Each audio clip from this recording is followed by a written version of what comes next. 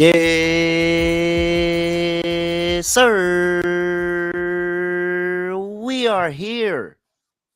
We are here. And oh man, I hope they don't recommend this, but I am kicking off the Fantasy Sports Holiday Podathon party here live on YouTube Live Better Sports over there. Make sure you tap in with us. And for those who don't know me, maybe you're looking and you're like, hey, I've never seen this guy before. I am Villain Rail, really Rail. Terrell from Virginia here at your service. Uh, Sports gambling podcast, betting analyst, fantasy sports analyst, all things fantasy, all things betting. De'Aaron Fox, not happy birthday to you yesterday. 26 points in the first half, and you don't get over 29 and a half. What in the world? That ruined my night, but it's better because we're back here and we are going to bring to light a really, really good cause here in raising money for myself and the other fantasy sports content creators, operators, all of that stuff. And so, really, really looking forward to this. Going to have a great day. I have my very, very first guest up here, and we're going to be talking a little bit of DFS in the first block of this a podathon where we're again trying to raise money for those operators that did not get paid, supporting an unpaid fantasy sports content team. I have Mark Garcia, aka Hilo. Hilo, this is our first time working together. I'm excited. How's it going, man? Good, man. I know. I was just gonna say, you started it off well with that energy, dude. I was just over here smiling, like on screen, like hell yeah, let's go. Yeah, man. Hey, man. Look, so I want to invite you because they gave me the first 2 hours, well, 2.5 hours, something like that. I want to invite you to the barbershop. This is where we have a great time. The energy's Yeah, always up in the barbershop. It don't matter if it's 8 o'clock in the morning. It don't matter if it's 8 o'clock at night. The energy's always up in the barbershop. So I'm ready. I'm up. I'm excited, ready to have a good time. let's go, dude. I dig it, man. But to first, I want to be able to show everybody where they can donate if they want to give to the cause and help support the content team. You can either donate in the link description. It's in the link is in the description, show description, so you can donate there. I have a QR code that's going to pop up that I'm going to direct you towards all the time. So make sure you take out your device and scan that QR code. You can go straight to the GoFundMe link and be able to donate there. I appreciate everybody supporting this cause because Mark, high low, whichever one. Yeah, yeah. This happens a lot in the industry. This is, so I'm relatively green. I will admit I'm relatively green. I think I've been in the industry about 3-4 years now. Been creating on my own, working with the Sports Gambling Podcast Network, working with other people, doing all these other things, and I don't even think I realized that this. I didn't think that this was something that could happen, but it turns out that this happens a lot. Yeah, it sure does, man. Unfortunately, this is the second time it's happened to me. I've been in the industry about 4 years as well. Mhm. This is actually the second time it's happened to me. The Oh man. first time was with a startup that I was actually involved in. That I basically got froze out, written out, whatever, however you want to call it, of the contract. After we went public, which was interesting. So Wow. yeah, this happens a lot. It's unfortunate, and it's really really hard to see it coming. You have no idea. I mean, we're Mhm. working for a lot of what the fantasy industry is paid contractors. So Mhm. you're working for your time. There's very few opportunities where it's full time, part time, paid salary. So you don't know until you see that paycheck come in, like how you're how to expect your I don't know your situation to be with your employer. So yeah, this does. I mean, this year, Sportstopia obviously Ed threw together an amazing team. Mhm. Yourself, myself, all the amazing guys that and gals that came over to help, and it was last minute. So we had to make a decision fairly quickly on whether or not we wanted to be involved, how much we wanted to be involved, and it kind of came together. And knowing Ed and the professional that he is, him putting together a team, I was immediately like, yes, like what can I do? How can I be Mhm. involved? Yeah. I'm excited. Same I thing. mean, yeah, we spent a very like a very short 9 months or so together at NBC. And so I knew him from there, but Beyond that, just knowing like who he is as a person, I was giddy to be involved. But yeah, you don't really know until, as a paid contractor, you don't really know until that first paycheck camp comes in, which it never did in this instance. So yeah, it was quite unfortunate. Hopefully, we spread some awareness today as well, about how to avoid this. It's very difficult. Yeah, yeah, it is. And like I said, I think you put it the best where it's so unforeseen and it just kind of catches everybody off guard. I think that was the same thing for me. And, it a lesson learned.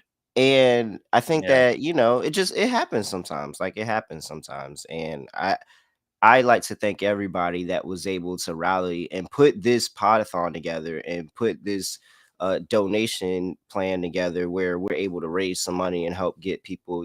This happened right before the holidays. Like, yeah, that those checks was stuff that people was looking forward to for the holidays and all of that. So it's a really, really great cause. But what I will say is we are still in the barbershop. And while we do want to bring awareness, we're not going to dampen the mood in the barbershop. No yeah. Let's way. go. Let's Because go. guess what? What's the best way? What's the best way to support an unpaid fantasy sports content team? It's by winning $1 million in the Millie Maker contest. And I have a DFS expert here that we're going to build a lineup for, and we're going to win $1 million. Now, it might not be a million because if I was watching this, I would just copy the lineup and I would split with whatever I'm gonna make. So maybe I get, half, or maybe I get, a little bit, but it's okay. It's okay. Y'all can have some. Y'all can have some. It's enough to go around. It's enough to go around. I'm jolly old Saint Nick around here. So we're gonna go ahead and put together a DFS lineup for this main slate on Sunday. Different kind of a main slate though, because the NFL said that, hey, I don't care what the NBA is doing. You're going to get this Christmas football. You're going to get it on Christmas Day. You're going to get it on Christmas Eve. You're going to get it on Christmas Eve. We're going to give you Christmas football this entire weekend, and you're going to like it. You are going to like it. I just, Yeah, oh man, oh man. Before we do that, though, I want to shout out a couple of sponsors of the Podathon. Shout out to Prize Picks. Make sure you guys all tune in to Prize Picks. Thank you to Prize Picks for sponsoring the Podathon. Shout out to Pristine Auction as well for becoming a sponsor as well. Full Moon Sales Sports. Full Moon Sports. Thank you, Full Moon Sports, as well for being a sponsor. And so we have that. And if you want to be a sponsor, if you would like to be a sponsor, if you would like a shout out like that, if you would like to promote your business and support a great cause, $1,000 donation gets you a sponsor. That's all I'm saying. Hey, $1,000 donation gets you a sponsor credit. I'll be here promoting you with $1,000 donation. So donate, donate, donate. Hey, let's throw that QR code up one more time before we get into this millionaire maker lineup. That QR code right there, just letting you know if you would like your company to be a sponsor. That donation link right there, $1,000 donation. You can drop it into the comment section. You can hit us up, DM, all of that stuff. We will make sure that we get you set up. All right, Hilo. I'm trying to win $1 million. And for those of you who don't play DFS regularly or don't really know the style of DFS, I'm a big stack guy. I need a good stack. That's the basis of my DFS lineup, and then I'll build from there and I'll find players that I like over here from there. If we look at this Sunday slate, because we have 9 games to pick from, what stacks are you kind of looking for? What games are you kind of looking for that you're saying, hey, we need to target this if we want to win $1 million? yeah. So this is a very nuanced discussion, right?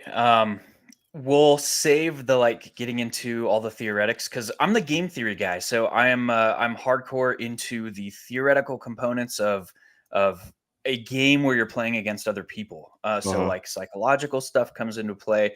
Um, the goal is in game theory is like how do I position myself to have the best shot at getting to the top, right? That's what Uh-huh. it's all about. We want to win. We want to win these tournaments because that's going to make your season, your day, your life, your NFL year, whatever the case may be. So Definitely my with life. right, exactly. So I like to break things down into like what's important on a slate. Like Mhm. Are the 49ers on a slate because they have a very high probability of scoring 30 plus fantasy or 30 plus points on the scoreboard?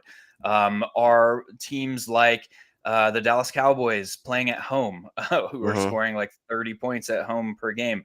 The Miami Dolphins, are they at home? They're scoring like 30 points a game. Like, what is important on a slate? And this slate is very, very interesting because there aren't a lot of those like high confidence spots. We Yeah. have the Cowboys playing at Miami, and I think the field is going to be going a lot like heavily to that game. But those also are two teams that are, have top 10 ish defenses. So we know that Mhm. there's a little bit wider range of outcomes in that spot. So you talk about stacks, you talk about game environments that could develop into something that we kind of had to have on the slate. Mhm. And it's actually the Browns and the Texans that jump off the page to me. Yes. Yes. Yes. Oh, Yeah, Hilo, so you just yes, 100% let's start yes. there, We don't man. have to Let's talk about start there. anybody else. Yes, that's where I wanted to go. We didn't talk about this Nice. beforehand, guys. We didn't talk about this Yeah. beforehand. I'm just letting you know. I just threw this at him that we were doing this. We did not talk about this. I am 100% with you. I'll let you keep going.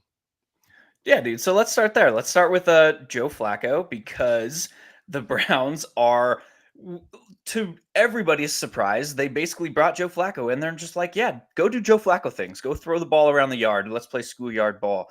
I was taken aback the first week, but they have pass attempts of 44, 45, 44 with Joe Flacco under center. So that is Mhm. one of the more high confidence spots on the slate.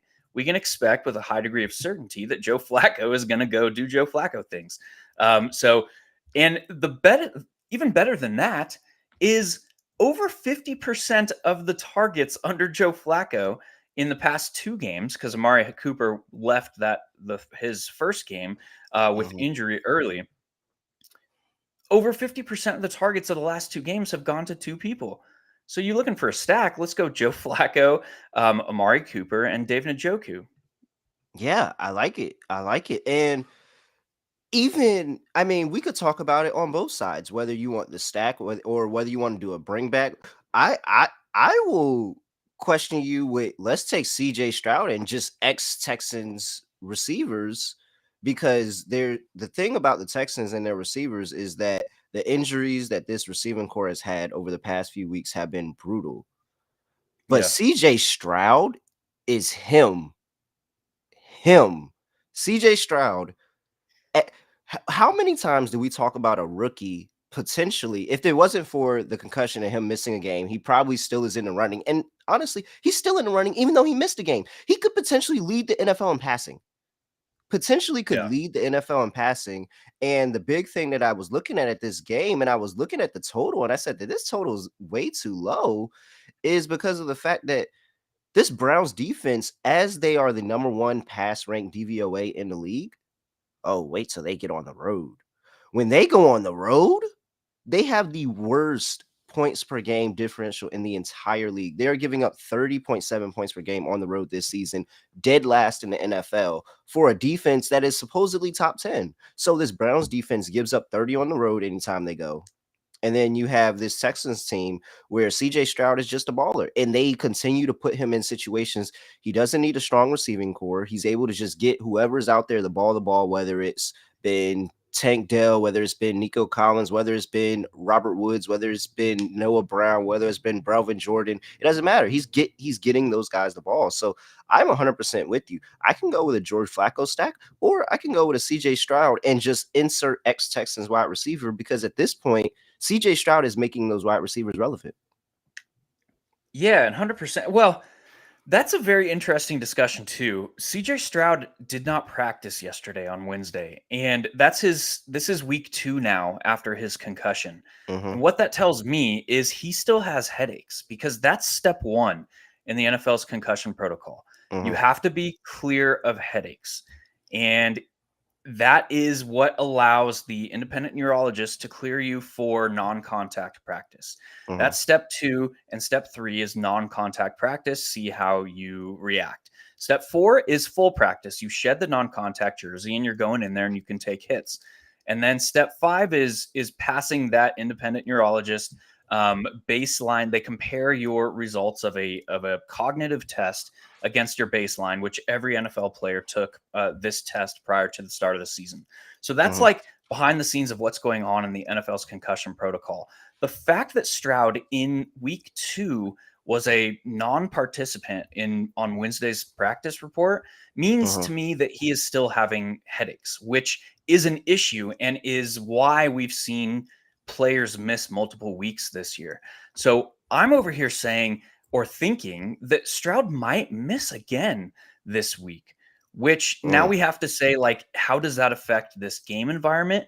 Well, we kind of saw what we saw last week, right? With backup quarterback town in Houston, Yeah. with Case Keenum, not the best, right? But what kind of what overcompensates for that for me from this game environment is that Mhm. desperation factor. I mean, we have an 8-6 Houston Texans team. They need a win. They're currently sitting outside the playoff picture in the AFC.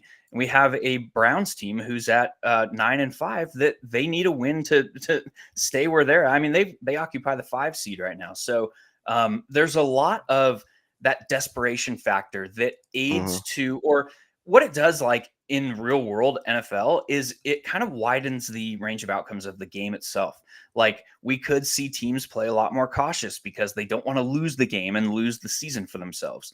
The other side of that is you can have teams that kind of go into this desperation mode a Mhm. lot sooner. And the Houston Texans, with Bobby Slowick as their offensive coordinator, that's the guy who is getting these wide receivers in position to succeed.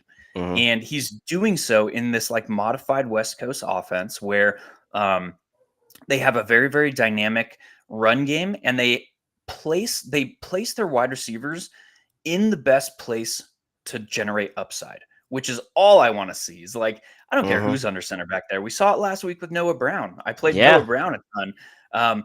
This team, through Bobby Slowick, its offensive coordinator, is doing awesome things to place their guys in the best position to succeed. I mean, in the run game, they're extremely talented offensive tackles in George Fant and Laramie Tunzel. They are pulling, they are doing this unique like zone gap off tackle run scheme, which is why Devin Singletary is now the lead back because he's better suited in Yeah. that kind of scheme compared to a guy like Damian Pierce, where he's more of a one cut, one read burst type running back. So, yeah, there's a lot of interesting things that are going on with that spot.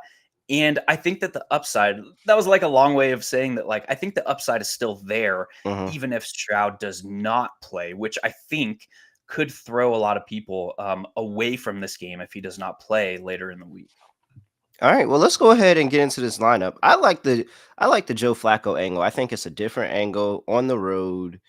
You're not really nobody's really looking to back this Browns team, especially Joe Flacco in a millionaire lineup. So if he has a big game and this is a higher scoring game as we think it potentially could be, then Joe Flacco 100% is going to be a low owned quarterback. So I'm with the Joe Flacco stack here.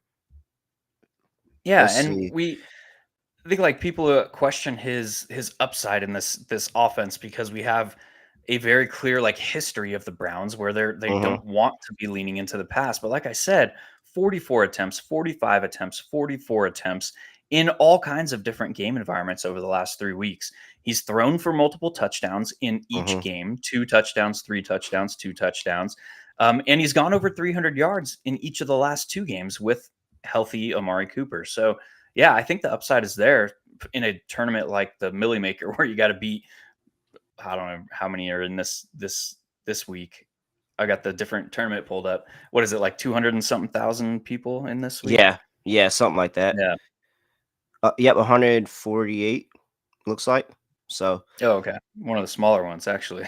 yeah, yeah, it is. But all right, so and it's he's such a low cost quarterback, $5,500. So Yeah. I mean, Joe Flacco, Amari Cooper, David Njoku, these are we have a lot of money where we can go big at one of these other spots. So where's somewhere else you want in the running back position, maybe go big at? We have a bunch of options. It looks like still on the board. You can go Jameer Gibbs or David Montgomery up against the Vikings. There's Derrick Henry still out there, Travis Etienne. even Tony Pollard if you want to go that route. What are you thinking here at running back? There's two running backs that I think fit this build, and what will like differentiate this build, I think once we enter these running backs in, is the fact that like the field generally doesn't like to go very balanced in their roster builds. So the Hmm. fact that we have like a value esque type quarterback, we have a mid range wide receiver in Amari Cooper, we have a pay up esque tight end in David Njoku. The salary responsible for that three-person stack is still in this like balanced area. And there's two backs in this balanced type area of salary this week that I think carry immense upside. One is Brees Hall at 6,100 against a Washington Commanders team that now 5 weeks in a row they Hmm. have allowed a top five running back. So that is important to me. Again, it's another Okay. situation where I don't think people are going to get to Brees Hall because of the quarterback uncertainty. We know it's not going to be Aaron Rodgers, but is it going to be Zach Wilson? Is it going to be Trevor Simeon? We don't know. It's all gross, Hmm. but this is still a Commanders team that is giving up offensive production. Now, after they fired their defensive coordinator, they shifted from top five man coverage rates to now they are running zone coverage almost exclusively. It's above 90% in zone over the last 2 weeks with Ron Rivera calling defensive plays. And they're running that almost exclusively from cover two. Hmm. They're like, he's like, I know we don't have the talent right now on defense, but we're gonna at least play this cover two shell where it gives the opposing quarterback something to think about. Yeah. That's the best way to Yeah. describe Pretty it. much. Like, yeah, it's like we're just gonna give him something to think about and we'll see what happens. Um, but they're still bleeding production. So a guy like Brees Hall, who before last week in that clunker against Miami, he had target counts of 9, 8, and 9 over the previous Hmm. 3 games. He can get it done through the air. He can get it done through the on the ground. Like he is this kind of home run hitter type running back. So yeah, a guy like Brees Hall, 6,100 carries immense upside, and the other guy is playing my Green Bay Packers. You see it in the background here. Oh man. Packers fan. Yeah, I know. It's bad. Uh, but Chuba Hubbard, man, look at what Chuba Hubbard has done over the previous 3 games. 25 running back opportunities 3 weeks ago, Hmm. 25 running back opportunities 2 weeks ago, and 24 running back opportunities last week. This guy has taken over the Carolina backfield. Yep. And now, and those were against Atlanta, New Orleans, and Tampa Bay, 3 strong run defenses. Now he gets the Green Bay Packers and Joe Barry's zone heavy prevent defense. This Hmm. guy could run for 200 in this spot, and he's priced. What is he priced at? Only 5,700. So that gives us a very interesting starting spot for this roster, I think. Yeah, and I think that's especially Chuba Hubbard a little bit more of another again low cost option that you can go at running back, fit $700, and he's pretty far down the list there. I really like that Brees Hall look. I want to add Brees Hall in there. Any thoughts on potentially a chalk play on Derrick Henry, who probably had what one of his worst games ever last week? It was historically bad. It was historically bad. The fewest yards gained for a running back that saw 20 touches in the history of the game. He I gained mean, I would never ever had thought, but this week he gets a better matchup against the Seattle Seahawks, where if you go over the past 3 games, they're giving up 162 rushing yards per game over the past 3 games. They've been a pretty solid middle of the pack defense for majority of the season, but towards the end now, they're really starting to give it up on the ground and really starting to push that total. So it could be a bounce back week for Derrick Henry as well. I really like the Brees Hall play. I went ahead and added Brees Hall though. I am all over fading the Commanders and this team. I think they've given up on yeah. Ron Rivera. It's going to be easy for this team to just go ahead and pack it in. And teams that scored 0 the week before came out pretty fired up the next week.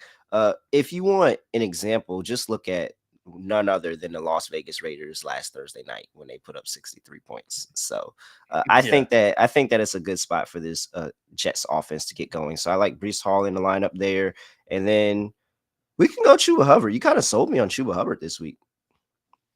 Yeah, Let me and we see. know that like the heaviest correlation to fantasy production is volume. And Hmm. this is a guy that's seeing 25.6 running back opportunity or 24.6 running back opportunities over a 3-game sample is fairly significant.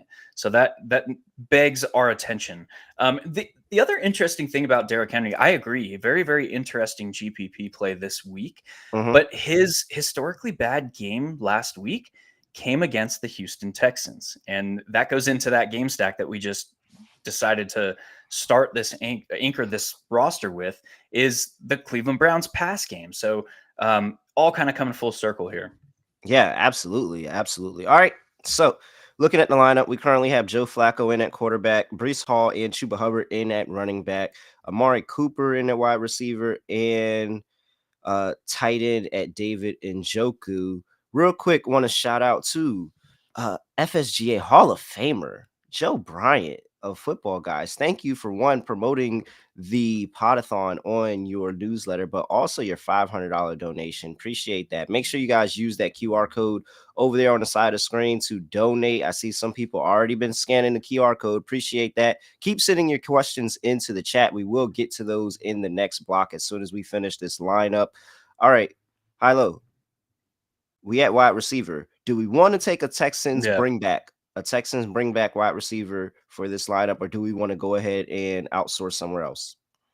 I think so. I think it makes sense in this particular lineup, and I've been a big proponent this season of not forcing a bring back just because of today's current landscape of the NFL. Scoring Hmm. is down, all those things. But I think in this instance, it makes sense to completely buy into this game environment because the slate kind of lacks that degree of certainty that we talked about earlier. So Hmm.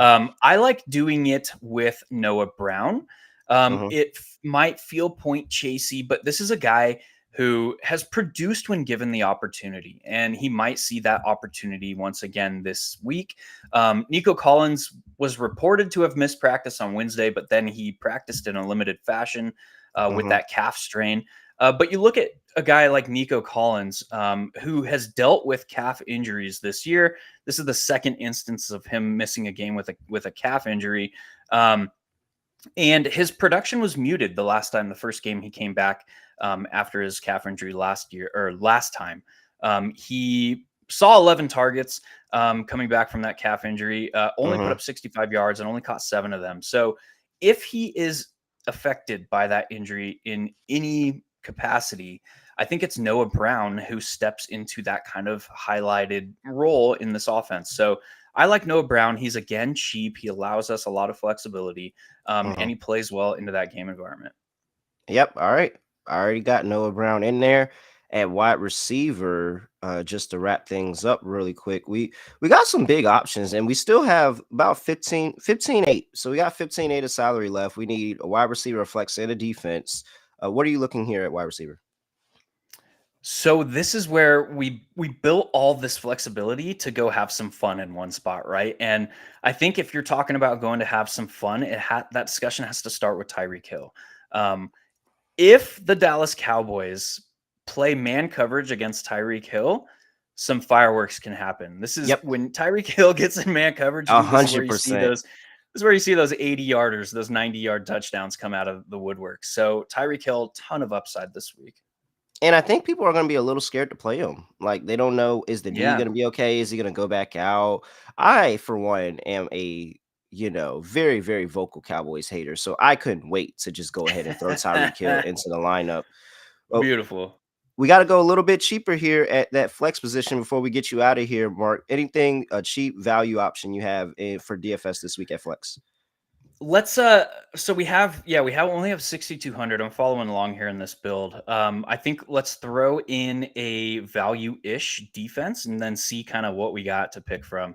I think the lowest you can go and still feel Gucci, still feel comfortable this week at defense is probably the Jacksonville Jaguars taking on the Tampa Bay Buccaneers. Hmm. Um, they are fast and they play a lot of zone, which can confuse quarterbacks. And they're that is a good thing when you have Baker Mayfield, when you're up against Baker Mayfield, because that dude will get confused with the best of them. So let's throw in the Jaguars at 2,900. Gives us 3,300 for a flex option. that we can pick from here. Oh, let's see. Let's see, Jake Bobo. That's a guy that's been in the end zone. No, let's go Josh Reynolds. Let's go Josh Reynolds. I dig it. I like Josh Reynolds. That Jared Goff has been insanely good this year. Like for somebody who has really, really been down on Jared Goff, it's been insane. He's been insanely good this year. Josh Reynolds been in the end zone twice over the past few weeks. It's always a chance for him to get a long ball, be able to get in the end zone. Maybe he splits coverage or something like that. I think Josh Reynolds in a game where I think that the Detroit Lions can kind of solidify their stranglehold on the NFC and in their division in this game. Josh Reynolds seems like a fun uh ad that nobody's thinking about. So Yeah. appreciate you, Hilo. Really thank you a lot for coming on, spending this first block with me, making this millionaire lineup. It's a very, very different lineup.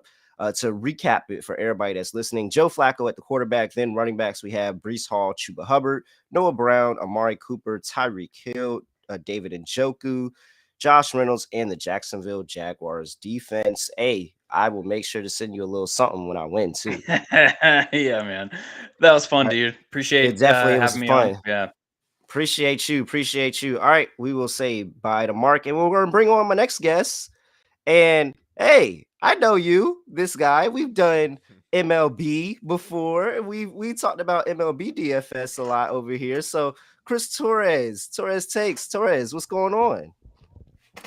What's going on, man? It's good to see you. I miss doing those MLB DFS shows together. Those were fun. Yeah. But I miss doing them too. I wish we got paid for them. that would have been nice. That would That have would have been been great. nice. That would have definitely set them up. All right, and then But yeah. we have Howard Okay. Bender as well joining us. What's going on? What's up, guys? Thanks so much for having me here. I obviously wish it was under better circumstances, but it's good to be here with you both. And yeah, looking forward to hanging out for a little bit. Yeah, no problem. Welcome to the barbershop, fellas, where the energy is up. We're having a great time. We're talking all things NFL. We just went in. I don't know if you guys were catching, but I just won $1 million recently in the past Congrats, block. brother. I just won $1 million. So hey, best way. Look, the best way to have a fundraising campaign is to make a millionaire lineup and take the proceeds from that. So this There is you it. go. I will send my donation in as soon as DraftKings sends it back to me. All right, I want to shout out one more time before I talk to my next guest. Thank you to all the sponsors that we have that were able to donate. If you want to be a sponsor, you can give $1,000 and we will make you a sponsor. QR code is at the side of the screen. You can use the link in the show description as well to donate. You can use either one. Thank you to Pristine Auction. Thank you to Full Moon Sports. Thank you to Prize Picks. Everybody that's sponsored. Joe Bryan and Football Guys, thank you, everybody. I appreciate it. Now, fellas, we got that handled. We have a game tonight. And for some, you may call it a game. For others, you may call it, the kiss of death for a lot of Saints fans as their up and down season. But we have 2 7-7 teams on Thursday Night Football. One team seems to be trending a little bit upward, and the public are on them heavy. And one team seems to be trending a little bit downward. So I wanted to talk to you fellas about Thursday Night Football. And maybe we could talk about fantasy, a little bets, anything that you may have some action going on. But we have the Los Angeles Rams in their quote unquote home stadium going up against the New Orleans Saints. Rams are laying 4. I believe the money line is -205, Saints plus 170. We have 46 on the total here. And Howard, I'm going to throw it over to you first. And just general thoughts on the game. Rams -4. What do you like here?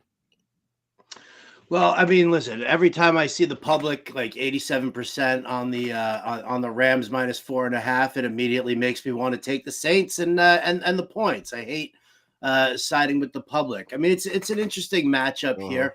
The Rams defense really isn't that great of a defense. So, it's like not the days of like, Aaron Donald was terrorizing everybody.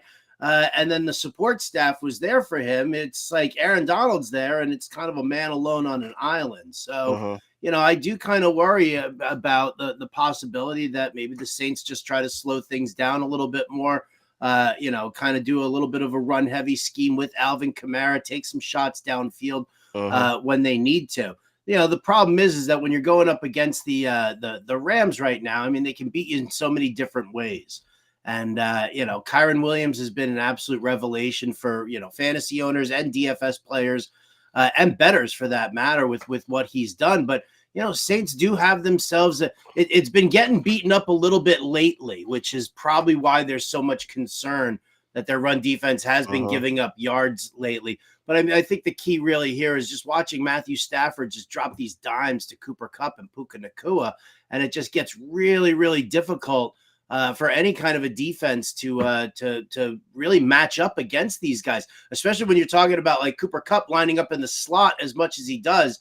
And I've made so much money betting against Alontae Taylor this year. Yeah. That it's like, I mean, how do I not, just focus in on this Kupp versus Taylor potential matchup with the amount of times that he lines up in the slot? So, for the time being right now, I'm putting out a betting article over at fantasyalarm.com. For the time being right now, I'd say I'm going to lean the Rams, and I'm probably going to lean the under in this one. All right. Chris, over to you. This is an early Christmas gift, my man. Yeah. I'm telling you right now, Rams -4.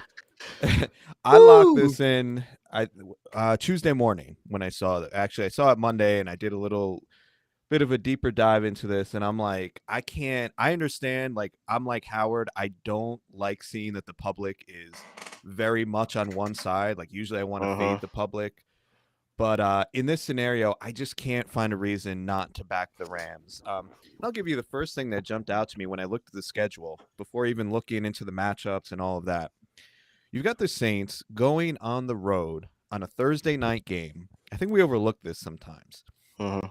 They got to travel to LA on a Thursday night. All right. Just think about that intuitively. The effect that has on a team. They've got to travel multiple time zones, which, again, I think we don't fully appreciate. Playing a game like football, and, think about you just traveling from wherever, the East Coast to the West Coast or vice versa. Like, that takes a toll on you. Now you've got a team that's got to do this on a short week, playing a Rams team that is clicking on all cylinders. They're fully healthy. Just off the bat, I'm like, okay, I like the Rams in this spot. And just, I was looking at the Saints schedule as well, and, their defense has, by the metrics, looks okay. I know it's been not as good lately, but, I mean, you look at the matchups that they've had, and, like, they played Tommy DeVito last week. 2 weeks ago, they played Bryce Young. And it's not like they blew those teams out. Like, that Giants game was closer than I think the score indicates. So, and they're playing in the NFC South, which is very weak competition. They're definitely taking a step up in class by going to LA. And, I just don't see, like, who are the weapons that the Saints have? Like, you've got Chris Olave, who didn't play last week and who, is banged up with the ankle injury. Alvin Kamara, who, let's be honest, I mean, we like him in fantasy because he gets you those PPR points, but this is not Alvin Kamara from 3 years ago, right? Like, he's not the explosive player that he was. And what else is there? You've got Rashid Shaheed, who's a nice gadget player, but, I just don't see a lot, as opposed to the Rams, where you've got two elite wide receivers. You've got Matthew Stafford, who I'll take any day over Derek Carr in a straight up matchup. I just, I love the Rams here. And if I'm going to lay points, I want to do it with a team that I know has an elite offense and that can win by margin, right? Like, this team can go out and score 30 points, and I don't think anybody would be surprised. So, yeah, love the Rams tonight. Oh, man. Fellas. If there's anything I cannot do, is trust the Saints. I can't. I cannot. This team has burned me so many times. And, I thought that I couldn't trust them last week because they played my New York Giants, and Tommy DeVito he's dead set on setting the Giants back 1 year with every single win he gets. Every win, he makes sure, hey, man, I'm not going to be on this Giants team for long probably, but I'm going to keep setting them back and back and back and back. And the Saints got it done against the Giants, and I appreciate them for it. And as I sit here and I look at the public and I hear everything you all said, And I too like the Rams.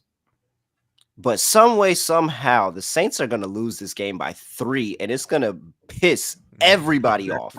It's going to piss everybody off. I'm telling you, it's going to happen. Come back and find me. I don't know how they're going to do it, whether it could be a safety. It could be it could be some random throw, random touchdown at the end of the game that doesn't matter. I don't know. Somehow, some way, the Saints are going to find a way to lose this game by 3, and they are going to piss everybody off. They're not going to do anything for their chances in going to the playoffs. They're going to continue to trend downhill as they are now. I don't think this team is any that good. I really, really am upset how much they're forcing Derek Carr to be the starting quarterback when Jameis is right there for the taking, people. But perfectly fine. Perfectly fine. I'm fading the public. I'm taking the Saints +4. I don't like it. I actually hate it. And I would prefer for it to lose, but I can't back the public in a primetime game. Like, I can back the public in a lot of spots, but not in a primetime game. Not at all. All right. I want to go to a question in the chat though. Sean, shout out to Sean. He asked, help me pick 2, DJ Moore, Puka Nacua, or Jalen Waddle. We talked about Puka Nacua a little bit earlier with you, Howard, and this Saints defense. Puka, Moore, Waddle, pick 2. What are you doing? Damn, that's a tough spot to be right there. I mean, you can't sit Waddle, not in this matchup against the Cowboys. I mean, you look and as long as you get behind Dallas in their defense, I think you kind of have to lock in there. So it comes down to DJ Moore matched up with Justin Fields going up against the horrendous Arizona Cardinals, or Puka here against the Saints. So I guess since I'm going to figure that we're going to favor Cooper Kupp because of the matchup, and I think, Kyron Williams gets enough of the work here, I'll go Waddle and Moore as my pairing here. But, I mean, it's close. It's close with Puka. I really do like him. I think he's got great talent, but he is not the number one in this offense, whereas, DJ Moore, clearly the number one there for Chicago. All right, Chris, same question to you. Yeah, definitely going with DJ Moore. Just where the volume is going for the Bears. Like, he is clearly the wide receiver 1. So like Howard said, that automatically makes him a must start. It's tough between Puka and Waddle, but just looking at the game environment, I think look at the totals. The Dolphins Cowboys game has a 51-point over under as opposed to the Rams Saints, which is like in that 45 range. So I mean, maybe it's simplistic, but I'm just going to look at the game that has probably a better game environment and, a better matchup, to be honest with you, with Waddle, against the Cowboys. So, yeah, I would go with Waddle, DJ Moore. Yeah, I think I'm with you there on Waddle and DJ Moore as well. Puka Nacua, there's been times that I've actually felt like, even though he's gotten targets, that I kind of lost him in the game. And it feels like it just kind of shadows. And that's how Matthew Stafford does it with Cooper Kupp. It just kind of shadows more to Cooper Kupp. And you kind of realize that, hey, man, it's Matthew Stafford, Cooper Kupp, and then it's a bunch of other guys out there. And he just kind of fits anybody else in when he can get to him. But Cooper Kupp is really where he wants to go with the football. And I think Cooper Kupp has a massive day today. So, yeah, I'm with you. Let's just go ahead and skip Thursday Night Football. DJ Moore and Jalen Waddle for the 2. Got another question. Chris, I'm going to throw it to you in the chat. Chris B asked, so I'm going to throw it to Chris. He says, top of the day, everyone. I'm considering Mullins over Purdy. What? Mullins over Purdy this week. Am I crazy for that? Nick Mullins, quarterback for the Minnesota Vikings, going up against that Detroit Lions defense that has been questionable. And then you do have Brock Purdy going up against that Ravens defense that's been looking pretty good, and the Ravens look like they're a Super Bowl contender. I mean, the matchup, I get it, but are you really starting Nick Mullins over Brock Purdy? I can't do that, man. Like, Nick Mullins, it's funny, ex-49er quarterback as well. But in his second game, revenge, technically like a little revenge spot, and if you look at it like that. Yeah. I don't know. Like, again, the matchup is really tough with the Ravens. 49ers are at home, so I do give them that advantage. if I've gotten to the playoffs, I'm assuming Brock Purdy has been a big part of that, right? I mean, he's been awesome, and this offense is just so damn good. When it comes down to it, I'm always gonna, if we're looking at like a really good offense versus a really good defense, I'm always gonna give the offense the advantage. So I'm really not too scared.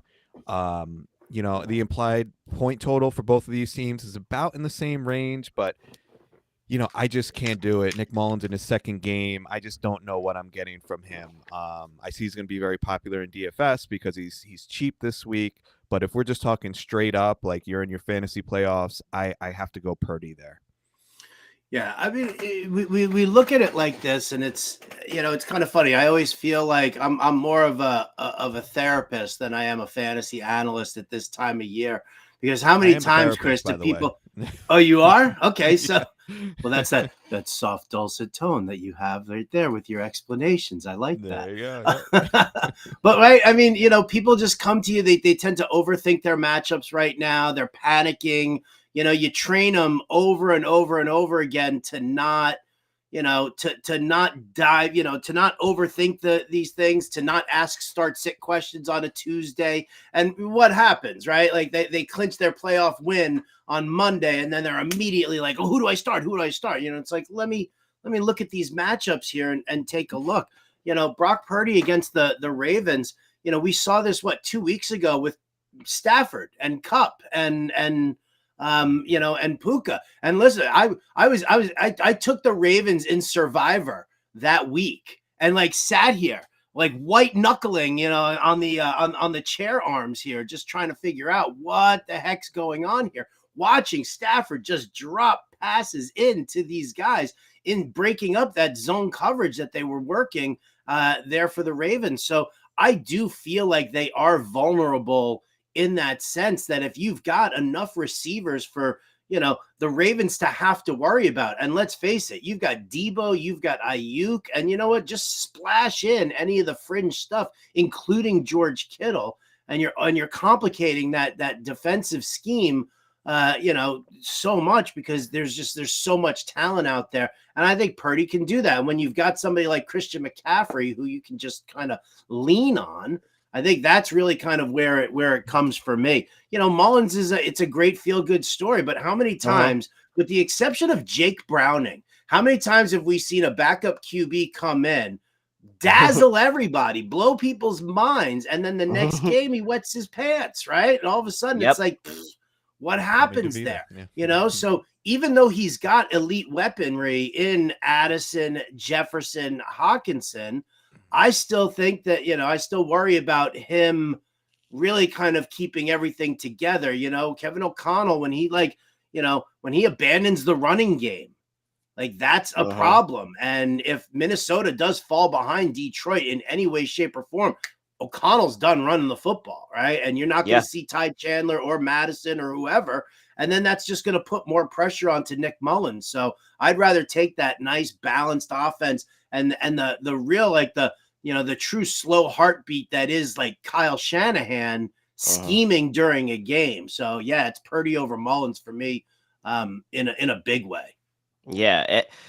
And Chris said it, no time to get cute. It's really not the time to get cute, man. It isn't. You're in the playoffs at this point.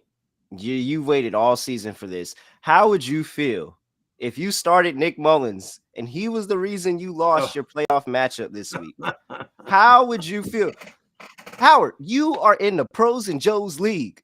You are playing for charity. How would you feel if you started Mullins over Purdy and he cost you the game?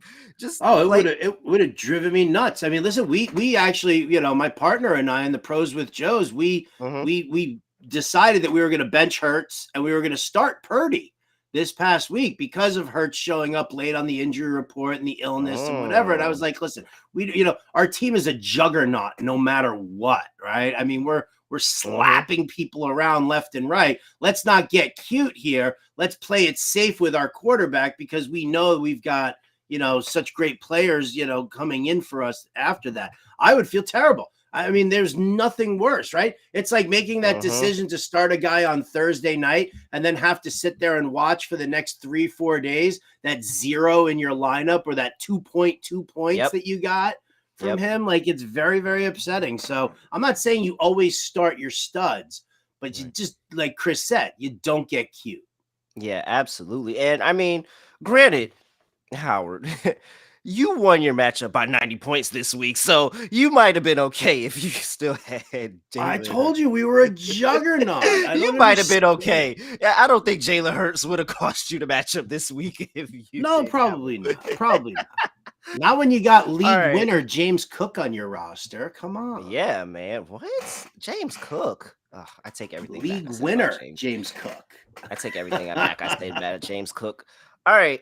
Definitely want to go out and I want to shout out the fundraising again. So make sure you go ahead and check out the QR code you are able to give there, or you can use the description. Use the link in the description. You can give there, given for a really, really good cause. And I just want to talk to you guys before I let you guys go, just about how often this really happens in the industry. So I am relatively green in the industry. I think I've only been doing this consistently for about 3 or 4 years now and just kind of build something up for myself. And this was the first time that I ran into this situation.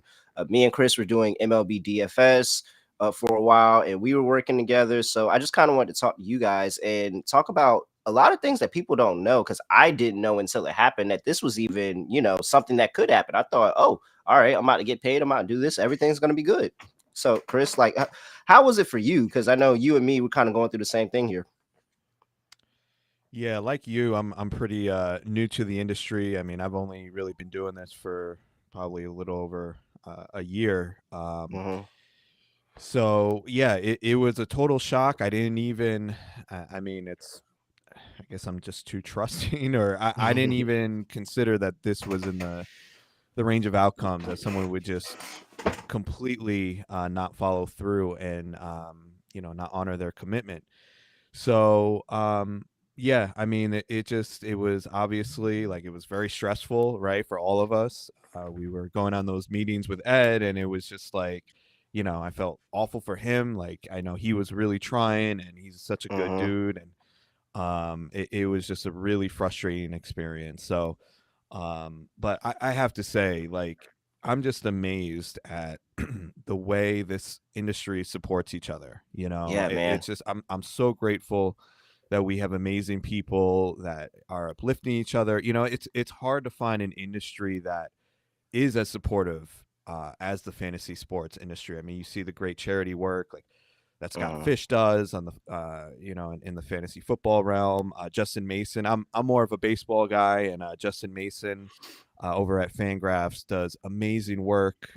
Does a lot of charity stuff. Mm-hmm. So it really, like, we're playing kind of a silly game at the end of the day, but when you see the actions of people and just like the goodness within this industry, it just really, like, it means more than just a silly game that we play.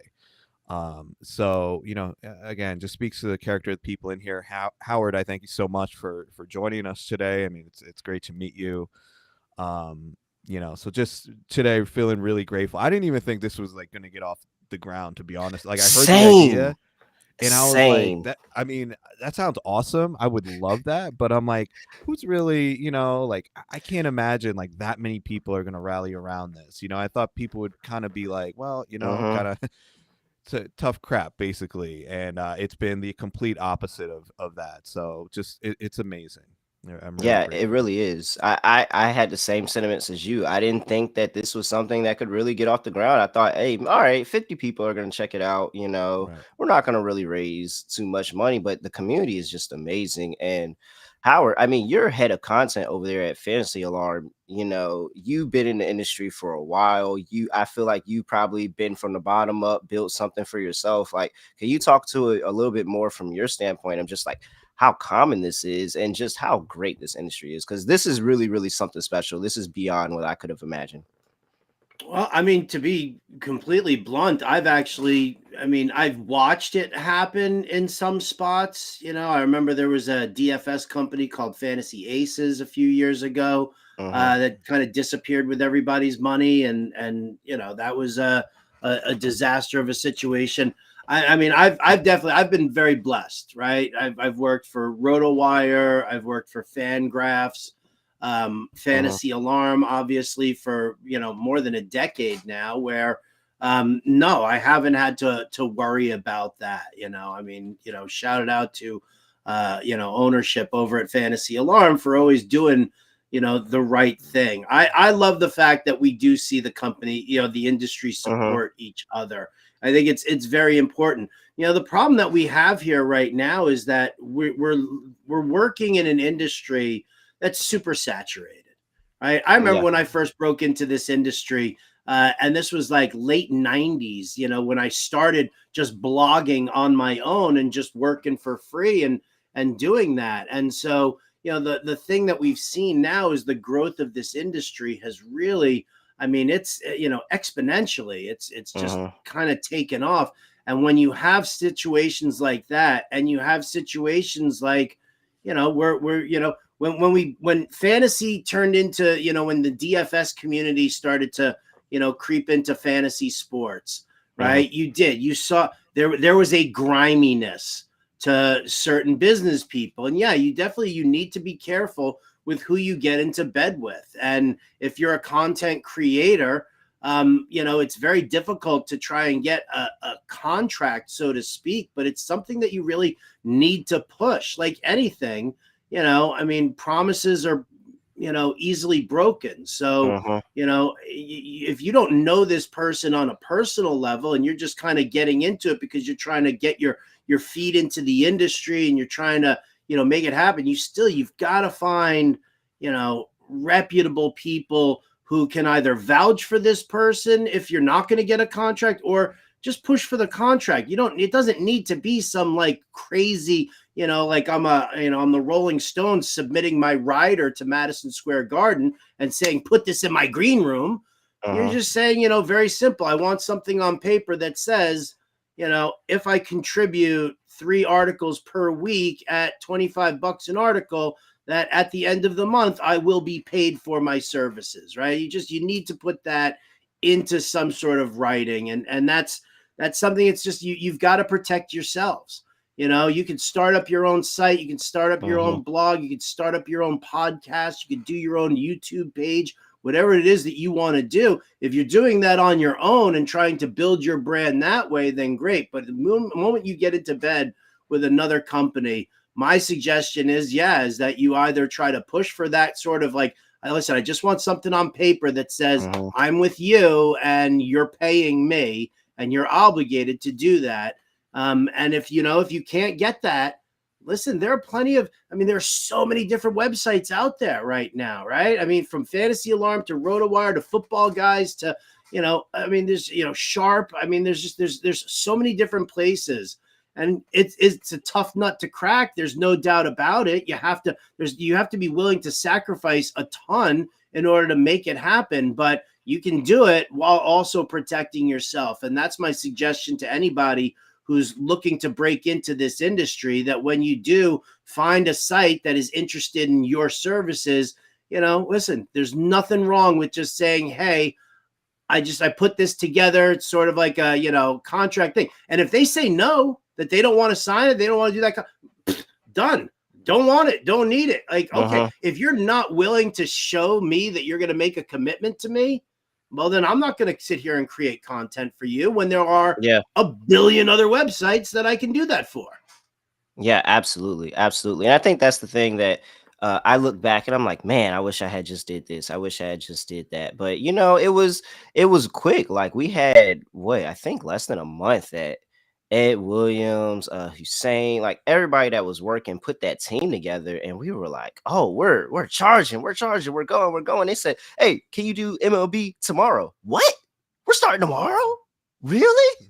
Oh man. So it was so fast, and like shout out to the team that we had, and it just seems that the person at the top just wasn't as trustworthy as we would have thought. But it's all good. You live and you learn. It's a lesson, and it's a story for us all to tell. I know I'm gonna tell it because I'm continuing to do this. I'm going to continue to break into the space. I'm going to continue to try to work my way up and up and up in the space and continue to tell the story for the people that are like me, look like me, doing the things that I want to do. That, hey, man, don't be discouraged by this situation or anything else happening. This should not be a reason you don't want to get into the space, because there's so many more good people. Look at what we're doing right now. So many more good people that are willing to support. So Howard, Chris, appreciate y'all for tapping in with us. I do, however, I let you lead the barbershop.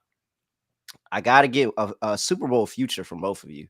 I got to get a Super Bowl future. Chris, for you, I'm asking you right now, who's winning the Super Bowl this year? It's only one correct answer.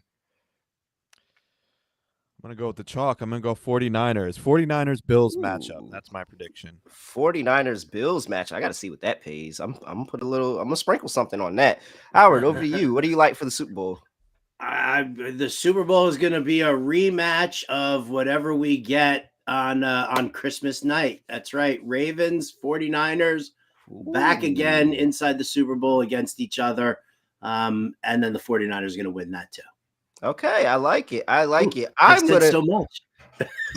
People are going to hear me all day, but I will let people know that regardless of what's going on in the regular season, Patrick Mahomes is the greatest quarterback of all time, and he has a defense. He is going to repeat. Everybody, he's going to repeat. Howard, Chris, I thank you both so much for coming on, joining me for this past block, and I can't wait to see y'all and work again with y'all in the future.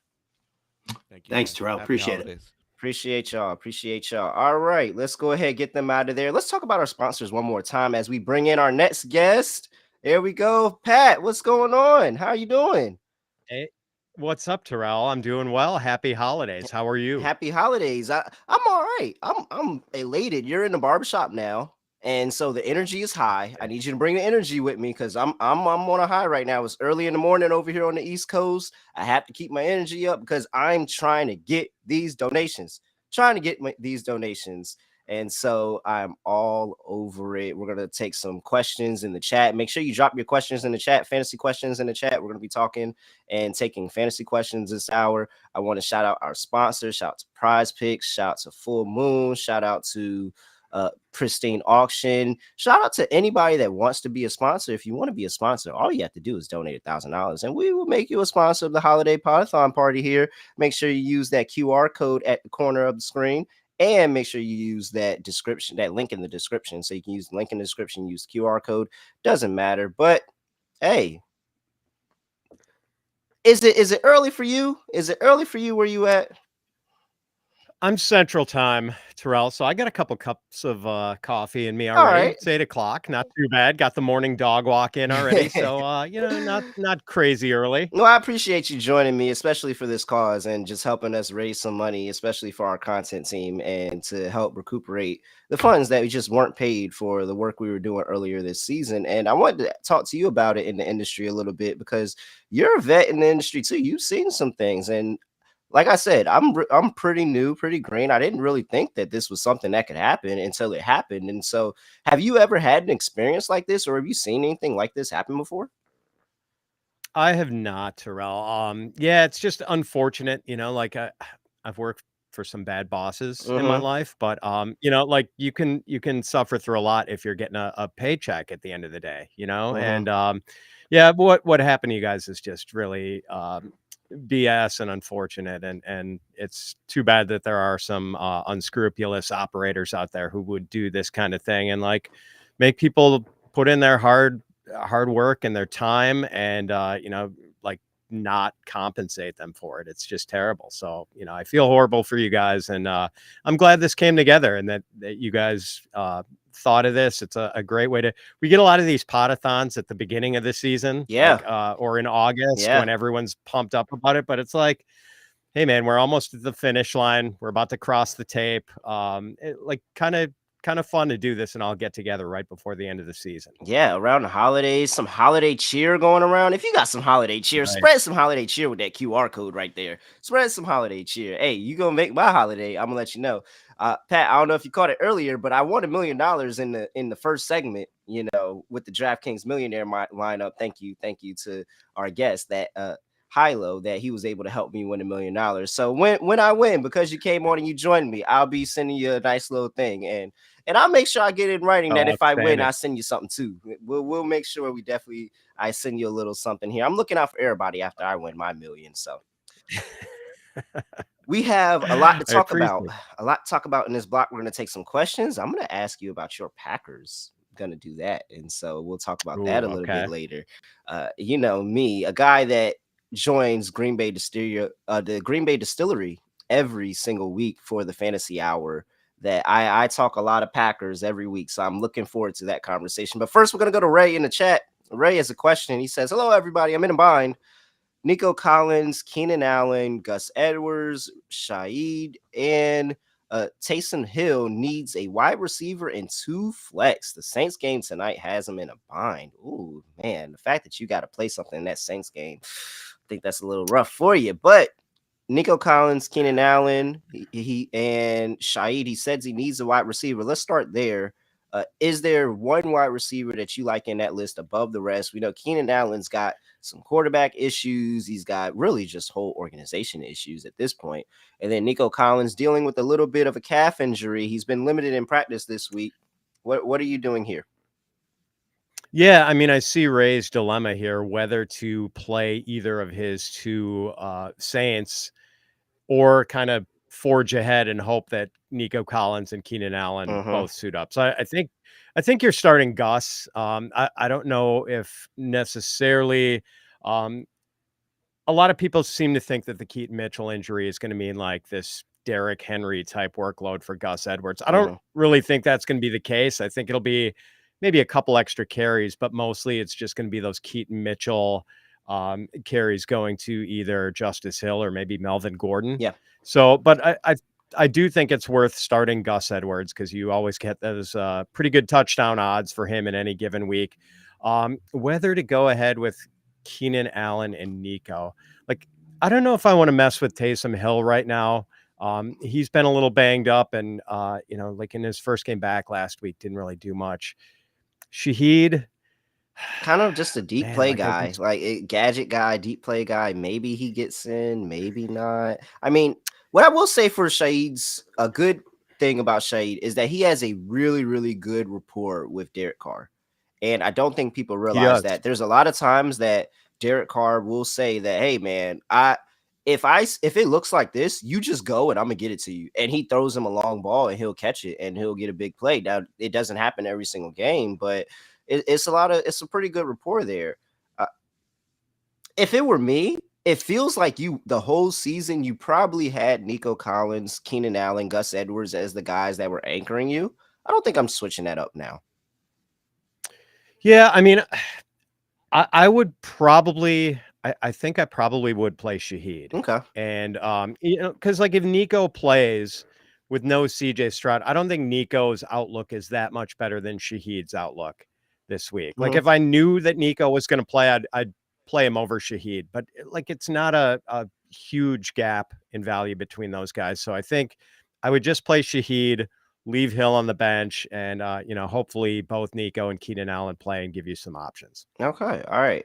I I think yeah, I understand that, especially just the seriousness of a calf injury. I know he's been limited in practice and he might be able to go, but if he has a setback in that game, that's really, really going to hurt you. And then don't let She get a touchdown and he's sitting on your bench.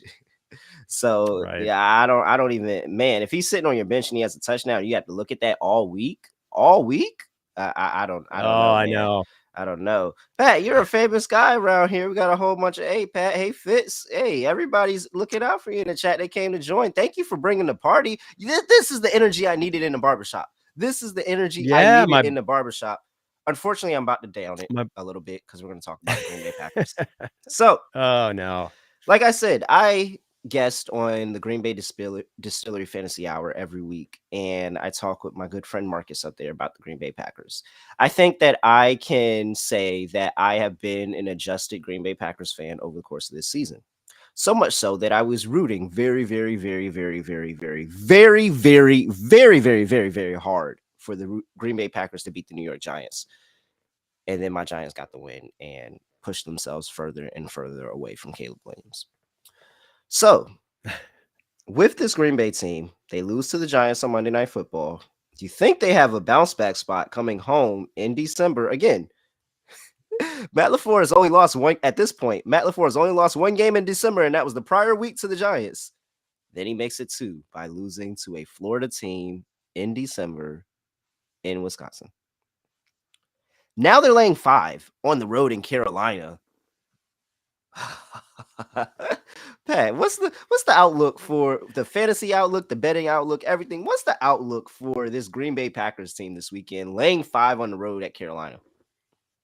Well, first of all, Terrell, you mentioned the Florida team coming up and beating us in Green Bay in December. We got balmy weather for that. We were supposed to get 20 degrees and snow. So Mother Nature didn't cooperate with us there, and made it easy for Baker Mayfield. No, so yeah, it's disappointing that I think going into that game against the Giants, Terrell, I think the New York Times was putting our odds at making the playoffs at 75% or something like that. And now they're considerably worse after 2 losses. The door hasn't totally slammed in our face, but we're just, we've got a foot in there, just barely holding on. And so ultimately, I do think we're going to beat the Panthers, but really, a playoff that didn't sound confident. That didn't sound Fitz. That didn't sound confident. It is hard to be confident, Terrell. When Joe Barry, I think a lot of Packer fans are kind of at their end of their rope with our defensive coordinator. We've been plowing draft capital into the defensive side of the ball, and it seems like we've got enough pieces where we should be able to have a better defense than this, and shouldn't be giving up the first perfect passer rating in Lambeau Field history to a visiting quarterback, and it's Baker freaking Mayfield. So, yeah, man. But anyway, I think this whole season, a playoff appearance would have been gravy, but the success of this season was always going to be measured on a judgment of Jordan Love and whether he should be our quarterback of the future and whether the Packers should proceed with him as their starting quarterback. And I think we've got a pretty clear answer on that he is good enough to be our starting. I don't know if he's ever going to develop into an elite quarterback, but I think he is going to be at least a league average starting quarterback. I think everyone is really encouraged by what Jordan Love has shown this season. So let me ask you this. Let's put on the fantasy hat real quick. That's the betting hat. You like Green Bay against Carolina. I wouldn't take my chances with Carolina either, even though, North Carolina A&T grad, spent a lot of time in Charlotte, North Carolina. I wouldn't take my chances with them either. But is Jordan Love startable if you have him in the fantasy playoffs? Can you start Jordan Love against Carolina Panthers this week? Yeah, so I think I've got him ranked right outside of quarterback 1 range. I think I've got him around quarterback 13 or 14. The one thing the Panthers do pretty well is play pass defense. They've been a tough matchup for quarterbacks and wide receivers. And part of that is that opponents of the Carolina Panthers are often in favorable game scripts, so they're just not throwing as much. They get to run the ball down Carolina's throat and take advantage of that pretty bad run defense. But Carolina does have, they have a decent pass rush, and they have some cornerbacks who can cover. So it's not an easy matchup. I think he is startable. And in fact, I am starting him in one league, one semifinal this week, Terrell, where I had Justin Herbert and no longer have that option. Yeah. So he's playable. I'm not predicting a smash game for him, but I do think he's usable if you are in a pinch. All right. Hey, man, it's just how far we've fallen from the first game of the season where I thought Jordan Love was just going to take the league by storm. This Packers team was going to win a division. We were going to be good.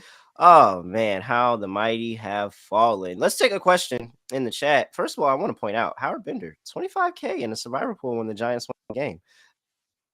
Felt better about the Giants losing, winning another game and setting our franchise back one more year by Tommy DeVito and his excellent play over 3 games and winning those games. But shout out to Howard Bender, who just, great pick. Great. I would have never had the balls to make that Giants pick. I will say it. I would have never had the balls to make the pick because, one, I'm over this team. As a fan, I'm over this team. I hope they lose out. Are they, Terrell, let me ask, are you, do you want them to take Drake May if they're in a position to get him? No, stop. No, I don't want any more North Carolina quarterbacks. Daniel Jones ruined that for me. I questioned it when they went to stop going to basketball schools and taking quarterbacks. Why?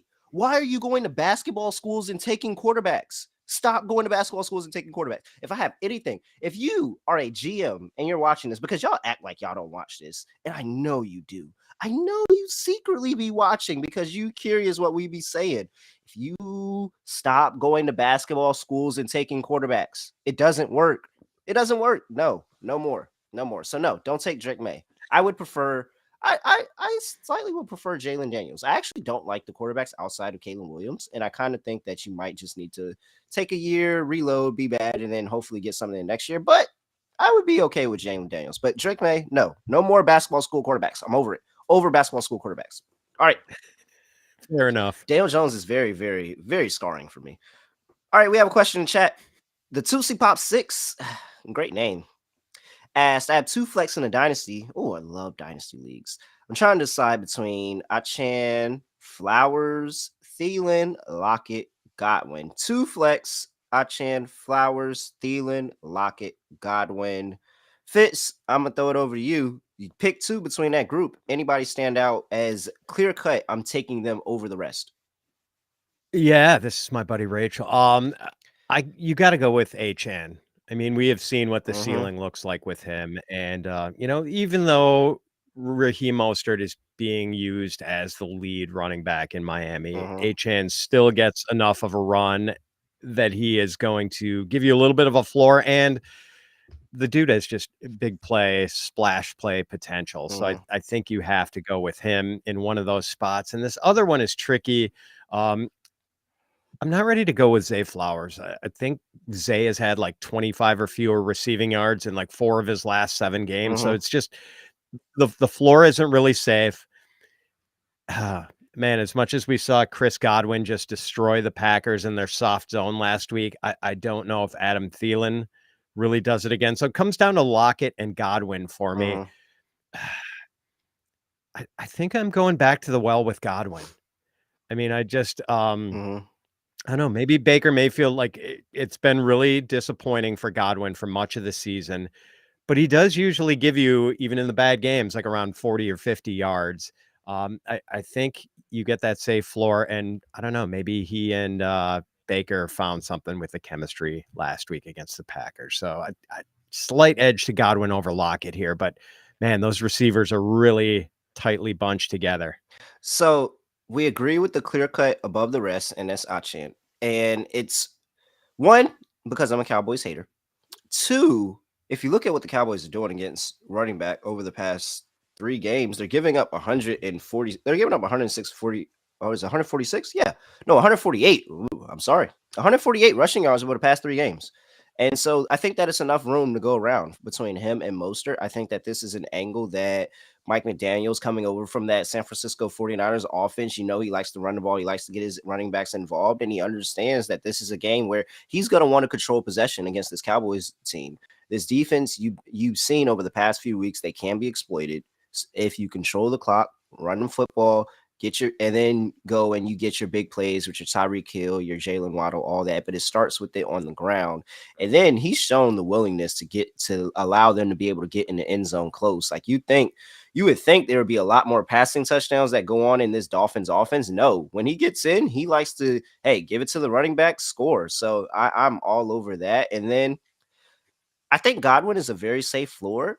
If you need a win, if you get to this point, and let's say they have somebody on Thursday Night Football and they go off crazy. I remember it was one year Lamar Jackson went off for 44 points on Thursday Night Football.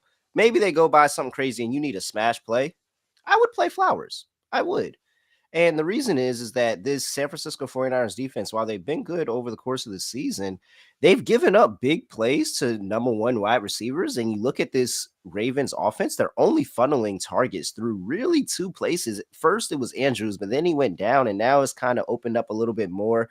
It's a little bit more Flowers, OBJ, and sprinkling Likely when Likely can bust coverage. But Flowers has had a consistent role in that offense. I think he's going to have a big opportunity against that defense that sometimes gets really lackadaisical and lets wide receivers get behind them. So Flowers may give you a big play this week, and that could be huge. So if you need a big floor, I mean, a big ceiling, I would take Flowers, but I agree with you. I think Lockett is a very, very safe floor here. Thank you, everybody, for support. And I want to make sure we shout out the sponsors of the Podathon, Prize Picks, Full Moon, shout out to Pristine Auction. If you want to become a sponsor, $1,000 donation gets you a sponsorship. Use the QR code, scan the QR code if you want to make any type of donation or anything and help support the Unpaid Fantasy Sports content team here. I really appreciate it. You know, this is going to me. This is going to my family, help support my family. And it's a very sad situation that we're in, but I'm just glad that we can be able. And Fitz, I did not know the community was going to stand up for us like this. I really didn't. I thought this Podathon was a cute idea and we might have got a couple $100, but it really wasn't going to move the needle at all. We're raising a lot of serious money and it's going to go to help a lot of people. So this is amazing. I did not know the community stood behind their own like this, and it's just great to be a part of it. Yeah, it is. The community does, people do rally behind each other. And, we've seen what the charitable giving in the community can do with the Scott Fish Bowl and how much money that raises every year for various charities, and including, getting toys for underprivileged kids at Christmas, which is always great. I always love when those tweets pop up on my Twitter feed with people like buying the presents for the kids. Like that's just heartwarming. So and hopefully we see the same thing here. It looks like we're going to. This is a great idea, and it's certainly for a good cause. Yeah, definitely. We got another question in chat. I want to go to it while I still got you here. Full PPR. What is that? Domina Deanne, something like that. Sorry if I said that wrong. But full PPR need to Brees Hall. Looks like I would assume that's Brees Hall. Brees Hall, Garrett Wilson, Devin Singletary, or Josh Downs. Need to between Brees Hall, Garrett Wilson, Devin Singletary, and Josh Downs. Look at the Jets trap is being set for this fantasy manager right here. Do it. And I think I'm gonna walk into the Jets trap and pick the two Jets. Hey, I'm the little devil over your shoulder that's telling you do it, because guess what? The Jets scored 0 points last week, and I mean it's a very, very small sample size. But if we look at the last team in the league that scored 0 points and what they did the next week, it's a little team called the Las Vegas Raiders that went and just only scored 63 points on Thursday Night Football. So the Jets could have a bounce back week for a minute this week. I mean, I like the look. What do you like about Brees Hall and Garrett Wilson this week? That they are two special players, and Devin Singletary and Josh Downs are not special players. Yeah, and he's talking about what a trap it is, he or she. So that's the thing. Like Brees Hall, and this is crazy, Terrell. He has not had more than 50 rushing yards in a game since week 5. Wow. Brees Hall has been on 50 or fewer rushing yards every game from week 6 on. But he does get it done in the passing game. Like they dump off to him, which makes sense, because it is a trap.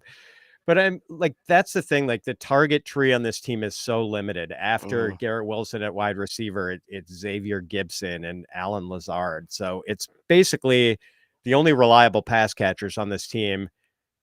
This fantasy manager has 2 of them in Garrett Wilson and Brees Hall, and really Tyler Conklin is like the only other one. So lean into it. Play those Jets. Like Josh Downs maybe had some appeal if Michael Pittman didn't play, but Pittman is back practicing. It looks like, despite that ridiculous shot he took, is going to be back. Devin Singletary, I like, and maybe they do lean into that running game again as they did last week with CJ Stroud out, but I still like Brees Hall a little bit more than I like Singletary. Yeah, it's really this Washington defense for me, and just how bad, and me thinking that this team really has given up on Ron Rivera and they're just ready to get the season over with. They're going to go out there and compete, but they just don't have it. They fired their defensive coordinator earlier in the season, kind of shifting the blame over to him for why the defense has been so bad. But this is a defense that's bottom 5 in the league on the road in terms of points per game.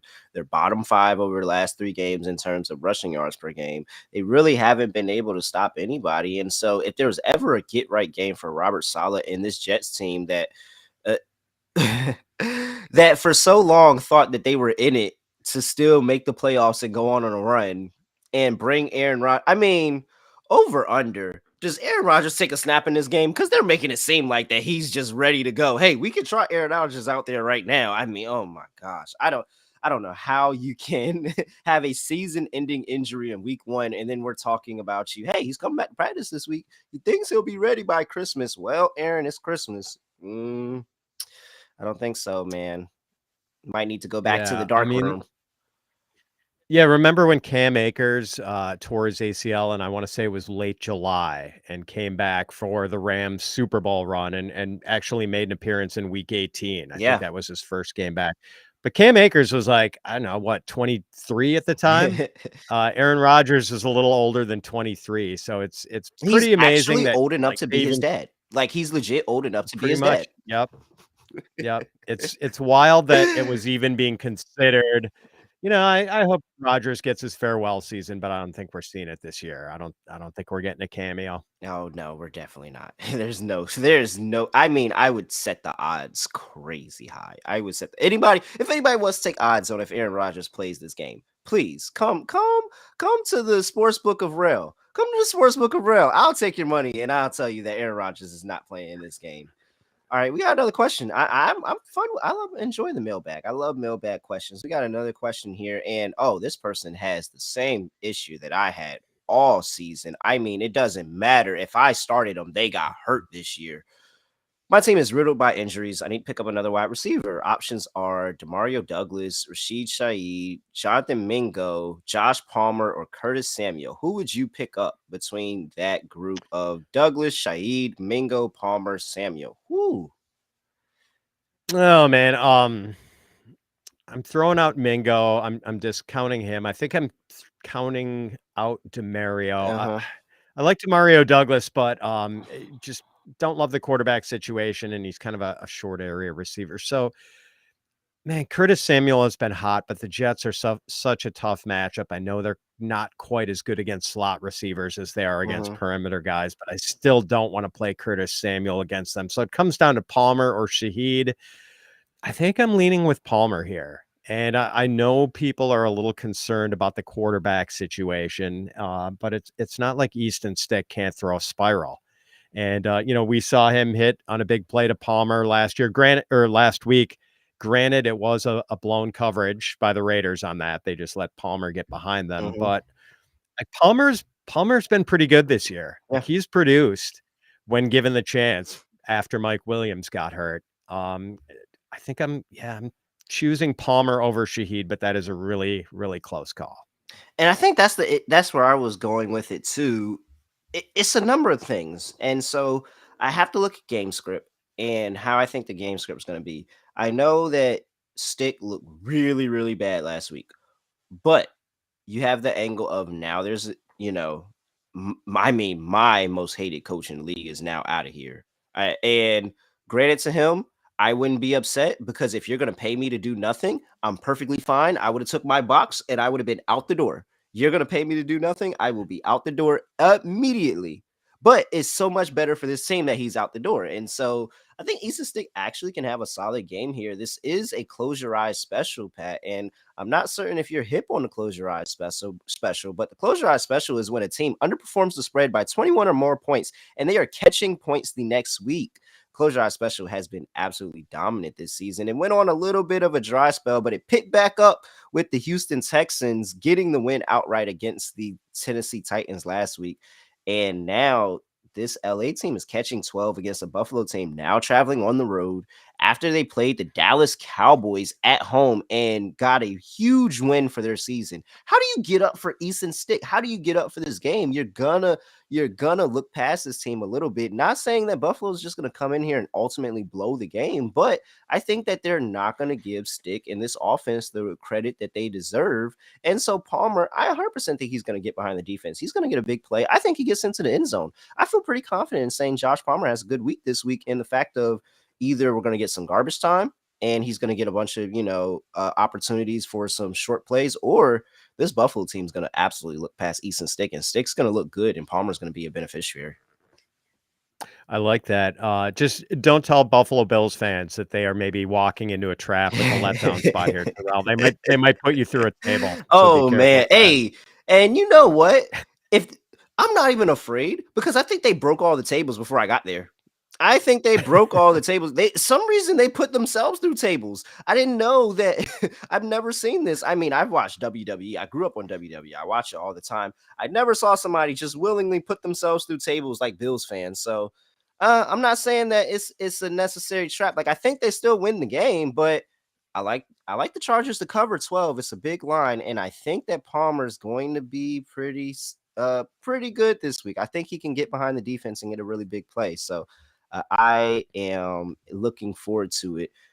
All right, Pat. I appreciate you for joining on for this past block, man. Is there anything else? I mad I didn't let anybody else do it, but do you want to plug anything on the way out? Like, Oh, thank you so much for having me, Terrell. You can just find me on Twitter at @Fitz_FF. Check out all the great content at fantasypros.com and at bettingpros.com if you're so inclined. If you are thinking about taking those points with the Chargers, we'll let you know whether or not that's a good idea. all right. Thank you. Appreciate it.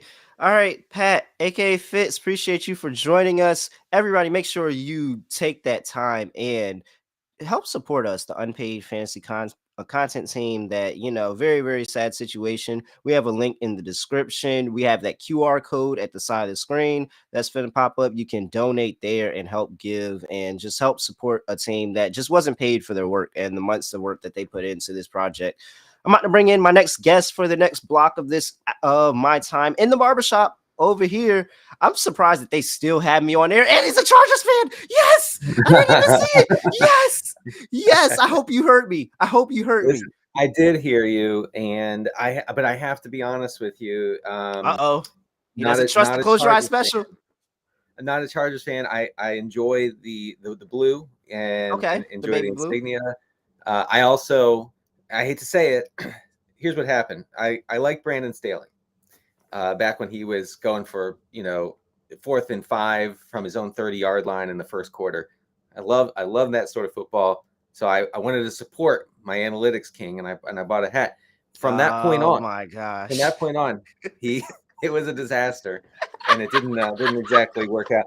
So I actually have been blamed for cursing the Brandon Staley Chargers, but I will say I do want to point out that the Chargers have been cursed for generations, so it wasn't my fault.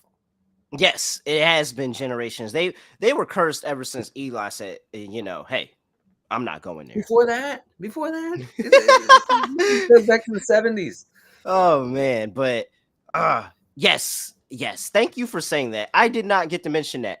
Shout out to the Chargers for finally doing the right thing and firing Staley, because that just made sure that analytics took an L. Analytics finally took an L. Thank you so much for giving. Thank you for because look, Mike Vrabel brought analytics back. When Vrabel went for 2. Yes, when Vrabel went for 2 against the Dolphins, down 14, and then that was a win for analytics, and all the analytic nerds everywhere was like, see, that's what happens when you listen to analytics. He went for 2, he won the game, he defeated the a 14-point underdog. Like, oh man, but this was a great giant L for analytics. I love it. Yeah, it is. Here's the thing though, with analytics and announcers speak of it so derisively, right? Like Joe Buck is like, oh, the analytics say you go for it on 4th and inches from the 50, and Troy Aikman's like, well, we won Super Bowls and we never went for 4th down. And so you get that stuff, but when it doesn't work, it's catastrophic. And when it does work, people are like, okay. So there's no equal and opposite reaction to analytical approach working or not working. That's what I'm saying. It's like you're darned if you do, darned if you don't. Like it really is what it is. And it's just like, hey, does it work? I think analytics is a portion of it, but if you have analytics, because let me speak to the people. Let me speak to the people for a second. Oh, yeah. I don't care what analytics says. If you're on 4th and inches and you run a play out of the shotgun, it's not going to work. It's not going to work. Listen, I'm with you. I'm with you there. So I what I see is a lot of coaches sort of half-heartedly embracing an analytical approach, and so like you said, they'll go for it appropriately. They'll go for it on 4th and short, right, with the game close in the second half or whatever, and you're like, okay, you got that part right. You're doing well so far. But what they forget to do is it's a two-step process. You decide to go for it, but then you actually have to call a play that can work, and that's where coaches get tripped up. Where they're like, "Oh wait, but we went for it. We went for it. It was supposed to work. It was We supposed went to for work. it, and No, we no, threw no, a no. Hail Mary in the end zone. It was Yeah, supposed to work. you gotta call a play that can actually succeed. That's the number 2. That's the most important part. Man, I'm. You know what? I think Staley, like the only thing that I wish Staley did is he cashed my 66-1 Brandon Staley first coach fired bet. That's all that I wished. It on out the door, just been bad enough to be the first coach fired. He wasn't that bad. But He it was wasn't bad McDaniels. enough to be the first. Yep, it Yeah. was McDaniels. He wasn't bad enough to be the first coach fired. But you know what? Now he's out of there. Let's talk about the games this weekend, and let's talk. Let's dive in a little bit. We talked about the Packers. We talked about Thursday Night Football. Let's get your take on Thursday Night Football here, because we have the public heavy on one side here. The Los Angeles Rams -4 against New Orleans Saints. Now, we've had people come up here and they said, there's no way I can take this Saints team. And I agree. There's no way I can take this Saints team unless they are going against the public on a single game slate in primetime. I can't back the public in primetime as much as I want to take the Rams here. I think the Saints lose by 3. What do you like here? What's the line?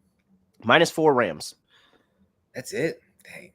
I thought it would be, I don't know. I thought Rams would be 6-7 point favorites here. This New Orleans team is really, really bad, man. Like it feels like these teams have the same record, but the Rams are trending upward, and it looks like that they could actually like sneaky find themselves into a playoff spot. Whereas this Saints team, it hasn't been good. It hasn't been good since the beginning of the season. Derek Carr has been hurt literally all season, but for some reason they just choose not to sit him. They say, "Nah, he could go play the next week." What, AC joint sprain? No, he could go play the concussion. No, he can go play the next week. Like Derek Carr just will not miss a game.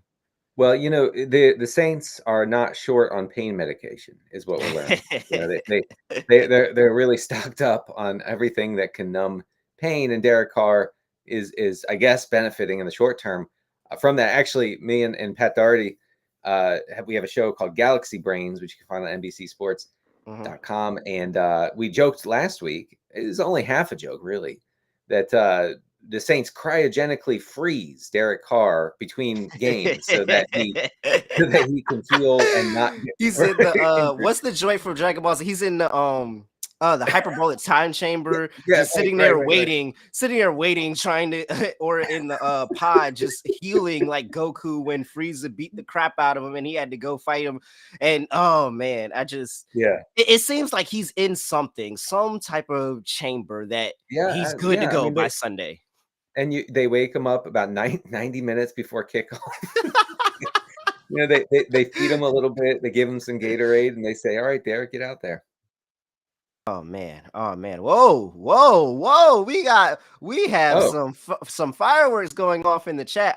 Nathan says, "I am here to declare before God and the chat that I am going to take Denny out in the BFT Reader League Championship in 2 weeks." Yeah. Whoa. Nathan is on a mission from the Almighty to beat me in the playoffs. My team is actually not that great, so I'm not gonna sit here and talk trash. I got kind of lucky, but you would rather be lucky than good. This is what I hear.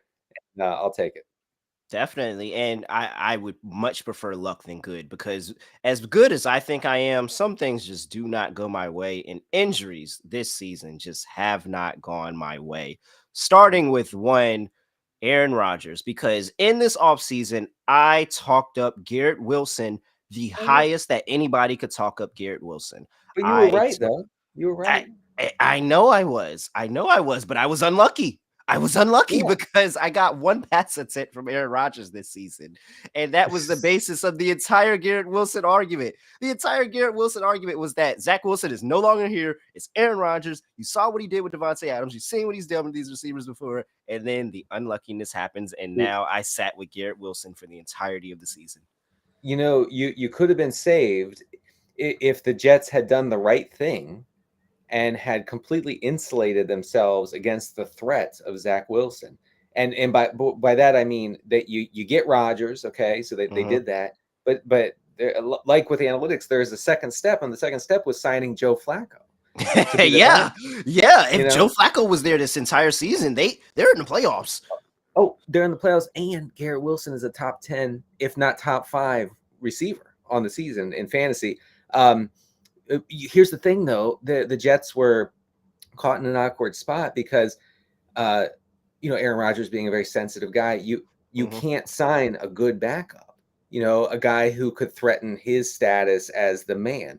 Like they had to have a terrible backup to make Aaron Rodgers feel good about himself. That's right? why Mike White left. That's why they let Mike White. If Mike White stayed with this team, playoff team. Yeah, tell people. So they had to cater. So basically he had like the team held hostage. Like it's either me or nobody, and so the Jets were in a tough spot, and they're going to be in a tough spot next year. Good luck to the Jets in 2024. Yeah. Good luck to the Jets. But I want to talk about Joe Flacco because Joe Flacco's on the road this week, and he's laying 2.5. Opened up at 4. He's laying 2.5 on the road against the Houston Texans. CJ Stroud still hasn't practiced. I mean, It's week 2 with the concussion. Typically, we've only seen 1 week concussion injuries, but he still hasn't practiced. So there is a possibility that CJ Stroud doesn't play in this game. Joe Flacco, we talked about him a little bit earlier. He has multiple passing touchdowns in every game. He funnels his targets between 2 people, Amari Cooper and David Njoku. Right. And for people that thought that this Browns team was gonna go under the water by this point, they are a 9-5 ball club. They look like they can make the playoffs. And this game had so much potential at the beginning of the year where it was going to be Cleveland laying 7 with Deshaun Watson. You could have got a huge underdog in the Houston Texans. They could have won the game outright. Now it's a much shorter of a line. You don't know if you have CJ Stroud. And I think CJ Stroud, the thing that makes that offense go, but they have a really, really good offensive philosophy here. This Browns defense, horrible on the road, giving up 30.7 points per game, last in the NFL in terms of road points per game. Great at home, horrible on the road. Can you back Joe Flacco and the Browns at Houston laying this number? I think so. I mean, because I'm assuming that Stroud is not going to play, but even if he does play, the fact that Tank Dell and Nico Collins are out. I guess Nico Collins probably not going to play this week. I mean that's the death knell for this team. Like I really do think in hindsight, Houston's season basically ended when Tank Dell suffered his season-ending injury. Like that was ball game. Like they can't go anywhere without Tank Dell. So I do think that Houston is a bad team right now. I think that I would take the Browns in this game. And also from a fantasy standpoint, I think folks are a little bit worried about like play volume and game script if Stroud doesn't play. But I looked into it a little bit before the show here, and this game projects for the most offensive snaps of the week. If you look at what these teams average. And so I said, okay, wait, but maybe that's not taking into account last week with Case Keenum. But I looked into that, and last week Houston ran the second most offensive plays in the entire league. So I think that we could get some volume based fantasy stuff out of this game. Yes. So when I first came on, I made a millionaire lineup because what's the best way to help support Unpaid Fantasy Sports Content Team? You win $1 million. And you know what? I'm telling you, honestly, once I win this $1 million, I'm gonna just refund everybody their donation. I might give you a little bit extra for donating and just look it out. Honestly, like you didn't know that I was about to win this $1 million, so I'm gonna refund and I'm gonna give you a little bit extra just because. But we ended up going different, and we took Joe Flacco as our quarterback because He's been really, really good. I don't think a lot of people are targeting this game, but I think this game can support a lot of points, a lot of I do fantasy too. points, because you talked about the offensive snaps for both these teams. If CJ Stroud plays, for me, I don't think it matters who's at wide receiver because he's been good to everybody. Noah Brown has had good games. Nico Collins had good games. Tank Dell had good games. Robert Woods even had a good game. Brelvin Jordan, good game. Like, he's constantly, the offense and CJ Stroud combined have Mhm. constantly supported wide receivers over the course of the season. So that I think that this Texans team against this Browns defense, again, 30.7 points per game on the road. Like, this is probably one of the glaring home road splits that I've ever seen in a defense, where this Cleveland team is one of the best at home, but literally one Right. of the worst on the road. They're, I they're good. They're good at playing in 12-degree temperatures with 65-mile-an-hour winds. That's when they're yeah, that's and everybody else has no idea how to come up and play in that yeah, environment. yeah. As Brock Purdy and the San Francisco 49ers, who walked in there and took a L to PJ Walker. So at 10-point favorites. So, I was on the Browns in that game. Shout out to it. You were? Yeah, good for Oh you. yeah, this is back when I was working as an unpaid intern for a company. Apparently, that's what I was, an unpaid intern. But Yeah. I did take the Browns in that slate, and it worked out for us. And so I'm taking Houston plus 2.5. I'm just Okay. afraid of this Browns defense. I love Joe Flacco. I think Joe Flacco is going to have a great game, but I think this is a 33-30, like, big scoring Yeah. type of game that's really going to shock everybody. They all think that this game is going to kind of go under, with the questions of if CJ Stroud is going to play, or is it going to be Case Keenum? Case Keenum proved to me last week that he can be competent in this offense. Is he going to be great Sure. like Stroud? Is it going to? No, but he's going to be competent. And so I think this Texans team can make it close. I really liked it better when I was getting a flat 3. Shop around, see if you can get a flat 3 still, but it's basically at 2.5 at almost everywhere. So I'm gonna stick with my guns and just take the Texans at home here. But it is Can I, tempting because Joe Flacco. mhm. Who's come and looked better than Joe Flacco when after taking this much time off? He was trying to tell people, like, the whole season, he was like, I'm not retiring. I'm not hanging him up. I'm ready to go. So I just need a call. I just need a chance. And no one was giving him a chance, including the Jets, Jets. So, that's tough. That's tough for the other teams that needed a The Browns quarterback. weren't And even giving him a chance.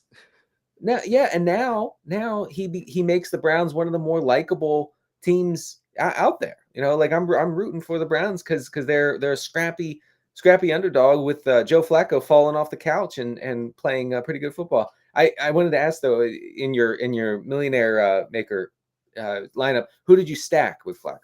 So we had Amari Cooper and David Njoku, because that's basic of all his targets. They basically all go to those two players, like almost always go to those two players. So we went with that, and we did a bring back with Noah Brown on the other side. Okay. So very, Yeah. very, I very, think very that's all you different can stack. do, really.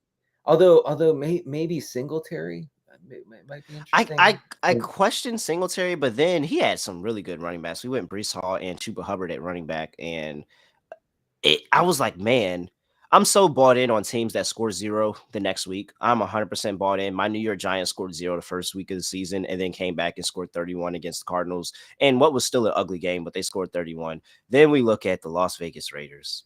I mean, 63 points after scoring 0. 60, all the points that they didn't score, they scored. If you lose 3-0, you got to come back. You got to come back and score 63. You want to talk about analytics? That's analytics. Scoring 63 after 0. That was obvious. Analytics. Hey, analytics. Win for analytics. All right, man. Yeah, that's a really good game. That's a really good game that I'm looking forward to seeing. Shout out to Joe Flacco and Mr. Bet on Yourself, because Joe Flacco's getting a contract next year. If I don't know who's going to give it to him, he's getting a contract. Hey, New York. I'm just saying. Right. Don't take another basketball school quarterback. Well, they listen. They apparently the Jets are going to trade Zach Wilson. I'm sure there are a lot of teams that are just dying to get their hands on Zach Wilson, and so they will not be in that situation. But you have to for a 40-year-old quarterback. I believe that you need to have a viable backup. Yeah, I agree. And I'm telling you, if Mike White was there, it might have been a different season. Everybody's doubting my guy Mike White. They're doubting my guy Mike White. Mike White had a sort of Josh Dobbs vibe where it was like, oh, this is fun, this is cool. They who took is this his jersey guy? to the Hall of Fame after the first game. The first game, they took his jersey to the Hall of Fame because he broke some rookie record. It was insane. It was insane. Oh man, what a time. The Mike White experience was a time. Oh, it was, and for fantasy, it was so fun because we got so much passing volume in those games. It was pretty cool. Like I think actually like one game, like Michael Carter and Brees Hall both had like 8 receptions or something Yep. ridiculous. He was That was just cool. he was throwing like 50 times a game. Like 50 times a game. They Yeah. literally had his shoulder in ice packs on ice. Like he just threw 9 innings after the game because he was Right. working. So, oh man, I missed that time. But shout out to the QR code. We got to shout out the QR code one more time. Make sure to get everybody to donate. It's a really, really good cause supporting an unpaid fantasy sports content team. I was affected by it. A lot of people that we were working with were affected by it. And so appreciate everybody looking out and spreading some holiday cheer this time around. And Denny, I want to take time and just talk to you about this because I've been telling everybody I'm relatively new to the industry working here, like, and doing this. I've been creating content for about next year will be my 4th year that I've been creating content. It kind of started in the pandemic for me. And I just fell in love with a podcast that I was listening to. And they invited me on one time for like one of those call-in sessions. And I called in. I was great. They kept inviting me back. And then next thing I know, I'm a sports betting content creator.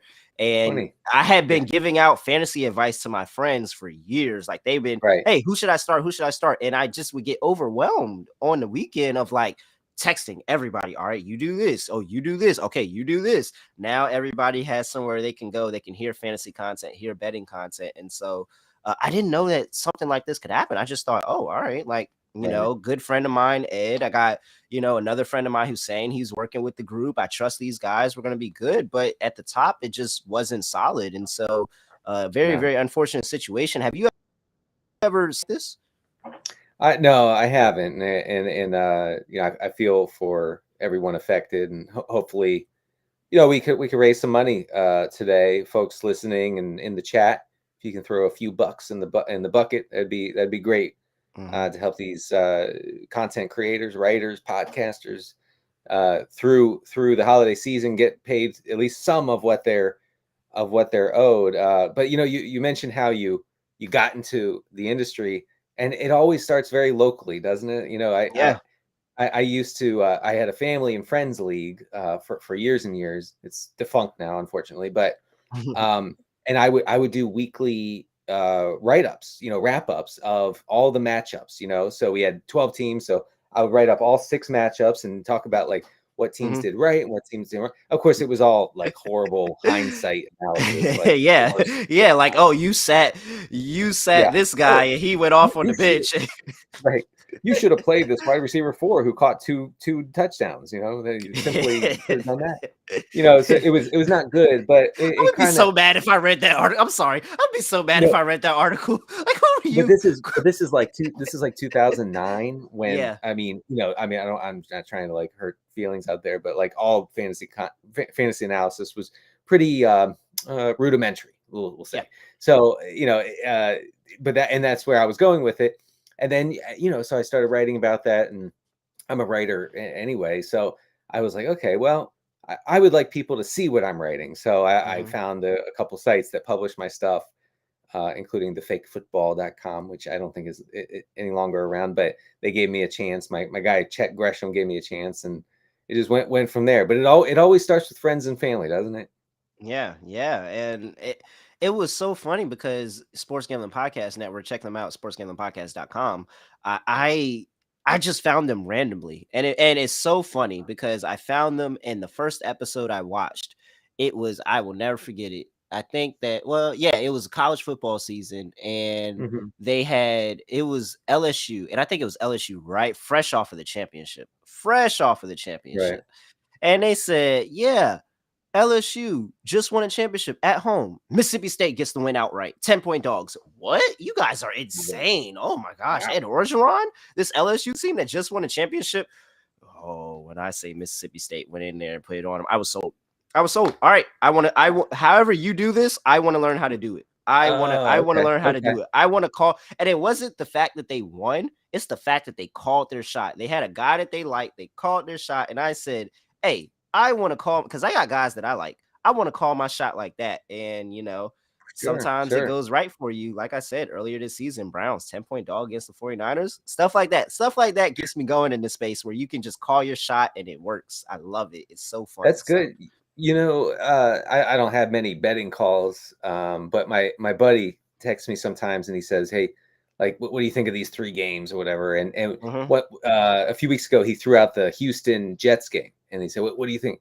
I got to take Houston, right? I said, No. Yeah. You got to take the Jets. You got to take it. They're at home. They're all Houston's all sorts of banged up.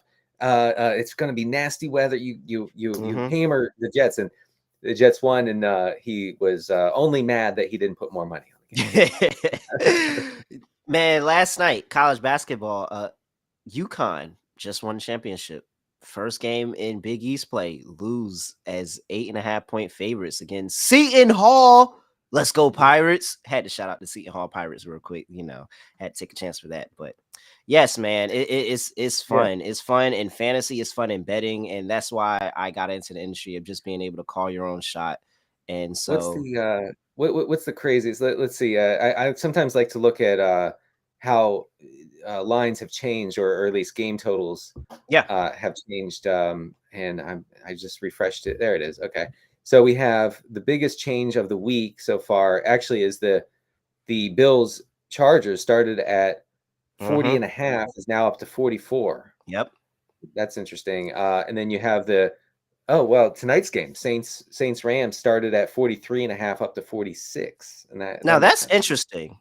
I'm a proponent of primetime game, just take the under. And if you lose one week, you probably won the 3 before that, and you're probably going to win the 3 after that. So I'm considerably always take the under, but I can see this being a shootout. I really can, because if the public is going to lose on LA, how do they lose on LA? They lose because for some reason this Saints team will not go away. They let LA lets them back in the game. You've seen LA let a few teams back in the game. That Browns game was a little bit closer than the score indicates. I know because I bet the Browns and I watched that game. That game was Joe Flacco and that team was a lot closer than that score indicated. They were very, very competitive and kept that Baltimore game close.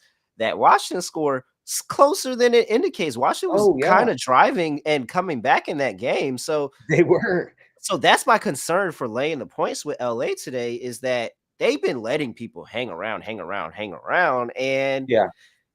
I think that for fantasy points, this could be actually a really big fantasy day if the Saints are able to keep up their end of the bargain. I agree, and I would appreciate, my teams would appreciate if the Taysom Hill package were deployed more than it was last week. So that was not fun. But yeah, I could see this game being somewhat fun for fantasy. Chris Olave probably back tonight. Another game that has risen is weirdly the Colts Falcons from 42 and a half to 44 and a half. I guess that happened because Heineke was put in. So we're shout out to ODU, Norfolk, Virginia. ODU about 10 minutes away from me. Shout out to ODU legend Taylor Heineke. Yes, and did you see he was wearing a Busch Light sweatshirt yesterday? Was he really? So here's the story. So during his presser, Taylor Heineke comes out in a Busch Light hoodie, right? And they said, "Well, explain the hoodie." And he said, "Well, last year after a big win in Washington, he was fined because he was slamming Busch Lights on the team plane back to Washington." And he said that because of that, Busch Light sent him a bunch of merchandise. So he's a Busch Light guy. Well, and is that really the story? That's the story. That is the story. And I remember seeing it. I remember seeing like footage of him like shotgunning Busch Lights on the plane, and I'm like, is that okay? Are they allowed to? I feel like they're not. I mean, look. I don't know. I've drank it on a plane before. I mean. Well, no, I know. And I mean, you think back to like the Washington Glory years, like John Riggins probably had like 20 Busch Lights, in a sitting after a game, win or lose. So it's not that abnormal, but it seemed weird in today's sort of like a very managed environment in pro sports to see an athlete do that.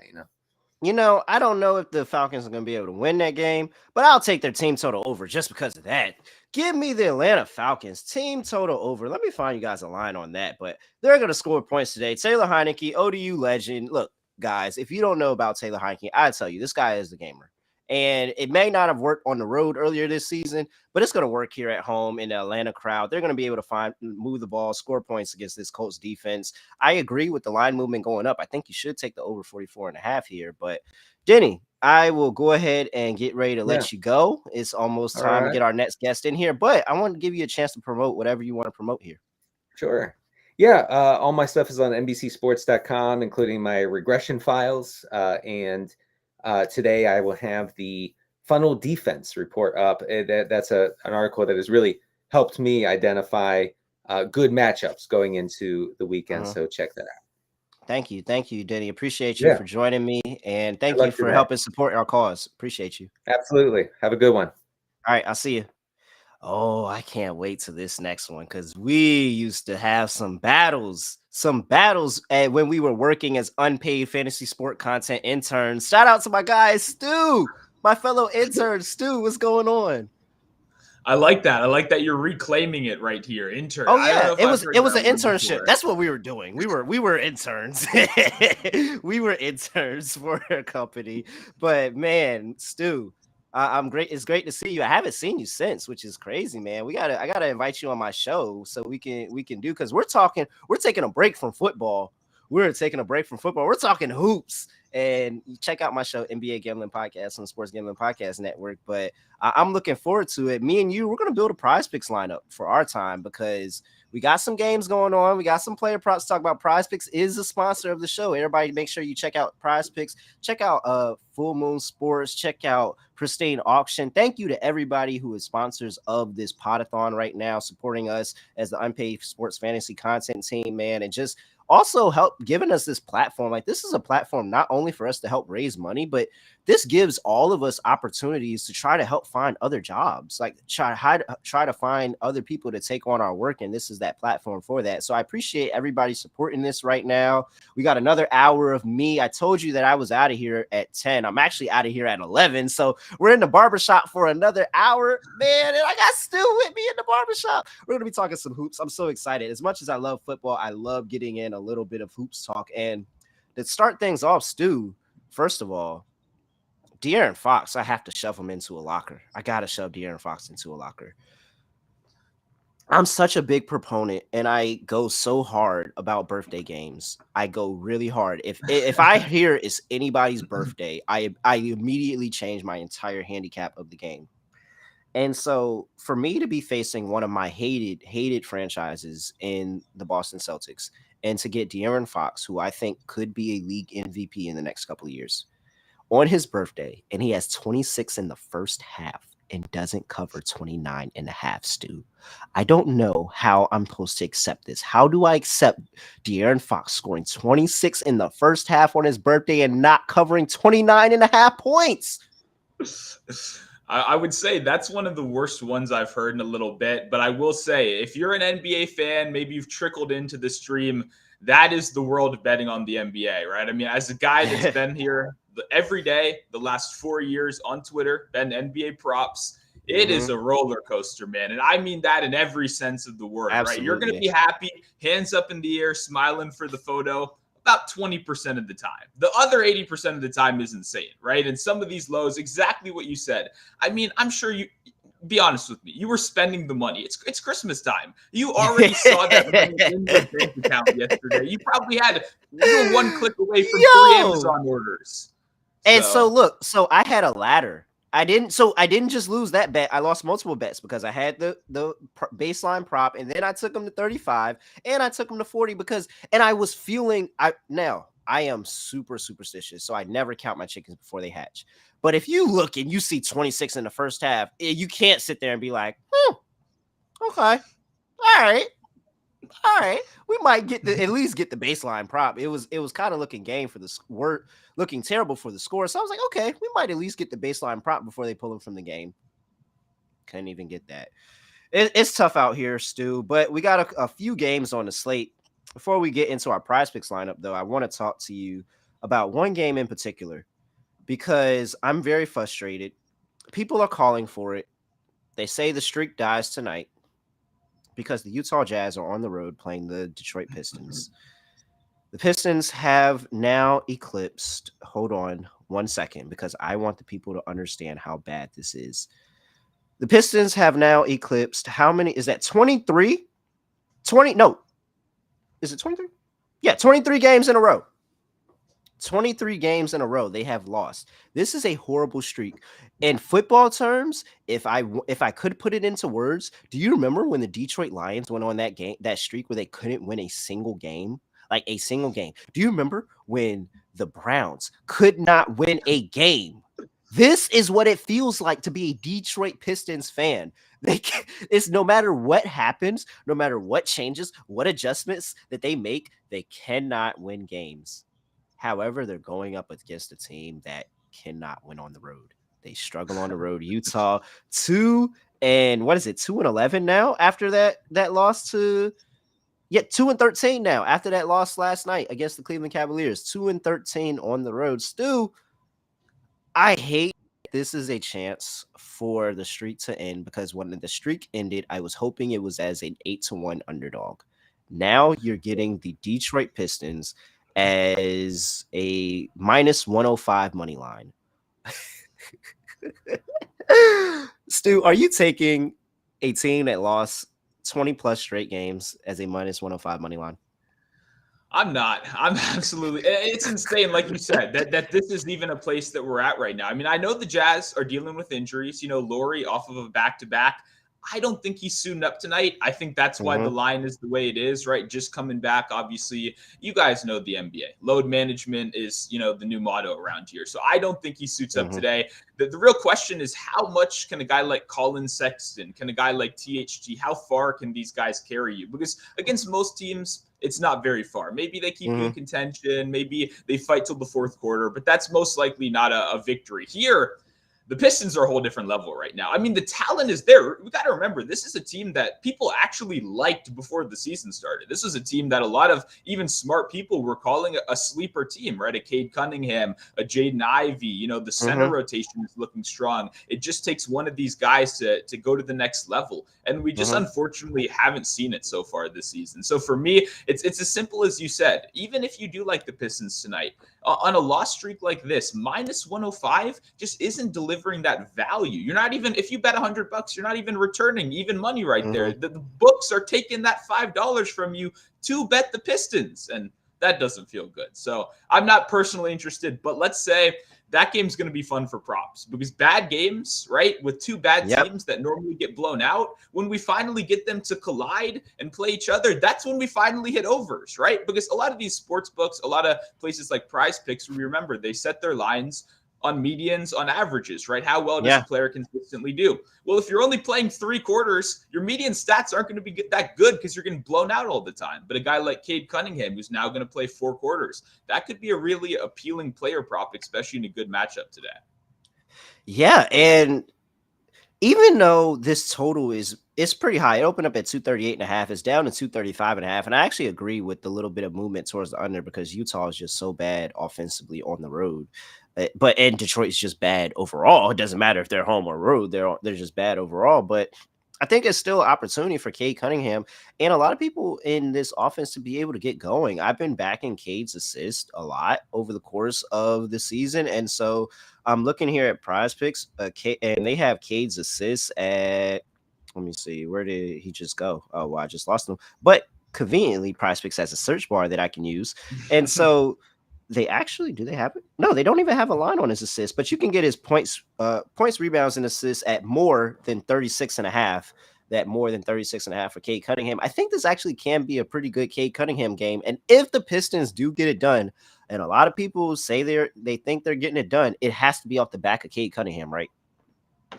100%. I mean, I like getting Bogdanovic back as well. I think that's an underrated asset, a guy that, if you 100%. remember, before the season, this is a guy we're going to trade. Like, this was fully trade bait, and then everything I've read from beat reporters says Monty actually loves this guy. He wants to keep him around. So that kind of dependable volume on the outside for me, he's not going to, get a triple-double. If you're a DFS guy, he's not, necessarily going to get you more than 2 assists, not going to get you any blocks, but he'll shoot the ball. And if you're playing prize picks, you just want someone for threes. You just want someone for a clean, 15, 16 points. I think he's a perfect guy for that. And like you said, 8 assists matches up really well with it.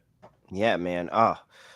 Okay, so that's enough of that game. But I had to talk about it because there's no. Just don't. If you think the Pistons are going to get it done, man, just don't bet it and just like I can't do it. I can't take this team minus 105, and they've lost 20 plus straight games. Like, I just can't do it. So let's get into our prize picks lineup though. Let's talk about the NBA slate. I'll kick it over to you first. We'll alternate. We'll throw out some guys that we like, and then we'll see if prize picks has anything, and we could get a 3-4 pick contest going on, and hey, try to not only win us some money, win the people some money, and then, hey, maybe if somebody wants to make a large donation because they hit the prize picks lineup, shout out to us, then, I mean, please feel free to do so. I am never going to stop you from donating back to us. Never. So, Stu, what you looking at for the slate today? Because it's not a large slate. It's a Thursday. Thursday slates are rather small, but this is a larger Thursday slate than most days. It's normally 3, maybe 4 games. We've got 8 games to pick from tonight. Yeah, no. And I mean, I like today's slate too. I mean, when you see a bunch of games with close spreads, you see good entertainment value. For me, that's the game you want to attack. Like I said before, you never want to blow out. For me, I like the Bulls and I like the Spurs. I like Kobe White tonight, 33 and a half. He's been so good. I know. And if the thing is, I know a lot of people might be tempted to just go points. I like the points, rebounds, and assists. A guy like Kobe White jumps off the page as someone that is just a spot-up shooter, right? And that is true. Since he's entered the starting lineup, he leads the league in spot-up attempts, right? Which is great. We love the spot-up volume. What I like, since he's become a point guard, he's also 3rd in the NBA in passes made, which means not only is he taking a bunch of spot-up opportunities, he's also slinging the rock around. And this is a great matchup. Spurs, top 5 pace team in the league. They're not a great defense. They're not a great rebounding team. They allow the 3rd most assists to point guard. For me, there's just so many different opportunities that a guy like Kobe White can get here. And honestly, when we look at the past, a guy like DeMar DeRozan is a guy that we've seen some of the most significant splits out of any player on the NBA in back-to-backs. Not just this year, over consistently since his days with the Spurs. So DeRozan is a guy that takes the back-to-backs a little bit tougher. Vucevic, the wear on the tires is there. Kobe White's 23. He's going to go out there and chuck up some shots. It's a fast-paced game environment. Definitely love this matchup tonight. Yes, absolutely. Shout out to the person that made an anonymous donation of $5. Everything matters. Everything matters. I appreciate that. Hey, make sure you use that QR code, scan the QR code. Hey, and when you scan the QR code, about right here, let me move that over a bit. Right here is where it's going to pop up, and it's going to say someone scan that QR code. So if somebody would just scan that QR code so they could prove me right, and boom, it's going to pop up right there that somebody scanned the QR code. And I'm just going to wait and give it a few seconds because people got to get their phone out, and I'm trying to casually make this really, really cool. And is anybody going to help me out? Nobody's going to help me out. Nobody's going to help me out and scan the QR code. No. I'm going to have to pull out my phone. I don't want to. Yeah. Hey, I thought somebody was going to do it. It's going to pop back up there, but it'll show us when you scan that QR code. Is really cool. There it goes. Appreciate you for helping me out right there. Scan the QR code. And so you can go and you can donate to us and help us out there. And I agree. I'm with you with that player prop on Kobe White. Kobe White look at the games what he's been doing. And I like your angle with the points, rebounds, and assists. And I'm kind of mad at myself and kicking myself that I haven't been playing that a lot more with Kobe White. I kind of just been staying strictly to the points because his line was so short when he went on this run. Yeah. He was at like 13 and a half, 14 and a half. And then he went on a run and they still didn't catch up. They were setting him at 18, 19. 3 viewers scanned yeah, hey, I got people that'll help me out, man. People will help me out, man. They appreciate y'all. But yeah, man, Kobe White playing really, really good. Look at what he's been doing over the past few games in terms of his game splits, and 17, 5 and 7 last game, 24, 9 and 8, 22, 7 and 7. Like, just look at the rebounds. Like, let's not even talk about that. Let's just look at the rebounds. 7, 8, 7, 7, 4 in his last 5 games. you said it. He's getting it done, whether he's scoring, whether he's assisting, whether he's rebounding. I'm with you. I'm on the importance of rebounds and assists for Kobe White as well. Let me take you to another game because I was almost at this game. Unfortunately, I was working as an unpaid intern, so I could not go to the game. But Ja is back in Memphis tonight. He is back for his first home game in Memphis tonight. I'm telling you right now, everybody go watch Hustle and Flow today.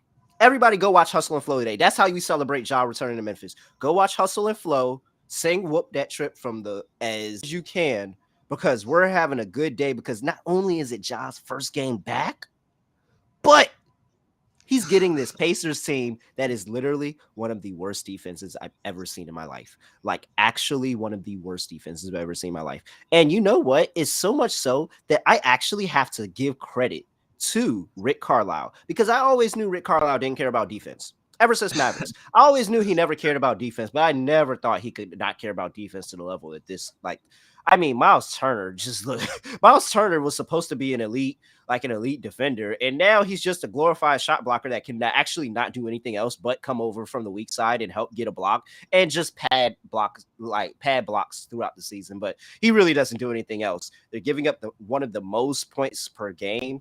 They're giving up one of the most points in the paint over the past 5 games in the entire league. They've been one of the bottom 5 points in the paint teams over the course of the entire season. And now you're going up against Ja? Now, I'm not saying I'm taking Ja more than 30.5 points here, because, you know, that line just skyrocketed from where it was at 22.5. Oh, wow. That game before, it's at 30.5 now. And I understand. I think Ja can get to 30. But I'm going to pivot a little bit. I'm going to talk to you about one Jaren Jackson Jr. 22.5 points. He's on a roll. He was trying to hold it down while Ja was out, and he still was able to find his rhythm with Ja in the lineup. Like, these two guys have a tremendous chemistry together. And now I think that is so good that he has somebody that he can effectively play the pick and roll off of, because it just that was the thing that they were missing. They were missing the pick and roll. They were missing a lot of their half court offense, and Ja really setting up the offense. And Jaren Jackson Jr. actually had to be the one to run the offense. And granted, he made it work, but that's not where he would like to be. He would like to set up in the post, go inside the paint, go to work, and really try to benefit off of somebody else running the offense. So I think Jaren Jackson Jr. is going to, while he was playing well, I think he's going to play a lot better with Ja in the lineup. I like the more than 22.5 with the Pacers team that's giving up anything on the inside, and that's where Jaren Jackson Jr. loves to go to work. Yeah, you nailed it right there. I mean, the Pacers' worst points in the paint defense in the entire league. And I mean, I was fully on board. I'm not going to lie. I did not know the Ja line got up to 30.5. I thought when you said that, you were actually going for like an alt line kind of thing right there, you know, some plus money. So, wow. Yeah. Like you said, last game opened 22.5, ended up closing, I think 25.5, but still that's a 6-point jump between one game. I mean, we all know why. It's the Pacers. We love them. They're the NBA sweetheart this season because they make every game fun. That's what we need, right? I mean, I'm a sports bettor. I'm a little bit biased. We like the overs, right? Let's be a little honest over here. But this team is so incredibly fun. And I mean, a guy like Miles Turner is a fine individual defender. It's just the system of this team just doesn't prioritize defense. It doesn't matter how talented, you know, an individual is on the squad. If you're running at that pace, if you're playing that fast, they're not going to be able to shine anyway. So I agree. This is going to be a fast-paced game. The Grizzlies, they run. That's all they want to do. They want to play in transition. They want to beat you that way as well. So to me, I mean, I know it's going to be popular, but the over in this game has got to be tempting. I saw a stat earlier in the year that said there's only been 7 games over a 250 total, and the over 6-1 so far. So it's mostly the Pacers. We can thank for that, by the way. It's like all them so far this season. But if they're going to keep giving us super high totals, I think we can go over it, especially like you said. Maybe I don't want to bet on the Ja 31 points, but I still want to benefit from it in some way. So definitely like that. One more thing I'll shout out from our sponsors, Prize Picks over here. They love doing free throw lines and stuff like that. No one else gets as creative as they do. I love the creative stuff. So when free throws comes up, it's normally a little bit later in the day. You know, got to wait 4 o'clock-ish, something like that. I'll be back on the show at 6, so I can give you guys an update if I see it then. But Ja, to me, fouls seems so good. There's going to be so many drives into the lane. I see 10 free throws tonight. So it normally opens like 5.5 or 6. I think that would be a really good bet.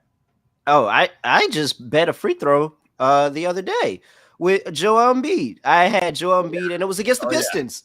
It was against the Pistons. Pistons foul happy, and Joel Embiid. I think they set it at 10. Man, I tell you, Joel Embiid had 9.5. I was like, what? I think he finished like 13, 14 or something like that for the game. It was no sweat at all. But yes, I love the free throw props. Shout out there. Anything else you like on this slate? Any props or anything else that stand out to you? Yeah, I mean, I think for the late game, for the Portland Washington game, I'm a Washington fan, so I always go to those kind of games. I kind of like fading my team in that one. I like the rookie Kamara over 8.5 points in that one. I think that's a little bit of an undervalued line. I love young players against Washington. One, because Washington can't keep games close. This is a Portland team. They were getting blown out by the Lakers. They came back and won, right? This is a team that has some heart. They have some talent. Brogdon is a very good bench leader that you can ask to step up. So for me, I see a pretty entertaining game tonight. But I like young players against Washington. A guy like Kamara, only 8.5 points right now. He's going to get opportunities at the forward spot, maybe a little small ball, big action right here. Washington can't defend bigs to save our lives, guys. Gafford, look, he's doing his best out there. I can't hate on the guy. He's a 6'10" center being asked to guard Joel Embiid twice a week. That's not a fun life. If you think that's bad, look at the backup centers. It's Danilo Gallinari. It's Mike Muscala. It's all the forgotten white guys that look like marshmallows. It's all the people that I used to be compared to when I played basketball. That's not what you want as your backup centers. I want someone that's tough. I want an enforcer. I don't want the marshmallow man. So for me, backup bigs against Washington is always where I'm going to go. I see. I got a lot to say about the Wizards. We could go for hours. I only got 10 more minutes. Hey, Stu, keep talking, Stu. Go ahead. Keep doing it. But at the end of the day, you should also take the Trailblazers. While we're on this topic, you should not be betting the Wizards. Just like you should not be betting the Pistons at -105, you should absolutely not be betting the Wizards at like +2.5, +3, whatever it is right now. Like I said, Portland, this is a team I actually like. They got some talent over there. I like that they added Brogdon. I like Jeremy Grant. I think Portland's a good move tonight, and I like going on some of the little underrated guys on Portland as well. Yeah, no, I like that call out for Kamara and over 8.5. We're gonna more. I'm sorry, prospects. More 8.5 points for Kamara. Definitely check that out. Want to shout out real quick. We're gonna get back into this lineup because I think we should just go for the gusto. I mean, we've been working this long, unpaid for this long. Let's just go for the gusto and try to get it all back in one shot. So we're gonna keep going talking about props, but first. I just want to shout out some people that have donated. Shout out to Larry, $20 in the past 6 minutes. Appreciate you, Larry, for donating. I see Pat Fitz donated when he was up here, $100. Like, appreciate that. Anonymous, $50 donation. Wow, an anonymous $50 donation. Thank you so much. I really, really appreciate it. And thank you to the anonymous $5. Everything counts. Like, you give whatever you can. Please don't go outside your means. I'm not asking you to do that, but I really do appreciate it because, Stu, honestly, when they brought this idea to us, and shout out to Ed, shout out to Hussein, Mike. Hussein put so much, Cody. Oh, these guys put so much work. Better Sports, like shout out to Better Sports. Everybody put so much work on this behind the scenes. And I'm not going to lie, I wasn't a believer at first. I didn't think people were just going to give us money and they were going to hear this story and be moved at it by all. I guess that, that's me being Mr. Scrooge, being Mr. Scrooge during the holiday time, but I really didn't. And so it's amazing to see how this community is really rallying behind us, man. 100%. And, we, like all of us up here, we feel like we worked really hard at Sportstopia and we're working hard now. So put us to work while we're up here. We're here all day. This is what we love doing. We're here because we love doing it. So like we said earlier, if you have questions for us, fantasy, betting, NBA, NFL, we got an all-star team today, right? This is a little introduction now. I mean, I'm the appetizer. If you guys didn't know, not the main course. You got plenty of stars coming over the course of the day. Hey, I love an appetizer. Appetizer trio at Fridays, destroyed it last night. Listen, you can't go wrong with that. Listen, I know my value. There's a reason appetizers are $15 now. Okay, they're moving up in the world. I'm just saying, I want to give people some. Okay. All right, hey Stu, I was like, you cutting yourself short, Stu. You're not just the appetizer, man. You a little bit more than that, but I appreciate it. My boy Simon in the chat saying, my boy Simon, I miss being on with you, man. I miss being on. I wish your internet was working. You come on here with us. Stu said, and he said, Stu, you're a snack. Oh, hey. That's crazy. That was crazy. All right, let's keep going with it. Well, first, let's get the QR code back on the screen. Give everybody a chance to scan that QR code and make my little sign pop up. Dang, I keep getting the wrong hand. Get my little sign to pop up right here for anybody that wants to scan that QR code. We got 3 plays into our prize picks lineup already. I'm sitting here looking at Kobe White more than 33.5 points, rebounds, and assists. We have Jaren Jackson Jr. more than 22.5 points. And we have, let me get Tamani Kamara up there, and we have him more than 8.5 points. So 3 players down. I'm not gonna lie, that's a solid lineup right now. But I got Christmas coming up, so I need to keep going and add more. Like, I need to add more. So go ahead and keep talking about this NBA slate while I got you on here for a couple more minutes. And this one is a game that I had circled because I watch interviews all the time. I watch NBA players. Like, my TikTok is just a whole bunch of different players' interviews. By the way, Jeff Teague is the funniest player with the podcast out. By far, the funniest player with the podcast out. There is nobody else that has a better podcast than Jeff Teague right now, if you haven't checked it out. Jeff Teague is like, every single story is funny. Every single story he tells is funny. There's one story I'll say real quick where he was talking about when he was on that Bucks championship team and they were playing against Brooklyn, and he said Bryn Forbes was on the bench, and he said Bryn Forbes didn't think we had a shot to win. He said Bryn didn't think we were gonna win at all. He was like, nope, look, KD. He said, there goes KD again. We not gonna win, bro. We about to go home. Like, we about to go home. It's cool. And then they end up winning the championship. Like, shout out to Bryn Forbes, man. Shout out to Jeff Teague's podcast. But I say all this to say that I was listening to Anthony Edwards talk, and he said there's still some guys that I want to give buckets to that they've been kind of ducking me, and I haven't been able to do it. And he said LeBron James was at the top of that list. Well, they're getting LeBron on a back-to-back today.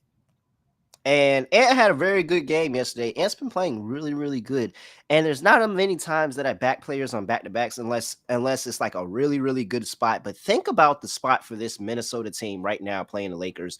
This Lakers team knocked them out of the play-in last year. And so they didn't make the playoffs because of them. Now they come back. Shockingly, best record in, well, I don't think they have the best record in the league anymore. I think they flipped back with Boston after last night, but best in the West, best record in the West, one of the top 2 teams in the league, really turned it over. Anthony Edwards looks really, really good. I think that if anybody is going to come and show up on a back-to-back, and this line's moved up more to Minnesota. It was Minnesota -4.5. Now it's Minnesota -6.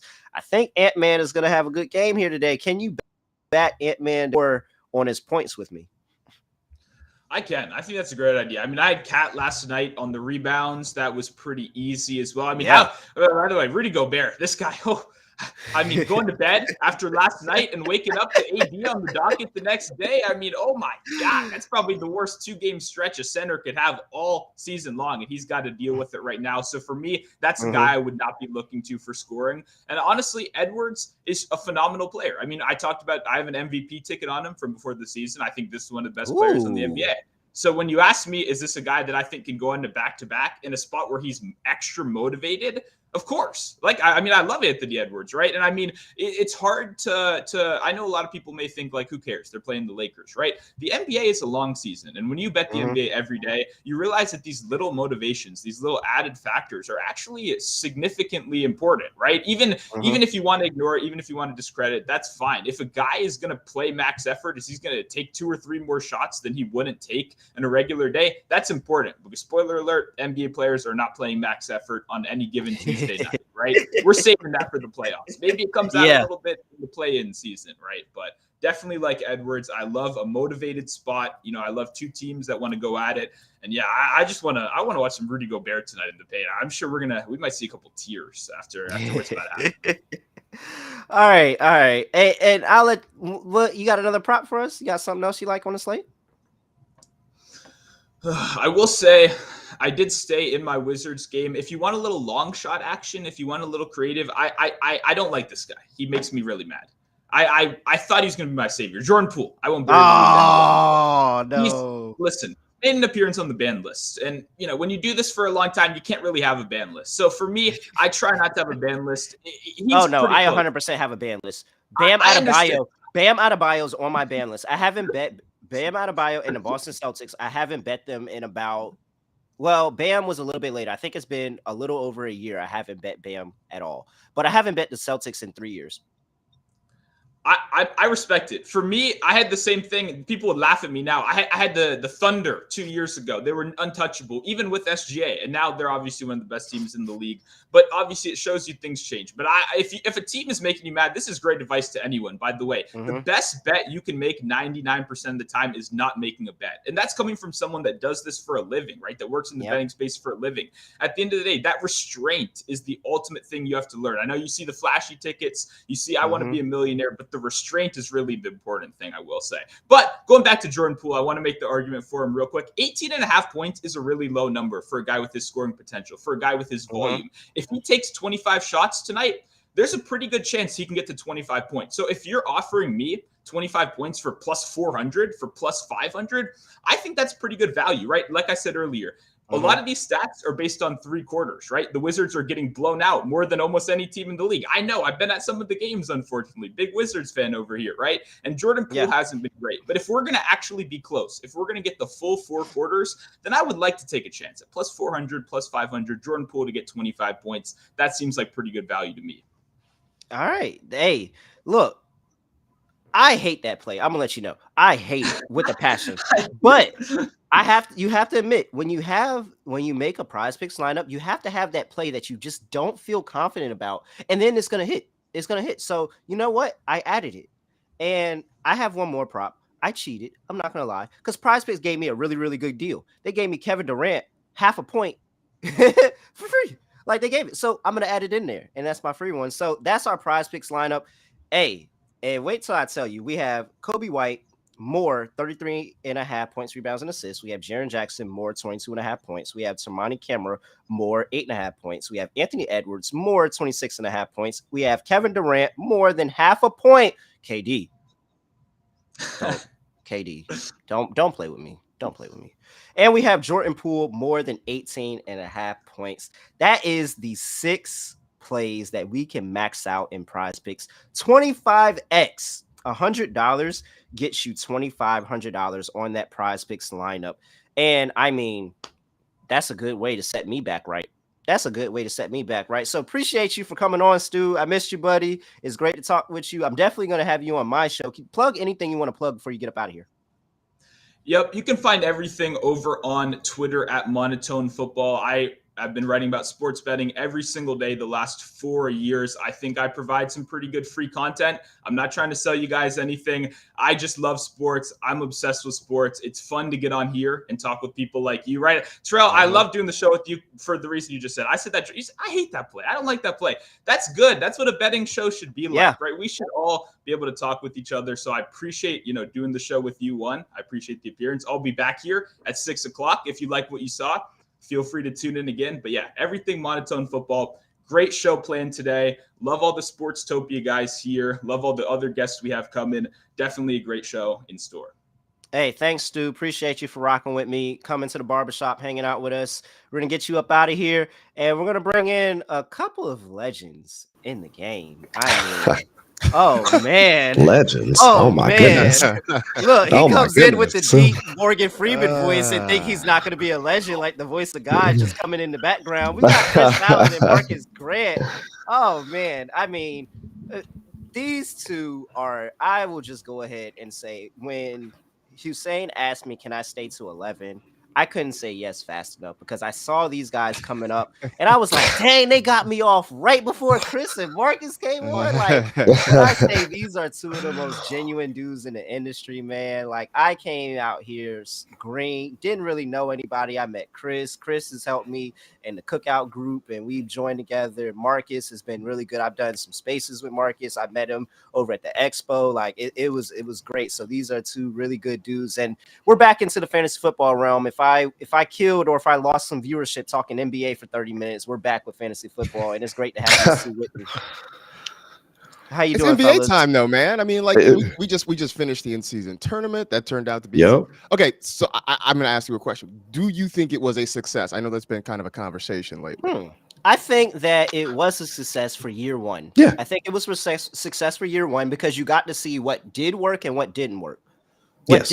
What did work was that you got a Pacers team that was towards the bottom, and before you put your bets in, before the season started, towards the bottom, and nobody expected them to even be in Vegas for the tournament. And they were able to get it done. They went on a run and were able to get it done, and they beat the Bucks to get there. And that's a team that everybody thought could win it. So I thought that was good, like that we got that variance of, okay, it's a team that nobody expected. The bad is that somehow, some way, the Orlando Magic won the head-to-head against the Boston Celtics and didn't get in to the next round. Yeah. I don't like the point differential. I don't like it. I do like it for the fact that teams are continuously trying to score. And there were been certain times that different coaches have got mad. Hey, why are you taking this 3 up 20? And, I think it was in the Celtics game, actually.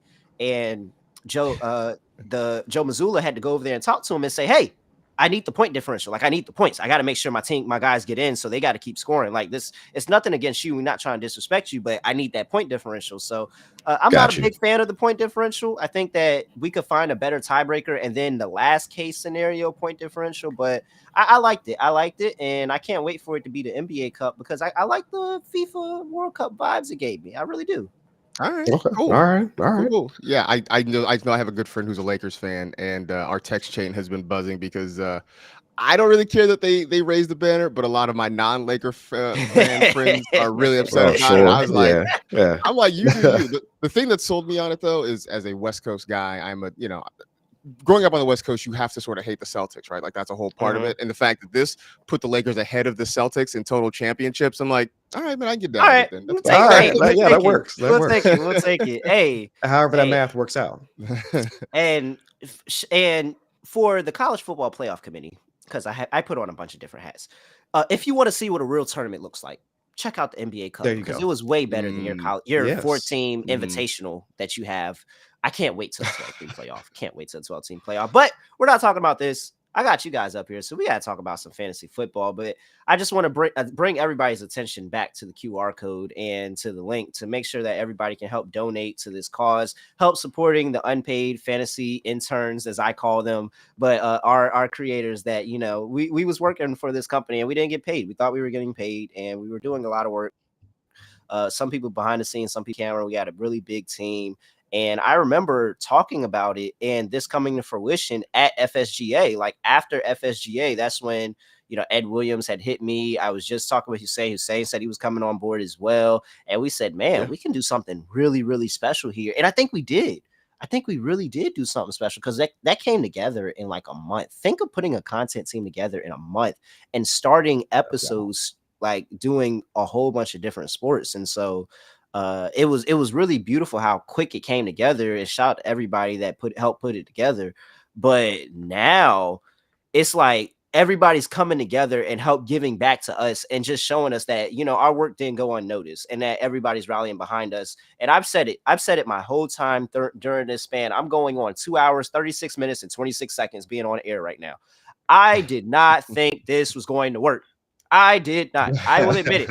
I didn't think this was going to work. I have seen donation parties. I have seen GoFundMe accounts that have sitting by the wayside untouched.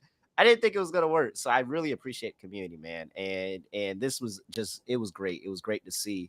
But I didn't know that this could happen so often. So I just kind of want to talk to you. I'll start with you, Chris. Like, have you seen this before? Like, I remember I think nobody has been more in tune with me and for me trying to break in this industry than you.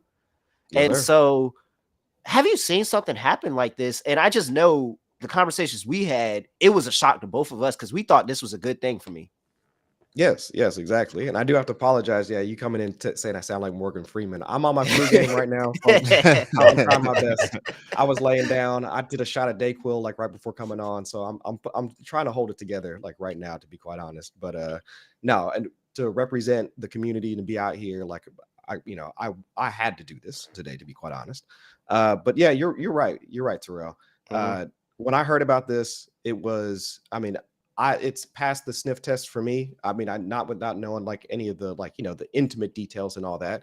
But like you said, the players involved, the people that were going to be Mhm. like, jumping on the team and all that, it was, yeah, let's do this. And like, I was so excited to see it was you, it was Troy, it was LQ, Mhm. hopping in, like doing all of these things. And I was like, man, I think the first time I saw a spaces that I think Troy and LQ were doing, I popped in there and then I checked out the Sportstopia website. I saw the number of creators on there. I texted Ed, I think that same night, and I was like, man, this looks like Cookout 2.0. I mean, you guys have got like, most of the roster, I got on staff like right there. That this is a wonderful thing that you guys have got going on right now.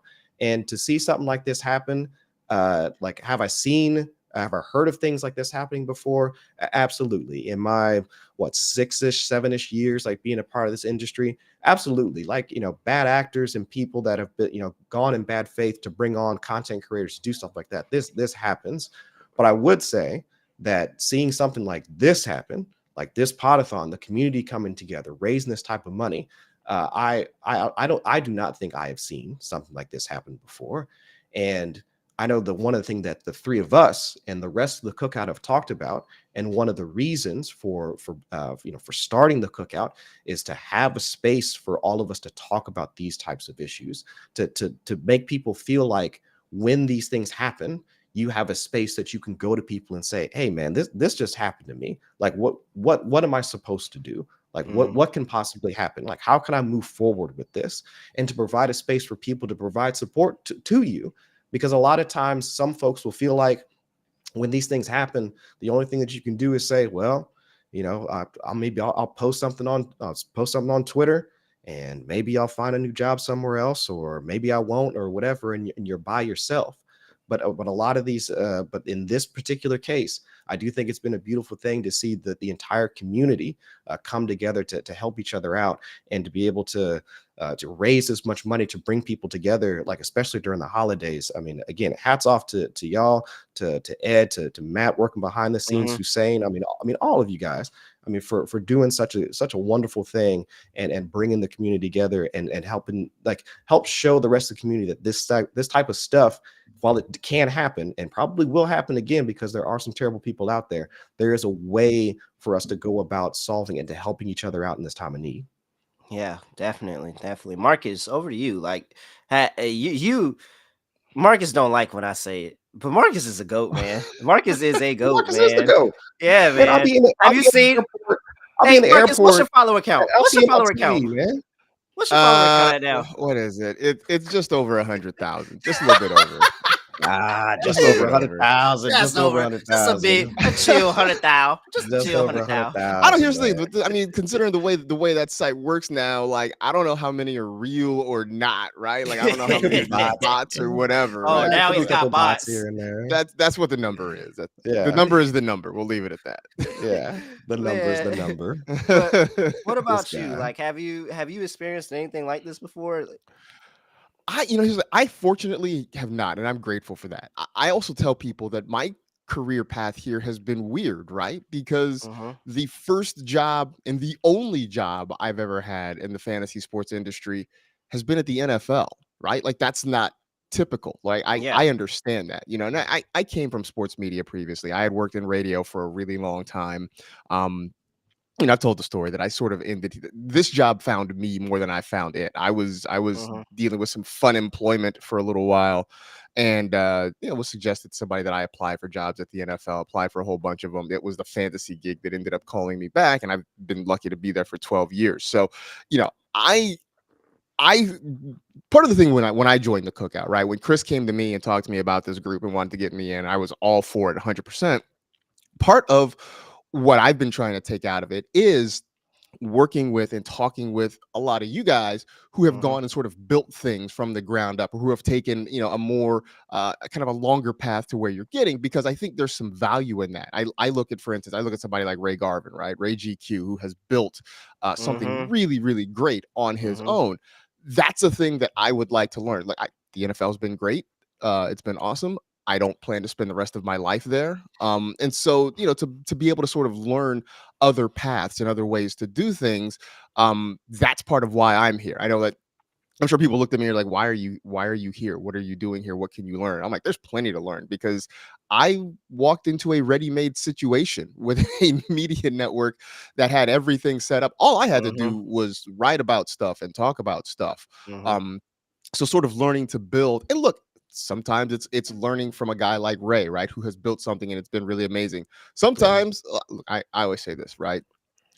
It sounds harsh, it's kind of funny, but it's also sort of true. Sometimes your purpose in life is to serve as a warning for others, and so sometimes it is looking at the things that don't work, and sort of like, okay, I know not to do that, that sort of thing. So that's sort of how I'm approaching this whole thing, and I think that's one of the reasons that the cookout has been great. And I know that while there's a lot of y'all out there that worked at Sportstopia that I know and respect and appreciate and love. And it sucks that we are here doing this for that reason. It's cool that we're all here. It sucks the reason that we're here. But at the same time, I think for all of us, whether you were inside of it or on the outside looking in, it does serve as a learning experience for who not to trust, what not to do, and how to better serve not just your employees, but your users, your readers, your viewers, all that sort of thing there too. Yeah. And I think that that's where I feel like I can kind of help. I feel like I told Chris this a bunch. I feel like I'm the cookout's first like true guinea pig. I'm fresh into the industry. We're trying to do this thing. We're like, hey, we want to prove that we can help give people opportunities. And Chris has been so helpful in trying to get me with the right people and get me opportunity. And that's how I ended up meeting Ed. And then Ed put me on and we did this. And I'm like, oh, okay. And we're like, hey, it works. And it's very unfortunate, this situation, but it doesn't mean that the process is broken. There's just some people that, whether they may be bad people in over their head, don't have the right plan, whatever it may be, whatever the issue may be, it's just the fact the process isn't broken. So the fact of like how we at the Cookout Group been able to help elevate each other, I think that the whole community as a whole, including with this whole thing, kind of showed that, hey, we can all help elevate each other. We can all help each other get opportunities and help protect each other. So if I have to be, like you said, if I have to be the conduit, if this group has to be the conduit to show people, hey, man, we just got to, other little things, we got to make sure we dot the T's, cross the I's, then I'm happy to do that. So happy to do that. So, but I got you one here. There's no way we're not talking about some football. We're going to take a question because I saw a question pop into the chat. And it's the Susie Roll Pop 6. Hello, my friends. Welcome back. Oh, Rachel, how you doing? Yeah. So out of which do you like? Lockett, Reed, or Palmer? Tyler Lockett, what is it? Jaden Reed or Josh Palmer. So we talked about Palmer a little bit earlier. I said Palmer was a little bit of a sneaky play that I liked because I thought that the Chargers, fresh off of a new coach, they finally got Staley up out of there. He's finally up out of there. And then, this Buffalo team could be looking past the Chargers team. No, don't say that, poor man. Don't say that. It's his fault. Can somebody help him? I mean, it is his own fault. I think he couldn't get out of his own way. But I do feel bad for him all the same. Who trusts analytics? Who trusts analytics and doesn't make the right play when analytics says go for it. Okay, but I'm gonna run the shotgun when I go for it. But he got broken. Man. I think the media broke him. I think the media broke him. I think this is what happens when you hire a former quarterback as a defensive coordinator, then give him a head coaching job. That's what happens. He's a former quarterback. He's a former quarterback, and then he was a defensive coordinator, and then he got a head coach. That's exactly. I think but to your point, though, to answer your question, though, I think it's a situation where, like, yes, it's one thing to know when to go for it, when to not, but the other part of the equation is calling the right play in that situation, right? Yeah. There are plenty of times where I'm like, yeah, I don't have a problem with you going for it. I wouldn't have done that. Yeah. So I think that was sort of the issue. Additional distraction, pretty much. Yeah, this is a guy who was a a defensive guy, supposedly defensive guy, and he was a wonderkind. Was awful. Yeah. But to answer the question though, the question that we were originally asked, yes. Lockett, Reed, or Palmer? Pick two. Does Jaden Reed have a working toe? That's the thing. Like, he didn't practice, so that the decision might be made for you. We might. I mean, I could probably chop the toe off and bandage it up a little bit. He might be able to Are you go. Ronnie Lott? Aaron Rodgers. Yeah. Aaron Rodgers says he's coming back this week. So Aaron he Rodgers said says he a lot said of for like the things. He says past a lot month of he's coming things. back this week. So I'm not ruling Jaden Reed out if Aaron Rodgers is supposedly coming back this week. Well, if But like, Jaden Reed's playing, he's in your lineup. What was it, like over 25% of the targets this past week? I mean, he's still getting at least like one rushing attempt in each of his starts. I think it was like one game over the last like 5 that he hasn't had a rushing attempt as well. So yeah, like with the way that Jordan Love has been playing, he's actually had like like his average depth of target has decreased over the past 4 weeks. Jordan Love's has. So we've seen less of Romeo Dobbs, who's been like that perimeter contested catch like type of guy. And that's why we've seen more of both Reed, Dontavian Wicks, Tucker Kraft, some more of those like shorter intermediate types of guys to make him work after the catch. So yeah, if Reed's in your lineup, like you're absolutely playing him. I would lean out of this trio, I would lean Reed and Lockett out of that group. That'd be my personal preference. I mean, especially considering Geno Smith is supposed to be back this week, even though I mean, my man, like after on Monday, I mean, I was actually, I was all hyped for Drew Lock. Are you kidding? Everybody was hyped for Drew Lock. And then seeing Geno on the side, just like, bro, you got Hey, this. man. Like, yeah, I thought that was one of the coolest shots. Drew Lock was listening to some Jeezy after the game. He had Jeezy blasting through. Hey, I know they put him on the aux in the locker room after the game. He was in there. That exchange, like the camera work between like showing Drew and Geno, like right there in that exchange, I thought was one of the coolest sequences of the 2023 season, to be quite honest. So yeah, I lean Reed and Lockett out of that group. Yeah, I would too. Palmer's more of a home run play. It's funny. I liked Palmer last week as a sleeper. I didn't think the Chargers would get rolled the way they did. But it worked out. I mean, Palmer hit the one long touchdown catch. I think he had over 100 yards plus that touchdown last week. But he's definitely more of a home run play, I think, especially with Easton Stick at quarterback. So, I'm with Chris, though. I would probably go. I am also a self-professed Tyler Lockett stan. So I would definitely go Tyler Lockett against Tennessee. Tyler Lockett is all of us, right? Tyler Lockett is all of us when it comes to playing wide receiver, because he would do the same thing that any one of us would do once you catch the ball. Get down. You go down. Get down. Immediately. Like, I don't know, no yards after the catch, no getting hit. I'm good. I got the catch. Get down. Chains moving. That's it. Protect yourself. Yes. So the only concern I have for Lockett this week is just the situational spot that this Seattle Seahawks team is in, because what makes the most sense for them to do after beating Philadelphia at home last week with Drew Lock is for Geno Smith to come back in the lineup and for them to struggle on the road as a favorite against Tennessee. Like, it clearly makes the most sense. And it just feels like that's where this is going. I'm on Tennessee plus 2.5 this week. Mike Vrabel, 12-9-1 is a home dog. I like Tennessee this week, but that secondary is not good. So I think Lockett still has opportunity. Hopefully the offensive line can buy Geno some time, but I think it might be a little bit uglier of a game. If I'm down after Thursday Night Football tonight, I'm going with Palmer. I'll go Palmer and Reed. If Reed I think plays. that's fair. Like, if if I'm down, play, that's absolutely right. Yeah. Because I don't think that I'm going to get that from Lockett. No, because to Marcus's point, I mean, if you are looking for that home run play, I think Palmer is it. I think like 35-40% of the air yards. I mean, most of it came like once like Vegas was like really beating down the at that point. So like I get it. So yeah, I think that's the right way to go about it. Definitely. Yeah, it's funny too. Your point about the Titans.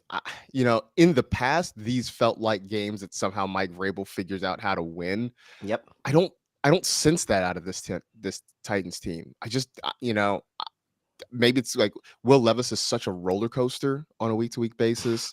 The secondary is kind of an issue. And look, Derrick Henry, I love him. That was the worst game for a running back ever. 9 yards. 20 touches, 10 total? I think he had 1 receiving yard too. So Yeah. I think he had 10 yards on 20 touches. Wait, he had 4 catches for 1 yard? Yeah. It was bad. He didn't have yards per carry. He had inches per carry. That was it. Like centimeters per carry. Right. We got to go to the metric system for him. That's what it was for him last week. I've seen Saquon Barkley have some terrible rushing games behind the Giants offensive line. Nothing tops what I saw from Derrick Henry. That was like, he can only bounce back this week. Can only bounce back this week. That's the hope. I mean, but like speaking of that performance, I mean, D'Amico Ryan's coach of the year. Gotta be. I mean, I know that the Kyle Shanahan discussion is something that like we have to have because of the whole like he who will not be named at quarterback. Because I don't even want to get into that.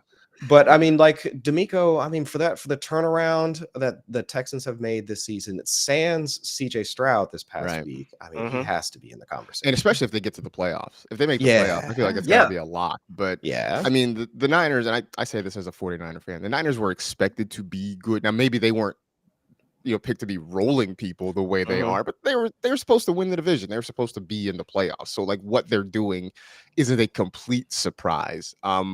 We had no expectations for the Houston Texans. And even I was like, as much as I like D'Amico Ryans, I'm like, give him a year, 2 years before they get this thing rolling. But I mean, here they are in the midst of everything in the AFC South with a very real chance to make a playoff, to play in a playoff game. That to me feels like he's got to be the leading candidate for coach of the year. CJ Stroud is, if he did not miss last week, he would still, I think he still is in the running technically, but if he did not miss last week, he probably would be the leader in NFL in passing right now today. In week 16, I think he would leader. Yeah. He would be the leader in passing if he played that game last week. And he's still not that far off, even though he missed a game.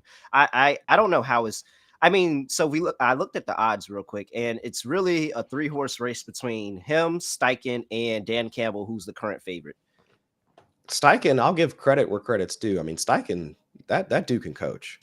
Like I like my thought was, all right, you've got Hurts, you've got monsters along the offensive line, you've got Devonta, you've got AJ Brown. I mean, you just got like it's almost like naming all the 49ers skill players, right? And so then you take Steichen and then you move him over to the Colts, and it's like, okay, well, they got they had Richardson for a time. All right, we like Pittman, we like JT, assuming his contract situation came back, and then that all falls apart. And still yet with Gardner Minshew and everybody else, it's like the Colts still have a shot of getting into the playoffs. So it's like, and then of course you see all the problems that the Eagles offense is having at the moment. And it's like, okay, was he a part of that? It's like coaching has to be a factor in all of this, and seeing what's been removed from the Eagles sauce that took them to the Super Bowl last year. It's like, oh, okay. Like, maybe there's a bit more to it. Almost on the same vein of Jonathan Gannon leaving the defense, who so many people thought was the problematic portion of why the Eagles lost the Super Bowl. But yet, the cringe lord himself, who took the bus to work today down in Arizona, I mean, the Cardinals are actually playing fairly decent ball. Wait, did he really take the bus to work? Did he take the bus? Is this real? No, remember Jonathan Gannon, like over the offseason, asking like in the clip, like asking all the players like who took the bus to work today. Oh, okay. It was an analogy, like it was an analogy. Like he was asking okay, all right. Yeah, it's like who took the bus to work today? Like who? Yeah. I thought he actually literally was like on Arizona. Yeah, like what? Oh yeah, I wish. Yeah. I know that's an uncomfortable bus ride. And like in Phoenix, and just like the head coach of the Arizona Cardinals just it's like, aren't you dropping his tokens in I would have been mad. I've been mad. Yeah. Can you tighten up here? Let's tighten up now. Yeah. Let's pulled out my tablet. I've been like, here, let's pull up this all 22. You got a long ride. Let's have a conversation. I'm pulling up game film. Hey, what was you thinking on this fourth down right here? What was going through your mind? I see where you had Buddha lined up right here. Let's talk about where you got Buddha Baker lined up. I love the idea of y'all like cruising around public transportation with a tablet and a mobile hotspot, just ready to drop some all 22. Hey man, I'm telling you, like that would be some great Cardinals. Or because I know, again, I be tell people these teams be watching us. I'm trying to tell you, if you want some good social content, put Jonathan Gannon on a public transit bus and just let him sit there and let people come up and talk to him and see how much content you get. It's gonna be a good time. Right? How many people would recognize him? Right? I mean, he's kind of nondescript. Like if Jonathan Gannon walked in a room, like, how long would it be before you So it's like it's Jonathan Gannon, Zach Taylor, I guaranteed I could not pick them out of a lineup. Like, I mean, like, they could just walk by me on a street and I just like, be I always like, do that every year because at the beginning of the year, like the coaches get together, they take their whole like class photo or whatever, and I like have no idea who's anybody. there's already like there's usually at least 3 to 5 guys that I'm like, I don't know who you are. right. You know? Yeah. I mean, like, sure, I could pick out Andy Reid and Bill Belichick and Pete Sure. Carroll and whatever, but like there's a whole bunch of dudes I'm like, I have no, you could be an intern. I have no idea who you are. I could Yeah, I have not no tell you idea. what Kevin Stefanski looked like right now. I could not am tell you. I am Kiki Palmer. I'm just like, I'm sorry to this man. I don't know this man. Oh man. Oh man. Oh, All right. God. This is great. This is great. Chat, Bob Gilchrist in the chat talking about I want some more basketball talk, even if you're hating on my Celtics. Well, Bob, I'm about to get out of here in a few minutes, actually, but you can check me out on sportsgamblingpodcast.com. NBA Gambling Podcast tomorrow, 11 a.m. on YouTube. I will be there, and I hate on the Celtics every single week, so check me out over there. Chris, Marcus, I want to give you guys a chance to plug what you want to plug in. Chris, you can go first. Plug anything you want to plug before we get up out of here.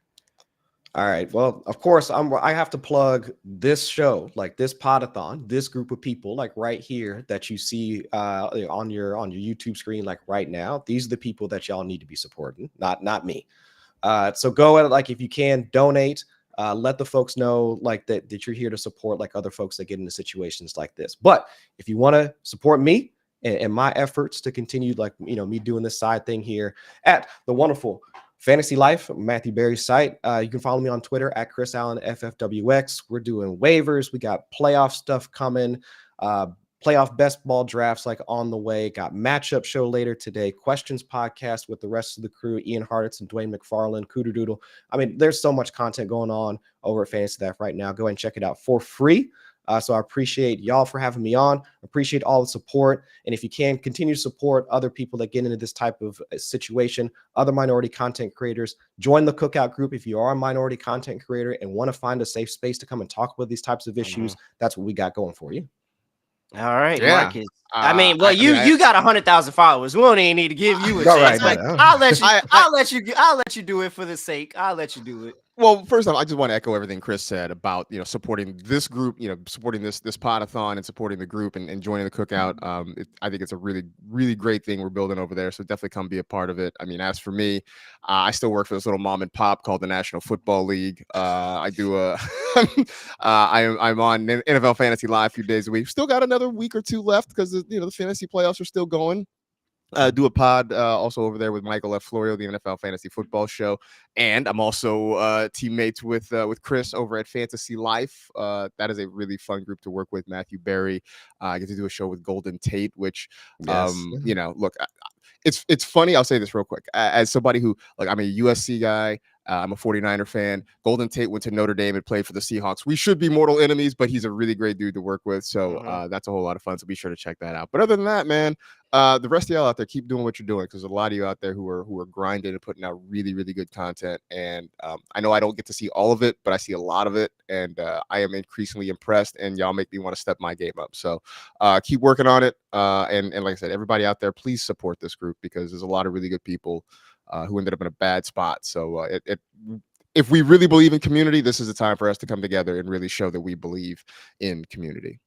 Thanks again, fellas. And Marcus, when you see Golden again, tell him I am a pro on the field fights. And as a Giants fan, I thank him for giving me an on the field fight. I'm not going to go any more further into detail on there, but I tell him I'm pro fights, and thank you for giving me that. So I will always appreciate Golden Tate as a Giants fan. Thank you too again for hopping on and spending my last 30 minutes here with me.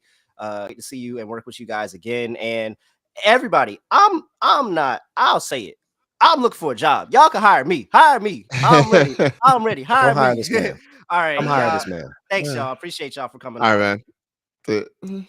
All right. I'm getting ready to get up out of here. It's been 3 hours of me. I know you're tired of me. I'm bringing on my guy, Cody Carpenter, who helped put this whole thing together, man. Like, when we talk about Hussein, Cody, Ed, and everything they did to put this together, man, this is the man behind the scenes that really, really helped it out. And he's coming to relieve me of my duties. Cody, great to see you, brother. How's it going? My man, how you doing? I've been tapped in the whole show so far. You've done a great job. I've learned a lot. I mean, this is the thing is, and as you've talked about the entire time, why we're here. Everybody knows that. But the fact that, in such a short time, I give a lot of credit to Ed and Hussein. They've been able to pull in a ton of amazing guests, and no better time of year than now to, talk about all of the NFL, all the fantasy football, all the betting, and even the NBA stuff. We got NBA, we got MLB as well, trickled in here throughout the day. So there's no better time than now in the fantasy playoffs. Christmas is here. Like, all these things are kind of coming together. So I think this is just awesome for anybody to really tap in and listen to. So, but yeah, it's been great listening to you for the last couple hours. So yes. Hey, thanks. I appreciate it. One last time before I get up out of here, make sure you hit my QR code, make my little button pop up. I keep doing the wrong hand. Man, I keep doing the wrong hand. This one, it's going to make the little button pop up here. I'm going to be gone, but Cody's still going to be here. Make the button pop up for him, hitting that QR code and just supporting us in this content team, man. It was really big things that we were doing. There they go. They scanned it and they made it pop up for me. So make sure you definitely tap in with us. But I'm out of here. It's been great. It's been fun. And I appreciate everybody. I had a great time. Cody, over to you, sir. All right, here we are. We're live. We're going to continue this Podathon going on into the 10 a.m. Central, 11 a.m. Eastern time zone. We got some special guests coming on. We got Andrew Cooper at Coupe Fiasco and Bob Harris, the legend at Football Die Hard. Both of them joining me here right now. How's it going, fellas? What's happening, dude? Once I saw that Bob was going to be on here for, 30 seconds there? Oh, he's back. Once I saw that Bob. I'm in and out. So, Bob, I go and get out the band shirt for you. And the one day I see you not wearing a band shirt, what's going on, brother? I think I have a Skynet shirt on. Okay. All right. You're all right then. AI is here and it's real, and we're about to relive the Terminator, I guess. How's everyone doing? Hey, great cause and purpose here. Really happy to see this going on. I hope we can do some good today. Well, we appreciate everybody tapping in, everybody supporting and coming out. And just like I was talking about just a second ago with Terrell, everybody knows why we're here. We're here to kind of support the situation that's going on right now with a group of us that, had an opportunity early this offseason and it kind of got flopped upside down. But I think that the awesomeness of this is really because there's Podathons right in the summer and in the off season. Those are awesome. And I tap in every single year to those, but it's the end of the year. And now we're kind of going through this gauntlet of the 17-game fantasy season. And now we're coming back together. And now we're getting to kind of end the fantasy season, end the fantasy championships together and, discuss all the situations, right? We got 12 hours of nonstop content today talking DFS, betting, NFL, fantasy, and there's going to be some basketball and MLB tapped in there. So first and foremost, I want to introduce both of you guys. Andrew Cooper, lead NFL analyst at Fantasy Alarm. He does the Fantasy Football Fiasco every snap, target, and storylines every single week. And then, of course, Bob Harris, senior editor at Football Diehards. And Ed, we're going to talk about this one in a minute. I know you're probably working on this, but the weekly DFS tournament 3 and out article. I want to ask you a couple questions about this one. Every week you put this up on Football Diehards. And kind of just to get this started, do you have any people that you're kind of eyeballing right now going into the weekend? Do you have any DFS favorites who are in discussion to be potentially in this week's article? You know what? I'm just starting the process like just now, but I'm guessing there will be like some possibilities. Like, you don't want to chase last week's points, but you want to chase like the points plus the matchup. So I'm sure Baker Mayfield is going to be underpriced and going against the Jacksonville Jaguars. There will be assortments or assorted pieces in that Buccaneers offense, maybe Mike Evans as well, that I'm going to be interested in. And probably my thought is going in, like every week I have like a plan and I try to stick to the Sunday slate. I think this week I wanted to go with all contrarian plays, but I don't have it put together, like totally contrarian plays, like the like all out and no in, but I'm going to be in on it. I might do that as well. So still working on it early in the process. It's an interesting weekend because there's a record 7 primetime games this weekend. So starting obviously tonight with the Rams and Saints, and then we got a couple on Saturday, of course Sunday, and then 3 games, which I think is just awesome because it's Christmas Day first off, but then you kind of get that double dip of usually Thanksgiving gives you that triple header. Now we get it on Christmas. Some pretty strong games. Coop, you dig into the usage trends every week. This is something I did at Player Profiler for a couple years. Every single week I did undercovered ops and discussed some of these things. You have a show called The Football Fiasco, and you kind of break through all these usage trends, kind of in that same ilk as Bob, where he's gonna talk about some DFS stuff on his article that's going to come out today or tomorrow. Do you have any trends that you've seen coming the past couple of weeks that you're trying to take advantage of going into week 16, week 17, and kind of get these championships? Yeah, I mean, the hardest thing for this week is how many guys are hurt and we don't know if they're going to play, right? Like, people keep asking me questions about, Evan Ingram and Dalton Schultz and Tucker Kraft, but how do you rank Tucker Kraft right now? We don't know Christian Watson's going to play, Jaden Reed. We don't know if Zay Jones is going to play, who the quarterback's going to be for the Jaguars. So a lot of it's up in the air. I'll say one trend, and you know how it goes because you had Player Profile. When you were over there, like, you're always rooting for the rookies. You're always rooting for the young guys to get the work, right? Yep. So we're always cheering for the flippening, right? We're waiting for guys to flip where it's like, okay, is Josh Downs finally going to get full snap share, right? Like, we're always pulling for it. Finally, we got one of those, and at the perfect time. All year, KJ Osborne was playing more than Jordan Addison when Justin Jefferson was healthy. Justin Jefferson went away, and they both played the whole time. So we're going to wait and see who is going to get more work. Jordan Addison came out this week, played 61 snaps. KJ Osborne only played 37. It's now cruising altitude for Jordan Addison. So that's one of the things where if you're paying attention to the snaps, you can catch those things on the way up. And I know Bob pays attention. He's looking for those guys in his articles. I'm still waiting for the flipping on Juwan Johnson. I think we all are. It's been 3 years now. What the hell? It's coming. Yeah, Foster. Yeah, that's the craziest one. As a tight end guy myself, that situation drives me nuts because Foster Moreau played like 45 snaps, ran 13 routes. Juwan Johnson is playing half the game. Taysom Hill's doing Taysom Hill stuff. And then, of Jimmy course, Graham's getting all the touchdowns. Of course, Jimmy Graham, dude, the ghost of Christmas past, jumps out and he has 4 touchdowns on 6 receptions. Right. It's crazy. Just, I feel like, just like the normal yearly thing, like which player I think this year is Chigakonkwo. We were all convinced the flipping was imminent every year. I think the fantasy community is like about 4 years ahead on every player, and then we all sit here, and then when they finally bring out, we told you so, damn it, we knew it all along. Well, to Cody's point, that's why we do these podathons in the summer, so we can all have the hot takes. Nobody wants to sit here and eat crow for an entire show, Bob. No, here's what you do. The season pro. I'm not wrong yet. The process was right. Yeah, exactly. We can't be wrong for another 1 week, and then the fantasy season will be over. So, yeah.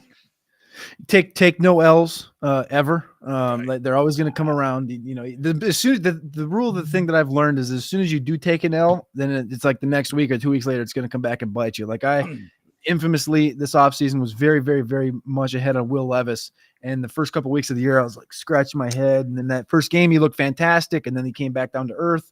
And I was like, you know what? I'm going to relinquish it. It's CJ Stroud. Then he comes right back up and has a good game. And I'm just, whatever. I just going to continue to stick to my guns on a lot of these things. I think for most of these cases, I mean, I think our audience is sophisticated enough to realize that this is all a process and an ongoing situation, and like, so there was no bigger Jahmyr Gibbs stand than me going into the year. Right. And I took some grief for the first half of the year, and I just stuck by my, you acknowledge that it's not working, right? Like, hey, maybe this isn't exactly how I saw it. And, sometimes you have to acknowledge that teams view players differently than we do. In fact, you have to acknowledge that every time, because we're looking at it through a fantasy perspective. They're looking at it through an NFL perspective.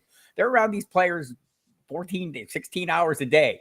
They see a lot of things we don't see, and they understand a lot of things we don't understand. We're like the tip of the iceberg, and they're the whole piece underneath. So you have to acknowledge that as we're going through our process, and we're going to be assertive on players we really want to advocate for, and sometimes that puts us out on a little bit of an island, but a little patience, and I think again the audience understands. The audience does the same thing we do. I always it's like kind of a joke.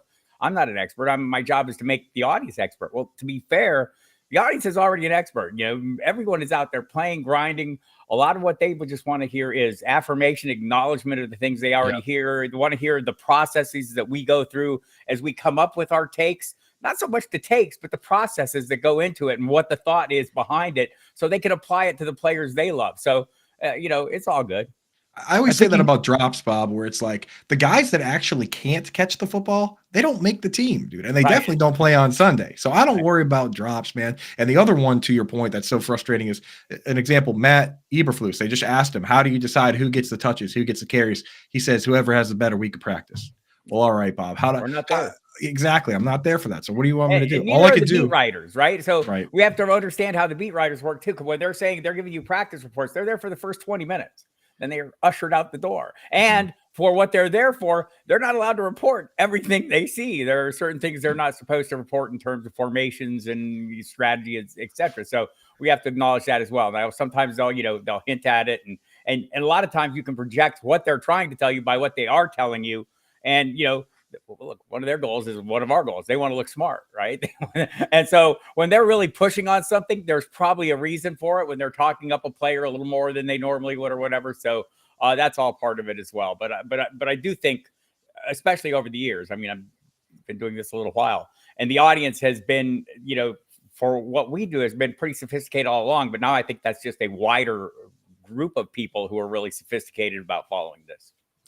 The thing you hit on right there that I just ring a bell in my head was you talked about the beat writers and the things that were told, and then you also coupled that in with what he said. Eberflus said, I give the ball to the guy that said the best week of practice, and it just brought me back to August this year, going around to training camps and going to Pittsburgh first and foremost, where the media was completely in line with Jaylen Warren getting a much bigger workload in Pittsburgh this year. And I'm like, okay, so what's the split going to be? Are we talking literally 50-50, or is it going to start going more towards Warren? And all of them were like, well, this is what we think, but Mike Tomlin loves Najee Harris, and we still think it's going to be a 75-25 split, and it's going to be Najee Harris because that's what Mike wants, and that's how everything's going. And what ended up happening was, obviously, the season started how it did, and it kind of went the opposite direction, right back towards it. But then also in Minnesota, everybody wanted to see Ty Chandler, right, on fantasy Twitter, right? But when you go up there and you talk to people, they're like, he's just not a good practice player. He doesn't practice good. And when he goes on the field, he shows out. And so I think that's a very tough thing. As you mentioned, like Eberflus is going to practice, and his thought process might be, and again, I know this is two different teams, but Eberflus might be going to practice thinking, all right, Deontay Foreman has a good week of practice. Guess what? Deontay Foreman is going to get the lead bulk of carries. But maybe Roshan Johnson's not a good practice player. I'm not saying he isn't, but maybe he's not. But he's a gamer type of a situation. Right. That's kind of what they were dealing with in Minnesota. So it's definitely weird trying to tie both lines and tie those and then bring those to fantasy. And I think that you brought up both of those points was very good. I think something we need to pay attention to. Like, I'm old enough to remember when beat writers were just, reporting the facts on the ground. We have, as a community, an audience, driven them to provide more opinion. Right. And so, again, I go back to, like something Peter King wrote a long time ago that I totally believe. Somebody asked him if he roots for teams. No, we root for our stories. Right. Yeah. So if you understand, certain people who cover teams, maybe they have a player that they've been kind of, pumping up all along. Well, they might continue to extend that narrative, and that's one of the things I say about fantasy managers, myself in particular. Those who are quickest to divorce themselves from the happy story they told themselves going into the season are probably the most successful players. Right. We do this with every player. We tell ourselves a happy story or a horrible story why we don't want to start someone, right? And we like, there's no in between. There's no nuance. There's no maybe this, maybe that. There is, but we play it up that way in our head. And so you go into the season and you've made this investment, you've made this emotional investment, telling yourself a happy story about a player, then that player's falling short. The sharp players are the ones who can say, well, I missed that one, move on. Or I missed it for now, park him on the bench. Don't keep playing that, that empty, that hole of points that I'm not getting, and play the ones that are scoring me points until my guys come around. But that's something we have to, manage as fantasy content creators is, we've been rooting for players. We've been talking them up. We've been advocating them. We should be quick to acknowledge, hey, this isn't working now. Maybe we want to alter it like this and come up with plans. Yeah, my favorite one from the beat writer sphere this year was a beat writer from Minnesota asked Kevin O'Connell a question about who is going to get the touches this week. And O'Connell goes, "What do you got one on your fantasy team?" And just shut that one down. So, and he tweeted it out to all of us. He tweeted the video out and he just says, "I tried." Right. So, right. I mean, but look, they're serving an audience too. And we've become a major part of that audience. And I'm not, that's not a pejorative to say, hey, they're giving more opinion. We forced them to. I mean, we demand it. It's not like we want to know just the facts, man. We want to know just the every damn nuance, everything. We don't care if the guy's practicing. Is he cutting? Is he running straight lines? All the things for injured players. So, we've driven a lot of this, and to our credit, I mean, we were pretty good at driving it. So, and we are getting way more information than we got back in the day. I mean, now, this industry has changed 180 degrees. When I started in 1993, it was finding crumbs, right? You were out there crawling around on the carpet looking for crumbs, right? And now it's like managing the flow. You know, there's a fire hose and you stick it in your mouth and you turn it on and boom, you're getting hammered. And now the job is more sorting out what's pertinent and what's most effective for your audience, as opposed to like, you know, staggering around looking for little bits. That fire hose this week has been me with eggnog. Right. Hey, there you go. All right, boys. I want to talk about these primetime games, or these island games that are going to be coming up this weekend. But first, I want to thank our sponsors from this show: Prize Picks, Better Sports Network, doing all the work behind the scenes, and Full Moon Sports Solutions. Reminder: you can become a sponsor yourself if you donate over $1,000. Over on the link right there, you can find the QR code and you can scan that bad boy right there. There's also a link in the YouTube chat pinned at the top of the YouTube chat. But we appreciate everybody that has gone over there and supported our fantasy sports content team from earlier this year. So thank you guys for doing that. And I want to move on to these 7 island games. And really, my question is going to be pretty bland, right? It's going to be, these games are going to be the features of the weekend. This is, you know, you're sitting on the couch at home with your family, Saturday night, Sunday night, Monday during Christmas, and there's going to be games that you might not want to watch. Everybody wants to watch that Monday night or that Ravens-Niners game. Even that Giants-Eagles game might be fun. Maybe if Danny DeVito can keep it in there for a little bit. But what I want to talk about is who you can trust in fantasy this week. Can you trust guys on these teams? Can you trust Jake Browning to get the football to some of these wide receivers in Cincinnati playing Pittsburgh this week? Can you trust anybody in Pittsburgh? And then when you look into other matchups, like we talk about Nick Mullins, Coop just brought up Jordan Addison and Justin Jefferson in the offense together.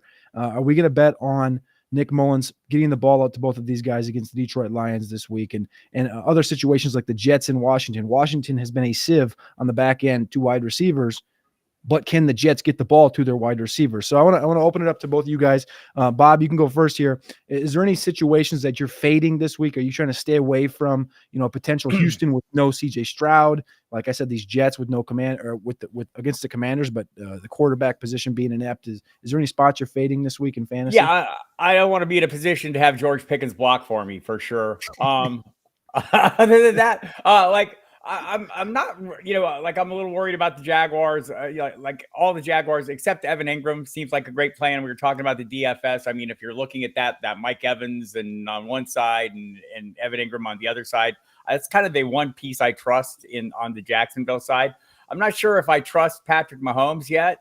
I think I'm getting a lot of questions about, you know, I mean, I think like for the last 3 weeks, you know, we all get the same questions. They're prefaced with, am I crazy too? And more of those involve Patrick Mahomes this year than ever before. And I have a decision between Patrick Mahomes and Goff, and I can sit there and tell myself happy stories about both of them and unhappy stories about both of them going into title games. So I don't know that I trust. I don't know that I trust Patrick Mahomes right now. Right? Like I don't. I mean, I know, you know. So we always talk about divorce the name from the numbers, and look at, you know, if you look at the numbers right now, Patrick Mahomes' numbers are not good. Right? They're not what you drafted them to be. There's 3 quarterbacks going the first 3 rounds. 2 of them are getting the job done for us. One of them is not. And his name is Patrick Mahomes. The Chiefs at some point decided that, you know, they were going to pay their quarterback and not their wide receivers, right? And they'd let their quarterback sort out who that wide receiver one is. And maybe there's one emerging in Rashee Rice. But for right now, this is a tough call. And it's tough for me to trust it, especially against a Raiders defense that's getting better or has gotten better. I mean, I think we need to acknowledge they're playing better. So I'm nervous about Patrick Mahomes this week, and you know, it's going to be hard to fade. You know, that there's players that are hard to fade. Get that, and he is one of them. But you know, we're at the point. You have 1 game left, right? Or two, you know, 1 game at a time, people. And so you have to make the wisest decision. So I'll probably be thinking that one through. I hope I have some Isaiah Pacheco shares and he's actually playing, and I can just lay off that. But there, you know, we're at the point of the season. Like, do we trust? You mentioned Minnesota. I mean, Ty Chandler was great. In eyeball test wise, man, he's phenomenal, and he's the guy. You know, the fantasy community liked him more, as Cody said. You know, than the Vikings seem to. Do we really trust it? I trust the volume. I guess that's the thing that I've been trusting throughout in a NFL season where teams can literally go from 0 to 63 points in 4 days. this is not a feature for the NFL. This is not a bug for the NFL. This is a feature. This is what they want. These are the kind of outcomes they're looking for. So what am I looking for? I'm looking for volume, right? Like sure volume over, high end spike production. I want players I know are going to have the ball in their hands. And I think Ty Chandler, you can trust for that right now. Probably Justin Jefferson too, maybe less Jordan Addison. But still, I think Nick Mullins can distribute the ball reasonably well. Jake Browning has proven something Jeff Mance talked about on one of the recent pregame shows is in the NFL now, journeyman quarterbacks are being drug along to great success by high-end receiving cores. They just are. Back 10 years ago, they didn't have the receiving talent in the NFL, so journeyman quarterbacks remain journeyman quarterbacks. I don't know if that's the case anymore. Yeah, I'll say this for the Chiefs. The one thing going for them here is that since Patrick Mahomes has been in the league, he has faced the Raiders almost 10 times now, and they've never scored fewer than 28 points in that matchup. So, I mean, historically, he does steamroll them. That's something, too, that I try to acknowledge when you say, you divorce the name from the numbers. Okay, you can divorce the name from the numbers, but also with the name as a history and a history of numbers, right? So that's the balance. That's the equation, the trigonometry we have to do as fantasy managers to try and come up with the balance between those things, what's going on now and what's gone on in the past. I said it with Travis Kelce last week, where Travis Kelce quietly, he's played the Patriots a lot of times, including the playoffs. He hadn't had more than 70 yards against them since 2014. For me personally, when I look at Travis Kelce, though, going up against the Raiders this week, going up against the Bengals next week, and even if your leagues go to week 18, going up against the Chargers, where last time he played them, he had 12 for 179 and a touchdown. Is that a good game, Cody? I think that it's all right. It's an all right game. I think by the end of the year, we're going to sit back and look at Travis Kelce and say, oh, wow. You know what? He was the tight end one again in points per game and points. But I actually wanted to ask you guys, because with me, like I'm a late round tight end guy, and I've been trying to gauge what people's thoughts are next year with Travis Kelce. I mean, I doubt he goes round 1. Do you think he's still round 2 or 3 guy? Do you think he's still the first tight end off the board? Where are you guys at with that? I'm trying to gauge the interest for you. I'm taking over here, Cody. You can take a break. I'm hosting now. I'm asking the questions. I'll do the hard question. I'll do the next 3 hours here. What's your schedule like? What do you guys think on Travis Kelce? I'll go first. Point blank, I think I had this discussion a couple weeks ago with my boy Matty Kiwoom, and the question was more so about McBride and Hawkinson and Laporta and where do these guys kind of fit in the scheme of fantasy in 2024. And I think what it does bring to the table is just the pure usage that you're seeing from McBride and Laporta and Hawkinson is catching up and starting to surpass that of Kelce. So I think just by the nature of everybody else getting better, it's going to bring him down, where in the past it's always just been, well, he's just clear cut 2 tiers ahead of everybody, and you have to take him there. Now it's like, not so worried about that. So I do think he's going to fall, I would say, at the current pace of what it looks like right now, where I do think the Chiefs are going to go after a free agent wide receiver, whether it's Mike Evans, Mike Pittman, whatever, Judy, whatever it may be. I think that's going to also go into this. And I think he does make it out of round 2 consensus. I agree with that. And like in Dynasty, there's nobody probably doesn't have Sam Laporta and McBride 1-2 right now. Right. So this is, we're heading for a change, and people behave a little differently in drafts, and I'll be looking to cash in on the value, hopefully. Old, mean, and cheap. That's how I operate. And if Kelce's price drops, I'll be all over that. I like that. All right. Let's talk about the fundraising situation right now.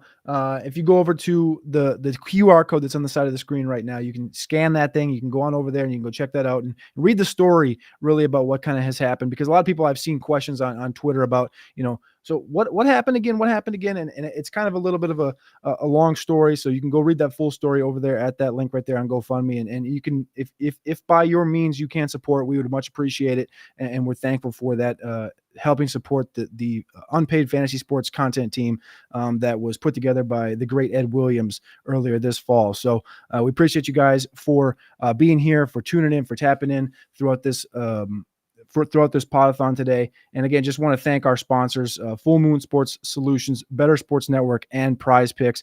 Bob and Andrew, I appreciate you guys for tapping in here. I just want to get you guys an opportunity to really open up and tell the crowd what you guys have going on throughout the next couple of weeks, finishing out the fantasy season.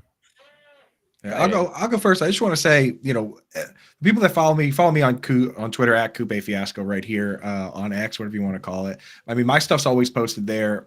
we continue to cover the sport. I want to talk about you guys, man, and this situation here. And I just don't think people realize the reality of what this is, because a lot of people look at what we do as not work, as fun. This is work. Like, we work hard to do this job. You know what I mean? And just imagine your job, what you do, whatever that may be, right? Imagine if you were a chef and you get hired for a job and you work for 2 months, right? Over 2 months easily for a lot of these people. And we're not just talking about content creators. We're talking about producers, right?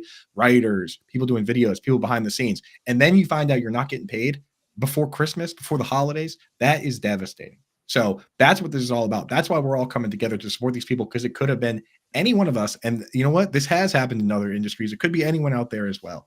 And I just want to give a special shout out to the folks over at Reddit. I posted it up over there, getting a lot of support from those folks. I know we're all on Twitter, but shout out to the Reddit community. I know, sometimes fantasy analysts don't like going over there because they don't like criticism, and you will get criticism over there because, it's a very sharp community. But I will say this, that community already looking at the post, people are jumping in there, giving their support, shouting out you, Cody, because the folks out there definitely know who you are from your time at Player Profiler, from your time at Sportstopia, man. So people do care, and I just really appreciate everybody that scans that QR code. And if you don't, not everybody can afford to donate money.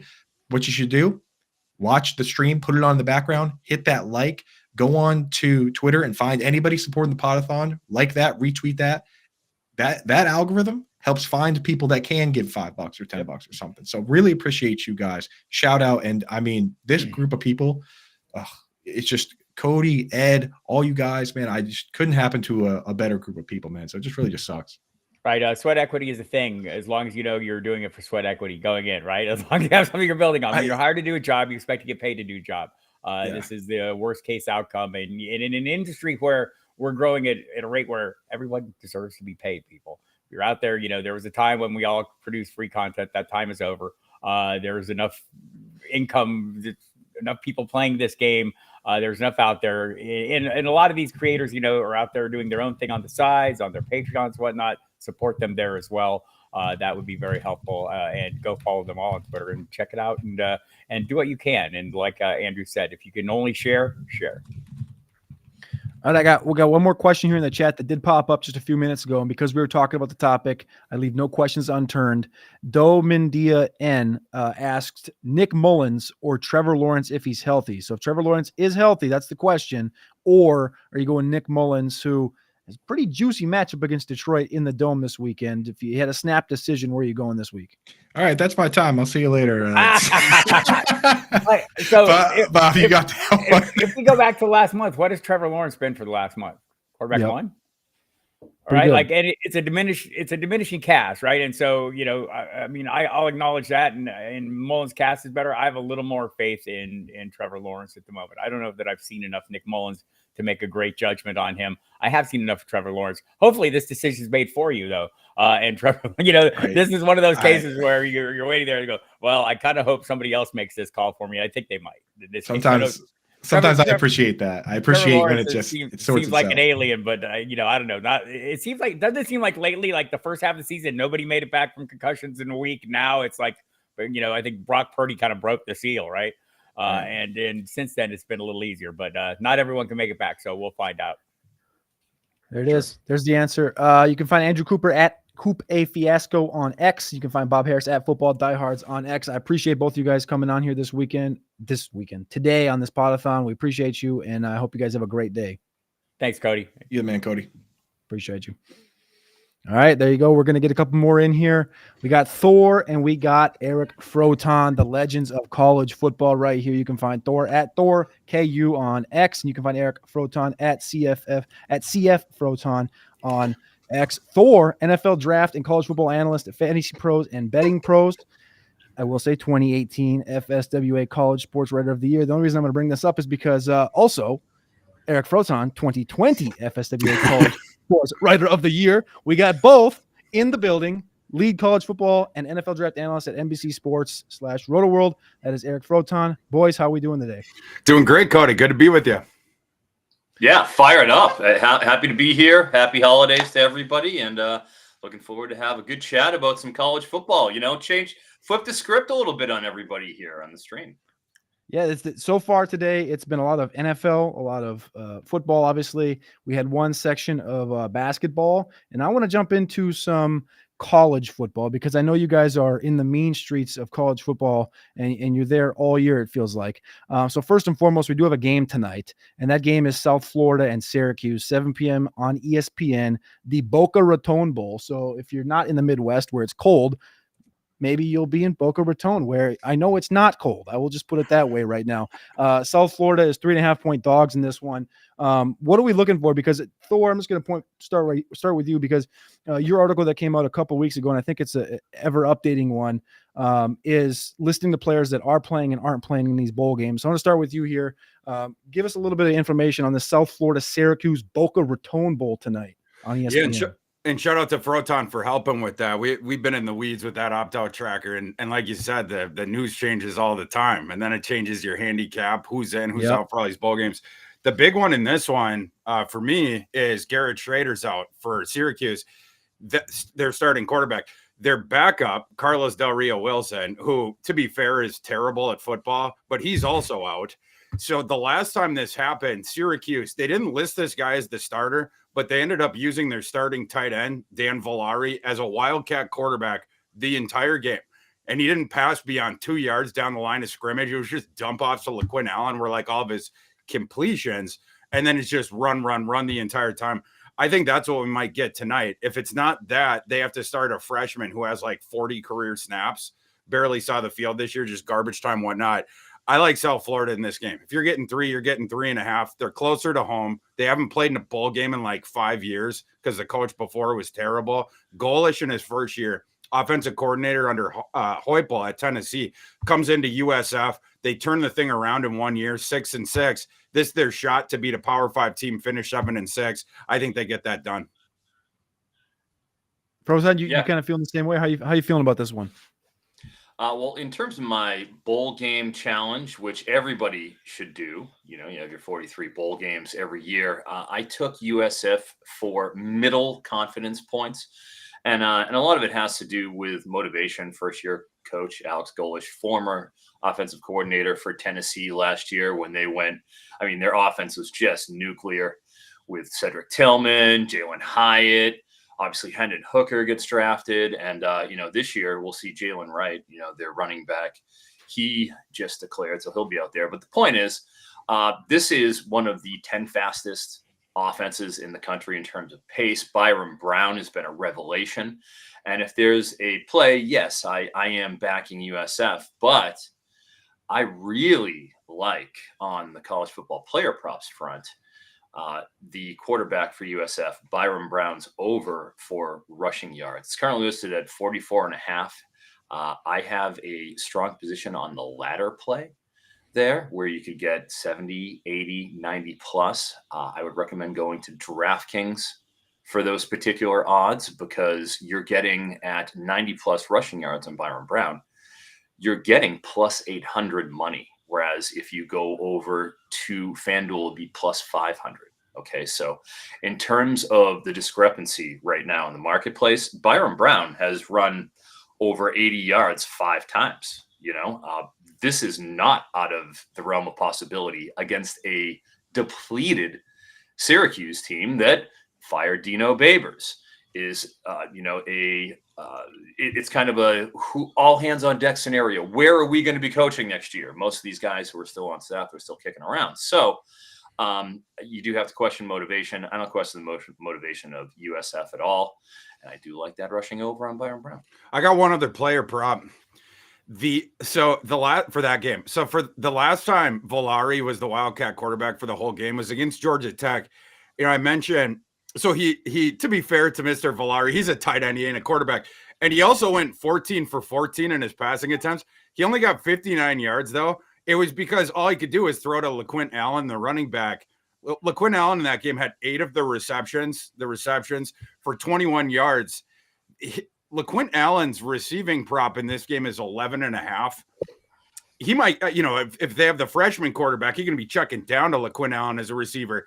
If they have Dan Villari in at Wildcat, he can literally only complete passes to one guy. That's LaQuinn Allen. So I would go over that 11.5 receiving yards for Mr. LaQuinn Allen as well. Villare. Oh, yeah, that's a good one. And when it comes to Quinton Allen, man, he's got, I think, the highest rushing 130 and a yardage half. prop right Ludicrous. now. I think of the early It bowl keeps going season, up. 130 and a half. Yeah. That's a bomb. But there's not much else they're going to do. I do think you'll see Braden Davis take snaps. I mean, why not? Why not throw in the true freshman instead of the tight end? You know what I mean? Yeah. So I do think we'll see him get some snaps. But the fact you even have any receiving, yardage overs in that game for Syracuse is a miracle. And Damian Alford might be out too. He's nicked up right now. Syracuse receiving core depreciated. So even if, again, if that freshman is playing or maybe they do it like partial snaps, it's what they did in the regular season finale that Syracuse won to get into this game. But Garrett Schrader was playing, like half the snaps, whatever. And then they would still bring in Villari for the Wildcat. I think you're going to get some iteration of that. I don't know what percentage Villari is going to be running, what percentage they could give to the quarterback, like traditional things, whatnot. But the receiving core depreciated either way. Whether it's check downs or whether it's all Villari can do, LaQuinn Allen's going to get his receiving logs. I like it. Let's move up the state of Florida from Boca to Tampa. The Gasparilla Bowl tomorrow. Georgia Tech. You just talked about Georgia Tech here. They've been kind of I would say a bipolar football team this year. They've got some nice wins and they've also got some nice losses on the marker. They play UCF tomorrow night, 5:30 p.m. on ESPN as well. The Gasparilla Bowl, for those that have never been to Tampa, is the meeting of the Pirates in Tampa, and it's a very fun weekend event. If you've never been there, I suggest if you like a few beers, if you like beers, you should probably go and hang out in Tampa one time in the last weekend in January is when they do the Gasparilla Festival. But Georgia Tech and UCF in this football game tomorrow night, Friday night, 5:30 p.m. Central Florida, I'm seeing at -5.5 at Caesars, and I also see Georgia Tech at +6.5 on some places. So how do you guys see this one unfolding? For me, this is an overplay all the way. I think the line's at 5.5 now. UCF -5.5, so like something like that. I think the better play is just to go over that. My system had the total like 8-9 points above the where it was at least a couple days ago. Yeah, and that thing's been shooting up too, but I don't know if it's in the 70s yet live. It absolutely should be. So the deal in that game is you have two of the most rancid run defenses in all of bowl season. Like between the P5 and the G5 teams with both UCF and Georgia Tech, they literally cannot defend the run, regularly give up explosive runs, et cetera, et cetera. And then on the other side, both rushing offenses are awesome. That's what these teams are best at. So they're going to both be taking aim at these horrific run defenses that always give up the explosive plays. And the offense are able to generate them even when they're facing good run defenses or solid run defenses. Obviously, the Gus Malzahn team, UCF, you have John Rice Plumlee. They're running the tempo. He runs around, scrambles around. And then RJ Harvey, their running back. So they're a devastating combo either way. And then on the other side with Georgia Tech, they have the Haynes combination, Haynes King and Justice Haynes there. They generate the explosive runs as well. So this game is no one's going to stop anyone in this game. That thing's going to fly over that total. I love to hear it. More points. I see the total at 67.5 and 68. Froton, how you see it going? Over. Yeah, I completely agree. These are, when it comes to bad defense, good offense. I mean, that's what these teams do, especially with Georgia Tech. Their slow transition away from the option style offense has had its growing pains, but I mean, you can't argue over what we've seen here, out of key. And are you calling the Jeff Collins era growing pains, Froton? I'm gonna say, much like Kirk Cameron was having growing pains in the 80s, let's just say that Jeff Collins had some in recent years. And I don't think that's a particularly hot take, but I will say that I'm a big fan of Haynes King. And, in terms of capping this game, I always, especially during bowl season, try to look at everything with a skeptical eye and look at, how can I justify an under here? What types of things can happen in order for me to go under? Because it's much easier for things not to happen as opposed to for things to happen. But man, in this game, it's hard to justify anything for an under outside of maybe RJ Harvey, running back for UCF, he's at 123.5. It's just because that's so high. But otherwise, Haynes King at 185 passing yards, extremely reasonable.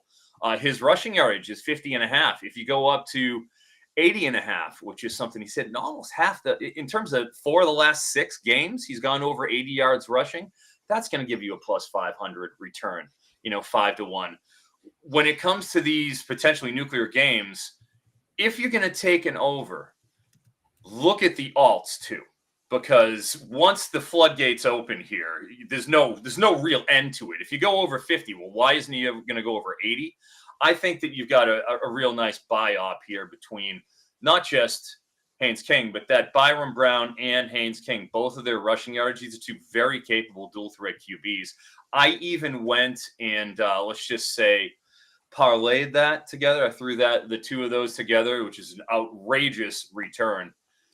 If you're taking a couple of those alt lines in the 70s, 60s, and 80s for these 2 guys. So that's what I'm liking as far as a potential wager overs. All right. I got one more question about the college bowl season, then we'll wrap that. I want to talk a little NFL draft with both of you guys. My question is college bowl pick'em competitions a better competition than filling out a March Madness bracket? I know we have some bias for college football bias here, but lay the marker, because everybody in the world knows about March Madness and everybody in their office does March Madness, but how underrated or do you think it's gaining ground, or where do you put these 2 side by side, the college football bowl pick'em? And I mean, also you have the I can't remember the word for it, but you talked about a minute ago with the trust level, right? So you can rank them 1 through 41. Confidence points. Confidence. That was the word I was looking for there. Versus March Madness brackets in general. Where do you guys kind of lay there quick? Oh, yeah. Well, when it comes to that, I feel like it's easy. See, I've been doing college fantasy football. This is my 23rd year. Okay. Jeez. And every year, because we believe in a meritocracy here in the CFF landscape in this world, we don't just allow the last place team to get the first pick. Like we've gone over the tanking thing years and years ago.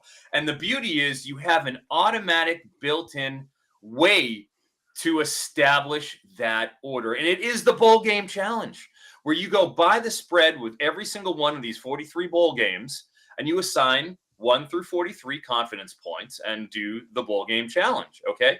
And each year you earn whatever you get, whether you get the first pick or the 14th pick, because we got 14 teams, you have earned that particular slot, not through futility, not through tanking, not through putting together the worst lineup you could through the second half of the season after you started out 0-5, through merit. And that is the beauty of the bowl game challenge. And the thing is, too, it's so binary, the March Madness pool. It's like either you win, you're out, and it's over. You've got 43 games, and it's not like you just get it all in one weekend.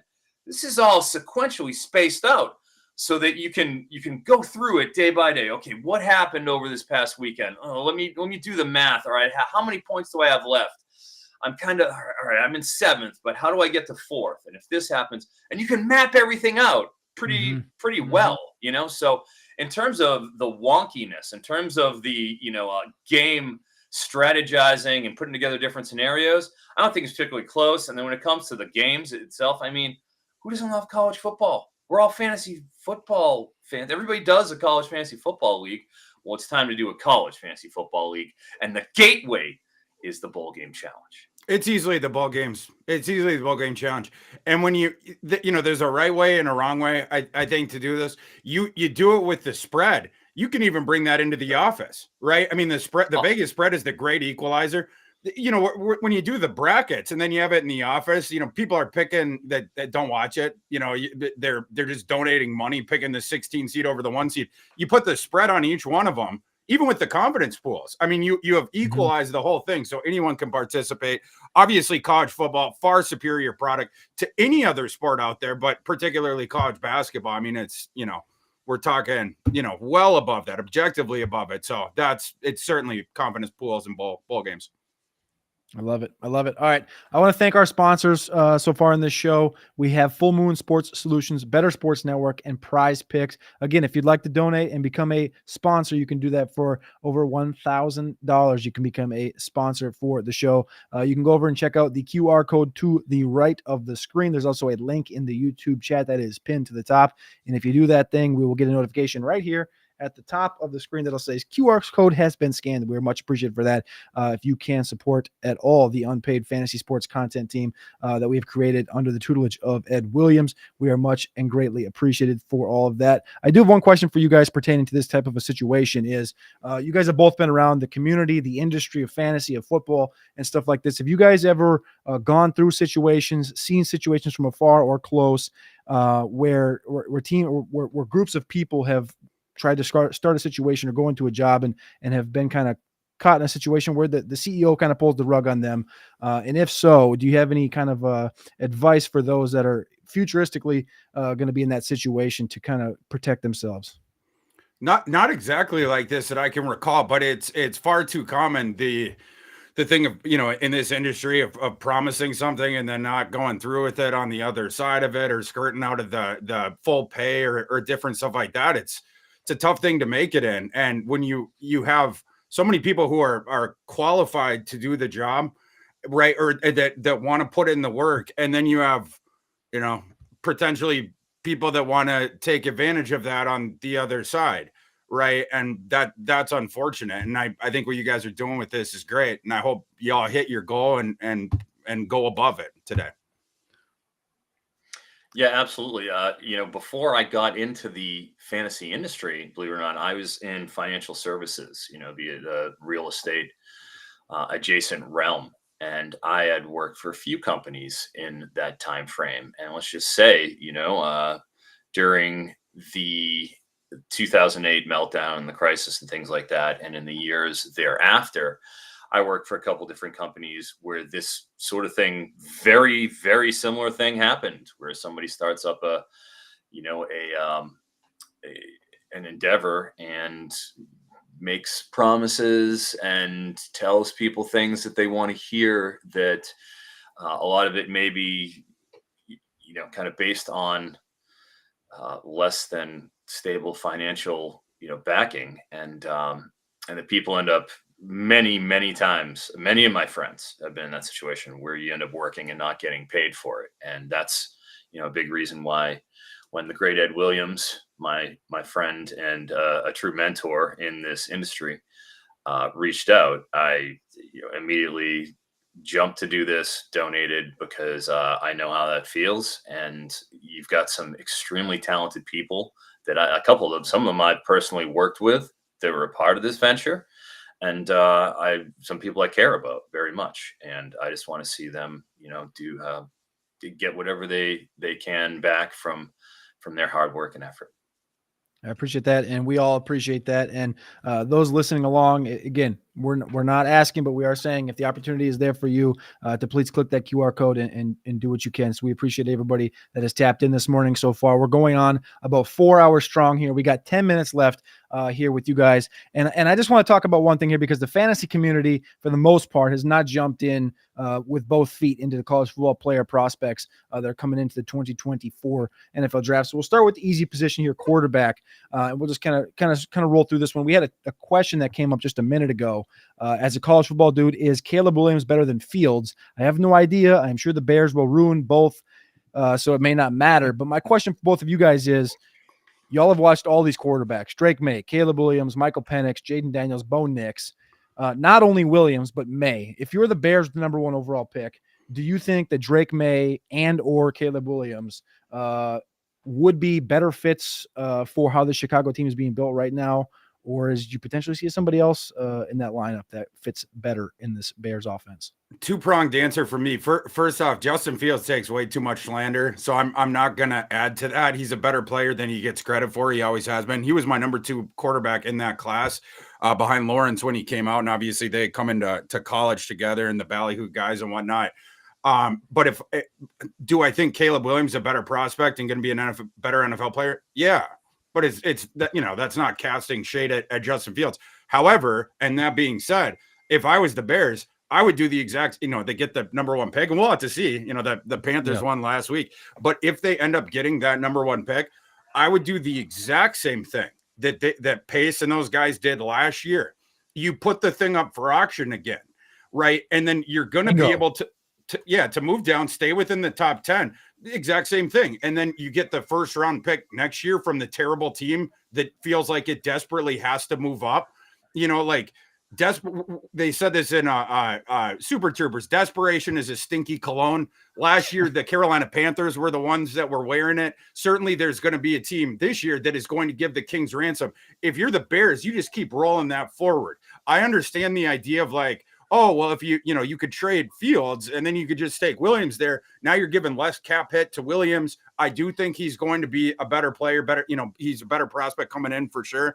But Fields is a very good player. And the amount of equity that you can sell that thing for is ludicrous. I mean, look back at what they got for the Bryce Young pick, right? I mean, it was, they ended up getting Darnell Wright. They get an extra 4th round pick to move down one spot with the Eagles in order to get that. Additionally, they got the Panthers first pick this time, which might end up being Caleb Williams. And then they got an additional 2nd rounder out of it, I think as well. And of course, DJ Moore. So you do that thing again, you just keep piling up the equity. They're going to be sitting on this, Kings rants. It's going to be like Scrooge McDuck with, jumping into draft equity for the Bears. That's what I would do. Just keep rolling that up. The golden loom, they call it. Yeah. Just keep rolling that bad boy over. Proton, do you have a preference of either of these quarterbacks? And do you think that a Penix, a Daniels, a Nix, and even a McCarthy, do you think any of these guys belong in that, even like near that top tier? Yeah, respectfully, I do think that the top 2 quarterbacks, with May and Caleb, do belong to be there in that tier. But gosh, you've got some pretty good seasoned signal callers coming in that next tier.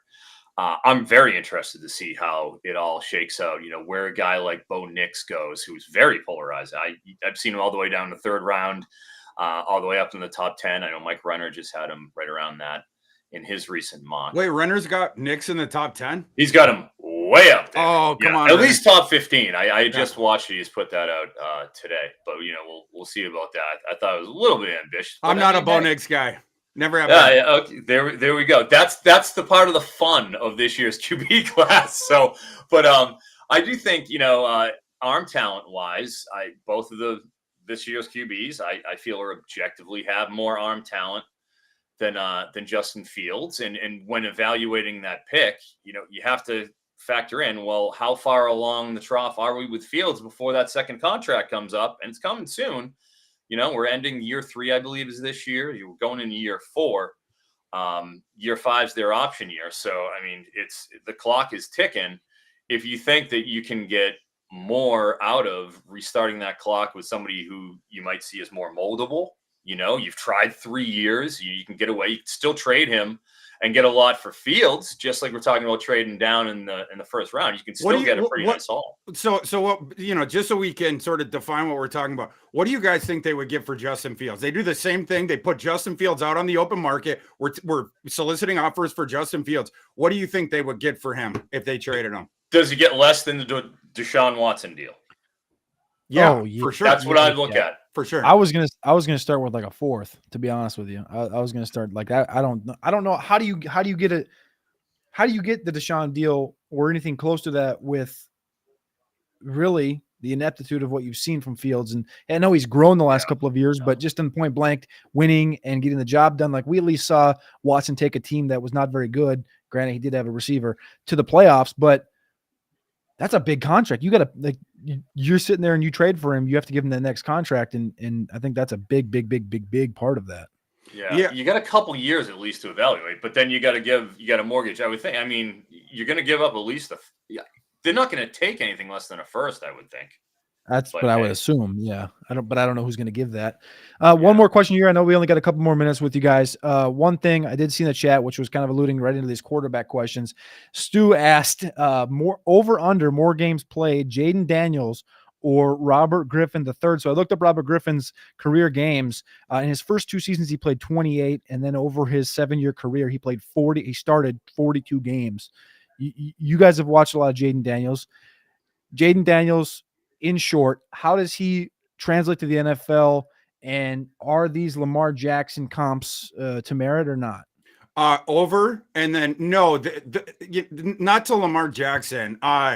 Different. I would say he's you hate to invoke this name because then other things outside of the football field come up. To me, he's a better Kaepernick. You have the mobility thing. It's a stretched out thrower and very good downfield. Daniels has become a better passer than that for sure. That's why he's going to probably go in the top 10, top 15 at worst. But what he got so much, he always had the running and then the downfield throwing. Doesn't have the agility of Lamar Jackson, like that quick twitch agility, but he's a very good runner. Now what he's learned, it's the pocket presence thing. There was this story that came out, and I had heard this during the fall. LSU has this technology where they put the quarterbacks in. It's like a fighter pilot simulation. They run through the game beforehand. They see all the defenders, the different looks, whatever. Jaden Daniels had gotten so good at that in the summer. By that point, they were running it at 2.5 times the speed. He was going through all these games like friggin' Neil before they'd even played, like, oh, it's a cover zero blitz, all this different stuff. And then he would point out the receiver to go to, or I'm going to tuck and run now. It's not there. And so he's gotten way better at that, but he already had the downfield passing, already had the throwing. The intermediate accuracy has improved. The pocket presence thing went from when he started with Herm Edwards at ASU was way, way down there. He did not know what he was doing in terms of that. To now, he has gotten very, very, very good at that. That's why he's going to go on the top half of the first round. Yeah, I think he definitely goes in the top half of the first round. I'll obviously take the over as well. But I understand what the commenter is getting at, and it's simply I had the opportunity to get eyes on Jaden Daniels this past summer at the Elite 11 finals at Redondo Beach High School. He was one of the counselors. So was Michael Penix. So also was Caleb Williams. He was there for one of the days, and so I got to see all those guys throw out of pads, go through the pro day workout, do all that stuff. And just so happens, Daniels and Penix were the top two Heisman candidates, essentially. So that ended up working out. But with Daniels, he's got a nice, clean overhand release that is repeatable. Like Thor said, his footwork has gotten much better.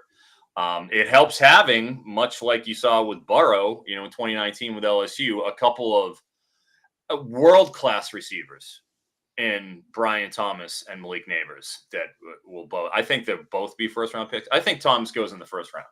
I think he does. I think he's better than Keon Coleman. I think he's probably a more projectable pro than Egbuka at this point, given his lack of ability to really go deep. You see with Egbuka, so he did have that advantage. But the big thing, and this is what he's getting at with Daniels is, in person and in pads and on the video screen, he's thin.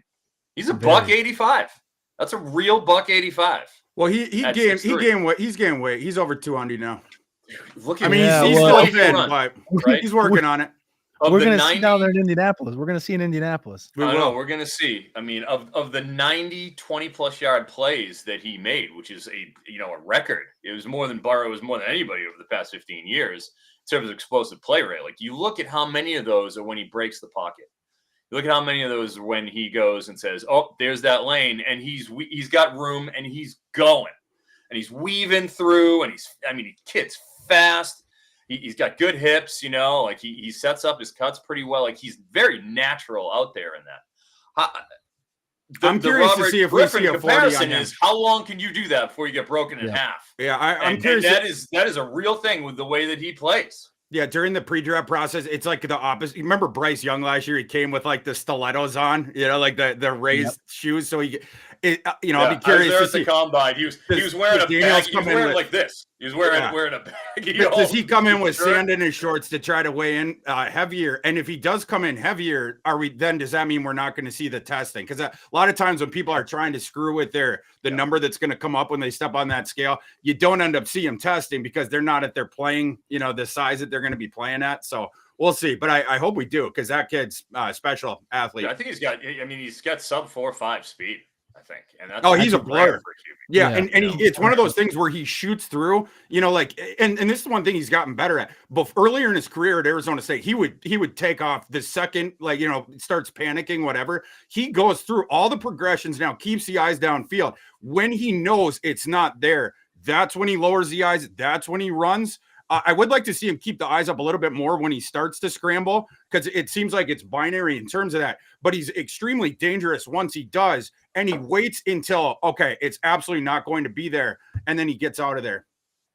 All right. I appreciate you guys tapping in here. Thor at ThorKU on X. Eric Froton at CF Froton on X. You can find Thor over at Fantasy Pros and Betting Pros, and Eric Froton over at NBC Sports and Roto World. Again, you will be hearing a lot from these two guys over the course of the next 5-6 months as we get into NFL draft season. Boys, I can't wait to see you down there in the Senior Bowl for sure. Thor, Froton, you going to be down there at the Senior Bowl? We'll be there. I'll be at the Senior Bowl. I'll be at the Combine. Yeah. Let's get it. I'm looking forward to it. I appreciate you guys for jumping on here today. Have a good day.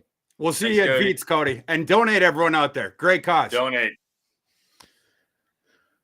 All right, we got our next guest coming on here at the 11 o'clock hour. First and foremost, I want to ask you guys to please click that like button, click subscribe if you are tapped in here on YouTube, as well as the QR code that is on the right side of the screen. If you'd like to please click that button and at least read about the story that took place earlier this fall and support the Fantasy Sports content team, that would be awesome. If you can, if you can't, I'd appreciate it if you went over to Twitter and at least just communicated and shared and retweeted and favorited some of those posts from some of the great analysts that are jumping on here today. But I want to welcome on our next guests here, Ryan McDowell at RyanMC23 and Dustin Ludke at the DUNIT13 on X.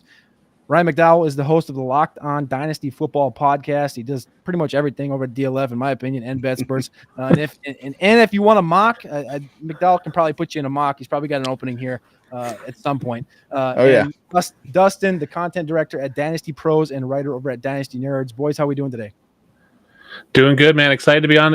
Thanks for having us on. Great cause. If you haven't clicked already, scan that QR code, donate. It's a great cause. Yeah, totally agree. Glad to be on here. Always good to talk to you, Cody. You know that, bud. Right, we haven't talked a little bit. It's been a minute, and I feel like if we didn't talk, we probably would be right around that Senior Bowl combine season. So I'm looking forward to that. I always look forward to that time of year when you get that physical meet and physical conversation, and maybe have a couple of beers and have a good time. So I appreciate you guys for hopping on here today, as I know the season is very hectic and very busy with a lot of these podathons usually happening in the early part of the season and in the off season. But in the in season, everyone's grinding. Leagues are starting to get cut down because we get into the semifinals of the fantasy season. But you guys are both very strong in the dynasty community. And I know, like I said, we're in season right now, but as dynasty managers know, the true dynasty season is right around the corner. It's almost here. Right. It's not quite here yet. I wanted to discuss some of the hot stove names in the dynasty circle with you guys. And so I'm going to first start out with the quarterback position. I just want to ask where you guys are kind of sitting with these guys. Brock Purdy's risen 14 spots over the last 30 days on Keep Trade Cut, and they have him at quarterback 11 right now. He's been a hot conversation on the Twitter streets, whether you like him, whether you don't like him, whether you think he's a system quarterback, whether you think he's standalone, whatever it may be. What are you guys kind of opening thoughts? I'll start with you, Dustin. Do you have any thoughts on Brock Purdy, and is QB 11 just a bit too steep right now? I don't think it is. If you look at Brock Purdy, you can say he's a system quarterback, but all quarterbacks are system quarterbacks. Like a good coach tailors their system around their quarterback. You have a few that are elite that will exceed a system. But he's going to have Brandon Ayuk. He's going to have Deebo Samuel. He's going to have Christian McCaffrey. He's going to have George Kittle for the next 2, 3, 4 years. There's no reason to downgrade him based on what he's done. He's come out and thrown 2 touchdowns or more in pretty much every game except for a few. You can say he's a system quarterback, but if he's still in that system, why are we knocking him for it? Like, he's going to be good. I think 11 might be a bit steep. I have him around 12, 13, but he's still a really good quarterback for Dynasty. Yeah, DLF, we have him as our quarterback 12 as well, based on our latest ADP. I actually have him higher than that in my personal rankings. Look at a couple of the guys ahead of him in ADP, Trevor Lawrence, even Tua. I'm taking Purdy over those guys at this point. So I'm kind of in line with that, with him anywhere from 8 to 10. Yeah. I mean, like Dustin said, I'm a believer. Knock him all you want. Call him a system quarterback. As Dustin said, he's going to be in the system, and he's going to have the majority of those weapons. And even more importantly, he's going to have Kyle Shanahan calling at those plays. So, yeah, I think we just sit back and enjoy the ride, take advantage of any discount you can get from those doubters. All right, staying at the quarterback position, C.J. Stroud. His rise to stardom came very, very, very quick, as it does sometimes with these quarterbacks. I pretty much immediately moved him up into the top 5. I think a lot of people did, but how high into that top 5? And is the top 5 too rich for both of you guys? Ryan, I'll start with you. No, not too rich at all. Again, looking at our ADP, he's quarterback 4. That's where I have him as well. Behind those, quote unquote, big 3, Allen, Mahomes, Hurts. honestly, it feels like a matter of time before he's even cracking that group. All three of us were in Indianapolis in February, and when he said he was a ball placement specialist, I mean that's one of the things from that week that stuck in my mind. And then he went out and showed that he was exactly that. Yep. So yeah, again, I'm totally buying in. He's turned those receivers into stars really out of nowhere. Nico Collins had really just been honestly an average player through the first couple of years of his career, and we had some obvious reasons to have concerns or doubts about Tank Dell, and all those are wiped away now. Boy, aren't they? Yeah. Yeah. Was, always will be the best quarterback from that draft class. Okay. Yep. Was, always will be. If not for Richardson's amazing combine, we probably come out of that combine that we were all at going, oh my gosh, Stroud's amazing. We walked into the combine going, what's Bryce Young's weight and height? And then Anthony Richardson started buzzing. And then CJ Stroud just went out and threw beautiful passes, like impressed me. I think impressed you guys with his ability. It just wasn't, there was so much other buzz and hype. I think 5 might be right where he should be. I think I have him at 6. The weapons are going to be there. My only concern is, what does the running game look like next year? Singletary's gone. Dameon Pierce has been. If they bring in a big name, now there's not many big names available, but if they bring in a decent running game and they take some of those passes away from Stroud, does he have the volume to be a top 5 guy? So I think I have him at 6, but I think he definitely has the room to get there. Again, we talk about Nico Collins, Tank Dell, John Mechie, Dalton Schultz are going to be there for the next couple years, so he's not going to lose anything. It's not like it's Joe Burrow, who could possibly lose T. Higgins and Tyler Boyd this year and just have Jamar Chase. There's not a lot of question marks going forward for CJ Stroud, and he's just going to keep getting better. So I think 5 is right where he should be. I definitely think he's there. I don't mind paying that for him if you want to get him in Dynasty. I think that you made a good point there, and this is something I've used in my arguments for Stroud. And Ryan knows this, how big of a Will Levis fan I am and was. And I came around on Stroud pretty quickly. Again, I always had Levis QB1, but as soon as the season started, you always stay Bayesian and you always can change your process. And that's the beautiful thing about the sport is, so Stroud, again, you mentioned it, great combine. That was my big question, was the arm strength. He showed it at the combine, so I should have adjusted earlier. But what I'm alluding to now is, you brought up Joe Burrow with T. Higgins, with Chase, with all these guys, and T. Higgins' potential departure. Joe Burrow's 27. Joe Burrow's went through multiple injuries, continues to go through multiple injuries. The offensive line's gotten better, but not great. Josh Allen's 27 and a half. I know it's not old in quarterback years, but he's also got a 29-year-old Stephon Diggs playing with him, and those years are counting. My thing is, I put Stroud at QB3 because I'm kind of betting on exactly that, the receivers, right? We already see what the receivers are doing in Houston, the Tank Dells, the Nico Collinses of the world. Having Tank Dell do what Tank Dell did this year would be the equivalent of Charlie Jones, who's, if you watch any Cincinnati Bengals football, you've seen Charlie Jones return punts and stuff. It'd be the equivalent of having Charlie Jones be the wide receiver 1 in that offense. That's what he's doing. And the idea that they're not going to add any more weapons in Houston over the course of the next 1, 2, 3 years, I don't think they're not going to not do that. So I'm just betting. I'm kind of just like going to put my cart ahead of the horse, or whatever you want to call it, and just say I'm moved Stroud past Allen and Burrow. So I feel good about that. I feel fine about it. I think he's vaulted himself in that conversation, and that, I think, point blank is a wild thing on its own. But let's move to running back here. 2 24-year-old running backs. You can have one of these guys going forward. You get one of them in Dynasty. You get a choice here: James Cook or Rachaad White. Yeah, those certainly hot topics. I think their careers have really paralleled each other so far through a couple seasons, and even entering the league, both kind of looked at as pass catchers, somewhat quiet rookie years, and then of course they both have really exploded this season. I think I'm going to take White. They're pretty close for me still, but I don't see that role changing for him.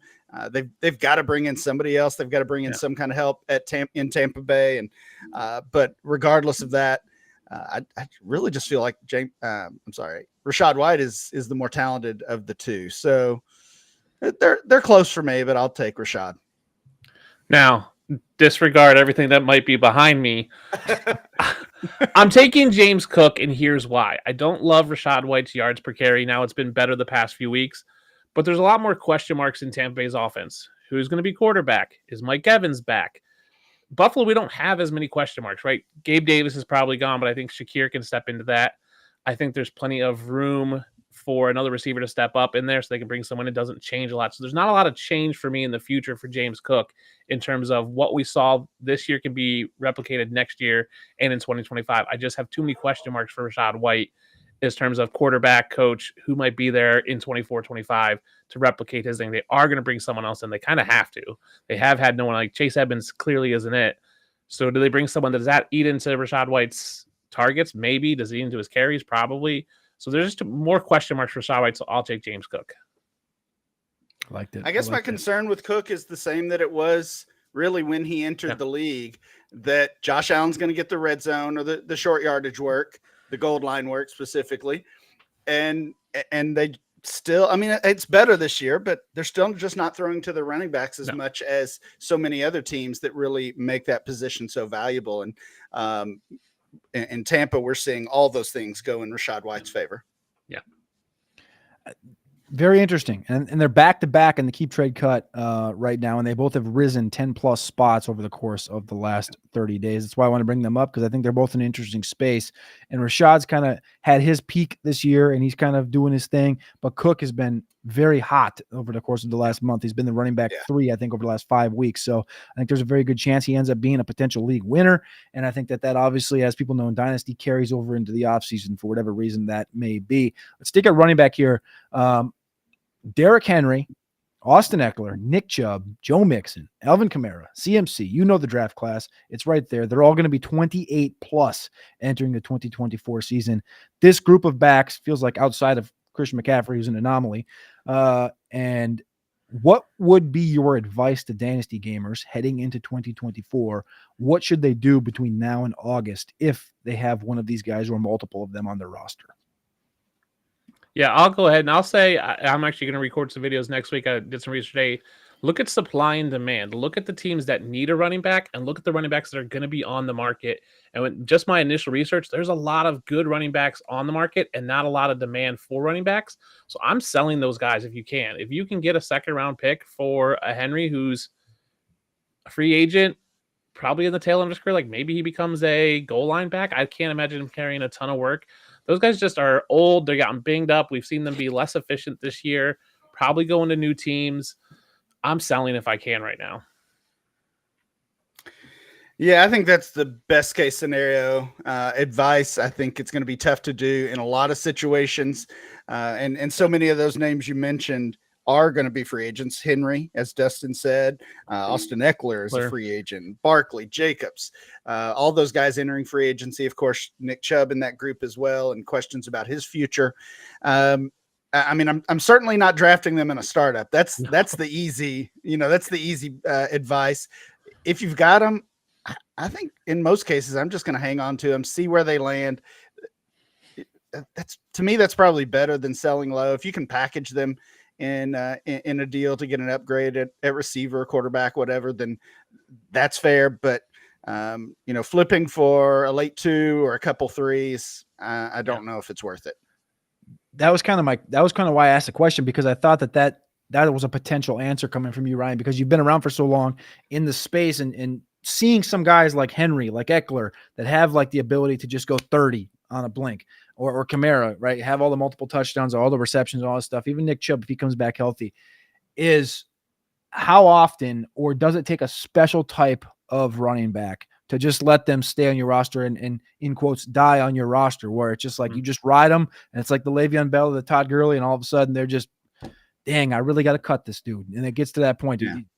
You find yourself doing that more often than not when these guys do get up to this age, and maybe you have a championship roster and you're like, well, I know this holds no value. I'm just going to keep holding and keep holding, keep holding. Or does it take a special player like a tier 1 guy, like a former Kamara and Eckler type of guy? I mean, we've seen it play out this year, right? I mean, think about the guys who were startable from week to week this year. I mean, Deontay Foreman and Gus Edwards and Darrell Henderson, right? Like all of these retreads, all of these veterans. So, to tell me that Joe Mixon is done or Kamara is done, it just doesn't make sense. Like you're going to be able to flip those guys for a second at some point in the season, even if they're on a new team, even if their value is low right now, whatever. They're going to have somewhat of a bounce back. And like you said, it takes a long time. I mean, this time last year we were, and even into the layoff season, we're drafting Leonard Fournette, right? We're drafting Leonard Fournette in Best Ball Manias and hoping he lands somewhere. And that it never really happened. I mean, he got a team, but it didn't matter. Right. So it takes a long time for these guys to really, really go away and be irrelevant. And most of those names that you mentioned, I think are still going to have some value. So honestly, I would be closer to buying those guys than selling at this point. Yeah, I was just gonna say the thing. I would buy them now cheap and then wait for free agency, wait for their value to spike. Right. Last offseason, we were looking at Dalvin Cook, Ezekiel, Leonard Fournette. Really, Zeke's the only one that has paid off. But if you bought them cheap at the end of last season, sold them high in the peak of when they signed, and everybody's excited for this guy, you had to hold Zeke for longer, right? Because you had to wait for Ramondre. But Dalvin Cook, when he signed with the Jets, his value spiked. And then Leonard Fournette, you missed out. So it's been hit or miss. So I might buy, if I can get him for a third round now, buy him now, and then flip that for a mid-second, come free agency, come March, and then maybe even after the draft, if those guys have value. You really have to play that ebb and flow because you don't want to get stuck with Leonard Fournette, who you bought last offseason thinking he's not washed, and now he's done. He wasted a whole year of roster spot on him. But yeah, if you can buy him cheap, buy him. That Fournette thirst trap, dude, that got literally everybody on Twitter right there. I was like, okay, we're about to get a little mid-season 1,000 out of Fournette, maybe not. All right, I got a couple more questions here about Dynasty. I want to talk about the tight end position a little bit, but first, I want to thank our sponsors for the show today: Prize Picks, Better Sports Network, and Full Moon Sports Solutions. And remind you guys that if you'd like to donate and be a sponsor for the show, again, we're going to be going till 8 p.m. Eastern time tonight. You can donate over $1,000, and that would be qualification to be a sponsor for the show. And if you don't, and you just want to go over there and check it out, you can go on over there. The QR code is on the right side of the screen, and there's also a link in the YouTube chat that is pinned to the top. And you can go over there, you can read about our story, and if you have the means and the ability and you're feeling gracious around this time of year, you can go and check out that and support the Fantasy Sports Content team. But I also want to give a shout out to Joe Bryant and the team over at the Football Guys. They donated $500 today and also put this stream inside of their newsletter this morning. So we want to give a big shout out to the Football Guys and Joe Bryant specifically. We appreciate you guys. We appreciate really the just glowing output and outpouring support from the community. And I do have a question for you guys before we get back into the Dynasty stuff, but kind of going through this situation, we've been asking a lot of people from around the community, just like what situations, if any, have you dealt with, have you seen come about through your time in the fantasy or the football industry, really, or for that matter, as a freelancer, or have you seen from afar other situations? And if you have, or if you haven't, do you have any thoughts or any ways to help people down the line to spread awareness for people going into situations where they're going to be a freelancer and ways to kind of evade getting kind of the rug pulled from underneath them?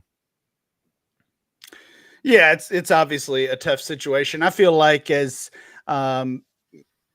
somebody who has run a lot of dynasty leagues and kind of involved in that commissioner space, I feel like we see this a lot more with leagues rather than with actual sites creating content.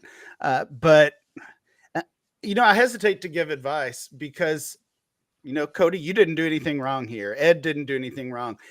All of you went into this with awesome intentions of creating content for us to enjoy. And, you got taken advantage of, and really the whole community got taken advantage of, because when something like this happens, it casts a dark light on the entire community. And then you have doubts about working with people in the future and those kinds of things, like you got burned. And that's not fair to anyone. So yeah, it's tough to give advice because, like I said, you did nothing wrong here. Somebody clearly did, but it wasn't you guys. Yeah, I'll echo that. Like, you guys did nothing wrong. You guys did what you should have. Like, I know Ed. Ed reached out to you guys and said, "Hey, I'm putting this team together." Right? Ed's a credible source.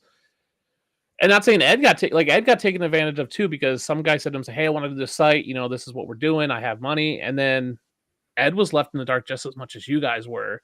And that sucks. And it's tough to give advice because you want to say, hey, make sure you vet people because you guys did. You guys did that. And sometimes it just happens. If you're going into this and you want to be a freelancer and you're going to, write for whoever's going to give you a job, the best thing I can say is do it. And then when that first paycheck, don't do it again after that first paycheck doesn't hit. You got to know when to call it. I've seen people outside of this incident get burned where they go, well, yeah, they promised and they just keep doing it for months and months. You guys put a stop to it right at the start. You guys, all right, we're done. And then what I think was really important that you guys did was call it out publicly. Now, I know we never want to shame anybody, but a lot of times there's shady dealings that don't ever get called out because we don't want to discredit people or, we don't want to bash them, but we need to call out bad actors in spaces when things like this happen. We need to call out the guys that are doing this to people because they're just going to do it to someone else. They're just going to find the next vulnerable person. So when you see something and you see someone acting out, see something, say something. When you see someone trying to pull the rug or has pulled the rug on someone, we need to call it out so the rest of the community knows. We're a tight-knit community that we need to say, hey, this guy did this to us. He didn't just do it to Cody. He did it to me. He did it to Ryan. He did it to all of us in the space. And we need to call it out so someone else doesn't get duped down the line. We appreciate those. Those are awesome words, I think. And I think that's the biggest thing for me is it's tough for me to jump into a situation like this and, do the GoFundMe, do a Podathon, stuff like this, because I'm generally on the other side of the thoughts of this stuff. But I think that the awareness is really what brought me to it, was because I've heard of prior stories that have happened before. And truthfully, like you said, I don't really have much advice. I don't really have a great avenue of thought of which way to push people, but just being smart, I guess, through the process is one thing. And hindsight is, crossing your T's and dotting your I's and making sure of all those things. But yeah, I just think it's one of those things that we heard it happen. It happens once or twice every year, it feels like, but we do appreciate everybody that has shown support and has jumped on the show today and has continued to tag along in the chat. But on a more positive note, I do want to jump back into the dynasty realm, and I don't want to talk about wide receivers. I want to talk about tight ends. We don't need to talk about wide receivers. We need to talk about tight ends, because my question is the new age of tight ends, as I'd like to gift it, or, as I'd like to call it or crown it or whatever. I think this was gifted to us this year, this new age of tight ends, the Sam Laportas, the Dalton Kincaids, the Michael Mayers, the Luke Musgraves, the Tucker Crafts. We've been struggling the last, feels like 6 to 8 years, I want to say, at the tight end position past tier 1. Do you guys think this influx of youth, coupled with the McBrides, the Fergusons of the world that broke out this year, is it going to change the trajectory of tight end for the next few years, if not the next 5-6 years? Looking the polar opposite of what they had the last 6 to 8 years. Because what it's felt like is if you ain't got Kelsey or Andrews or Kittle or somewhere up in that top tier, you ain't got nobody. And really what it's been is Kelsey, and that's alone. But we're seeing the growth of these young cats jumping in here. I'll start with you, Ryan. Do you think that we're going to get a monumental shift? And again, we kind of alluded to it earlier with on I think it was in the last segment where we talked about will Kelsey be will he be drafted in the first 2 rounds of redraft next year? And I think that this question right here, this new influx of tight ends, what does it do to the tight end position in Dynasty? Yeah, I don't know if I would go so far as monumental shift, but this is definitely the boost that this position needed. I mean, it's been a narrative, like you said, Cody, for years of just how bad the tight end position is. And you look at the weekly tight end ones, you look at even the year-long tight end ones, and it just becomes a joke once you get towards the bottom of those lists. And I mean, this group reminds me, not just the rookies, but as you said, McBride and guys like Ferguson as well.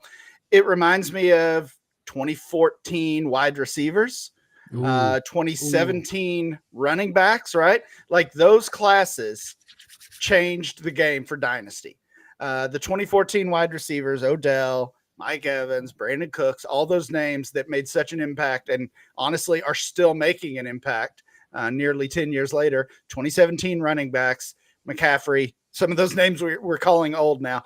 Those guys changed the game. And I think these combined 2 years of tight ends, and here in really weeks, we're going to be drafting Brock Bowers in these leagues as well. This is the boost that this stale position needed so badly. Yeah, I agree. I think I linking this to the quarterback position when we got Herbert, Burrow, Lamar Jackson, Patrick Mahomes, Josh Allen, this influx in where it used to be 1 or 2 quarterbacks were taken early and you waited. And now we're seeing a group of quarterbacks where there's 5, 6 you're taking early. And I think we're going to see that with tight ends, where we're going to see the positional advantage is still there, but just a bigger group. Instead of having 1 or 2, we're talking 5 or 6. And then you can wait around and then still get someone who's equal. With quarterback, you could have done that. You could have waited and got Jared Goff, and you can get sometimes Aaron Rodgers late in the past couple of years. Now you can do that with tight end, and you can drop back. And I think what we're going to see is year to year, we're going to have a guy who's going to bust. We're going to have guys like my guy, Dawson Knox here, who's going to cut into Kincaid's work left and right. I've been telling Coop all year, they're going to see the same amount of targets. Yes, he might play more snaps, but he's going to eat into his value. So we're going to see Kincaid falter a year when Knox is healthy all the time. We're going to see Laporta get banged up, and also Jameson Williams steps up. There's going to be that fluctuation, but having a larger group at the top is good for fantasy football because it does take away that positional advantage. I don't think we see Kelsey being drafted in the first round because there's just no need to anymore. So that was the question. It was, will Kelsey be drafted in the first round, or will he fall out of the second round? So you're saying he falls out of the first round. You guys both think he potentially falls out of the second? I think he falls out of the second because of the growth of the tight end position. Yeah, I think so as well. And I mean, the thing with Kelsey is we haven't seen the spike weeks, right? Yeah. That was the big advantage of having Kelsey, that once a month he's putting up 35, right? And last week I looked at the top 20 tight end performances of the season based on fantasy points. Kelsey has the number 1 game of the season, but he has no more in the top 20. He has one top 20 game this year among all tight ends based on fantasy points. So he's not giving you that ceiling. The ceiling is lower, the floor is lower, and the reason to take him in the first round of a redraft or to take him, even early in a dynasty league was the advantage that he offered over every other tight end. And I mean, right now, total points, Hawkinson's the tight end 1. Yeah. Laporta's right behind Kelsey. That advantage is not there. So yeah, he's not a top 24 player in redraft. Can I ask you one? I think he could fall out of the second round for me. Like I could see him see a big tight end third round run in leagues where you see Hawkinson, Kelsey, Laporta. People are going to go high in Kincaid, Mark Andrews coming back healthy. Like we could see a big run in the third round and not see any in the first 2 rounds this year. I mean, Cody, are you assuming in like March best balls that Kelsey's tight end 1? I'm not even assuming he's tight end 1. Yeah, I don't think so. He's obviously in the conversation still, but I wouldn't say he's locked in. I think we'll see Laporta, we'll see Hawk as tight end 1s, really throughout the offseason. Last question. We got 1 minute. You can follow Ryan on Twitter at RyanMC23. You can follow Dustin on Twitter at TheDunit13. I appreciate you guys for coming on here. One last question, though. Like I started it right here about these tight ends. I got 6 of these dudes that are 24.1 years old or younger in the top 10. Do you have these guys in the top 10 still? Do you have Kyle Pitts still in your top 10? Do you have Michael Mayer, Luke Musgrave in your top 10 yet? I just want to end it on that and ask if those fringe guys that feel like they're right on the cusp of the top 10, do you have those guys top 10? Or are you still riding in on some of the Njokus, the Goddards, these older guys? I never had Kyle Pitts in my top 10 , so he's still not there. Okay. Top 10 dynasty tight ends? Never was there. He was like 12 for me. Oh, wow. Okay. Wow, that's a little spicy. Yeah. He's still in the top 10 for me. Musgrave is as well, although, I've been really impressed with Tucker Kraft the last month or so. Tucker Kraft now has more tight end 1 games than Luke Musgrave this season. Obviously, Musgrave has been on IR the past few weeks. And Michael Mayer. Yeah, I'm there with him as well. So all the youth at tight end. So Dustin, you got a hot take there with Kyle Pitts. I'd say just a little spicy, little hot, little cayenne there. You talked about Dawson Knox here a second ago. Is Dalton Kincaid potentially not in your top 10? Dynasty wise, he's borderline right now because Knox is going to be there for a couple more years. Yeah. My issue with Kincaid coming in was the system the Bills run. They don't utilize the tight end a ton. They don't use the slot receiver a ton. And I knew Shakir was going to step up into that slot role to take some of those targets. And we've seen it every week where Kincaid and Knox have played. They've had very similar fantasy points. So Kincaid is there because I think eventually Knox leaves. Like they signed him to a 4-year deal 2 years ago. I think he's going to be done maybe after this year. I'd have to look at his contract. Kincaid's right there. Talent-wise, right? Athleticism, Pitts and Kincaid are there. It's just about system. I've always wondered about the Atlanta system with Desmond Ritter, with Arthur Smith, with Drake London, now Bijan. Like, who's quarterbacking for the next year, and what does that system like? Is Arthur Smith still there? If Arthur Smith is still there, which there's a good chance he might be, Pitch is just going to be what he's been, and it's not great. I have Kincaid. I think I haven't done my rankings recently, but I think I probably have him 11, maybe 10. But he's borderline knocking out. Depends on what they do with Knox. If they keep him around, that's just going to eat into it. And we've seen with new offensive coordinator Buffalo, who knows what could happen. So if things change, that obviously changes things. But I never had Pitts in there because I just didn't like the system. I didn't have Kincaid there this year because I didn't like the usage in the system they have in Buffalo. Hey, it's ballsy. I respect it. I like it. I love it. Dustin at DUNIT13 on X. Ryan McDowell at RyanMC23 on X. You got to tap in on Ryan's page. My favorite thing in all of fantasy Twitter right now is the flow charts. He's been doing it for a few years. You got to go tap in and check those out. Guys, I appreciate you guys for hopping on here and spending a half an hour with me. And thank you guys, and hope you have a good day. We'll see you guys in Indianapolis for the Combine. Yes, sir. Thanks, Cody. Yes, sir. All right, we got a next guest coming in here. My main man, John Daggle at Not J Daggle on X. Daggle, how the hell we doing, brother? Doing well. The time of the year where we're just trying to make it to the end. The winter solstice begins everywhere, so it gets darker early across the nation, the world, perhaps. I'm not sure how that works. Maybe that's why I work in football. But other than that, yeah, we're just trying to make it, brother. How are you doing? I'm doing pretty good. You brought it up. I just made the trek from Virginia to Minnesota, so I've got more of the cold weather here. And I just did see, I think it's the winter solstice, whatever it is. I think the shortest day of the year. I did see someone post that. I think it was yesterday. I could be wrong, but I'm doing good. You can find John Daggle over at 4for4 and BetSperts doing NFL fantasy and handicapping. If you don't know, now you know. You got to go follow him at Not J Daggle on X.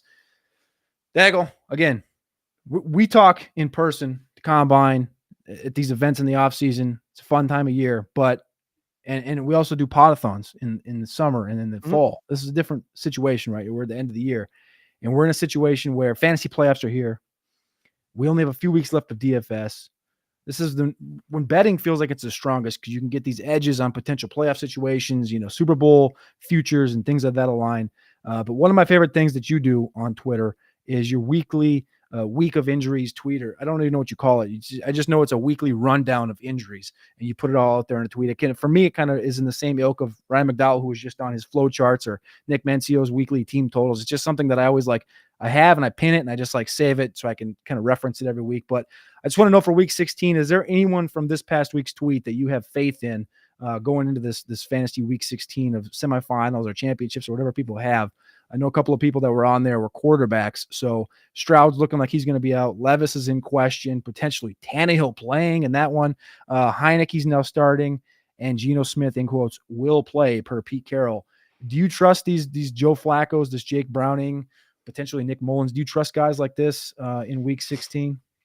I do in their matchups. We've seen this year that when backup quarterbacks come in, it really comes down to when you play softer opponents, can you elevate the offense? Some can, some cannot. But Joe Flacco has been one that not only has elevated the Browns passing game, but arguably he's a top 16 quarterback in the league. And that's not good for the NFL. They can just come off the street and be one of the best quarterbacks, but that's where we are. And they trust him clearly. He's averaged 44 pass attempts in his 3 starts for Cleveland. Not only that, but it's quietly a terrific matchup against Houston secondary because they've fallen apart over these last 6 games. Since week 10, they're allowing 8.2 yards per attempt and 19.2 fantasy points to opposing quarterbacks. I do wish CJ Stroud were in this one because it would give me a lot more faith in the overall environment and the ceiling of both offenses. But the way they've been using Flacco for the 6th highest pass play rate neutral game script,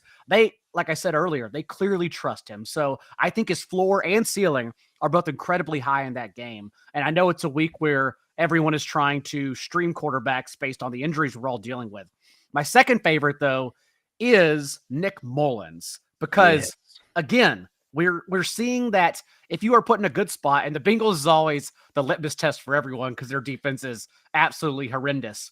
Can you help the offense get there? And Nick Mullins went over 300 yards, but also quietly provided 6 carries from the ground. And now these last couple of games against the Lions, everyone league average or better has done well against the Lions secondary. They can't cover or pressure the quarterback at all. But the last 2 weeks, Russell Wilson, Justin Fields also got there on the ground with a rushing score and just in general getting rushing yards to help provide for more fantasy points. And so if we think it's that kind of environment, since the Lions are allowing the third most schedule adjusted fantasy points based on the opponents they've played to opposing quarterbacks, I do think Nick Mullins is in a pretty good spot. I like the over at 47 points. I like Mullins in that one.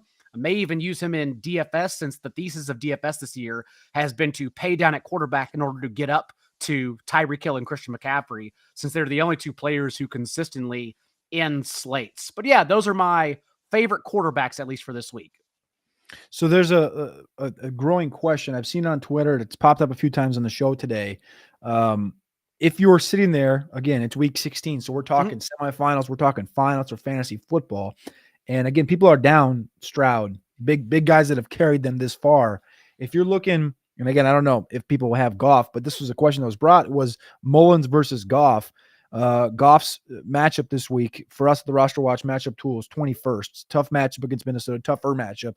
Mullins is the second easiest matchup against Detroit, like you alluded to. Can you play Mullins over a guy like Goff or over a Jordan Love or Nate O'Connell, Taylor Heineke, all these guys that are kind of in that weird tier? Can you play Mullins over these guys? And if you can you stomach it if he's the one that beats you? I don't think I can, just because getting benched is still in his range of outcomes. We like anyone who watched the game last week saw that they were not watching a objectively good quarterback. He had some major issues in that one, but he got there for fantasy. That's what matters. And so it's still in his range of outcomes to get benched in this one. Thus, we would still take the higher floor with Goff. But I do agree. It's a miserable matchup.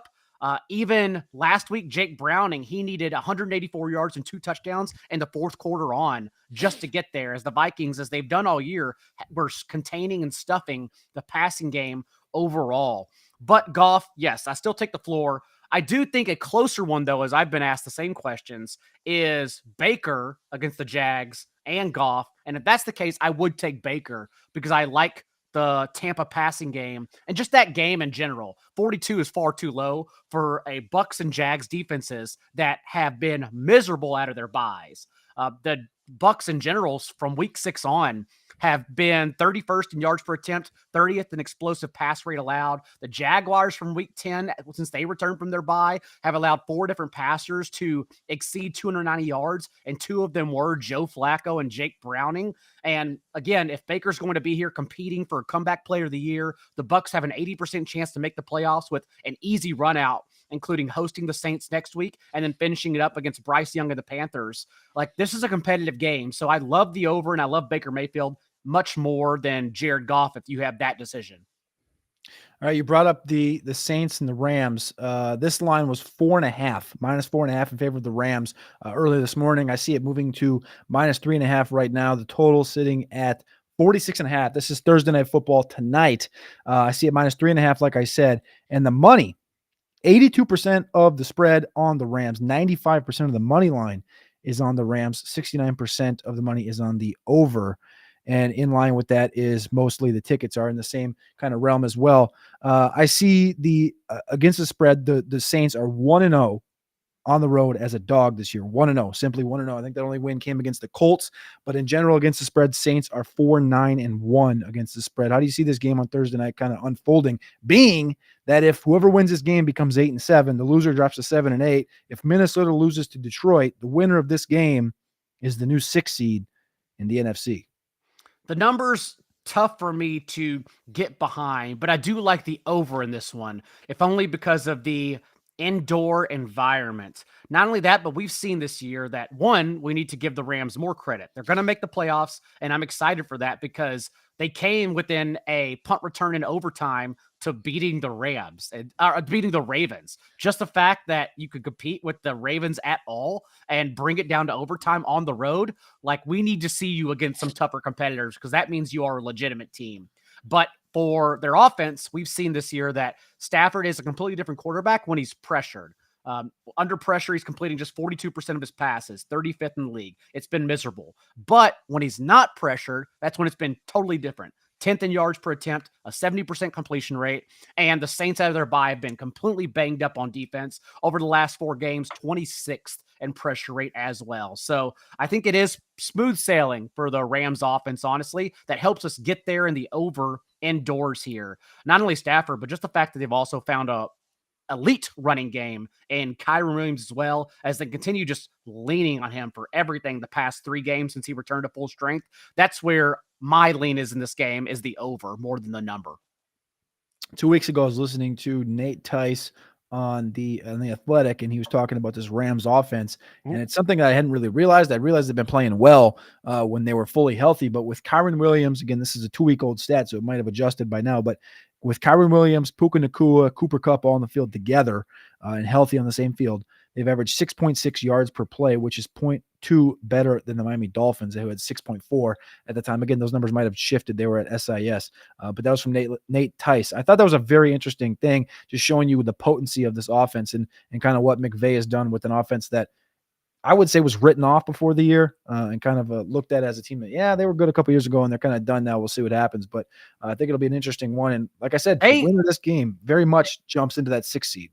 They nailed their class 2. I know a lot of fantasy football players don't pay attention to the defensive side of the ball, but beyond Steve Avila, who just eats in the offensive line, he played every position, as you know, at TCU too. So he always seemed like someone who was going to be projected really well at the next level, if only because he could help out at every position. But Steve Avila, everyone knows Puka Nacua. Beyond that, though, Byron Young and Kobe Durant are mainstays. They're starters for the next 5 to 10 years for that Rams defense. So given that the organization hadn't used picks too often the last few years, they really did nail their class this offseason. Young was an interesting one because there was 2 Byron Youngs this year in the draft. There was one defensive tackle from Bama, one kind of an edge rusher from Tennessee, and the Tennessee one was the one that went to the Rams, of course. And I did notice that earlier this year. I think it was like week 2 or week 3. I was like, this dude didn't really do a ton at Tennessee, and within 3 weeks they got him dialed in.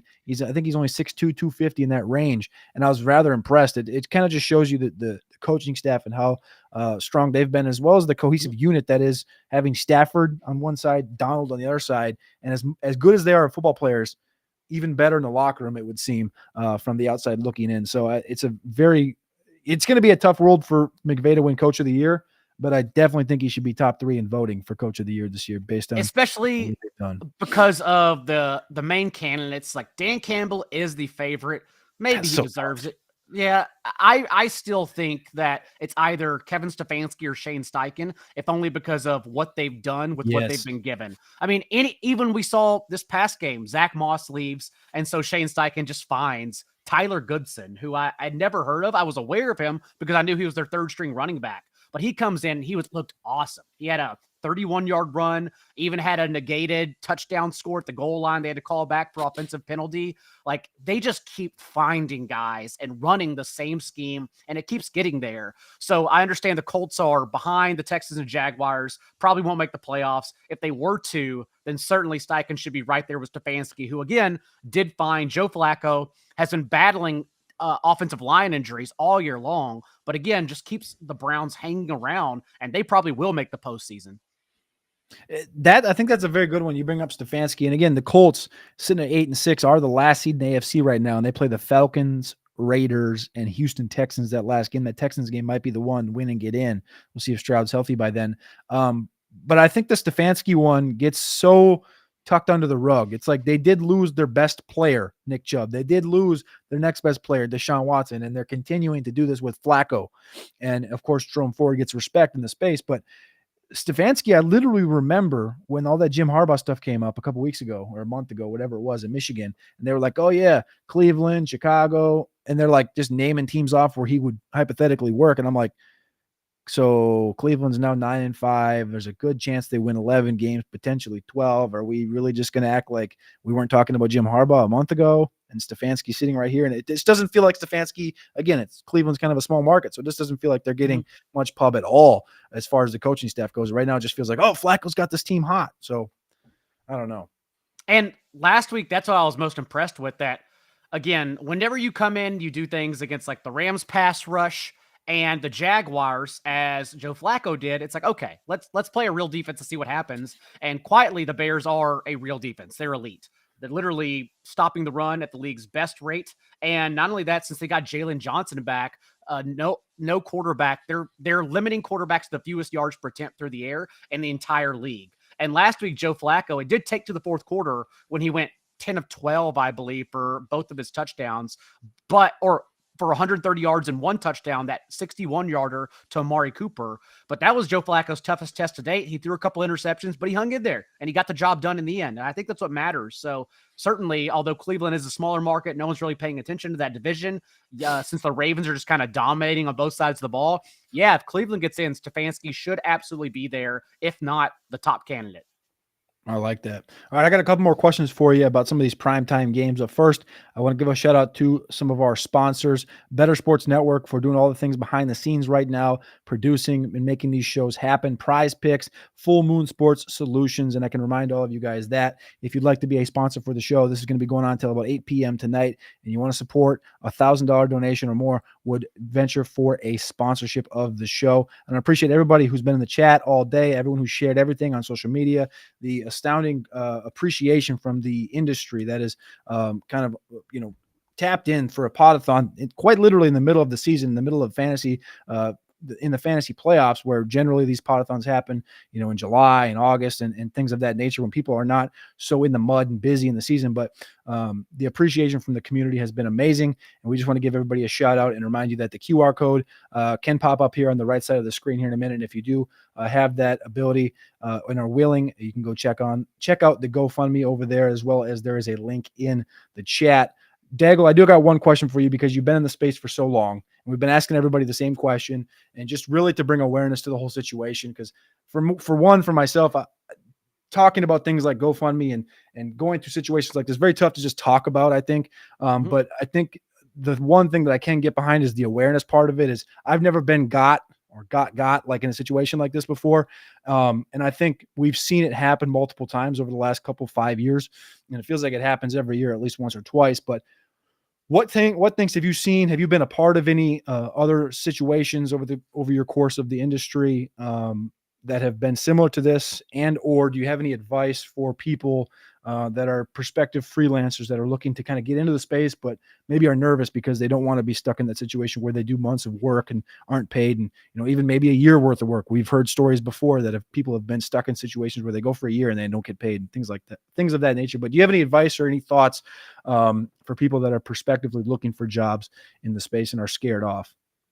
My only advice would be to definitely don't be scared to reach out, because it's unfortunate what's happened to everyone over there at Sportstopia. But luckily for all of us, it is an anomaly. And so that's why we are all just trying to help everyone get through that, including yourself, Cody, over there, because it hasn't happened often. And I'm very lucky, I should say, to not be in that situation myself at any point the past few years, at least. So just the fact that y'all are having to go through it is very unfortunate. And I would just tell everyone listening, definitely do not be scared to reach out. There are groups that help promote your work, whether it be like Chris Allen, for instance, our good friend, runs the Cookout group that goes to FSGA, that goes to the Expo, that helps promote minority writers and content creators. Not only that, but also engineers, people who work on the back end as well. And so if you need that sort of help, someone that helps you to get in because they understand, reach out to Chris Allen at Fantasy Life. He can help do that. Otherwise, coming to myself, JJ Zacharyson, there have been a lot of other people, Evan Silva,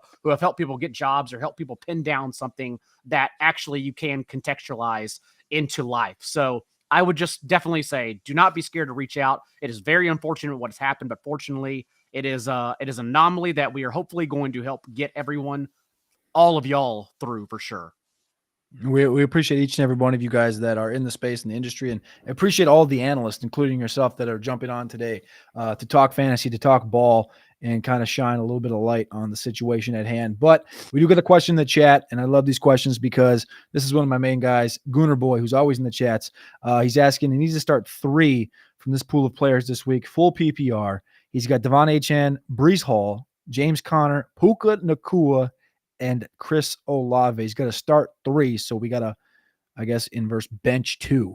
Do you have any off the cuff that are pretty clear and cut start or cuts here, Daigle? We just mentioned about the Bears' run defense being the best in the league, so I believe I'm going to eliminate James Conner, And honestly, I'd probably eliminate Breece Hall too. It's not like it's a bad matchup for him because with Sam Howell, who was really getting away with it for the 3 games before their bye too. He just had scored 4 rushing touchdowns, but his scrambling hadn't increased at all. He was falling forward for 1 and 2 yard touchdowns. So we knew that wasn't sustainable. And then he comes back out, he passes the same and eventually gets benched. I worry about him in this Jets game. I think it's very much live for him to get benched again against that kind of defense. So Breece Hall, again, good matchup. But when it comes down to Puka and Olave, both who I know Puka let us down last week. Cooper Kupp was the one to get there. But with Marshawn Lattimore and IR, you can still very much attack the boundary for the Saints. So I still like Puka, Olave, and Achane for sure out of those other. It's a good problem to have, though. Yeah, I think Connor was the layup for sure. Hall's a tough one because I love Hall, love the matchup too against Washington, but I don't love this football team as you mentioned about. And also when you look at Breece Hall, just straight box score watching. I know we've all watched him, but straight box score watching and statistics, which is what fantasy football is. He hasn't had a touchdown since October 15th. And he hasn't crested 150 yards, or sorry, he hasn't crested 50 yards since that October 8th game against the Broncos. He hit 50 exactly against the Chargers on November 6th, but we haven't gotten the output purely in the rushing game, which is kind of a big part for the running backs when you get those guaranteed carries and you're not doing anything with it. So I know Achane's been tough the last couple of weeks, but the pure ability of boom bust that he brings, I love Achane. I think Puka, like you mentioned, this offense has been potent when they're all there together. And of course, Olave, if he's healthy and playing him. So I think we're both in line on that one. One more question here from Snowman. Appreciate the work, gentlemen. Superflex tight end premium. Pick one: Reed, Jacoby Myers, or Jackson Smith and Jigba. Assuming Reed is healthy. Yeah, it's one of those situations that we're all waiting on. That's why it's really hard to do start sits. And luckily, none of these players play tonight, so you don't have to worry about it. Jaden Reed, if he plays, I'm starting him, but we need to get there first. We have no idea if he's going to play or not. Didn't practice yesterday. And so I would start Smith and Jigba for the matchup against Tennessee over Jacoby Myers. Jacoby Myers, I feel, is lucky to get there since he tacked on points with his throwing touchdown inside the 10-yard line to Devontae Adams against the Chargers. But if Reed plays, I'd start Reed over JSN. I like it. I like it. All right, let's jump into I want to talk about the Saturday night game. This is the Bills at the Chargers. The Bills are traveling out to SoFi. Again, there's a narrative that always goes around really when a coach gets fired. The next week, there's a little hoorah in the locker room, and they come out kind of hot. The Chargers are plus 12.5 at FanDuel right now, and they're home. So that is indeed a siren going off in the background saying 10-point dog at home, which always kind of raises a whistle there. The Chargers, 88% of the money is on the Chargers at plus 12.5, and 51% of the bets are on the Chargers there at plus 12.5. Total sitting there at 43.5, 44. A lot of the money's on the over, 95% of the money, and 52% of the tickets over at DraftKings there. How do you see this Bills-Chargers game kind of unfolding? Of course, a lot of injuries on the Chargers side of things. And the Bills, right now, potentially starting to become one of the hottest teams, if not the hottest team in football right now. And Keenan Allen hasn't practiced yet for the Chargers. It's really hard, honestly. It's such a big number that I'm not going to lay it myself, but it's really hard to take the Chargers seriously, even with the coaching change here, because it's really about their defense that has not done anything, even with the pieces. People probably don't even realize Khalil Mack is having quite literally a career year because what's going on behind him in the secondary. The Chargers are still allowing the 3rd most yards per attempt in the league. They are allowing the 7th highest rate of 15-yard gains through the air. They're just not stopping anyone, 22nd in pressure rate included. And now you have this Bills offense that even when they fired Ken Dorsey, they were clearly just looking for a scapegoat because they were top 5 in points and yards per drive. They were just getting genuinely unlucky with their turnovers. And now we've seen what happens when that switch flips. And they've also added the little caveat of James Cook. Previously under Dorsey, they were 24th in running back target rate, not using their running backs at all. And now they've unlocked James Cook and they're targeting their running backs at the 6th highest rate in the league over the last month. So they're just adding elements to their offense as well in a year where Stephon Diggs hasn't even started to get going. So for me, it's about, I don't understand how the Chargers stop the Bills. And thus, that's my lean, is basically starting everyone, Gabe Davis included, who I know 0 points in 3 of his last 4 games, but it just seems like a situation where it's one where they lean on Josh Allen through the air, as opposed to like they showed against the Cowboys, finishing with literally the highest run play rate in the entire league in week 15. I agree with you on that. I think the number is very large, and it scares me off first and foremost because I don't think the Chargers are good at all. The one I'm looking at is the over-under, which is 43 and a half at FanDuel, 95% of the money on the over. And I'm just taking a step back and I'm just going, Buffalo. All right. So Buffalo could score. We know that. Chargers just got dusted. But we've also seen games where the Chargers or the Bills might just score 35-38 and they can limit their opponent. They beat the Washington Commanders 37-3 earlier this year.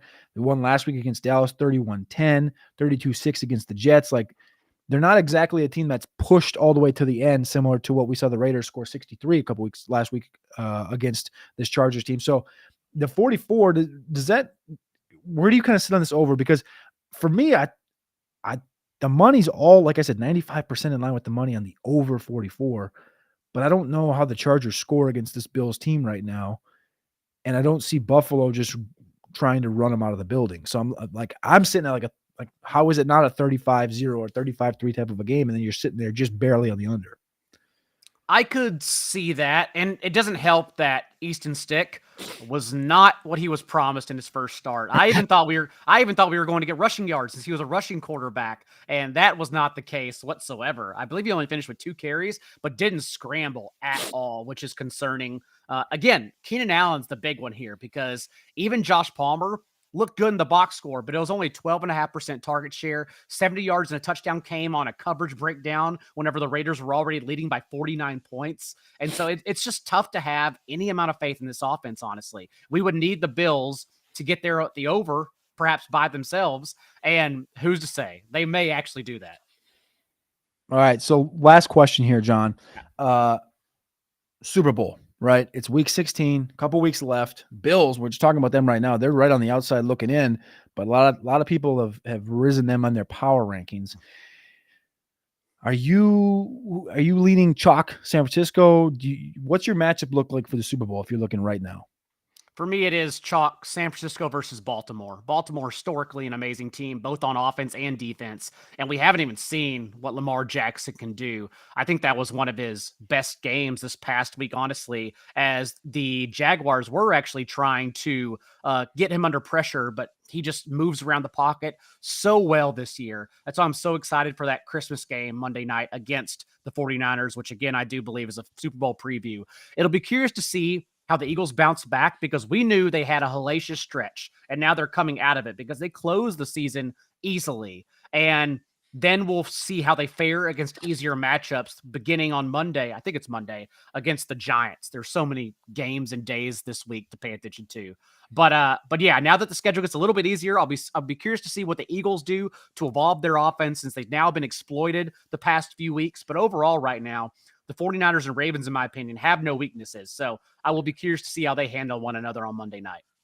All right, so we know you're over there at BetSperts, handicapping, doing NFL fantasy stuff. Stu in the chat, Monotone Football, wants to know if you have any favorite touchdown bets. I'm assuming this is a question from a few minutes ago. If this is from the Thursday night game or the Saturday night game, do you have any favorite touchdown bets in either of these ones?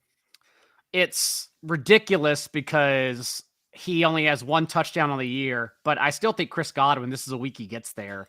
We already talked about how the Bucs and Jaguars defenses, Jaguars in particular, are so bad. But then also the Jaguars run the 4th most zone coverage in the league, and Godwin has actually matched Evans with a 25% target share on his routes against zone coverage. When they play man, Evans laps Godwin 37% to 23%. And so given that and the fact that over the last 2 weeks, Godwin has popped more than Evans. Godwin has a 41% target share to Evans 21% the last 2 games. I think this is the week that Godwin finally gets there again. All right, last question here. Sean Roberts, pick 2. Ridiculous question here as far as the talent of these running backs. Barkley, Hall, Kamara, or Henry. Pick 2 out of this list for week 16. I think it's Kamara and Hall, if only because we can get there with the pass catching. Barkley's in a very scary matchup against the Eagles front 7. It seems like he could be game scripted out just like last week. And Derrick Henry, it's just far too volatile when you have other competent options to me and Brees and Kamara. I love it. I love it. All right. You can go find John Daigle at NotJDaigle on X. You can find him over at 444 and BetSperts. Do you have anything to plug here? Do you have any shows coming up today, tomorrow, the next day, Daigle? Coming up here in the next hour, which is why I'm jumping off now to prep for. But the Week 16 preview if you want more matchup breakdowns and whatnot with myself and John Paulson on the 4-4 YouTube channel, 2 p.m. Eastern there. Awesome. I appreciate you tapping in here. I appreciate you checking it out. And I appreciate your support through this entire process, Daggle. And I look forward to seeing you in Indianapolis at the Combine. Of course, and good luck the rest of the way, and hopefully everything is resolved over there. Thanks, brother. All right. Now we're going to jump on in. We got another guest coming in here in just a minute. And let's see here. Just checking through the chat here. We appreciate you guys all coming in here and hanging out. Sean Roberts, Stu Durst, the Snowman is in the chat. Gooner Boy, Sean Roberts. Welcoming in Roto Pat himself, Pat Daughtery. I can't never pronounce that. My bad on that. At Roto Pat on X. You can find him over at NBC Sports, formerly of Roto World, writing all things about the NFL. And as we wait for Mr. Adam Levitan to come on here, the co-founder of Establish the Run, you can follow him at Adam Levitan on X as well. Pat, I'll start out with you. How you doing? Very good. I've never had more personal or professional obligations in 1 week before than I do with the season wrapping up and having 4 children and Christmas almost being here and school, never going a full day ever this time of year and always letting out no matter what before noon. But we're making it. We're surviving till the end of 2023. We appreciate you for coming in here. We appreciate every analyst that has came on today for this Podathon. I know the Podathons are generally a fall, summer thing, but we appreciate everybody coming on here. Adam, at Adam Levitan on X, the co-founder of Establish the Run. He got on. He mirrored the camera. He made it in. How we doing, brother? I know. I everywhere I go, they're trying to. Can I curse on here? Well, either way, they're trying to. They're trying to screw me on the tech lording everywhere I go. It's unbelievable. I love it. All right. Well, let's just go first things first. Week 16 is here. It's a big week for the fantasy football playoffs. But also just a few weeks ago, a few weeks left with full main slates. Adam, I know you got a solo pod. It's one of my favorite pods to listen to every single week. And most notably, a lot of cash game conversations. I don't know if you have any of your cash game stuff dialed in yet, but I just want to know, is there any one player that you're kind of just forward looking over the next couple of days into the weekend? Is there any one or two players that you kind of got your eyes on? I know there's a lot of injuries going on right now, but is there anybody that you're kind of looking at as we go into, I know, a record-setting weekend of 7 island games? Yeah.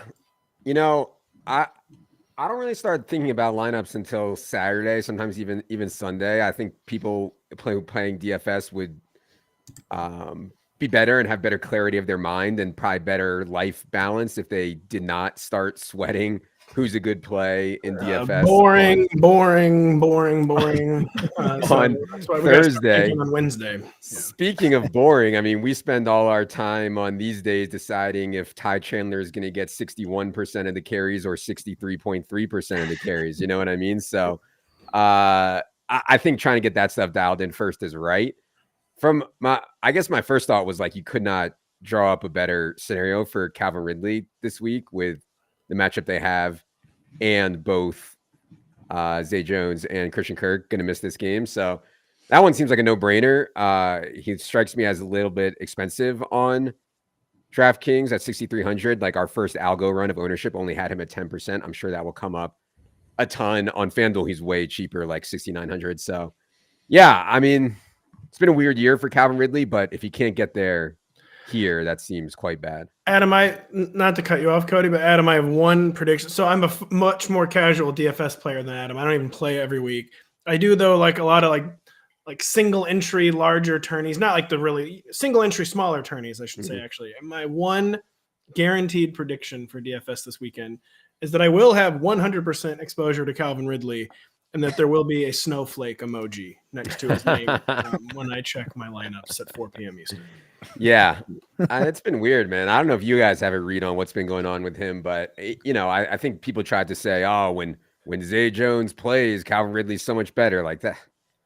My theory is like such noise nonsense. But I'm not a film watcher, but my theory is every time I watch him play, it feels like they're having him run the most complicated routes like in existence.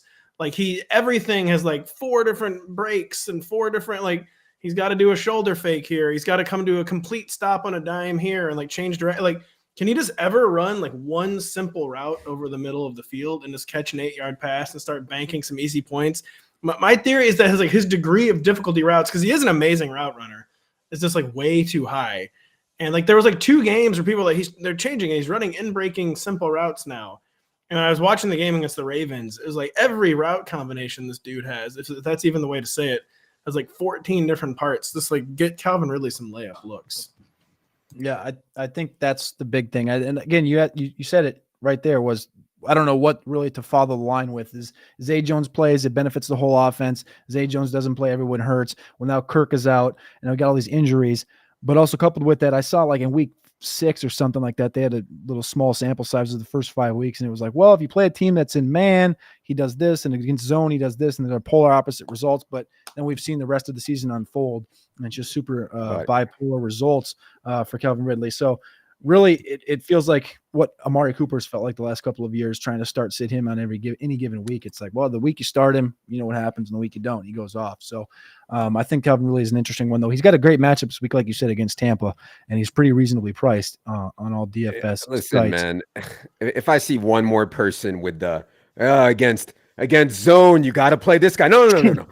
Against man, you got to play this guy. We're talking about the difference in like 10% of the routes, which comes out to like maybe 4 or 5 routes in the game. And these teams are playing man and zone in the same coverage scheme, and you're dealing with infinitely small samples. I'm sorry. I know we're here for charity, but I had to get that off my chest. Well, except for you must always play Debo against zone. Everyone does know that. Yes, it's that's the one. No one knows who plays zone and at what rate, and the difference between the teams that do play a lot versus the teams that don't is like 5%. I mean, I can't with the nonsense.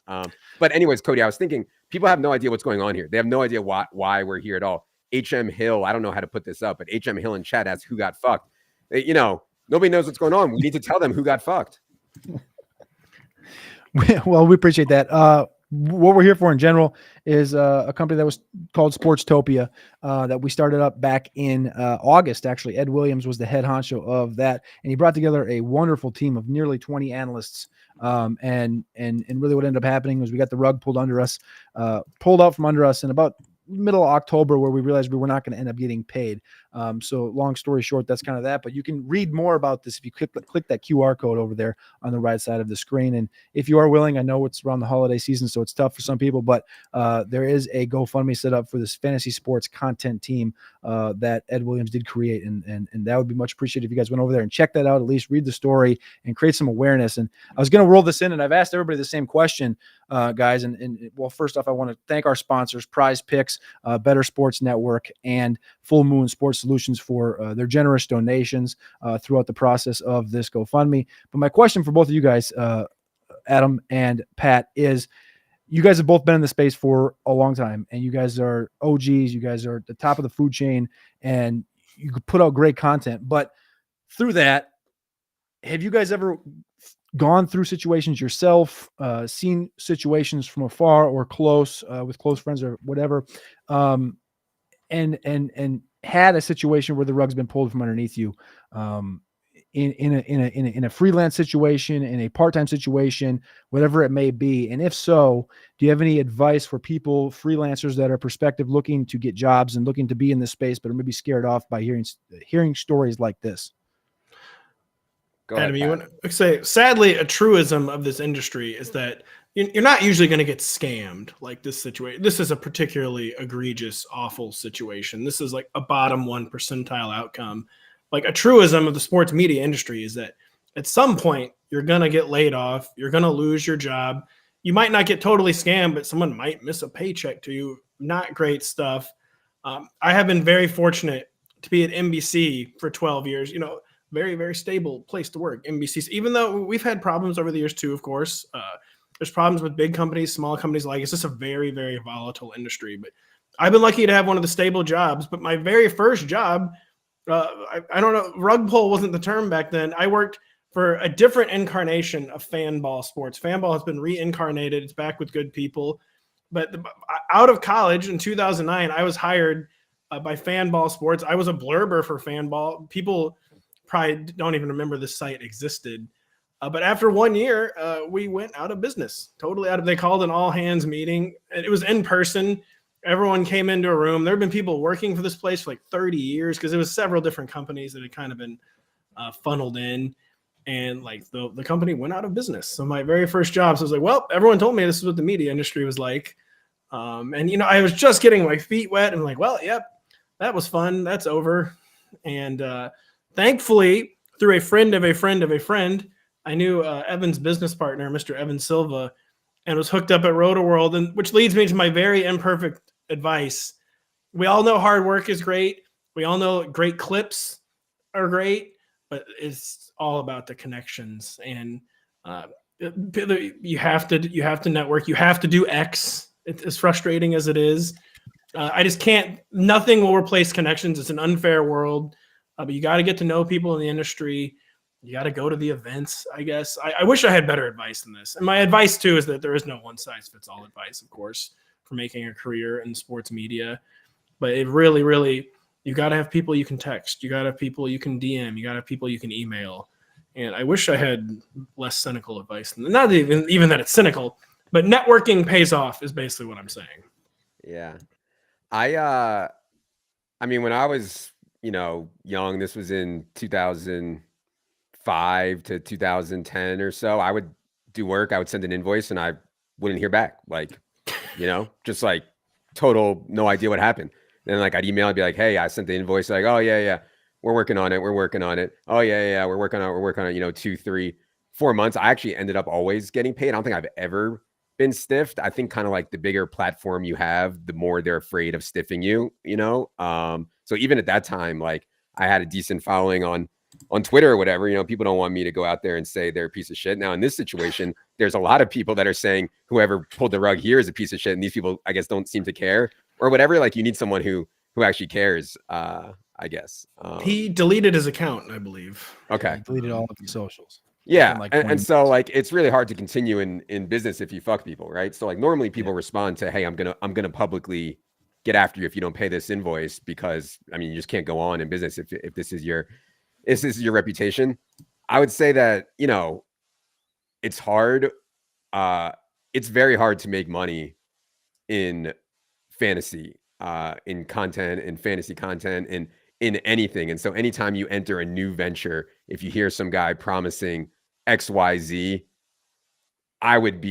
it's just harder than it seems to make money. And so anybody who's like overconfident in it, oh, we're the best, we're going to go public, where, you know, they're almost certainly full of shit. And much like RotoPat, I am like a natural born cynic as well, which honestly, like, I think it's good to some degree, but never the type of person that a lot of people want to be around is like the ultimate cynic, you know? And like, and also I think in order to hit home runs, you can't be a cynic like me.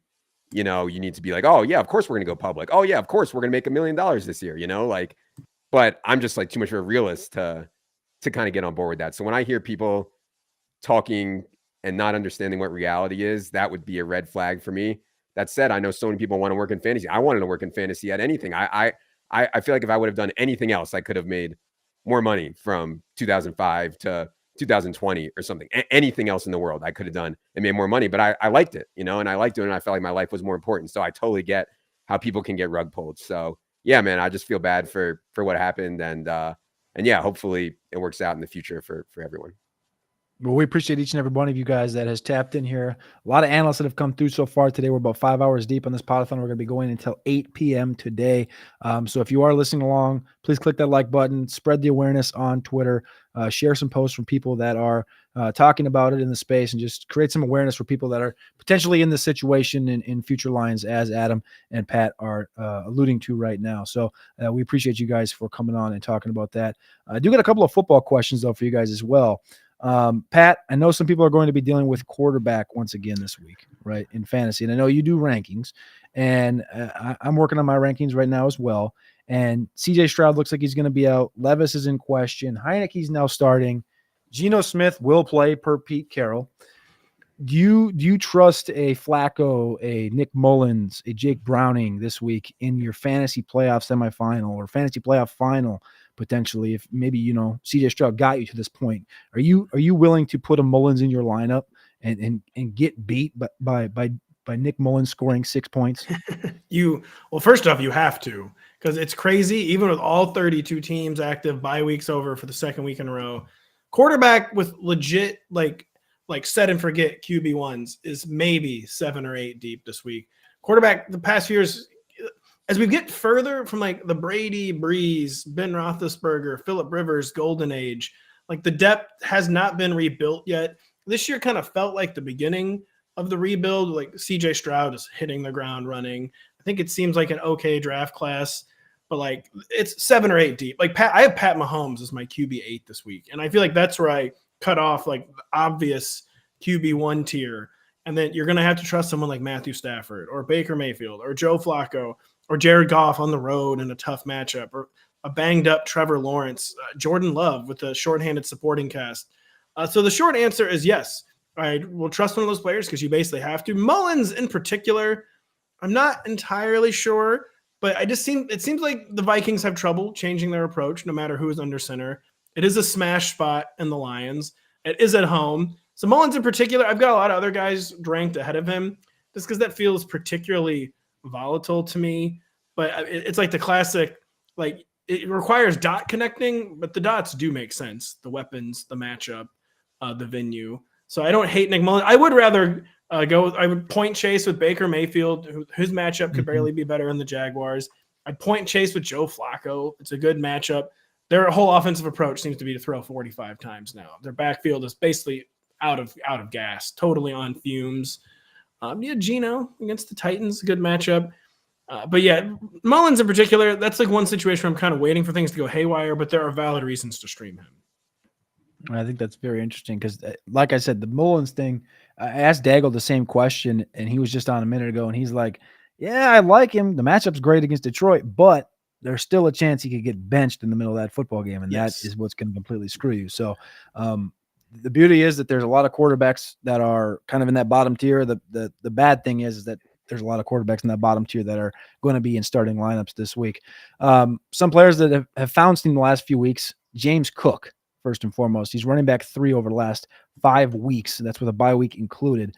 He's sitting there right next to Kyron Williams, right below Christian McCaffrey. The Bills have Miami and New England over the next 2 weeks, and the Bills are warming up. They ran the ball 49 times last week. Is James Cook the 2023 league winner? And if not, who is? Adam, do you want that one, or should I? Well, like the thesis of the James Cook play is hitting, right? Like he's not even playing a huge role. Latavius takes goal line stuff. Ty Johnson plays, but the thesis is like, give me an explosive guy on one of the best offenses in the league and let the chips fall. And that's kind of where it's gone. His pass game role has been awesome. So I don't know anything about league winners, stuff like that, but I actually kind of like the spots for the Eagles guys to be league winners personally, given their matchups. But yeah, obviously James Cook is in an awesome spot. Yeah, go ahead, Pat. I also want to say one more thing about the whole situation, but yeah, go ahead, Pat. I'll just say quickly on Cook that I am point chasing. Like I'm buying into what was an outlier performance so far for his 2023 production. And to me, it just makes like a little too much sense for the Bills to lean on him heavily again in this game. It's a short week. It's on the road against a horrible team. They're almost 2 touchdown favorites. It's Christmas. They probably don't really want to be there. It's like a get in and get out game against a team that has just straight up quit. Like the Chargers don't have a quarterback. They don't have a coach. They truly will not want to be there. And I know it's an outlier. He was so hard capped to like 15 carries before last week, but I just have a hard time believing he'll be under 20 touches. And the Chargers this year, their big weakness is in pass defense instead of run defense like last year. But if you get 20 touches against this iteration of the Chargers, I have a hard time believing he won't be a top 5 or 6 fantasy running back. So I'm point chasing. Can't wait for him to ruin everything. I just want to say one more thing on the situation or whatever. Like we're always open to hiring people. You know what I mean? Like, and the way that we find people isn't just by like people submitting a resume or anything like that. Like we don't give a shit about that. Like we want to see, have you produce content that we think is sharp and has gained an audience. So, I mean, it's just like not when me and Pat first started, we had to work for NBC, like there was nowhere else. There was no platform for us to talk about fantasy besides NBC. If you go start a TikTok or an Instagram or a YouTube and you get 1,000 or 2,000 people that subscribe to your stuff and are interested, like we'll find you. You know what I mean? And like, I'm not saying we're definitely going to hire you, but it's at least like in the mix. So yeah, just advice to everyone out there. It's so different than when me and Pat started. You can effectively create your own resume of real world work, not resume. Oh, you know, I got some guy coffee at NBC for 3 years. You know what I mean? It's just so different now. So I would just encourage anyone out there listening to do that. Basically, it doesn't have to be us that finds you. Like someone will find you if you're good and you move the needle. Adam did force me to get his coffee, and yes, the real world stuff. I can't emphasize that enough. That is more important than any like dot connecting on a resume, and because like we go through a lot of resumes, and we pay far more attention to the content than the school or even like the past bylines.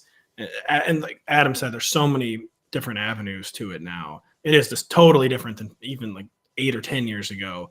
And that, yeah, it could be frustrating for a while. You could go a whole year making like really good content and you might not really get many people noticing. It does begin to pay off. I mean, this is all I'm saying. Bootstraps, hard work, but it is true. Like people, Adam's right. Like I've never seen an environment where people will find the content these days, and it is good advice. Yeah. And understanding the algorithm of the social too. You know what I mean? Like we have a full social media team and their job is to like figure out what hits in the algorithm. So you could be making great content and nobody might see it because you don't understand the algorithm. So like part of that is it too. I don't understand it, but that's why we outsource that. But being able to like understand what types of videos or what types of content actually gets in front of people, I think is a skill too. So yeah. It's funny you bring that up because that's one thing I did take a note of here coming into here because I want to have a few questions for each of you guys to ask that were football centric. And I know I keep pulling it back there, but you brought it right there. And that is before I let you guys go, again, we talked about the NFL and I've asked everybody that's come on today about the Super Bowl. And I want some Super Bowl predictions from both of you guys. And Adam, I want to start with you because I heard the other day that you might have a Super Bowl exacta from a few weeks ago that may enable a potential strip club trip, some might say. So Yes. I want to hear a Super Bowl prediction from both of you guys because that's something we've been doing with everybody. And just so happens that, you know, there was a video that a social media team made, like you mentioned, that anybody can make by maybe not to that level. It takes a little bit of time to get that good, but that is something that you can go and do if you are a freelancer, and you can learn that skill. But I do want to ask you guys Super Bowl predictions going in to Week 16. Yeah. I want to be clear. I do have 90-1 on San Francisco to beat the Bills, and I'm sorry, on Bills beat San Francisco, and I think 80-1 on the other side of it. However, I also have a million other things that are stone dead. So I don't want it to make it seem like this is the only ticket that I have for the whole year. And You're it's not running really good tier one. on Super Bowl exactas. Yeah, like to get even on the year for my futures, I probably need this one to come in. But I do feel really good about it. I mean, I think it's beyond clear that San Francisco is the best team in the NFC right now, and maybe one of the best teams that we've seen in a really long time. And then in the AFC side, I just don't know if the Chiefs have enough offensive firepower to get there. I kind of felt that way a little bit last year. I was on the Bengals. I was on the Bills to get the Super Bowl last year. It was obviously wrong. The Chiefs did it again. But yeah, I think from any metric other than wins and losses, the Bills are the best team in the AFC. You know, by like any EPA, anything, they're the best team in the AFC. And I know that they haven't gotten there in wins and losses. They lost so many close games this year, but if they can finish with 3 more wins here, I still think that they're probably the best team in the AFC. I think them or Baltimore. I just keep defaulting to the Chiefs still in the AFC with that conference and like just such chaos this year. And the Chiefs, it's like the worst thing that ever happened to fantasy football is the Chiefs getting like an elite defense. And like a lot of times their defense would be rounding into form this time of year, but their defense has been in form since week 1. And it's been so frustrating for fantasy. I feel like the way the Chiefs roster is constructed is like the kind of roster you want for the playoffs, absent needing the glaring need for one more weapon, of course. But like the defense is humming. I think the running game will get rolling again the final few weeks. They need another weapon, but they still have one of the best weapons and like one of the like premier guys you would want to be moving the chains like in a big playoff game. And Travis Kelce or Rashee Rice is finally for real. I think he's like 4th or 5th in receiver targets over the past month. And the Bills this year, they just, you know, even last year too, they're like a shoot themselves in the foot type of team. And things have been a lot better with Joe Brady than Ken Dorsey. I didn't understand why people were so open arms at the Ken Dorsey. I thought he was a very worthy scapegoat, I will say. Ken Dorsey. I'm defaulting to the Chiefs in the AFC still. The only thing I'll say about the 49ers is that kind of like the Dolphins, I feel like they're maybe a little too elaborately constructed, or if like one piece of the machine gets out of sync, they lose 3 straight games. That's what happened. It was a pretty big piece when Trent Williams and Deebo Samuel both got hurt. And like last year too, it was so extreme. I was about to say, like, the quarterback gets hurt and they totally fall apart. It's because they literally didn't have a quarterback. That was you can't really blame them for that in the NFC Championship fiasco. But it's always a very precious build with Kyle Shanahan, I'll say.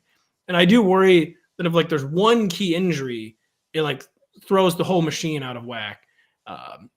But the 49ers, if they stay healthy, I don't really see how they lose the Super Bowl.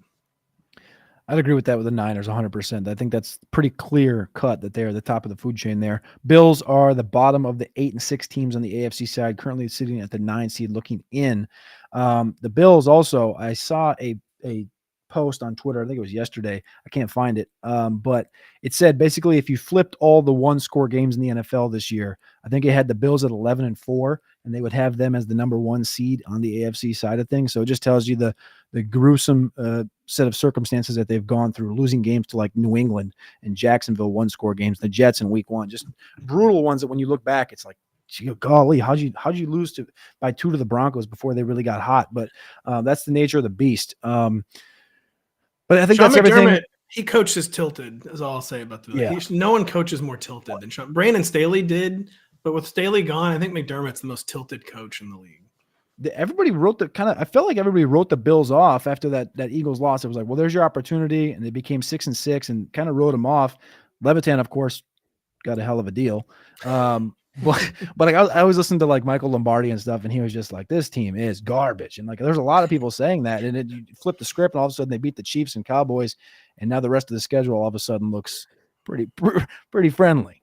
So, yeah, I mean, the win-loss bros are too much for me to handle. They suck because they lost the game. Yeah, well, maybe there's more to it than that. All right, boys. Well, I appreciate you guys coming on here. You can find Adam on X at Adam Levitan. You can find Pat on X at RotoPat. Adam Levitan is the co-founder at Establish the Run, and RotoPat is writing stuff over at NBC Sports, formerly known as Roto World. Do you guys have anything to plug here last minute? You got any shows coming up today, tomorrow, Saturday, going into this Week 16 weekend? In 1 hour, I'm doing our Week 16 preview episode with Mr. Denny Carter and Kyle Dvorak. And as always, be on the lookout for Galaxy Brains with Denny Carter, where we get really into the weeds on the current week's landscape. I don't know. I'm sure I have a million shows, but more importantly, this is on YouTube, correct? If you guys are already on YouTube, you can just go to Establish the Run YouTube. That's all. There's a ton of stuff on there. So yeah, check that out. Oh, look at Big Ray. What's up, buddy? Oh, what is happening, folks? It is a Roto World mid-2010s reunion on the feed. Hey, Pat. Hey, Adam. Hey, Cody. How we doing, folks? Oh, see, Ray is so jolly and cheery. Unlike me and Pat are just bringing people into a state of full depression. Look at how happy Ray is. Look how happy I am. I even put on a red shirt today for Christmas. Rich, we were on a podcast about an hour ago. Rich was wearing a Santa hat. Where is he? There he is. He's still wearing it. Oh my God! And Rich is in the spirit too. I will say, you mentioned the Roto World reunion. If you click any podcast link and just open a podcast link, you will suddenly be in a room for a Roto World reunion. There will be 3 people who've worked with at Roto World in the past. So it's not hard to have a Roto World reunion. Happy holidays, guys. Hello, also, Richard. I have to shout out Scott Fish in the chat. Former Scott Fishbowl champion Ray Summerlin. Thank you. The belt is right here, proudly displayed. Scott, thank you for the belt. I really appreciate it. Wow, I can't believe you haven't pawned that, Ray. That's impressive. That you still have it. I'm getting to that point based on how the betting season's going. I need Sean McVay Coach of the Year. If we get Sean McVay Coach of the Year, it makes it all back, and we'll be good for this year. Yeah, got a lot riding on tonight, then, Ray. You can't afford to let down tonight. Is all I'll say. That's right. If you can't beat Dennis Allen, you don't deserve it. That's what I say. True. That's I have some Dennis Allen torch tickets for sure. Those have already been torched. Yeah, for sure. I have those. All right, I gotta run, guys. Great to see you. Great to see you, Pat. Good to see you. Ray, Cody. holidays. Love you all. Thank you. Happy holidays. Thanks. Bye. There we Get out go. of here. Sorry to crash your thing, Cody. So we had to get the Roto World reunion going. You're good. I was sitting there, I was like ready to close it out, and then I like read the chat, and as I was reading the chat, he popped you guys up, so it's all good. It's awesome. So Ray Summerlin here at RM Summerlin on X, Rich Rebar, Lord at Lord Reeves. Tell you what, it's going to be a hell of a sharp half hour of NFL content, if I do say so myself, right here. The Konami King himself from Sharp Football, and of course Ray Summerlin, writer and editor at Sharp Football. Boys, how we doing today? This is not going to look as sharp as your Christmas haircut, man. Your Christmas fade is looking good, man. Hey. It's looking clean. I like it. I appreciate it. So how you boys been doing here this season? I've actually been doing really well. I made a joke about my betting season. My betting season's going amazing. I just like to act like it's bad because I don't want people to have a good impression of me and have expectations. And so we're going to continue to act like I'm the dumbest man on earth because most of the time it's true. But this season has actually been going pretty well over at Sharp Football Analysis. So I'm doing well. Rich Rebar over here killing it in the DFS space. We have one of our writers, Curtis Hirsch, who's just winning everything in NHL apparently and hasn't sent us any NHL lineups, which I don't know why that's happening. Curtis, you need to get us some NHL lineups. But yeah, things have been. Can you name an NHL player? I don't think I can. Is Sidney Crosby still? That would be my NHL question. Player? That'd be my first go-to for Crosby, sure. Are any of the Hulls still playing? That would be Brett Hall still around. Yeah, Mike Modano. Is there Patrick Waugh? Patrick Waugh still play? Is there still a Burns? Is there still a Burns with a big beard? I think, right? So he's still in the league. I can't remember. I don't know. I don't know anything about hockey, but I'm down to bet on it. I never got into it because I never grew up with it. We never had a hockey team that was like close or anything. So like I never grew up with it. Mm-hmm. I had the Dallas Stars when I was growing up, and I had to act because they were good for a while. So I had to act like I cared about hockey for a while. Although in San Antonio where I live, we do have like a minor league hockey team, or at least we previously did. And those games are actually really fun because it's like $6 to get in. You could sit on the glass and you could just beat on it and say terrible things. Live hockey is underrated. Yeah, it is live hockey's cool. We have a IHL. I think it's an IHL team now. I don't even know at this point what they are. The Lake Erie Monsters. They play at the same place the Cavs play though. I think it's called Rocket Mortgage Place now. It's the Q. Whatever. It's whatever bought it to be named for the next 3 years. I don't know. It's like how nobody has ever called the Staples Center crypto or .com arena or whatever the heck it is. This is Cody's first experience with me and Ray on a podcast, and we're talking about freaking what the Q is called and shit. Like he doesn't even know. I was gonna say it used to be Quicken Loans, right? That was what it was. I think it was. Yeah, it was Quicken Loans. I think it's Rocket Mortgage or something. So, yeah. Sorry, Cody. Take over. We'll be quiet for a second. No, dude. No, you're good. 100%. That's how shows supposed to go. Shows are supposed to go in that avenue where I know both of you guys, and as well as Roto Pat and Adam. Like that's my type of flow to a podcast. And me and my boy Matty Cuum have a show together. We do multiple times a week, and that's exactly how it ends up. We're like, hey man, let's do 20 minutes of hard content, and it turns into like 55 minutes of BSing, and it just happens like that. But so I like that. But I did have one to be played. Yeah, there's a little football to be played. We'll talk a little bit about the donations and all the stuff that's going on right now with why this Podathon exists. And then we'll close it out with a little bit of Super Bowl predictions as we just did with the last boys. My first question, though, and I was reading your power rankings, Ray, and we talked about a lot of the Buffalo Bills in the last segment with Levitan and Rotopat. The Buffalo Bills have been elevated to number 3 in your power ranking. Yeah. A narrow loss to Philly, a bye, and then back-to-back wins against the Chiefs and Cowboys, looking rather impressive. Mm-hmm. The question is, are the Bills officially back, or is it just because the AFC is a mega clusterfuck right now? I think so. I really struggled with that one because I don't like to be hot takey. I try very hard to not be hot takey. And it feels like the Bills aren't even in the playoffs right now. If the season ended today, they're not in the playoffs. And so having them third feels hot takey. But they just beat 2 of the Chiefs are struggling, obviously, and the Cowboys had an off day, and Cowboys have weird home and road splits. And so they beat them at home, Cowboys on the road. So maybe that's not as impressive. They've also beat the Dolphins this year. And if you look at all the teams that we generally believe are top 10 teams, they've been able to beat those teams. And the other thing about their season is there is and I just forgot it. I believe it's Ford. Is Kelly Ford might be his name. On Twitter. I'm sorry, I completely forgot his first name, but he does what if standings. And if you look at if the Bills just flip their one score games, they have like the best record in the league. And so a lot of that is saying that variance has played a large role in kind of where they are right now. And if they're able to take advantage of these next couple weeks in which they have very easy games against the Chargers, maybe we see the new coach bump for the Chargers, but I just kind of think that roster is bad. Then they have a game, I believe, against the Patriots in week 17. Then they play the Dolphins in week 18, which by that time we might be sour on the Dolphins because they have 2 tough games ahead of that. If you look at all that, if they take care of business, they're going to be in the playoffs. And if they're in the playoffs, they're going to be one of the toughest outs in there. And so at that point, I think I just have to rank them highly. But of course, taking care of business has been the issue for them this year. So we still just need them to get into the postseason to see kind of where they go. It's not the power standings; it's the power rankings. That's what Dan Hansis used to always preach. I mean, the Bills only have one real bad loss. The Bengals game they kind of no-showed. They lost a weird London game where Jacksonville stayed in London 2 weeks, and they can we even count that one?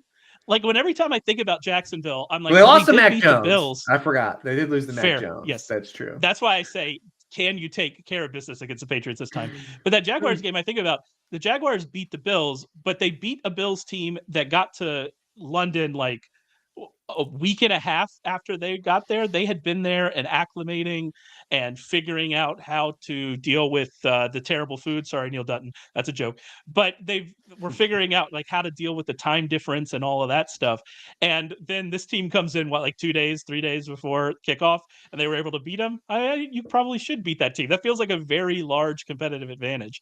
And so, yeah, I don't really know what to think with the Jaguars win in that situation, and I can't really view it as a bad loss for the Bills because of kind of what we were looking at.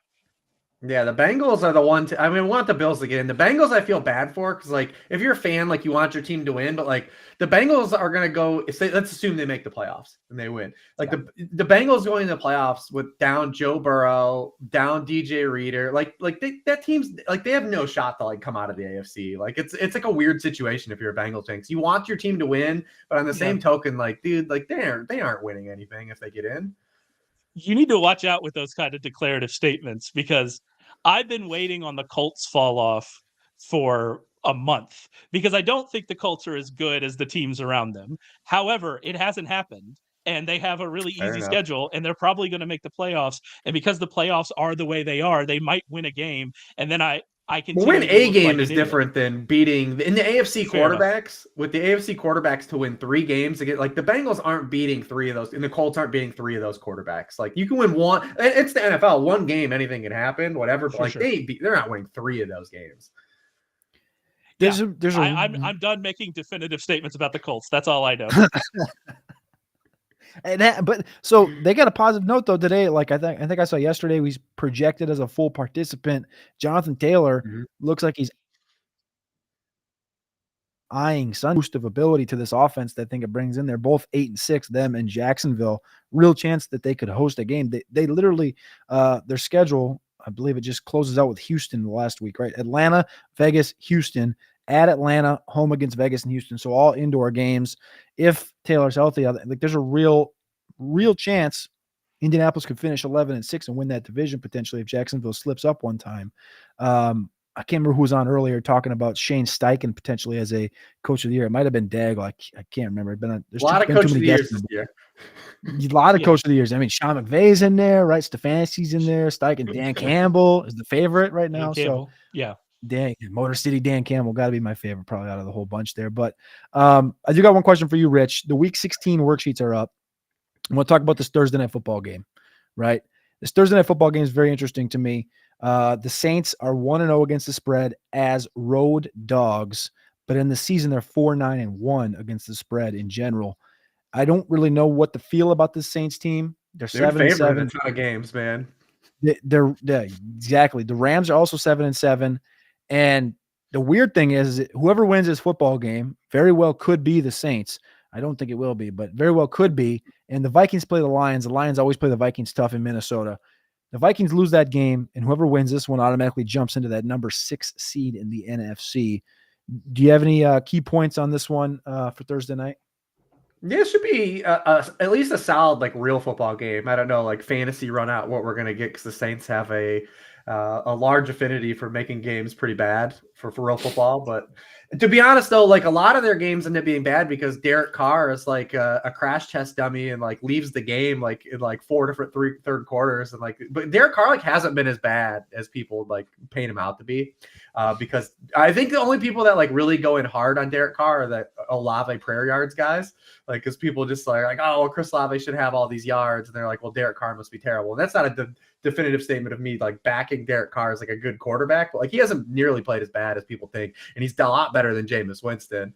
But this Rams team is clicking, man. Like this Rams team's hot. I mean, Cooper Kupp looking healthy is massive. Getting Kyren Williams back is massive. And this defense just hasn't been as bad as a lot of people thought it was going to be early in the season when we were like, all right, there's Aaron Donald. And well, the rest of it was like the movie Major League. You're like, well, who the hell's that guy? Who's that guy? He's never played before. And this Rams defense has actually been really solid to serviceable. They've avoided injuries, which I think is the really important part. Like that's a team that I was 100% wrong on. Happy to admit how wrong I was on the Rams coming into the season. But one of the reasons I was wary of them is even if you got, we didn't have a lot of faith in the players on that defense, but there was at least some pedigree in there. There were some day 2 picks that they were hoping would play well and do that. But you didn't see any depth behind them, and they've a little bit gotten lucky from that perspective, but they also deserve credit for developing these players and the defense at least being serviceable. But the offense is what makes this go. And Matthew Stafford, and it unsurprisingly coincided with Cooper Kupp's injury, getting hurt that second time. Matthew Stafford had a kind of dip in the middle of the season. Now Kyron's back. Now Cooper Kupp is healthy. And all of a sudden, Matthew Stafford looks like he did at the beginning of the year, which was amazing, outstanding.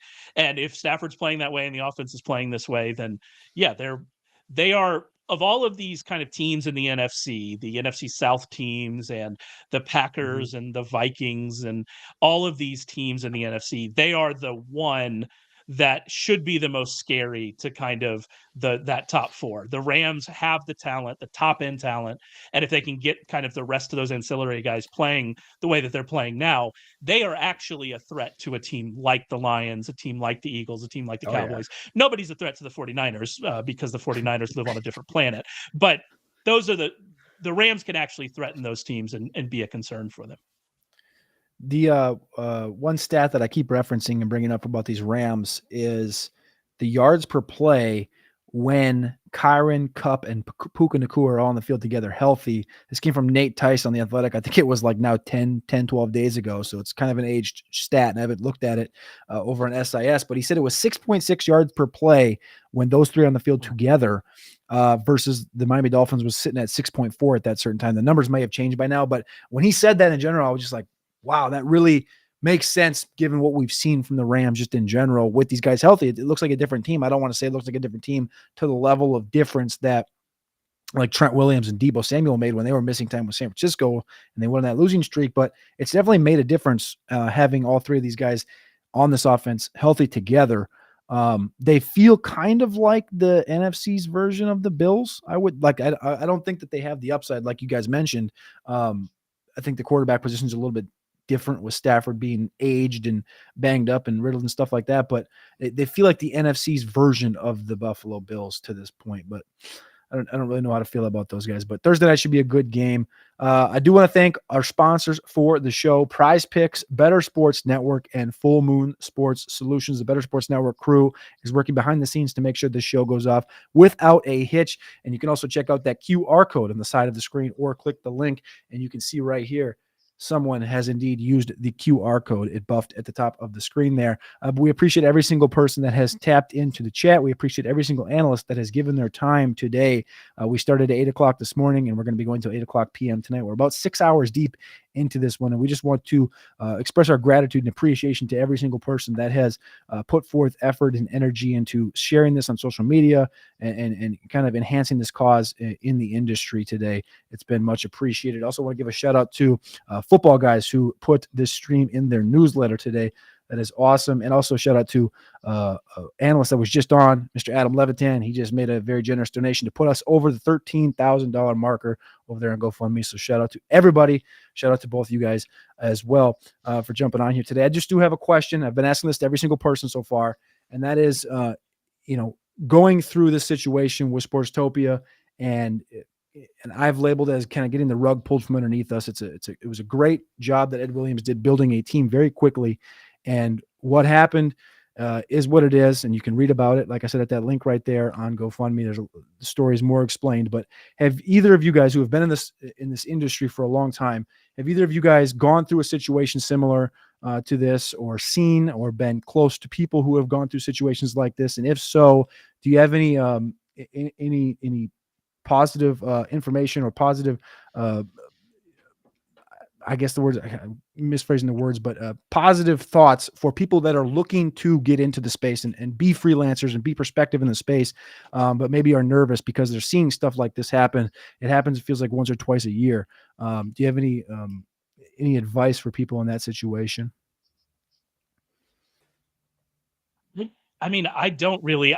Luckily, I've been very, very lucky, and it is all luck. And I will say that I'm not a bootstraps kind of fella. It has been completely all luck. I've been very lucky in this industry, and kind of the work that I was doing even when I was getting started in the late 2000s, and late 2000s. Good Lord, I'm old.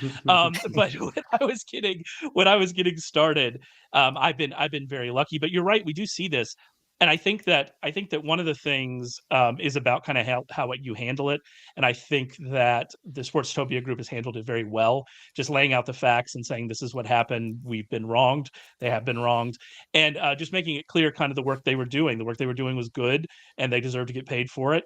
And they haven't. And that's kind of where we are. But handling it in that way, the very professional way, I think is kind of the way to go about it. And I've been very impressed by that, because I know I know personally lots and lots of people that are involved in this, and I know how taxing it has been. And so it is kind of the nature of it, the way it's been handled on the content creator side, I think has been very good, and is very telling of kind of the kind of people they are, and makes it even worse that they've been put in this situation.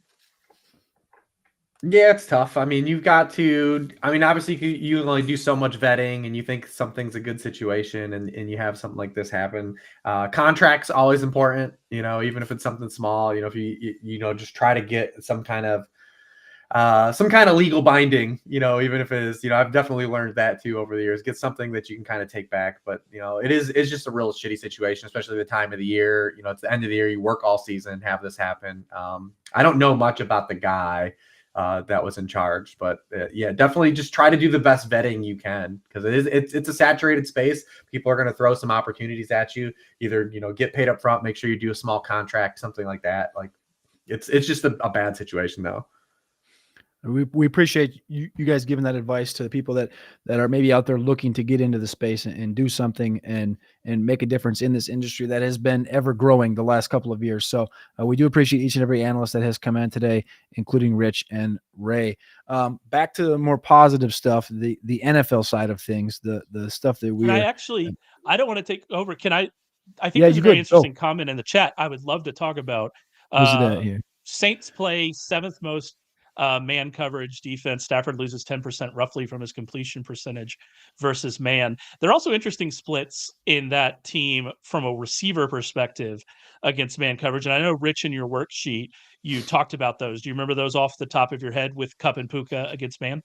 Not off the top of my head. I mean, some of this stuff. So we're in Kupp has like really the advantage probably in this match if you look at from like a man coverage and then like where it is, and like remember too, a lot of that is with Marshawn Lattimore playing too over the course of the season for the Saints, who is basically, it seems pretty ominous that he's going to play again this year. I know Nick Underhill thinks like him and Michael Thomas just might not play again this season, but. Yeah, Kupp's been targeted on 32.7% of his routes against man coverage, 20.5% against zone coverage. Also, the Saints give up 49% of all receiver receptions that the Saints have allowed have come from the slot. Again, probably a byproduct because of Marshawn Lattimore being on the outside for so much of the season, but would benefit a guy like Cooper Kupp. That stuff's all interesting too. It's my, I've just I got to come on and see like the True Media stuff for the first time this year. I'm getting to work with it for my second year in a row. And it's still like a nuance trying to level off of trying to find how applicable we can find a lot of these situations, right? Because even when we say a situation like this player is averaging this many yards per route run against this coverage shell or this coverage unit, it's come against specific teams still, right? Like if I say DJ Moore is averaging 4.5 yards per route run against cover one, and I go back and look and it's like, well, shit, man, 200 of those yards came against the Commanders and Lions. Like we didn't need to know any of those splits. We know that those are garbage defenses. And then also when he's facing the Browns, is it a signal because the Browns play a lot of man coverage, but also it's the Browns. They're a better defense than those teams. So like how much of a signal is it? It's like we're still trying to find our way with like how applicable we can make a lot of these things and the splits. But it is cool that like to see a lot of this stuff out there because I came up as a fantasy baseball player, and that's how I got into fantasy football. Was once fantasy football opened the door of like we're going to start to use cool stats or like use some of this stuff, I was like, oh, I don't have to do this for 160 games. I can come over and do this for 17 weeks, which was then 17 weeks. Thanks, NFL. You're more assault on my life. But I was like, oh, 17 weeks, I'll just do this. Like, and it's accepting. And I remember being on Twitter and a lot of these stuff was new. Like people were using like stuff like yards per target as advanced metrics, right? Like now we've got all this other stuff, man, in a decade later, and it's still new and we're trying to find our way. So I think it's really cool, but like a lot of that stuff too, like you got to be careful and try to balance like how much signal are we actually getting out of a lot of these things too as well.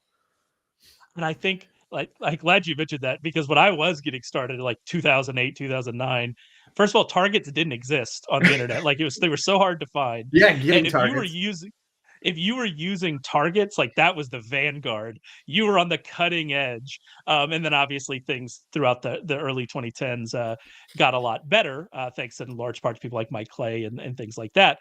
And so we've developed past that. But I think your point about being careful with some of this stuff, all this information we now have, when we talk about a team that uses a lot of man coverage, we're talking about a team that uses man coverage on 35% of pass plays. So like 10 routes.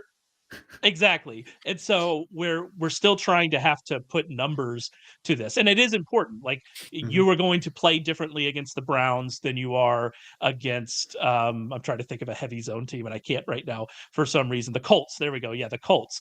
You're going to play differently against the Browns and the Colts. And we've played Gabe Davis, for instance, to great success just playing against in the situations that he's best suited for. And so there is a lot of signal there, but we also have to be careful with how much are we dinging this player or how much are we kind of pumping up this player based on 11 plays against a coverage that we like him against. And so especially for wide kind receivers, of the tricky bit. Because wide receivers, one play can change their entire line of a fantasy It did game. last week for Cooper Kupp. Right. Like literally last week for Kupp it did. Because that's why it's not as prevalent now, but because we don't have as many like shadow corners and no one plays a lot of man coverage, like Ray said, it's literally like we're talking 35% of the time of a team that plays a lot of man coverage. But when the shadow corner days and people get scared of matchups, right? And it's like, well, he's not on him literally every single play. And that's not what shadow coverage means, although it's kind of like implied. But it's like one touchdown, like even with the Revis days, you get one play, like that changes a fantasy line. And that's what makes the wide receiver position so hard. You don't see as much as that, like the cornerback stuff anymore.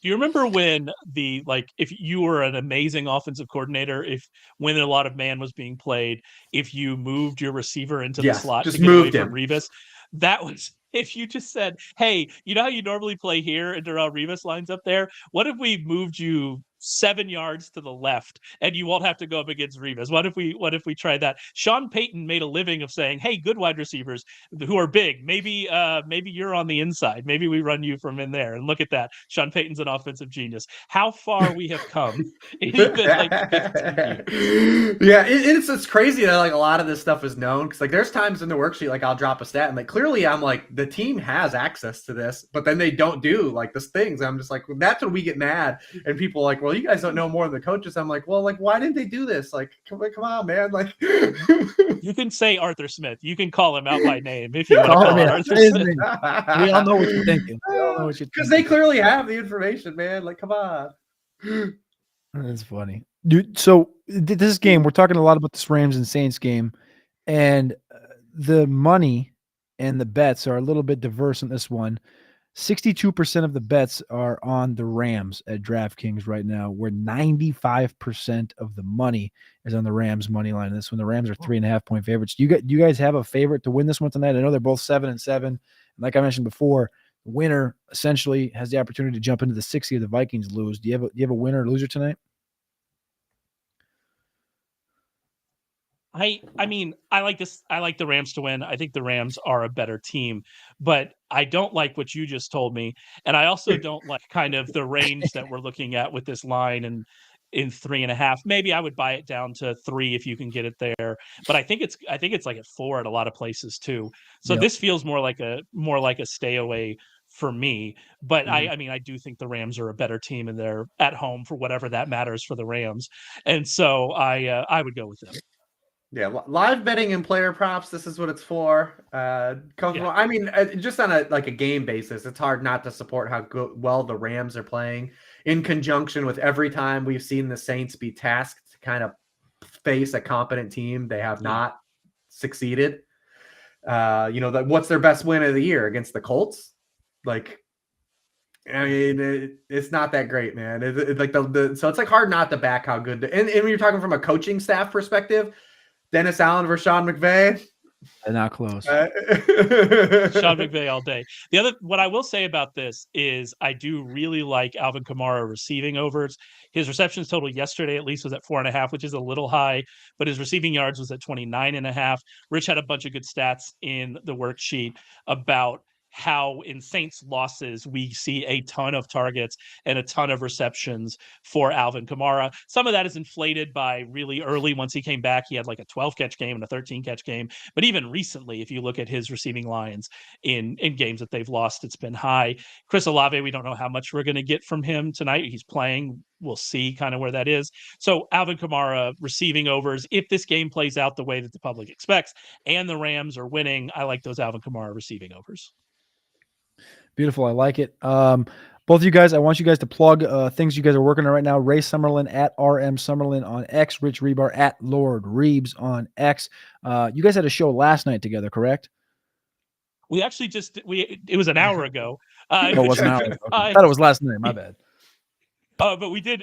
There was a podcast episode last night of the Sharp Angles podcast, which we are on, and there's lots of people on that. You can head to sharpfootballanalysis.com. You can get Warren Sharp's betting recommendations. You can get Rich Rebar's fantasy information. We're actually just launching a new sale that's for the postseason package. It's promo code HOLIDAY. You get $50 off of that, and you get the final 3 weeks free. Lots of stuff going on over at sharpfootballanalysis.com. And most of it's from Rich and Warren Sharp, so you don't even have to read my terrible takes. So that's a win. That's a win altogether. Rich, what else do you got cooking? You got all the worksheets coming out already? Or Worksheets. That stuff's all going through playoffs. Obviously, no one's buying fantasy subs for the final 3 weeks. But I also want to give a shout out and plug Reese's Animal Crackers. If you guys can find these at your store, it's a great holiday purchase. Absolutely cocaine. These things are made with heroin. Hold up. Are those the pink ones, the pink and white ones? No. They're Reese's. They're literally animal crackers coated in Reese's peanut butter and chocolate. Shit. If you're watching the stream right now, not listening somehow, you can look at this and realize that I am very interested in the words that just came out of his mouth. Yeah, I've never heard of this before. The other thing, if we're talking about fat dude stuff, the other thing that Rich and I are trying to get off the ground is he wants good fantasy situations to be called high cholesterol or high cholesterol touches. So if you're getting a goal to go run, he wants that to be high cholesterol touches. So putting that out there in the world, that's Rich's. That's things like red zone touches, deep targets, things that matter, right? We're not just talking about opportunities. I wanted to definitively label these as high cholesterol. They would be the Reese Animal Crackers of touches. This is the inside the 5-yard line. This is the high cholesterol hashtag high cholesterol touches. Anything inside the 5-yard line. That's right. Sponsored by Lipitor. Yeah. I love it. All right. I appreciate you guys. At RM Summerlin on Twitter is Ray Summerlin. At Rich Rebar, at Lord Reeves is Rich Rebar. Last one here. Ray, You have the Bills ranked the highest out of anybody I've ever seen at this point of the year. Are they going to the Super Bowl or not? Are they going to the Super Bowl? Because they're the Bills and because they do Bills things, I'm going to say no because 13 seconds happened. But do they have I mean, any team's chances of going to the Super Bowl are fairly low in the AFC. There are lots of good teams.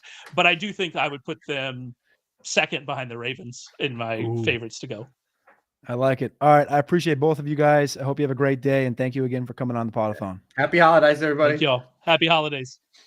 Yep. All right. We're going to bring in the next two. That is Brad Thomas at Mr. Brad Thomas and Justin Fensterman at Fensty Sports on X. Brad Thomas, you can find him over at NBC Sports betting as a betting analyst, and Justin Fensterman, he's the host of the Fantasy Football Game Day morning, 7 to 9 a.m. on Sirius XM, as well as doing all things sports over at Fantasy Guru. Guys, how are you doing today? I'm doing pretty good. Thanks for having me. I'm excited to see Fensty. I haven't seen you in a minute, man. Hope life's good. Yeah, no, Brad, it's great seeing you as well. Normally you're hitting me with trivia questions at this time whenever we see each other on video. And Cody, it's great to see you again, and it's great being here with you both. I appreciate you guys both tapping in today. I do want to give a shout out to our sponsors again. First and foremost, you can click the QR code when it pops up on the screen here. We are 6 hours in on this great podathon that's going to last 12 hours. So we officially just clipped the halfway point of this great show. I want to give a shout out to Prize Picks, Better Sports Network for doing everything behind the scenes, and Full Moon Sports Solutions. Again, if you want to become a sponsor to the show, that would be $1,000 plus sponsor donation over at the GoFundMe there. You can see it on the QR code, and it is also linked in the comment section at the top on YouTube. So I want to appreciate everybody that has tuned in so far, and thank everyone that tunes in the rest of the day. First and foremost, I do got a question for you guys. I want to jump in head first into this week 16 slate because I know you guys are both head over heels into fantasy football, betting, the whole 19 yards. And first, Thursday Night Football, Rams, Saints. I just talked about it for 30 minutes with Ray Summerlin and Rich Rebar. I think we stayed on the same topic the whole time, covering everything that the Rams do right and the Saints do wrong. And I want to just open the floor to you guys first and foremost. 3.5 points in favor of the Rams. This number was 4.5 just a few hours ago. 83% of the bets are on the Rams. 82% of the money at 3.5. The money line, 95% of the money is on the Rams and 62% of the bets. Brad, I'll start with you first. How do you kind of see this game unfolding tonight? Yeah, this is a tough one for me. Naturally, I'd want a mobile quarterback against the Saints because Saints have been pretty terrible against mobile quarterbacks. The line has had some interesting movement too. I think at one point it was 4.5, then it's 1 point as low as 3. Now back up to 3.5. Now back up to that 4.5 range. I'd probably take the points with the Saints. It's not indicative of how great the Saints team is, but having a semi-healthy Olave is going to help their case a little bit more. They'll play just enough defense, but if we want to get like kind of special and fancy into this game, I'd want to be all over anything Kyren Williams. The man's just a touchdown hawk, and he's so important to that team. His usage rate is super high. I haven't built anything out yet. I'd probably do like a touchdown and 2 receptions, probably to get that juice down, get me close to like plus money. Fetsty, how about you? Man, I'm feeling the Rams, but then of course now you're telling me where the public is, and when the public is so seesawed to one side, you really want to start to go the other way. And I know it was the Giants, but you had to be a little bit more encouraged with the Saints offense too. And Brad, I'm glad you said what you just said about Kyren Williams, because I'm actually, guys, I don't know if you've ever played in a guillotine league before, but I have never, for those that don't know what a guillotine league is, every single week, lowest score gets eliminated. Those players, you have like 19 people in this. Those players of the eliminated team go back into the waiver pool, and you have $1,000 to spend on. So I'm in the final 4, and I've never made it this far before. Okay. So now, as you can imagine, everybody's got all-star teams now. And I've got a running back core that's like Rashad White, Saquon Barkley, Kyren Williams, Mixon's in there. I mean, so many great running backs, and I've been sweating out this Kyren Williams decision here. I feel like, though, because of what you just said, Brad, I got to play him. I mean, he seems to be the everything in this offense. It's going to be a lot harder for Stafford to throw. So I'm thinking they're going to be depending a lot more on Kyren Williams. And like you're saying, I'm also hoping they throw to him a little bit on the backfield too, besides fully relying on the rushing. Yeah, no, I sorry to cut you off. when you like, it's funny, we always look at stats and how teams do defensive DVOA against running backs. Like the Saints aren't great, right? Allow about 95 rush yards per game, but that's not even including like opportunity that Kyren Williams is going to have. It's his backfield. The man fumbled the ball twice last game and still was getting goal line touches. So it's just like, it's like he's like a must play for me. He probably had his worst outing since he got injured last week. He still had like 15 points or something like that. The Rams have been different with Kyren, Puka, and Kupp, and I've talked about it multiple times so far today. This is a stat from Nate Tice. I'll give all the credit to him. This came from SIS maybe 10, 12 days ago, but they averaged 6.6 yards per play with those three healthy on the field together.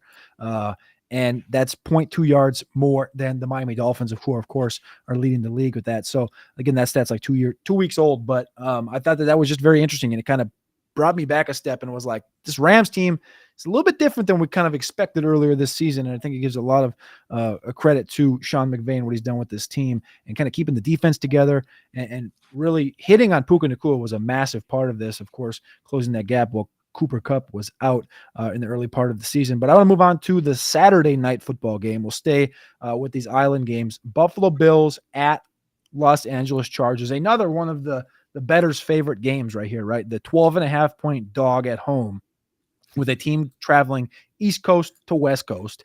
88% of the money is on the Chargers, plus 12.5 at FanDuel, and 51% of the bets. Chargers just fired Staley, just fired the GM, and the Bills are possibly, if not the hottest team in football right now. What are we doing with this Chargers 12.5 line? Are you just staying away from me? Of course, everybody knows a 10-point home dog. All of a sudden, the sirens, the bells start going off, and you're like, all right, I got to look at this thing. What's going on here? Where do you guys kind of see this one unfolding here? I'll start with you, Fensty. Yeah, the thing is with me, because there's that looming stat that what happens when coaches get fired. I believe it's at something like 66%. A team wins or at least covers. And that scares me off betting this game, because let's say they didn't get fired.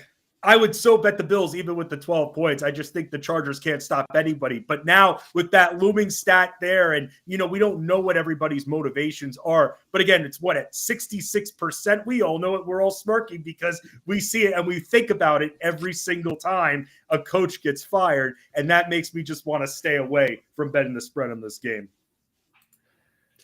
Yeah, the new coach bump is always so terrifying. And it's funny too, like if the Bills had been like a 13.5-point favorite, we know how great they cover as 13.5, 2-touchdown favorites, but it's just under that number. But we also have to think about it like, let's talk about the Raiders. When the Raiders fired their coach and they had that new coach bump, it's not like they were a bad team. And then Aiden O'Connell is light years better than Easton Stick. Like, this Chargers team can't stop anything. They're bad against the run, bad against the pass, and they're playing against a hot Bills team. I don't think it's a massive letdown spot for the Bills here either. They played against the Cowboys, who were in a bad letdown spot, but these Bills are possessed. It's not like a team who, like the Cowboys, were on the verge of clinching. The Bills are fighting for their lives. So for me, I'd stay away. And if you want to say, you know what, I'm blind betting the Chargers, I'm not going to stop you. I'm just going to say, if I had to pick a side, I'd lay the points with the Bills. But that new coach bump is just terrifying, man. The numbers are there. Like, history is history. And if there's anything, guys, I took away from seeing Easton Stick, it's he's letting out. All his cards are there on the table. There's no trickery. He's locked in on his target, and everybody is seeing it immediately. He's got to pull up anything. I feel like they have to be telling him, hey, look one way, but plan to throw the other way a little bit. It's just something I kept seeing from watching the game.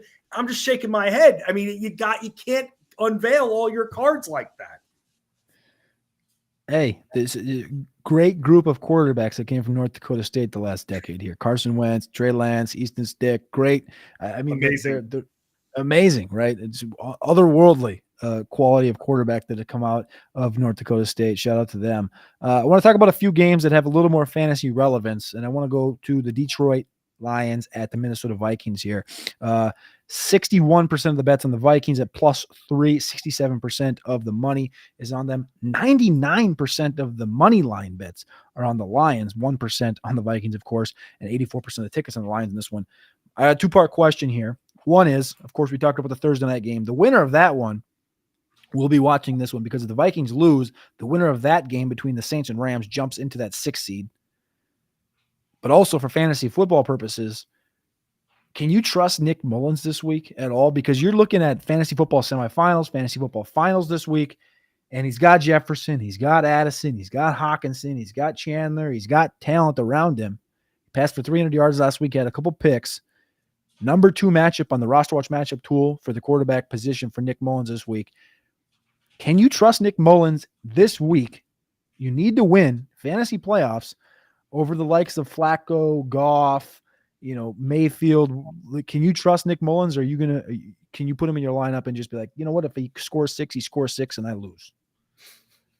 Oh man, what a dire situation to be in, right? Like you have Nick Mullins. The benefit that you have, he's not playing in cold weather, obviously. Next benefit, he's playing at home. And he's playing against the Detroit Lions team, who's 16th in defensive DVOA against the pass, with all full complement of weapons. If you have, I wouldn't go Flacco over him. So I'd probably go with Nick Mullins. He's a gunslinger too, right? His persona is absolutely perfect for this situation. I just wish you had better options. But I mean, this is one I would be comfortable with. I actually think I have Minnesota as a live dog in this game. And I think that the money's starting to come with me, moving Minnesota closer to that 2.5 range as opposed to the 3. We know Detroit, and we know Detroit struggles on the road specifically. Yeah, I'd probably be comfortable with Nick Mullins. And it's funny, like when I go through and I kind of handicap these games, I love to look at the lines to see what are the lines of the players that are available. Like you have Justin Jefferson sitting at 80. You have Jordan Addison at 48.5. I think Hawkinson was at 53.5.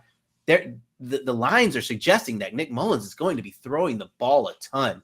So I would trust it with a little bit of confidence. You got to look at the state of the position, and it's crap right now. It's really hard to just trust anybody out there. I mean, we're talking every single week about how much trust can you have in Patrick Mahomes versus the fear of you're going to bench him and then he happens to go off. I mean, that's why you spent the draft capital you did on him. After what we saw last week, despite the couple of interceptions, I am totally fine in this matchup with going after Nick Mullins. But we can't just view him as, he has to have top QB effort and production. We can't be saying to ourselves, okay, well, we're going to need 25 to 30 points from this guy. No, you're hoping for 20 and you're going to be happy, and you hope the rest of your team can back that up at this point. Because again, the state of this position and finding it hard to trust a lot of quarterbacks, and then all of a sudden it seems like a few others get hurt every single week. I do a lot of practice report and injury report content at fantasyguru.com. And the last few weeks, it's just been marred with quarterback injuries and me chasing to see if this guy's even spotted on the side of the field. And it's just been a mess in that regard. So when I see Nick Mullins in this matchup, you have to know that most likely, more than likely, your opponent's probably going through the same thing. And I know I was matched up last week against Will Levis, for instance, in a 14-teamer. And I had a debate starting the Seattle quarterback, whoever it was, ended up being locked, or Tommy DeVito. We're all in these issues together, but the matchup speaks for itself. So if you can go in there expecting 20 and you're thrilled with 22, you're starting him. And that's what I would do if that were me. I like it. I want to take a little bit of a break here from football and talk a little bit about why we're here, raise a little bit of awareness for the situation. There will be a QR code that pops up on the screen if you want to go read a little bit more about it. But I do want to give a shout out to our sponsors, Prize Picks, Full Moon Sports Solutions, Better Sports Network, for all the work they're doing behind the scenes currently right now. If you'd like to be a sponsor for the show, that's going to be going on until about 8 p.m. tonight. It'll be about $1,000 donation over on that link right there. There's also a link in the chat on YouTube. I want to give a shout out to a bunch of the great people that have went on over to that link and hit the GoFundMe. We just crested $13,000. Thank you to everybody's in there. Ashley, Adam Levitan, some anonymous people, Matthias, Andrew Cooper, Jeff Bell, and the great people over at the Football Guys who put this stream in their newsletter today. We really appreciate Joe Bryant and the team over there at the Football Guys. Fensty and Brad, I do have a question for you guys. You guys have been in the space for a while, and I've asked everybody this question, so it's a pretty open question. Is the situation that's at hand really is that there's a group of us that were brought together by a great OG in the space, Ed Williams, and we were going to do a startup, and there was a guy on the top that was, of course, supposed to pay for all of that, and et cetera, et cetera. the way I put it is the rug was pulled out from underneath us. Again, you can read more about that at the link right there. But the question I've been asking everybody is, have you been in any situations that are similar to this, where you got, or the rug was pulled pulled out from underneath you, or have you been around anybody or seen situations like this? And really, the reason I'm asking that question is to more so raise awareness for people that are prospectively looking to get into the fantasy space and get into the fantasy industry, and people that are cautious right now. They're seeing stories like this happen. Like there's been a couple the last couple of years, and they may be cautious about even getting into the space because of people of this nature that may be out there trying to catch people and get free labor out of them. But have you guys been a part of or seen anything of this nature? And do you have any advice for those looking to get into the space? Yeah, I'll tackle this one first. As long as I've been in the sports kind of segment, I've been in the entertainment segment longer. And this actually did happen to me when I was doing modeling and acting prior to jumping over to sports. We did an entire shoot. Like I'm talking about an all-day shoot, promised this stuff. They used our photos on billboards, and we never end up getting paid. Ultimately, the guy who was responsible for paying us blocked all of our numbers. And what I would say for anybody, who's going through this situation or who might be afraid to get into this industry because they're afraid that this situation might happen, as good as we want to talk about people and how many great people there are on this earth, it's sometimes, bad things happen to good people, but don't let that turn you like bitter to the industry. Don't let that stop you from chasing your dreams, and always try to remain positive, because at the end of the day, if we who go through these experiences remain positive and we do the right thing, and our positivity stretches out among other people in this industry, or even those who are viewers of this industry, it could just turn maybe that one person who has that bad idea into doing the right thing. So I just say, just remain positive. I know what you guys are going through. That's why I decided to jump on this and kind of help out and raise awareness. Just remain positive and continue to be a good person. That will win out overall. This industry is very difficult to tackle, especially the current state of this industry. And that's a reality that we all have to deal with. And as someone who's been in this industry for over a decade, I mean, have I had exactly what's gone on with the staff at Sportstopia? No. But have I had the carpet yanked from under me? Absolutely. The last year for me has been very tumultuous when it comes to jobs in this industry on that front. But if there's one thing that I can say, is that don't let what's going on in these outside factors impact who you are, why you're here, and why you've decided to be in this business. Because look, there's a very, very small percentage of us that's really making 6 figures, 7 figures. We're in this because we want to have fun. That's why we're in this business. And it's been that way since the beginning of time. While a lot of our friends have maybe made more than us at the same time, we have the more fun jobs. We have the more interesting careers, and we get to follow our passions. And that's something that's in here, and you can't put a dollar amount on that. That's $1 million in happiness dollars that a bunch of people out there who are making that kind of 6-figure salary wish they can have, that fulfillment every single day. And I know how it feels to lose a job like that. And the worst thing you can do is really, as Brad was saying, lose faith in yourself, because all you have is your belief in yourself, your belief in your content, and your belief that you can make an impact in this industry. And with that, do not be afraid. And I say this to everybody who's going through this in this business, especially the staff at Sportstopia. Don't be afraid to ask for help, like you're doing the Podathon. Don't be afraid to reach out to someone that you had an interaction with and ask them about an opportunity. There's a way to do it where you can be very respectful about it. And I'm someone that really doesn't like asking for help. But when I was going through what I was going through 6 months ago, I needed to stand up to my own courage, and I needed to also realize that's what connections are for. And a few people on this Podathon have said that, utilizing your connections. You're not bothering anybody. That's what this industry is about. We're all in this together. It's a very small sector of the broadcast industry, sports, but that's why we're all here. We're all here to help each other. And don't be afraid to ask for advice. Don't be afraid to ask for help, because look, then you can look at yourselves in the mirror and say that you're doing everything you can and you're fighting. Don't let what's gone on impact who you truly are and why you've chosen to be in this business. That was awesome. That was awesome. That was fantastic way to lay it. And I think that's been a trending kind of idea of thought from a lot of people today has been just reach out, just ask the question. And in the same boat as you, as far as the asking thing, I've pretty much always been on the exact opposite end of asking, where it's like the GoFundMe idea. I'm like, I don't know about that. The Podathon, I don't know about that. But then when the idea was like, I actually think this would bring awareness to the situation because we've seen it happen the last couple of years in certain instances. And I was like, God, the awareness is really the main thing here. And just not allowing that person or other people to get other people in bad situations is kind of the big thing. But I do want to backtrack right back to what you just said, was reaching out to people in the space. And over the last hour, Rich Rebar, John Daggle, Adam Leviton, all these guys have been on here and all have said the same thing you just said. And that was reach out. And I think that's a tough thing where, especially if you haven't been to like in-person events, like been to Canton, been to FSGA, been to, the Combine, all this stuff where there's other people from the space. Everybody looks at an account and they're like, they see a following and they're like, well, I can't talk to that person. I can't do this.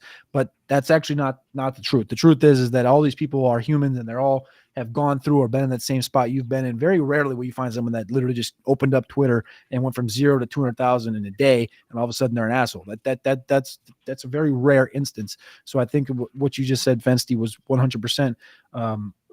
You laid it up perfect. I'm just going to leave it at that. But we do appreciate every single person that has tapped in so far to the stream here. We're going to be going until 8 p.m. today. I will be on for another hour and a half, and then we'll have Matt Gelka jumping in as a host. We're here with Brad Thomas and Justin Fensterman.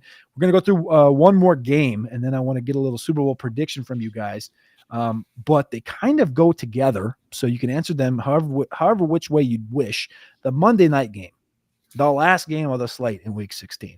The game that will cause people to make the fantasy championship or miss the fantasy championship, it feels like, because there's a lot of players in this one, from Lamar Jackson to Gus Edwards, Odell, Bateman, Zay, whatever it may be, all the way down to the San Francisco 49ers, of course, with Christian McCaffrey and Debo. But this game is in San Francisco, another East Coast team traveling to the West Coast. The Niners are 5-point favorites.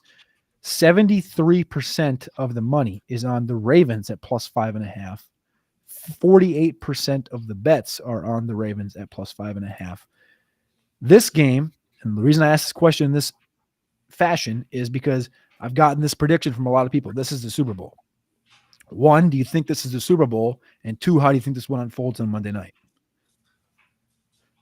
Yeah, this is actually my Super Bowl prediction. And you talked about fantasy. I have Lamar and Christian McCaffrey in a couple of leagues as that tandem there. So I hope there's a ton of points. The Ravens have been a very good teaser team. I've been teasing them up a lot. Second in defensive DVOA. Obviously, Niners are number 1, so it's 1 versus 2.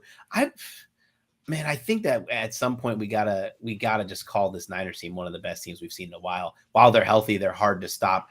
They get pressure on the quarterback. They make your life hard. They have any kind of weapon you possibly want. People want to talk about Brock Purdy not being the MVP. I think they should go kick rocks because Brock Purdy is doing everything that an MVP should. He leads the NFL in yards per pass attempt while throwing the fewest pass attempts per game.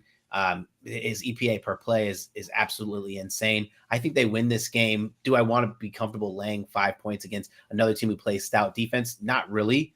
But I would probably be looking to fade the public on the Monday Night Football game and lay it if I had to. But listen, this is one of those games where if you find another angle that you like a lot, and I think I have one here. I couldn't find it. Whatever. If you like this angle, if you like this game, right, I would tease both ways. I would tease the Ravens up and tease the Niners down. I think that it gives you a good opportunity to hit both, but you need to find another leg that you like on this slate. I had a couple written down, but as you guys know, I had car trouble getting in, so I didn't get a chance to pull anything up. But yeah, I do think the Niners win in a close one. Oh, that car trouble excuse, Brad. I got you. I know where you're going. Wait, I just bought a brand new car, and we've had it for 3 months, and I'm driving, and this thing starts beeping at me. Oh, I'm like, no. You gotta be kidding me! Like, it's not even 3 months. Yeah, that's drove it off the lot. That's the first problem. Yeah, I took it to the dealership. I go, hey, they said you're gonna stick around. I said, yeah. How long does it take? They said, we might not get it till tomorrow. And I was like, yeah. I called me an Uber, got out of there. But don't pay for the Uber back home and stuff like that, right? I noticed like most car places, they'll like at least like help you out with the Uber back home and then back to the car I shop. don't even ask because like I could do it through, I have USA. I could do it through, I can just, they'll reimburse me, and it's just more hassle. I live like 5 minutes away. So I was like, I don't even want to deal with that nonsense. Just pay my $10 and get home. Right. Going back to football, though, going all the way back to football, the 49ers look like the most complete team in this league. I'm so excited for this matchup. But every single week they prove why they're the most complete team. Both sides of the ball, Brad, you just said they loaded with weapons. Everyone. And it almost seems like when I think about, well, who in a particular matchup can't I trust in this 49ers offense? Very hard for me to find that player every week. They're just trying to see if someone's going to be limited or not. But I do see this team. I thought the whole time they were going to be going back to the Super Bowl. And I'm kind of back into this, the AFC side. I still think Buffalo, if I'm looking at any other team besides Baltimore that I think has a chance, not just because of last week, but Buffalo, I still think they're kind of hanging around. I'd love to see them in somehow, some way in the AFC Championship, but really it just seems like this is Baltimore's time to lose because like kind of the 49ers are in terms of most complete teams, Baltimore's very close to that as well. Buffalo is the one team that makes me kind of go, well, I mean, could they take away the Ravens' opportunity? Why I'm not talking about the Dolphins right now, it's probably because every time I talk about Tyreek Hill, who's on my main team, I start sweating profusely because I need this guy on the field. I like it.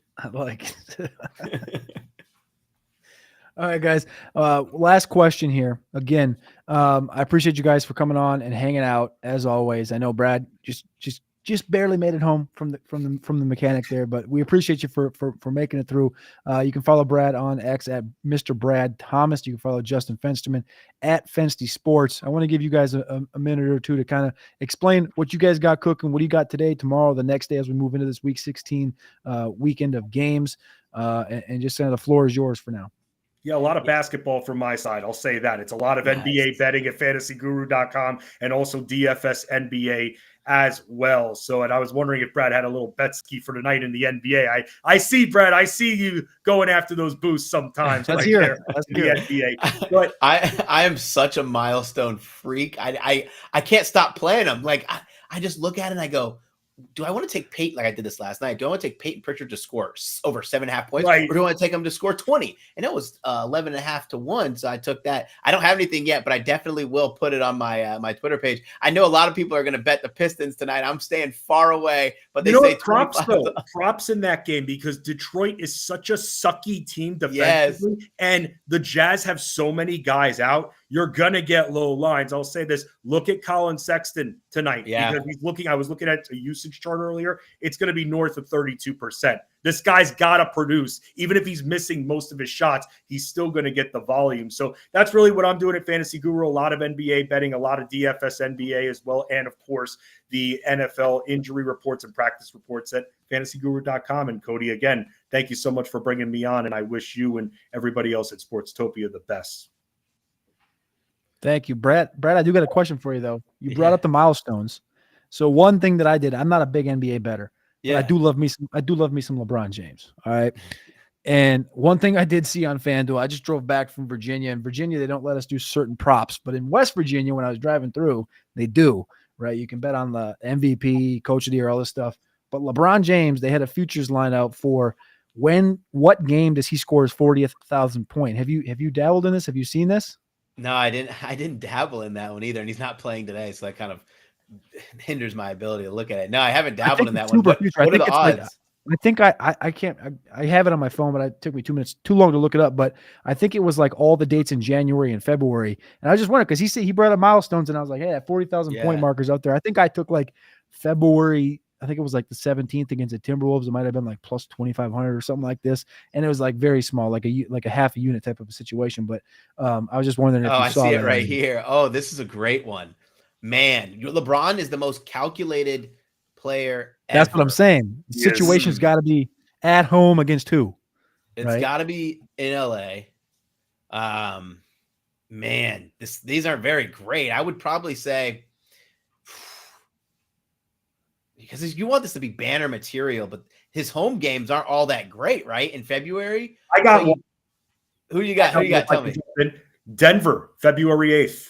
Yeah, that's statement. Really soon. If people think Jokic is the new guy now, LeBron, boom, milestone drop right there. That's got to be the best one, unless he strategically sits out like a couple games to take Denver versus Denver in March. On March 2nd. He's already out tonight.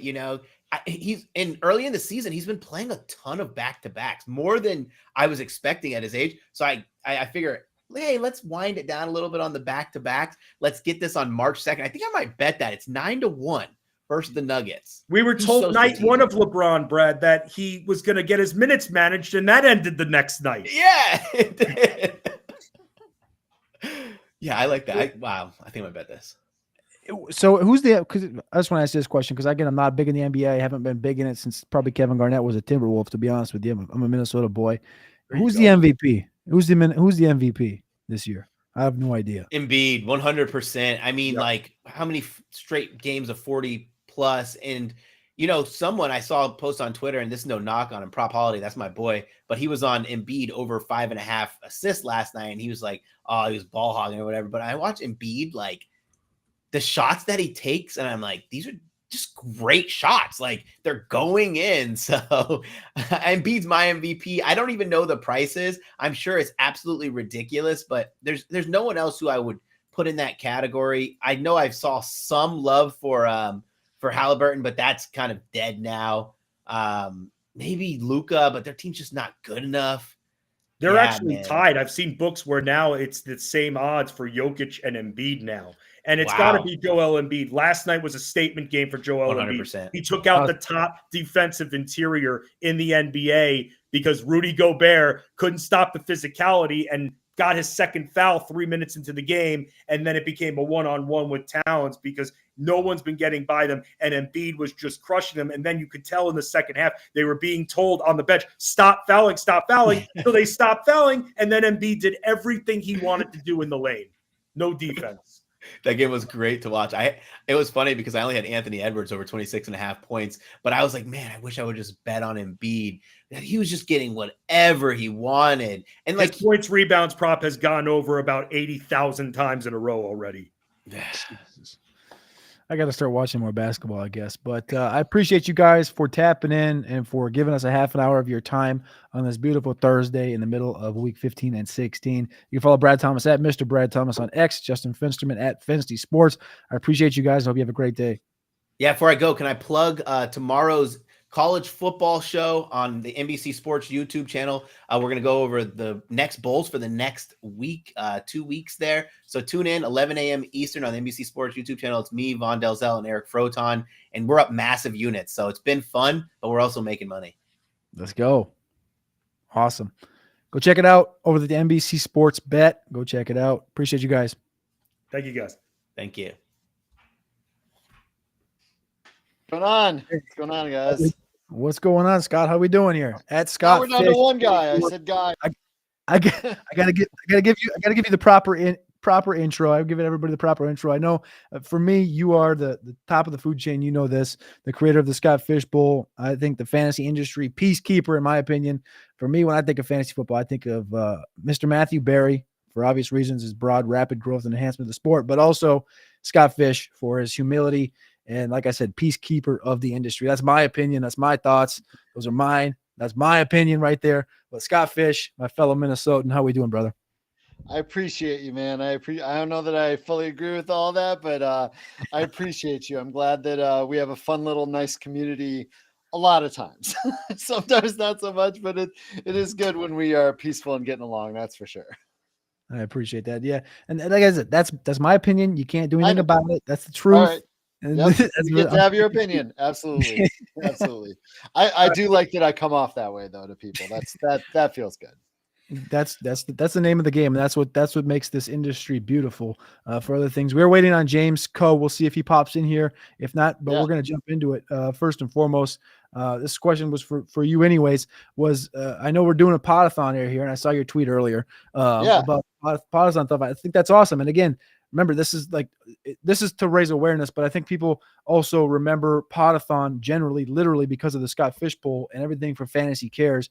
And that's something that I line directly with the Scott Fish poll. Every time I think of that, I think of the other. And I think that's one of the great pieces of the community during the Scott Fish Bowl draft, doing the Podathon, Celetto. And I think did they do 72 hours this year? Was that what it was? I honestly don't remember. It felt like 36 or 48. It might have been longer. It definitely felt like 2 days though. It feels way longer than it. Yeah. But anyway, so that's over there. That's to raise a ton of money for charity for the kids. And Scott, can you just let people know a little more about Fantasy Cares and kind of how people can become more knowledgeable about Fantasy Cares, the Scott Fish Bowl every summer? Because it is one of those things where, like, the fantasy season's now over, and generally there is no Podathons right now, right? All the Podathons are before, and then the season just ends, and then people are just they're in their caves right now, right? All the analysts are, but end of the season, kind of just let people know, become more knowledgeable on Fantasy Cares and the Scott Fish Bowl.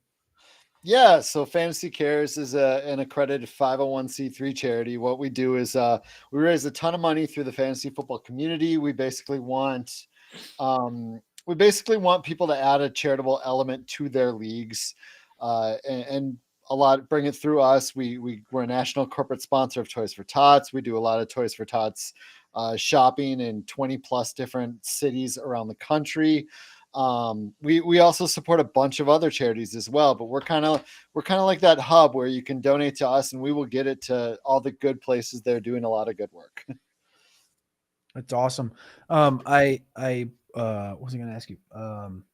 I wanted to go to I want to give a shout out back to our sponsors. I didn't do it at the end of the last segment here, but our sponsors are Prize Picks, Better Sports Network, and Full Moon Sports Solutions. They've been sponsors for this show that have been, again, started at 8 o'clock this morning, is going to go till 8 o'clock tonight. So you can keep on tuning in. We've had a great list of analysts that have come on so far today, and another great list to go on throughout the rest of the day, talking about DFS and football and basketball and baseball for the rest of the day. We'll have certain segments for each of those, as well as talking about Dynasty. We're going to have the South Harmon boys on talking about Dynasty. We're going to have redraft stuff. You can start sick questions, and then, of course, we're going to end it with a little Thursday night preview. But we appreciate everybody who has tapped in. There is a little QR code in the top left of the screen now. I did see that just now, so shout out to the Better Sports Network crew for adding that to the full-time screen up there at the top left. So you can go check that out, and you can read more about the situation that is at hand right now, and that is supporting an unpaid fantasy sports content team, formerly known as Sportstopia, a crew that was put together by the great Ed Williams. And for me, I worded as the rug was pulled out from underneath us. But one thing I did want to ask you, Scott, is, again, you've been around the community for a long time, and this is a question I have asked everybody that's come on today. Generally, is we've all seen this stuff happen. Have you been a part of, or have you been close to any situations that have been like this? And if so, or if not, do you have any advice for people that are prospectively looking to get into the space, but maybe are scared off by it, or any tips or tricks to kind of get in and trust people and make sure people are all about what they're saying they are? Yeah, I've heard you ask this a few times, and I've never been part of it. Obviously, we've heard, some minor stories in the past. This one's a much bigger one that has happened here. I think you've gotten some good advice along the way. I feel like the one thing I do see, and this is kind of a side step on this, is I see it happen every year, multiple times with fantasy contests.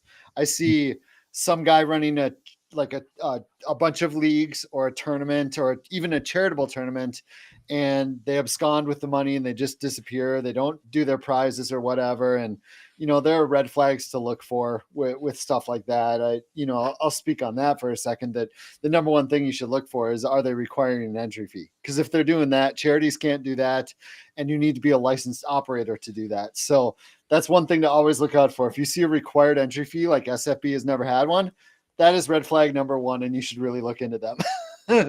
But most of the people out there are trying to do good. Most of the content sites, the gaming sites, all of us are trying to do the right thing. We're trying to do things by the book. We're trying to, build good things out there. It sucks when things like this happen. I don't really know the best. Like, you can try your best to scout a company, but when it's a brand new startup and there's not a lot of details on them, it sucks that, a couple you get guys like Ed and you and stuff like that involved, it kind of steamrolls because you guys have good credibility, and then the whole thing's going to steamroll, and it's going to hurt more when it finally comes down, But I love Ed. It sucks that you guys went through this, but I don't have great advice other than trying to vet better. But sometimes there's just no way to vet better. There's no way to know. It seems like that was this case. All right, we're going to bring in James Coe. What's going on, brother? You can find him on Twitter at James D. Coe. He's a co-owner of Reception Perception, formerly of DirecTV and NFL Network. He works alongside with the guest we're going to have in the next half an hour, which is Mr. Matt Harmon. James, how we doing? I'm doing great. I appreciate you guys bringing me on, and glad to support the cause, man. Were you able to catch any of the conversation I just had with Scott at all? Just the tail end of that. Yeah, I was sorry. I'm a little bit late because I had some tech issues here, but yeah, we figured it out. You're good. You're good. I just wanted to ask you kind of the same question I asked Scott, and I've asked everybody. Kind of going through being in the community, being in the industry of football and fantasy and all that align. The situation that's going on right now with Sportstopia, formerly known as Sportstopia, and the Unpaid Fantasy Sports Content Team.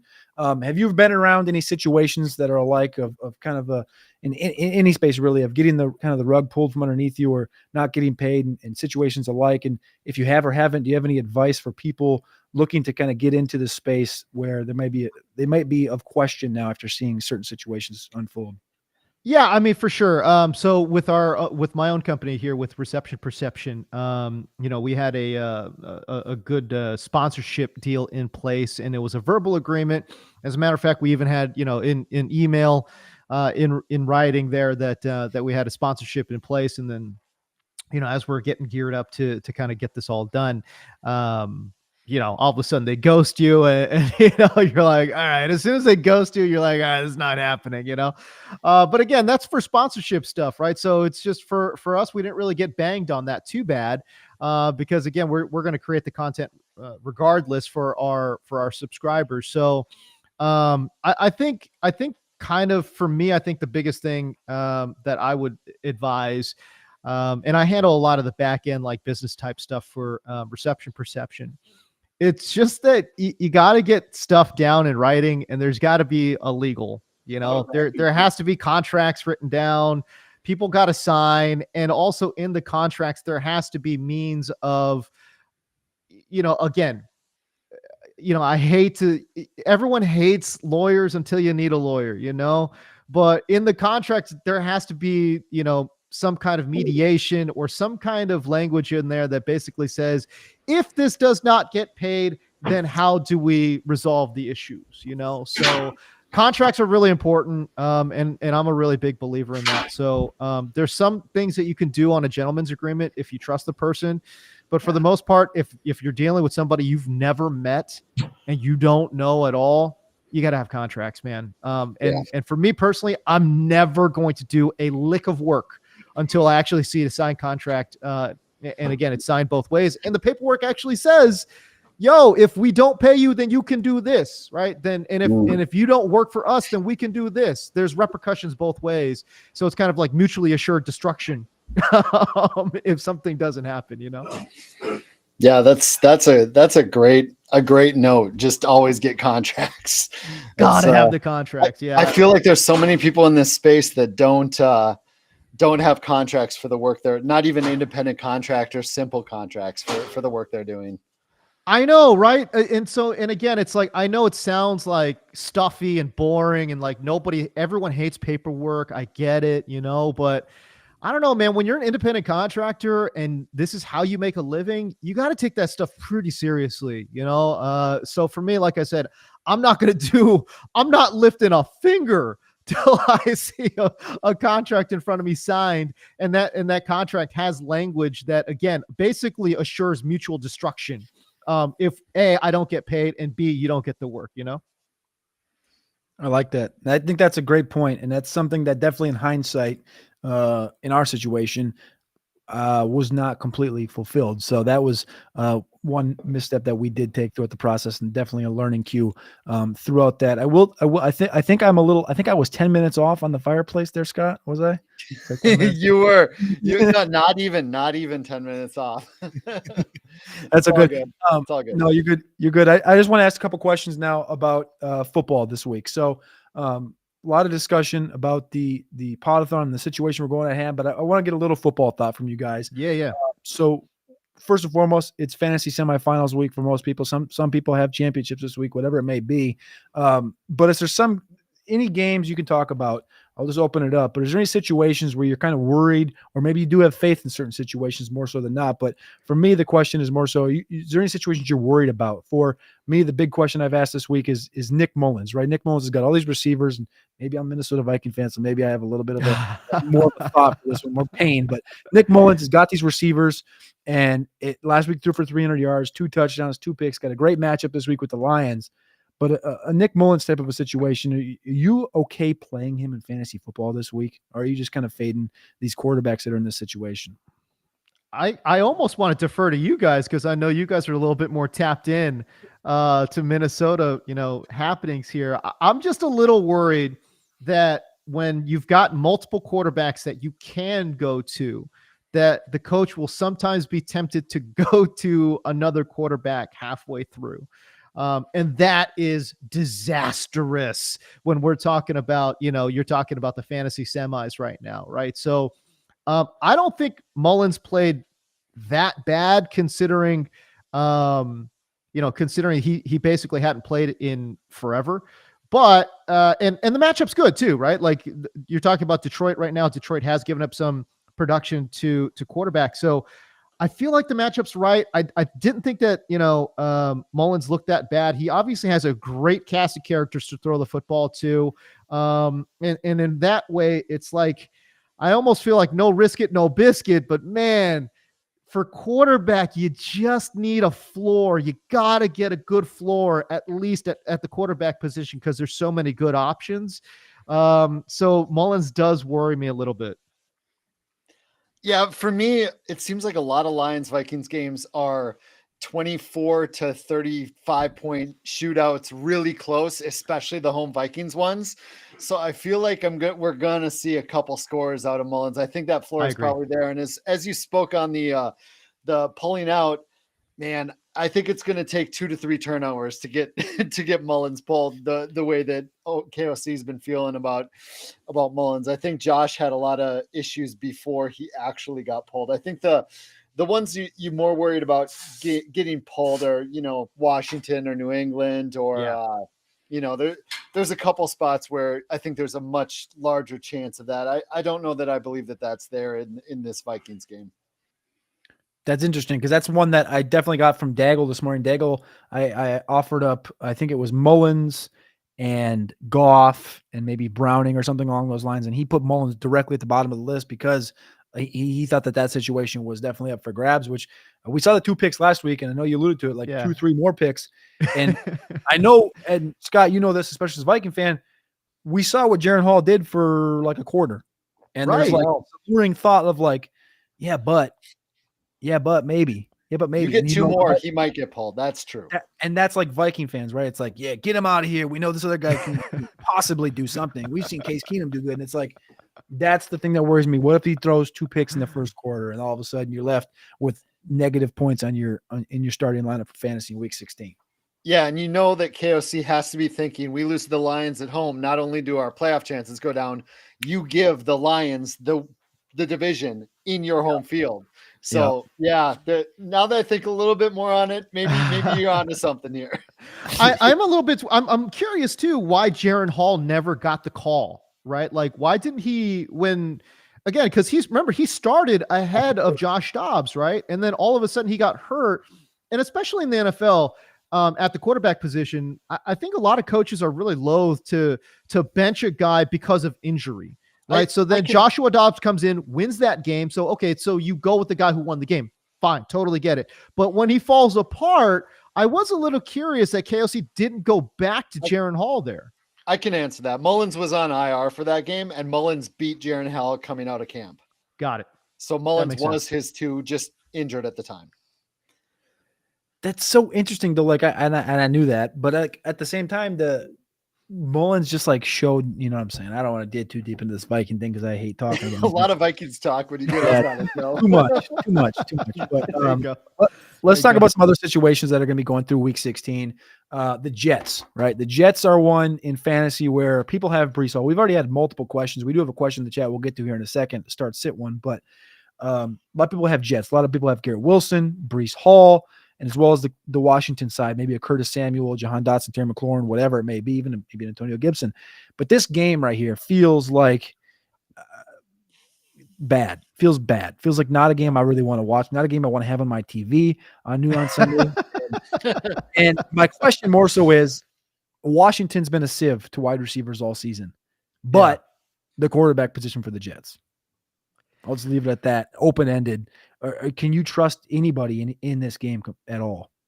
Washington's been so bad that it's almost I don't care who plays quarterback. Honestly, give me Garrett Wilson all day long. I think he's going to go nuts. So I'm not worried about the quarterback situation. I think if he sees 8 targets, he's taking home 15 fantasy points. Right, high probability for a big play. As a matter of fact, when I look at the data here, right, like Washington's given up the most touchdowns, yards, completions on deep passes this year. And over the last 8 weeks, it's been atrocious, right? So they completely get destroyed over the top.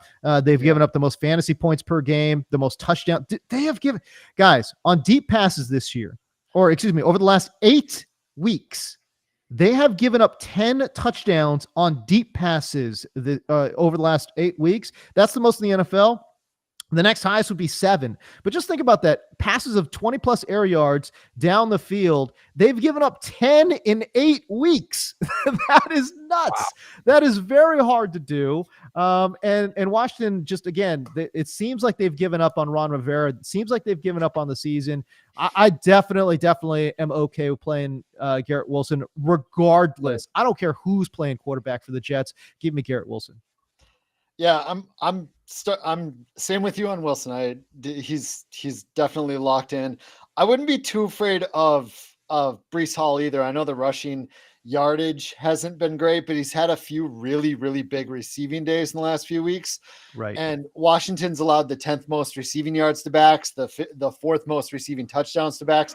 They just love giving up everything in the receiving game, apparently, this year. So that's an area where Breece Hall can get you those few extra PPR points just to make it worth a start. I like it. So on a positive note, games that are maybe a little more fantasy friendly, Monday Night Football, Ravens, Niners, Giants, Eagles, Raiders, Chiefs. Is there anybody that's maybe at the forefront of fantasy relevance, maybe more closer to like the Odell level or the Wan'Dale Robinson level? Is there anybody in those final 3 games that maybe potentially could help some people win their matchups in week 16 that you guys have a favorite for? To go pull up the last 3 games to remember which they are.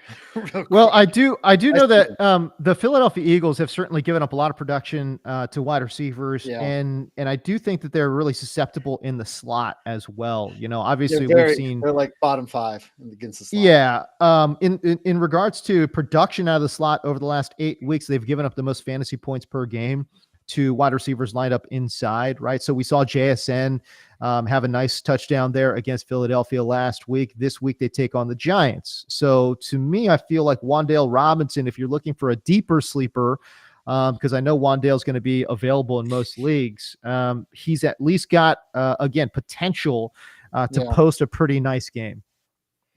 Yeah, I think that's a pretty fair one. It's hard to start any of the Ravens against the 49ers, is like the deeper Ravens anyway. Yeah. But I think that's a pretty nice one. My only bugaboo with the Giants wide receivers, and someone's going to go off, but it's, what are we now, 4 weeks in a row with a different leading wide receiver for the Giants, something like that. Right. Yep. But I agree. Wan'Dale's got the best matchup in that. Brutal situation there. We do have a question in the chat from our boy Gooner Boy. He says, start 4, full PPR, half point per carry. Start 4. Needs to start 4, so bench 2 out of the 6. Chris Olave, T. Higgins, Rashi Rice, at wide receiver, Pacheco, Chandler, and Montgomery at running back. We got a cut 2 full PPR half point per carry. Half point per carry. Yeah, also have Keenan Allen, but don't want to play him off the injury. Yeah, I don't feel positive about Keenan Allen this week at all. No, I don't either. He still's not practicing. So process of elimination, who are you guys eliminating first from this list of 6 here? Full PPR, half point per carry. I'm probably going to take off Montgomery there. I definitely want to play Pacheco. Yeah, I mean, with Higgins there too, it's like, no Jamar Chase, so he's going to get he's going to get a ton of looks, and you could talk about all the advanced stats you want, all the analytics you want. Targets is still the most hard driving, volume stat there is for a wide receiver, right? And so Higgins going to see 8 targets in that game, right? So I'm good with that. The Olave one's a little tricky for me, and then and then Chandler too. I know he looked great, and I know KOC's talked about getting Chandler the ball more, but I'm just not fully convinced that it's not just a full-on 50-50 split there in Minnesota. Yeah, I feel the same kind of about Chandler. I'm nervous. Yeah, we'll see. We'll see if Madison actually goes. That's a big factor in that one. But I'm with you on Montgomery. Until Mixon scored last week, the Vikings in the last 2 months have barely given up any scores to running backs, barely over 50. I'm not even sure a running back had over 50 yards on the Vikings until last week. So that's a tough spot for Montgomery. Watch him go score 2 touchdowns now. Then I said that, of course. Pacheco, right. You got to wonder coming off that shoulder surgery. I know Reed says he's going to go, but McKinnon has 9 touchdowns in the last 2 Decembers. They want to make a playoff run. I can see him being held back. Off the cuff, my instinct is Montgomery and Pacheco on this list, just because I tough matchup, and then how much are the Chiefs actually going to give Pacheco coming right off that shoulder surgery when they want to make a deep playoff run? That's my initial thought, but I could see going a lot of different ways here.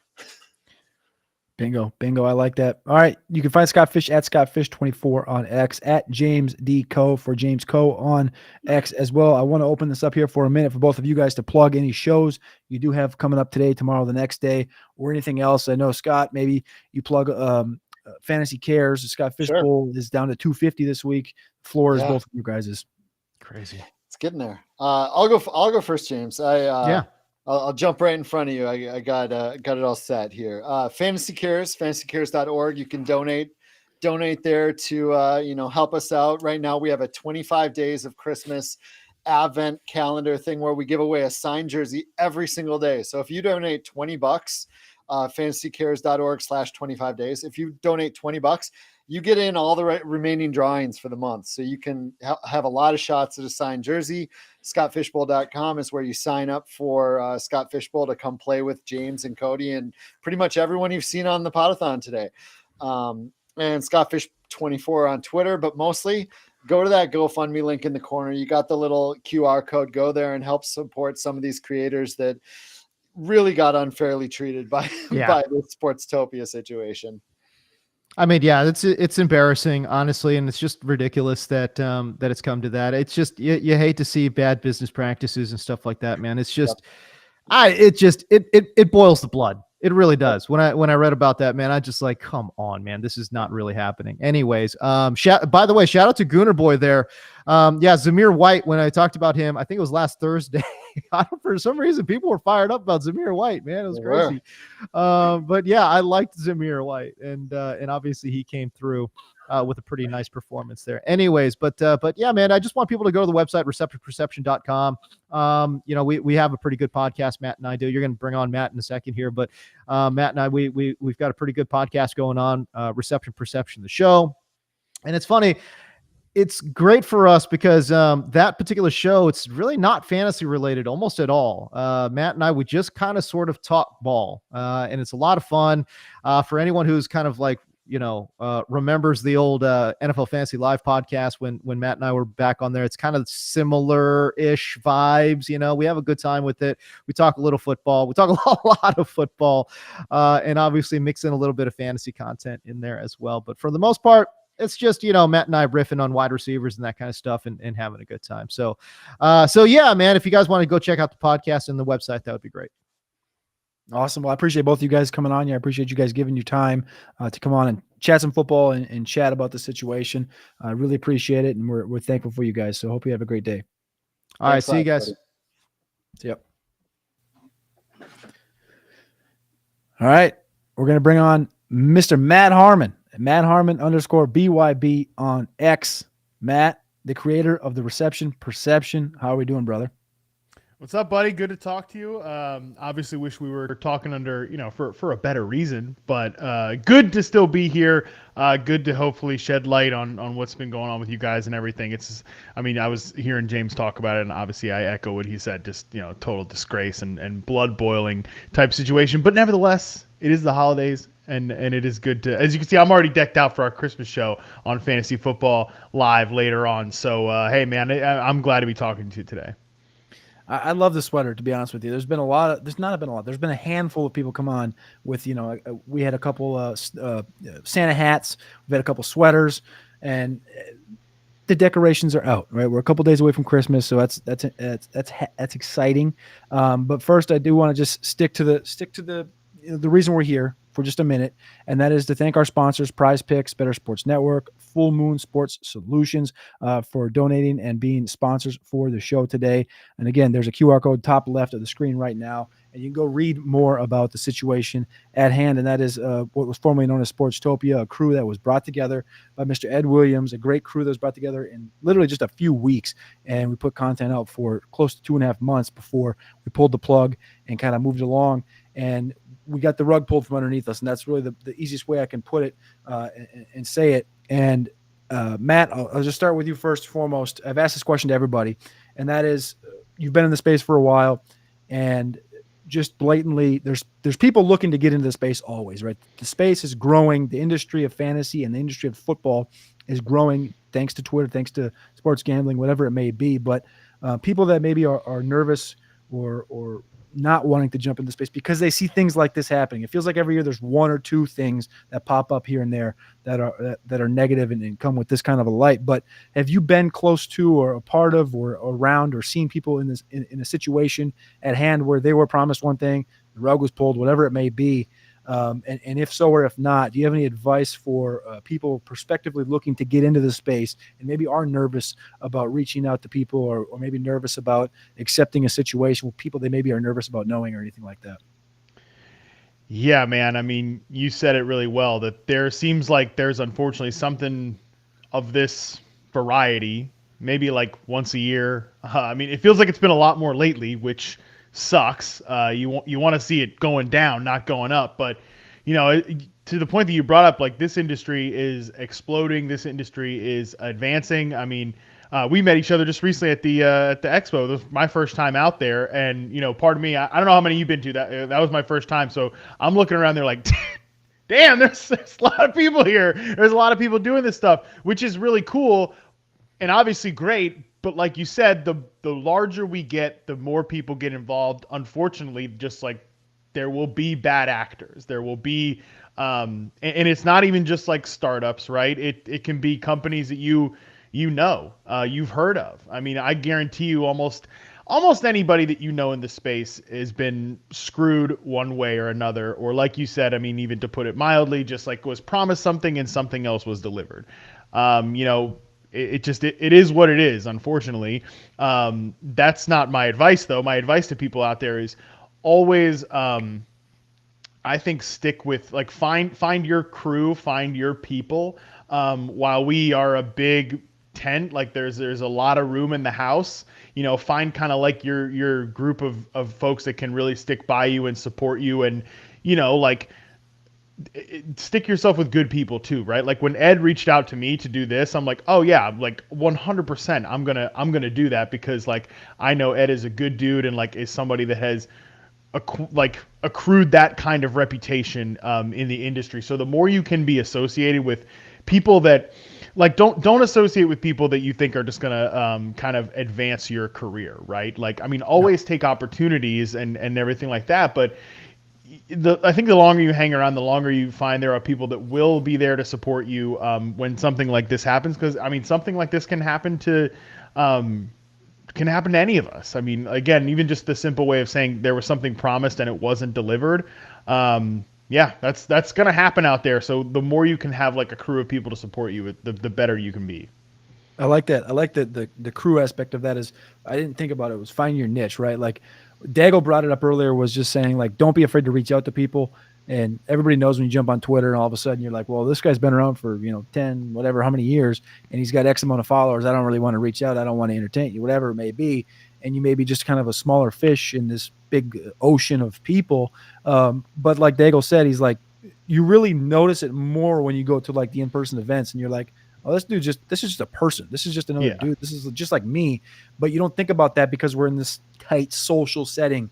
But I think coupled with what you just said was reaching out to people and even like finding your own avenue wherever you may start in the space and following that group of people, becoming a fan of them, becoming whatever it may be, reaching out to them and asking questions, I think is couples in with that of just having a crew of people, trusting that they're not all assholes. Because like I said earlier, like there's this much of a rate, right? It's like, what are the odds somebody comes onto Twitter one day and goes from 1 to 200,000, 300,000, 400,000, whatever it may be, followers, and all of a sudden it's like, well, that guy's an asshole. But it's like, that's not how it works. They're all people that were in your space, in your shoes. They had 1,000, 2,000, whatever it may be, and it all comes full circle for everybody. So I think just coupled in with that, that's a great avenue. Just saying, like, find a group of people, find people that are of your same ilk. I remember coming up with Josh Larkey, like we kind of on Twitter at the same time, and we kind of just like talked together as we kind of grew in the space, whatever it may be. So that's a great piece of information there. And I think everybody appreciates that. And everybody that's been on today so far has been awesome. We thank all the analysts that have come on here, given their time throughout this entire day. So just remember that QR code's in the top left and on the right side of the screen right there. If you do wish to go over there, read a little bit more about the situation, or if you do have the means, check it out and donate and do what you can. But Matt, I want to talk a little bit about football. I want to talk a little football here for a couple of minutes, and that is, I'm going to bring up this name first because this is one that you recently posted about, and one that through the draft process, I had a lot of differing thoughts on because his last 2 seasons in college were the opposite of each other. That's Dontavian Wicks. Dontavian Wicks from the Virginia Cavaliers, that is. He had a 1,200-yard season in 2021. In 2022, he dealt with a lot of off-field and on-field situations. Didn't look the same at his pro day, didn't look the same at Indy, didn't look the same at the Senior Bowl. And me and Alex Dunlap were there at all those events, and we were wondering, like, what Wicks are we going to get in the NFL? And it looks like we got 2021 Wicks. And my question for you is just, what did you kind of learn when you were digging deep into Dontavian Wicks over the course of the first half of the season? Yeah, it's funny you mentioned, he's the UVA guy, and I usually like to hype the guys in the state, right? Because I'm back in Virginia now and stuff like that. But I wasn't too familiar with him, honestly, as a prospect. I didn't get any, how it is with college film, right? It's you got to dig, right? You got to grind for it. So I actually didn't get like a full reception perception sample from his 22 seasons. Maybe I missed out on what wasn't a good campaign for him. Like you're not the first one to mention this to me, so I didn't really have like any stance on him coming into the pro sample for reception perception, but I really was a big fan of his game just from taking in some of the early season charting. He's the guy who knows how to beat press coverage, over 70% success rate versus press in his rookie report sample, which is on the website now. That's impressive, especially for a day 3 guy. Like, that's more impressive than, what Christian Watson was doing his rookie year, what Romeo Doubs was doing his rookie year around that same time. I mean, that route running ability really is real. We haven't seen him a lot in contested situations. When we have, and in my opinion, the results haven't been great. I think that's an area where he can work on, but he's made some plays after the catch, like just straight up. I think he's one of these guys, man, that's tough. And I'm actually curious your opinion on this. Like, where is this Packers receiver room going to sort out long-term? Because, dude, like, I mean, even if you think about the 2 tight ends, like, these are all first and second year players. And like, it's a sliding scale, but I think they're all good, right? Like, I think Jayden Reed, I'm a huge Jayden Reed guy. I said that when he was drafted by the Packers, he could be their long-term wide receiver 1. I feel better about that now than I did even then. Like I think Christian Watson is he was a little bit kind of overrated in some circles coming into this year, but I think he's a useful player and is like a kind of a volatile guy, but a good player. Like I think Dobbs can play a little bit, and Wicks I think is legit good. And then there's the 2 tight ends too. So I'm curious what you think. Like long term, how does this pass catcher group sort out? So it's funny. That's literally the next question I had up here, but I do have thoughts on this because I've talked to my boy Matty Q, and we have a weekly show, and we talk about a multitude of these teams and situations, and we've talked about Reed since the draft process, whatever. We loved the situation for Reed, as you did too. And when I talked to him at the Senior Bowl and I asked him kind of who his play style comp was, I got something I didn't expect, right? I was like wish casting. I was like, God, there's an avenue for like an A-B type of a situation here. Type, right? I know that's hyper ceiling, but type of situation here with just the talent and the intangibles and the lower leg dexterity and stuff that he brings to the table. But he's like Kadarius Toney, and I was like, no. Right? He said this himself. He comped himself to Kadarius Toney, and I was like, oh my gosh. And then they put him on the field and they've been using him. It's like, what is it? It's death taxes and death taxes and Jaden Reed rushing touchdowns now. And it's like they're using him in these jet motions. They're using him everywhere. And it is almost like that is kind of what we wanted out of Kadarius Toney, right? But it never happened. But Reed, I think, like you mentioned, I do think that if you're looking at all of these receivers, not the tight ends, but all these receivers as a whole, it feels like Reed has the abilities to be the one. Wicks doesn't feel like an alpha to me. I think Watson has more of that stretch career arc where he, this isn't 1998. This isn't, Randy Moss isn't the number 1 wide receiver in an offense like right now. Like it takes more than just running 9 routes and slants to, I think, win at this current stage of the NFL. And, Watson, he's good at those things. He's very, injury prone and things of those like, but also you got Romeo Dobbs factor with this, like, you can tie it to these other Packers of like, the James Joneses or the Greg Jennings, guys that were low key for so many years. And that's kind of my thought is which one of these guys is the odd man out? Do they potentially move on from one of these guys in the offseason? Do they potentially take advantage of the potential perceived value that Christian Watson brings to the table at his current age? And yes, there's some injury concern there, but maybe do they say, you know what, Dobbs is good enough. Every time you turn a game on and maybe a guy exits, one of these receivers exits, it's always Dobbs that gets the next target, it feels like. So Reed, you hit on Reed. Wicks has become a value of late, especially, and he's come on really quickly. And and Reed. So Reed, Dobbs, and Wicks are the 3 guys that I feel like are the most likely to stay with his team. Watson, for me, feels like he's a potential trade target. That's kind of where I finished with this wide receiver situation. Do you have anybody like, do you have any similar thoughts to that? Because that's just like it's of course random to be like, oh yeah, I think they're going to trade this guy.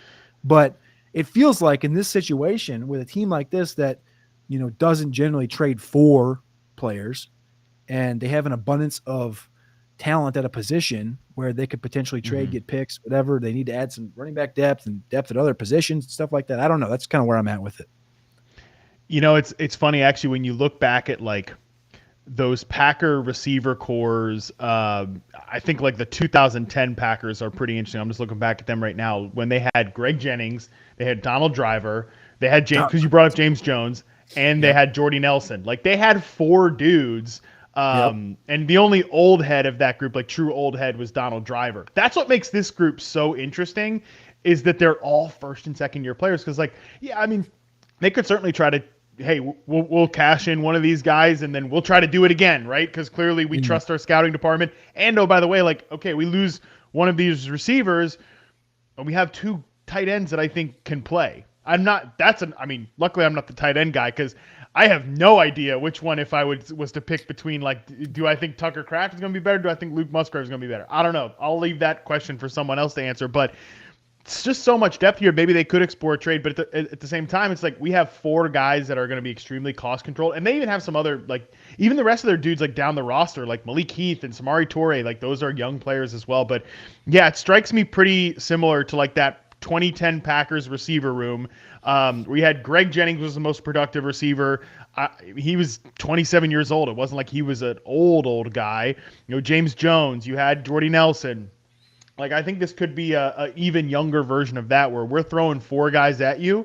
And I feel like I do love the Romeo Dobbs, James Jones comparison, because it's like that guy was just always kind of hanging around on the fringes, right? And I feel like that's who Romeo Doubs could be in this situation. I imagine he is, in my opinion, I think he's the fourth best receiver of this group, but he's not bad enough that he's not going to pop up for a couple of games. But yeah, I think that the one I feel the most confident in, that Reed is the long-term 1, Dobbs is the long-term 4, and then I think Watson and Dontavian Wicks, I'm kind of like alternating between those two because they're very different. Like Watson's a big play guy. He wins after the catch. He wins in the vertical game. Whereas Wicks, I think, could be like that more rounded technician outside receiver type. So they might like kind of like alternate between those two guys if that makes any sense. Yes, two-part question here. That team right there, you have it up. Is were the tight ends like? Was it like Bubba Franks and like Jermichael Finley or something like this? It was the very early Jermichael Finley and then Andrew Corliss. You remember Andrew Corliss? He scored a couple touchdowns. He scored a couple touchdowns against the Vikings. That's for sure. Yeah, definitely a different tier of talent, I guess, when you do bring in the age and then what Musgrave and Kraft both bring. I loved Musgrave and Kraft coming in. Straight up, loved them both, and then they both went there. And I was like, "Oh crap! Like this is two dudes that we could have used in fantasy football now in the same roster." And you're seeing them both come to fruition kind of in year one, so it's kind of interesting. The other question I had was Dontavian Wicks with him. Now you chart a ton of these guys. Is there anybody that you've noticed that he kind of correlates near that's already in the NFL? I know you have some favorites just in general from reception perception, but is anybody that like when you line up Dontavian Wicks's numbers and charting, it's like, oh, this is the guy that's right next to him, like historically? Yeah, I'd have to pull it up and look, but a little bit like, and this is weird because these guys have played a while, but it's a little like maybe a Michael Crabtree-esque where he's a good route runner. Again, I think Crabtree ended up being really good in those contested situations, but there was a time early in his career where he was more of a yak threat with the San Francisco 49ers, but he's a little bit kind of in that mold. If I had to think of like a guy that was, Crabtree was obviously drafted much higher, but I think he ended up being like a long-term, really solid second, like number 2 outside receiver, and I feel like that could be the the Wicks variety. I like that. That's an interesting one. My comp coming into the season was Michael Gallup, who is kind of known for a little bit of contested area stuff. So I like the Crabtree one. That's interesting, especially he was a big boy. Wicks adds a couple pounds. Like that'd be an interesting career arc if he could potentially get there. I liked Gallup so much before the ACL injury. I was such a big fan. Dude, this year was me and Alex Dunlap argued all fall. It was like, who are we gonna put higher, Cooks or Gallup? Cooks or Gallup? And I was like, dude, give me Michael Gallup. And he's like, yeah, but Cooks is Cooks. And I was like, so he's old. And he's like, you gotta play Cooks. And I'm like, no, I want the young guy. I want the dude that I know in this offense can potentially do something. He's like, nope, I was wrong. I'll own that one. But yeah, so I mean, it's not as if either one has really been like the right answer was Jake Ferguson. Yeah, that too. It's such a weird offense too, because you could have totally seen more output at the wide receiver position. We have had a couple weeks. I think that 171 game from Cooks. That was the one that I was like, damn, whatever. It is what it is. Maybe Jalen Tolbert will someday grow into that role. We'll see. Let's move to a different team. Another team. This team's more underwhelming at the wide receiver position. Demario Douglas. I saw you did some charting on him. I'm not sure if you've touched like Butte or anybody like that, or Tyquan Thornton or anything of that ilk. But Demario Douglas is another question I had because I've talked about him with a buddy of mine, and this offense is in the situation that they're in, right? It feels like this thing's about ready to just nuke. You're going to just drop a grenade in there, and when we start next season, it's going to look completely fresh. New quarterback. Is Stevenson there probably? And then everything else is looking new at the wide receiver position, potentially tight end as well. Demario Douglas, though, feels like the one dude that could potentially just bob and weave and make his way through there. I think he will obviously make it through there, but I think stay in a role that means something in fantasy and in real football. What are kind of some thoughts you had from Demario when you got through his? Yeah, another guy that I didn't have a prospect profile on, shockingly wasn't able to uncover a bunch of Liberty film. Another Virginia school.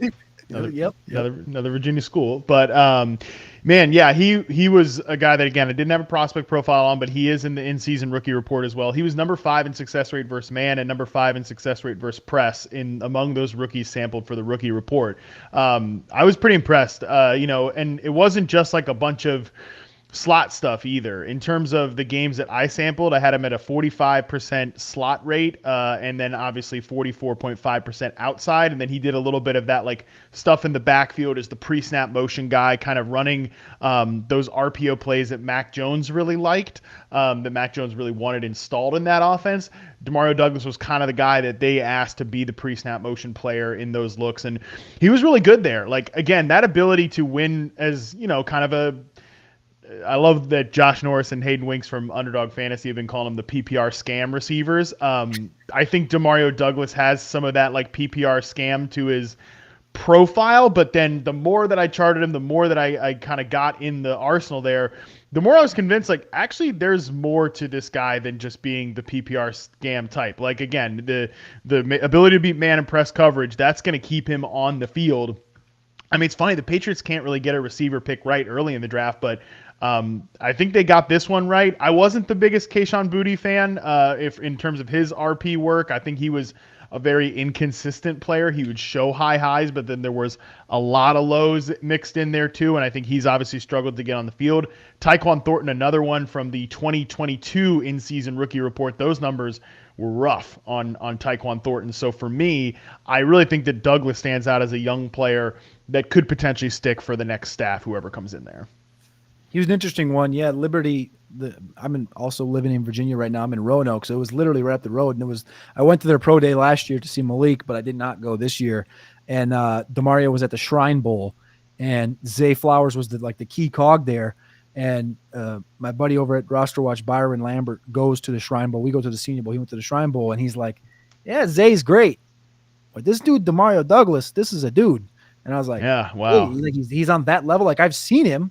And I hadn't done my work yet at that point on Douglas through the rookie process, but he's like, this dude's pretty savvy. And it was actually a weird note that he gave us coming out of the Shrine Bowl was that Belichick actually coached at the Shrine Bowl. He coached one of the sides. I can't remember which side it was. But regardless, there was a split with the running backs where it was like all of the bruising backs were on the opposite team, and everything that Belichick had was all the receiving backs. But then also the receivers, he had Douglas, the opposing team had Zay Flowers. And Byron was like, this dude is all over Demario Douglas. And this was, of course, wow, January, February. And lo and behold, he ends up being the New England Patriots wide receiver. But Douglas, I think he's very interesting. I think that what he brings to the table is you can easily correlate it to, oh, look, he's a small wide receiver that can work in the slot, just like all these guys of the last 20 years. But I think that there's much more to the table. There's much more that Demario Douglas brings to the table as far as being I think he's a very clean route runner. So I like what he brings to the table, and I like his hands, and I like what he opens up for whatever quarterback goes to New England. So I think Demario Douglas is sitting in a good spot. I like the PPR mention there. What did you call it again? That PPR scam. And I know this is disrespectful now because he had a big game on Monday night recently. But like when I think of that, like Wan'Dale Robinson, that's like when I hear those guys talk about PPR scam, that's the Wan'Dale Robinson type, That's the 8 for 37 line right there. Exactly right. Like, yep, pretty gross. But yeah, no, I love your notes about Douglas. Great hands for sure. In the reception perception in-season rookie report, 0 drops for the 4 games sampled, 80% contested catch rate. So yeah, he's a guy that definitely has good hands in tight coverage, just reliable guy. Yeah, I feel like from a dynasty perspective, he's somebody that could end up being like a guy you throw in a trade. Like, I don't think anybody's going to get super excited for him, but I do think he can play long-term, and hopefully the next coaching staff can kind of get some of that out of him. One guy, this is the last thing I'm going to ask you, and then we'll get you out of here. I appreciate you coming on here and spending your time on the Podathon and helping raise awareness for the situation at hand. One guy that doesn't quite have the hands of Demario Douglas, caught a lot of flack from the fantasy community. Some people were high on him. Some people were very low on him. And his name's Quentin Johnston. Have you done your charting on him at all this year yet? Yes, I have. Yeah. Secondly, is it time to roll the window down and toss your shares out the window in Dynasty? Yeah, I mean, look, I don't want to come on here and say like he's just never going to be good, right? But he's off to a pretty troubling start. You look at him in the in-season rookie report, 38.9% success rate versus man. If we look at that in the historical database, and it's, again, this is not a full sample, it's only 4 games, so do keep that in mind when I say this, but if it was in the full historical database, 38.9% success rate versus man would be the second lowest in reception perception history, only to the great Justin Hunter. Do you remember Justin Hunter?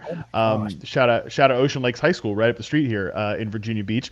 His 50.9% success rate versus zone would be the second lowest, and his 35.3% success rate versus press would be the 5th lowest. So he is in the Justin Hunter, Devin Funchess, Terrace Marshall, Jalen Rager territory in terms of like reception perception history. So yeah, I mean, it just is about as bad a start as you could possibly get to a career. He's got 3 games here to maybe get some momentum down the stretch, but you know, I think again, he looks like he's on that trajectory in terms of how he started his career.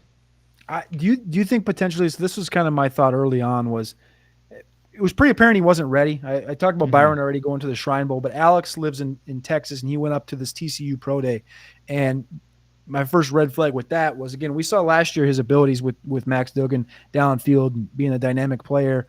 But my first red flag was Alex when he went to this TCU Pro Day, saying that Quentin Johnston had dropped 3 passes in underwear with no defender on him for Max Duggan at the Pro Day. And I was like, oh my gosh, maybe we have a little situation going at hand here. But I thought being behind Mike Williams for the duration of a season, by about this time, we'd be starting to see him crest forward. So I guess that is maybe my hope, and my thoughts would be, if he can get a full offseason working with a guy like Mike Williams in that offense, he could potentially crest into something like that. So I guess that's kind of my hope if I was to be objectively positive about him. But again, I haven't been a big Johnston guy, so it's tough for me to believe in that. And from you, if you're not saying that the routes and the reception perception isn't going in his favor either, it's even tougher. Yeah. So here's exactly what happened. And, you know, I follow the Chargers pretty I'm finally going to be free of it, I think, at the end of the season. But follow the Chargers pretty closely because I host the podcast with Austin Eckler. This is exactly what happened. This staff, coaching staff and front office, I think severely overrated the talent on that roster and had a fundamental misunderstanding of the window that they were in. This is a team that clearly overrated that roster and didn't realize that we are in a win now situation. We have not, I mean, they clearly pushed all their chips in for this year. That's why their salary cap looks like how it does for next year. I mean, they're going to clear a bunch when a new coaching staff and front office gets in there because all this guy's been fired. But I think there was a misunderstanding of that because you look at Quentin Johnston, he was so obviously, so clearly, like you said, a developmental prospect, especially if you wanted him to be the long-term replacement for Mike Williams at the X receiver spot, which clearly they did, because as soon as Mike Williams gets out of there, with the injury, they drop Quentin Johnston in that X spot. And there was just nothing, and I mean almost nothing, on his college film, even the stuff he did well, that would tell you he was going to be a day one impact vertical X receiver that was going to line up as the ISO guy against press coverage and win down the field, especially in contested situations. That was not his game in college. Yep. So I think there was a fundamental misunderstanding of where their roster was, because, yeah, it's like, that's a great plan. That's a great plan to Quentin Johnston. He's your 2024, 2025 starting X receiver. But, like, yo, number one, you got to win games right now. And number two, like, Mike Williams is going to get hurt. He's a guy that gets injured. Even Keenan Allen is now missing game. These are guys that have injury histories. So you needed to have somebody with a more day one impact. Unfortunately, I think that ended up being one of the many reasons that this regime is no longer there. May I interest them in a Cedric Tillman, maybe in round 3, round 4, maybe that'd be a better idea for a guy that's A.T. Perry. I mean, anything if you want that developmental X, but it's crazy looking back on it that, like, yeah, Jordan Addison, Zay Flowers, like, either of those guys would have been a much better fit for what they needed. Yeah, they look great. So, Matt, I appreciate you hopping on here, giving us a half an hour of your time today. It's been awesome talking about these wide receivers with you. You can find Matt over at Reception Perception at @MattHarmon_BYB. I'm going to give you a minute to plug anything you got coming up the next day, 2 or 3, going into week 16. Yeah, of course, like James mentioned when he was on here, of course, check out Reception Perception, receptionperception.com, the podcast, everything. Also host the Yahoo Fantasy Football Show, our podcast and YouTube show 5 days a week. We just recorded an episode with Lauren Carpenter that I think people will like, and we have Fantasy Football Live this evening. If you're watching this live, you have time. You can watch us on Fantasy Football Live later on. And honestly, the real thing, just want to say, like, yeah, if you are able, if you have the means and you're willing, please check out the QR code you've got up there. I mean, look, this space has enough issues and honestly has enough people working under the wages they should be paid, or working for free, trying to grind it out there. Like, when you're promised something by a company, like, people should deliver. It's a ridiculous thing that happened here. Unfortunately, as we said at the top, it is something that has happened way too often of late. And if we can just raise awareness and, number one, help people out like you guys that have gone through it, that's what we should do. And number two, prevent in any possible way things like this happening in the future. The entire industry would be better off for it, because there's too many great people like yourself and so many others that are doing great work that do not deserve things like this to happen. So that is just my little soapbox on the whole thing. Beautifully said. Much appreciated, Matt. And it's always good seeing you and talking to you. So I look forward to seeing you this off season, and I appreciate you again for hopping on. Buddy, appreciate it. Hopefully we can do this again under better circumstances. But thank you so much for having me, man. Appreciate it. 100%. 100%. Thank you. My main man, Matt Gelka. Holy crap. In a minute. Here's every the Monday. Here's the every baton. Monday. Yo, thank you. You're doing yeoman's work out here, Cody. You are doing yeoman's work. Have you I got a question. A lot of people have been asking me. Nobody's asked. But I have a question. Have you been outside at all today? Have you been outside once? I haven't peed yet, I'll tell you that. Oh man, it's like Scott Hansen on the red zone. Yeah, I'm feeling the Scott Hansen thing right now. I did go outside for a mere, what was I out there, probably for 8 minutes. I ran to the gas station, had to get me one of these bad boys because I had to be prepared. And then I came back in, but yeah, I made it out there, and the cold weather did wake me up here in Minnesota, so I made it outside. Yeah. But Matt, man, I really gotta go to the bathroom, but I'm gonna hand you the baton because I know there's some people coming on. That's right. I appreciate you, and it's been too long since we've chatted. Yes. But I do want to remind people that QR code, it's right there now. It used to be over there. They'll bring it up over there every once in a while, but that QR code is also right there. And I appreciate everybody who's hopped on while I've been hosting. I appreciate everybody in the chat that's tapped in throughout. I appreciate everybody. I appreciate the sponsor, Prize Pick, Better Sports Network, Full Moon Sports Solutions. Shout out to the football guys, Joe Bryant, for their donation. Shout out to a multitude of people who have donated throughout the show. I haven't checked the GoFundMe in a little bit, but I know we crested 13,000 a little bit ago. So hell yeah. Hand this baton off to Matt Gelka, the main man. I appreciate you, and keep on kicking ass the rest of this afternoon, brother. Cody, you've done a great job, and I think you're coming back later. So get that pee in now. And, rest up because we need you as the closer as we head in later today to Thursday Night Football. We'll see you in a little bit, man. Let's get it, brother.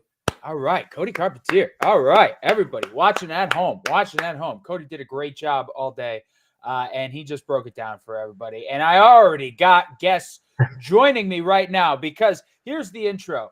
It's 40 degrees where I am right now, but there ain't nothing hotter than the baseball hot stove right now, which is why we have some wonderful, beautiful, amazing guests. We have Sarah Sanchez with Bleed Cubby Blue, and also was one of my fellow fallen Sportstopia soldiers. I'll say that, right?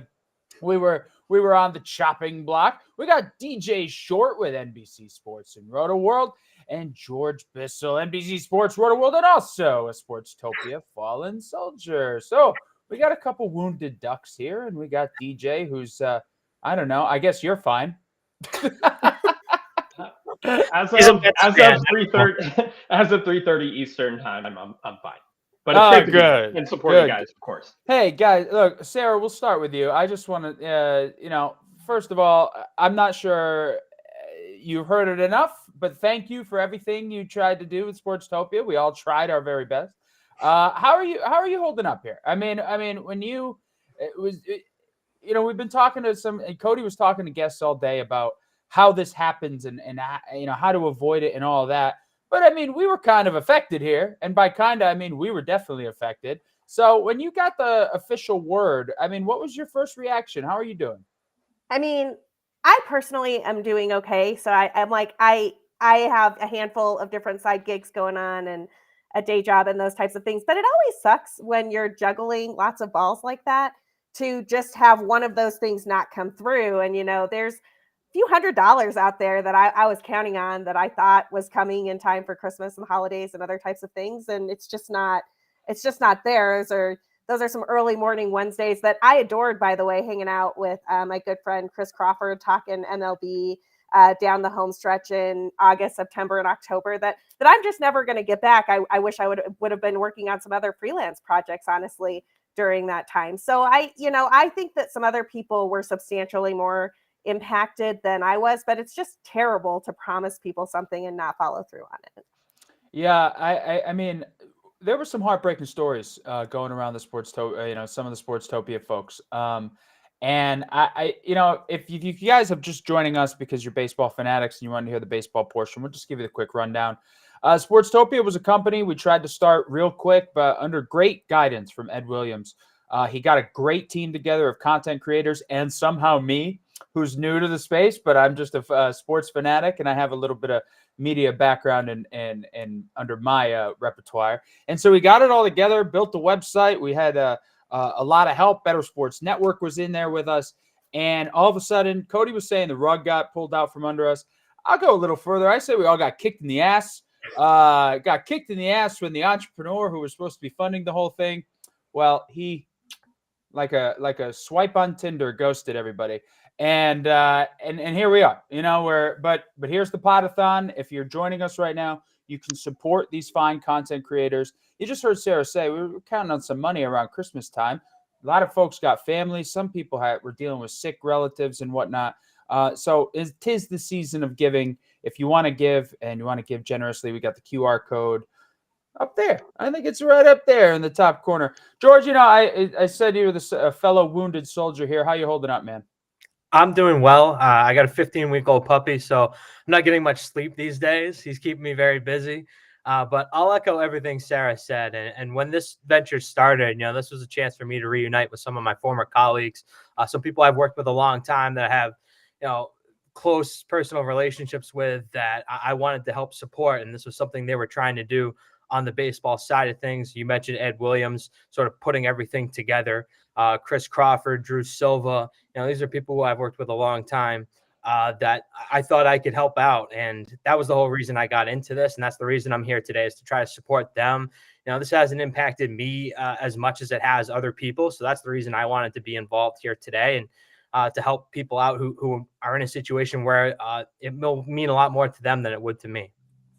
Yeah, I mean, one thing I've learned, and as we have the beautiful graphic up now with the QR code. If you want to give, please feel free to do so. One thing I've learned from just venturing into this is just how great the fantasy community can really be. Besides that one small example that happened to derail Sportstopia at the top, everybody else involved has been so good, so generous, so creative, so full of wisdom. I mean, it's just it's a great community. Everybody speaks volume, or everybody being here on the Podathon today, it speaks volumes to the heart of all the people that are involved with fantasy sports and the sports we all love. DJ, before we get into the actual hot stove stuff, have you seen this before in the industry? I mean, it's sad to look at, but everybody else has said, unfortunately, this is sometimes part of the game. I've experienced it as a freelance writer myself in the past, not on this sort of grand scale where there's supposed to be a startup and there's a lot of high profile content creators who jumped on board. And, Ed Williams was my boss for several years and a great boss. So I was very excited to see when Sportstopia was starting, and especially with many of my former colleagues who, I worked with Drew Silva since 2009, basically every day. And, those guys were my family. So it hurt me, first of all, when they were laid off in the first place. But then when I saw this opportunity pop up, of course, I was supportive and enthusiastic, Chris Crawford as well. So to see this happen really hurt me. So I want to do whatever I can to help them out and support them. I'm very fortunate. I will say that, in the position that I'm in. Fantasy sports industry in general is so saturated There are so many places putting out content these days that to be in the position that I'm in, I'm extremely fortunate. So anything I can do to give back, I will do. But I was a freelance writer at one point. I've had invoices that I never heard back from. And, you know, that's unfortunate that it works that way. But, you know, having that experience in my past, it hurts me when I see someone doesn't get paid also. So I never want to forget that as I move forward in my career. Well, I think that speaks volumes to the person you are, and you are what you're doing right now, donating your time and helping us out here. You are giving back, and we appreciate that. And so, look, enough of our sob story. All right, it's December, and we're talking Major League Baseball, which in some off seasons past hasn't really happened that often, but we've had some pretty big stuff. So that's good for the game. That's good for the sport. And I guess I'll start. I don't know. Do I start with the biggest news of the offseason, which is Jesus Aguilar is now signing overseas? Is that the biggest? I think that was the biggest thing. The biggest news, Shohei Ohtani. I believe he's also hurting for money. 10 years, $700 million. Taking $2 million a year. I don't know how they structure that contract, but I don't know how he's going to pay his bills with offsetting all that money or delaying all that money. Shohei Ohtani to the Dodgers. That lineup, Betts, Ohtani, Freeman, Will Smith, Max Muncy, James Outman, Chris Taylor, Jason Hayward, Gavin Lux. I guess if we're talking dynasty, if we're talking keeper leagues, if we're talking fantasy, and, you know, Sarah, we'll start here with you. I mean, you're keeping every Dodger you have, and you're probably banking on all of them having career years. Am I wrong about that? Well, you're banking on all of them having career years in the short term. But I think one of the things that's really interesting about this deal is that Major League Baseball is one of those places where it does not matter how many stars you assemble on the field. Anything can go wrong in October, right? We've seen that happen to the Braves and the Dodgers a couple of seasons in a row now here. You can stack your $300 million guys, your $400 million guys, your $700 million guys, $680 million deferred. And you still might run into a juggernaut like a red hot Diamondbacks team or a red hot Phillies team. And so while I feel a little bit of the jealousy that other fan bases do. I'm a Cubs fan, as y'all might have gathered from that Bleed Cubby Blue business. Obviously, I wish the Ricketts and Jed Hoyer were putting together a team the way the Dodgers are. And also, there's a non-zero chance that some 85-win Cubs team sneaks in and kneecaps the Dodgers in one of these years, and that will be just as fun for me. Well, I mean, it's always nice to knock off the people on top. DJ, let me throw this one to you. Just talking money, and Sarah brings up a good point. We've seen supposed juggernauts on paper lose before. I mean, this is not a. I've seen a lot of Dodger teams lose in the World Series or in the playoffs. We've always seen these underperforming Dodger blue teams. So I'm not going to write them in as World Series champions just yet. But I your take on this, if you're.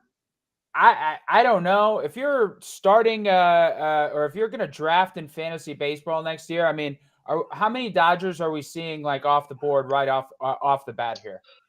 Well, I mean, Freeman, Betts, Ohtani, they're all probably top 14 players in ADP, most likely going into the spring. And then Tyler Glasnow getting traded over too recently. Like that's kind of been overshadowed a little bit with the Ohtani deal. But Glasnow coming over, that's huge for that rotation. Walker Buehler coming back from Tommy John surgery, another year for Bobby Miller. They still have work to do with that rotation, though. I still think they need to sign one or two more arms for me to say, like, I mean, they're the betting favorite to win the World Series right now. I don't see that today. Come on. But I don't see it today. Like, honestly, I don't. I think some of that betting favorite number is with the expectation they're going to continue to add more, which they need to do to the rotation. I still think betting on a full year out of Buehler, like there's probably going to be an innings cap there. Bobby Miller's going to be going into uncharted territory. Tyler Glasnow, it's like he's a shrug emoji, basically. You never know what you're going to get. It's probably going to be elite innings when he pitches, but they need depth in that rotation to truly be the World Series favorite to me. George, DJ just mentioned adding more. One of those potential add mores, Yoshinobu Yamamoto. I did see a number today because money doesn't matter, apparently. $250 million potentially being offered by the Dodgers to him. Maybe not the favorite of where he's going to go, but I think they're certainly in the mix. I guess, look, I've seen. I'm a Yankee fan. Okay, I'm an unabashed Yankee fan. I've been spoiled for a lot of my life, but right now I'm a long-suffering Yankee fan. We haven't run since 2009, so you know, I long-suffering here. But I've seen them make some big signings, some overseas pitchers before. Kiyagawa comes to mind. What all-time winningest AAA pitcher, if I'm not mistaken, for Scranton Wilkes-Barre. If I'm not mistaken. So, George, do you have a read on Yamamoto? What can we expect? Where do you expect him to land? Yeah, so basically, all indications are there's about 7 teams left in the running here. The most serious suitors, obviously, the Yankees, the Mets, Dodgers. Those seem to be the big ones. For some reason, the Red Sox still get mentioned in this equation, which they haven't really done anything all offseason. So I wouldn't count them in as serious contenders at this point.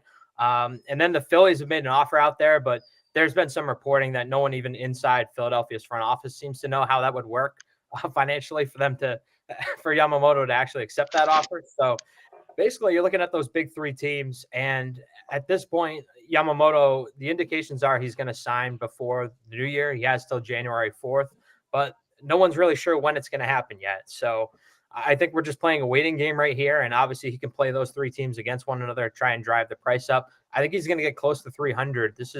You're talking one of the most talented international prospects coming over in a long time. We're talking caliber of like a Yu Darvish. So I think the immediate impact in 2024 is going to be substantial. I think he's going to be an early round pick in all fantasy drafts. We had him. I've seen him in a couple mocks go as high as the 3rd or 4th round. So I think he's going to be that type of impact talent for fantasy managers. And where do you? I guess I'll flip the question a little bit. Where do you want him to go? I think the Dodgers make the most sense. When you look at the front of the rotation, they do have a glaring hole there. And like Sarah mentioned on her response, you can build this juggernaut of a lineup. But why did the Dodgers lose last year? Why did the Braves lose last year? It's because their starting pitching absolutely crumbled. You had Lance Lynn out there giving up 6 homers in a playoff game. I mean, it's just they tried to plug as many holes as they could, but eventually you just lose enough guys and you can't win in a playoff series. So I think the Dodgers would make the most sense for him. When you look at some of the other additions they've made, I think he would give them a chance to win right away. And you pair him with Ohtani moving forward, that's quite a rotation to look at for the next, half decade plus. Ohtani supposed to pitch in 2025. Look, he might. I wouldn't be surprised. Maybe they just never have him pitch again, or maybe a few other innings. But look, I'm not a doctor. I don't know the structural integrity of the arm, but I don't know. It just seems like you'd take the 45 home runs a year if he's going to stay on the field the whole year. I look, if the Dodgers are the winners of the Ohtani sweepstakes, when there's a winner, there are losers. And do you guys mind if I do a segment right now? I do this segment every Podathon when a supposed entrepreneur fleeces people. So this shouldn't be a surprise. I do this every time I'm on this Podathon. And this segment is called, are the Angels the worst franchise in baseball, or are they just unlucky? Because here is my take. If you have not 1, but 2 generational talents, where we're told that we're never going to see players like this again, Mike Trout and Shohei Ohtani, and your record with them is at or below 500, what's the deal? I have, and I'm not an Angels fan by any means, but I saw these guys from afar. I know how good they are, and they did nothing with them. And they shouldn't be surprised that Ohtani left. If I was him, I would look around and be like, I don't know what's going on either. I'd rather go to a winner. Sarah, did the Angels just completely botch this? They missed their window. What's the shelf life of Trout now? What's your read on them?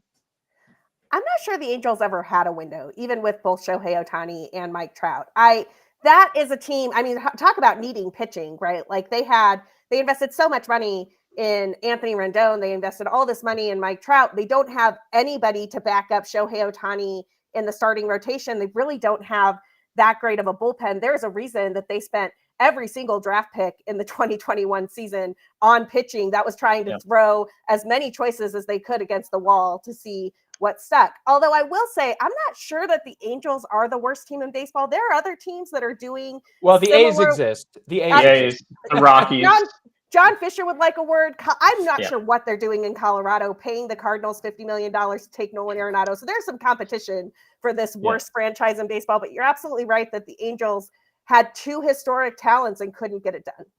Anytime I'm just before I just want to say anytime if you're going to tell me that somebody is Babe Ruth and they cannot sniff the postseason, I don't want to hear it. I just straight up I don't want to hear it.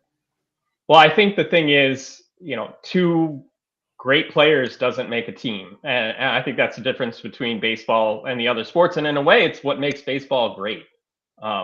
Is that a team like the Diamondbacks, who won 85 games, can go to the World Series, and there's a team with Shohei Ohtani and Mike Trout, two of the best players of my lifetime, can't get to 500. It's kind of amazing, but I think it's also a feature, not necessarily a bug. Yeah, I mean, it is a team sport. I mean, baseball is the ultimate team sport, right? It can't have just. I mean, Shohei can't pitch every game. He can't pitch every game, and he can't hit a home run in every game.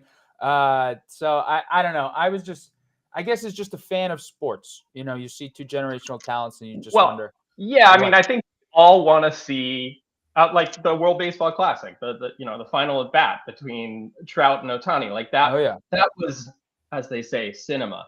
Like, who wouldn't want to see that in a World Series? Mike Trout and Shohei Ohtani on the big stage. I think at this point we have to ask the question, like, is Mike Trout long for the Angels? Now, if I was the Angels, I think it will probably ultimately come down to Trout needs to go to the Angels and say, I want to be traded. I don't think it's going to be the other way around where the Angels are like, we want to trade you. But I think it's very clear the Angels are at a crossroads, and it would probably be the best for everyone involved for him to be traded, go to a team in position to go to a World Series and get his chance on the big stage, which he absolutely deserves. I mean, he's a big guy. The Eagles might, they could use him. I think at blocking tight end. I think, he's a big Eagles fan. So if the baseball thing doesn't work out, I think he could find something. Look, before we, I don't want to waste all the time with me ripping the Angels. So we already talked about this other team, that team from the Bronx, and the second biggest move of the offseason, Juan Soto getting dealt. George, I want to start here. You have Juan Soto, you have that swing, you have the short porch in Yankee Stadium. I think we all know how good Juan Soto is. That's not the question here. And I think, what is he, 25? He's 24, 25 years old. So it's not like he doesn't fit the typical bill of the Yankees overpaying for some over-the-hill guy. So a lot of good years left. Is it far-fetched to believe that this guy could lead at least the AL in home runs? No, absolutely not. I think the central question is going to be, is Juan Soto going to get more aggressive at the plate? Because some of it's not necessarily a passive plate approach, because his plate discipline is pretty much unparalleled. There are a few guys in baseball history who've been as good as he has been from an on-base standpoint.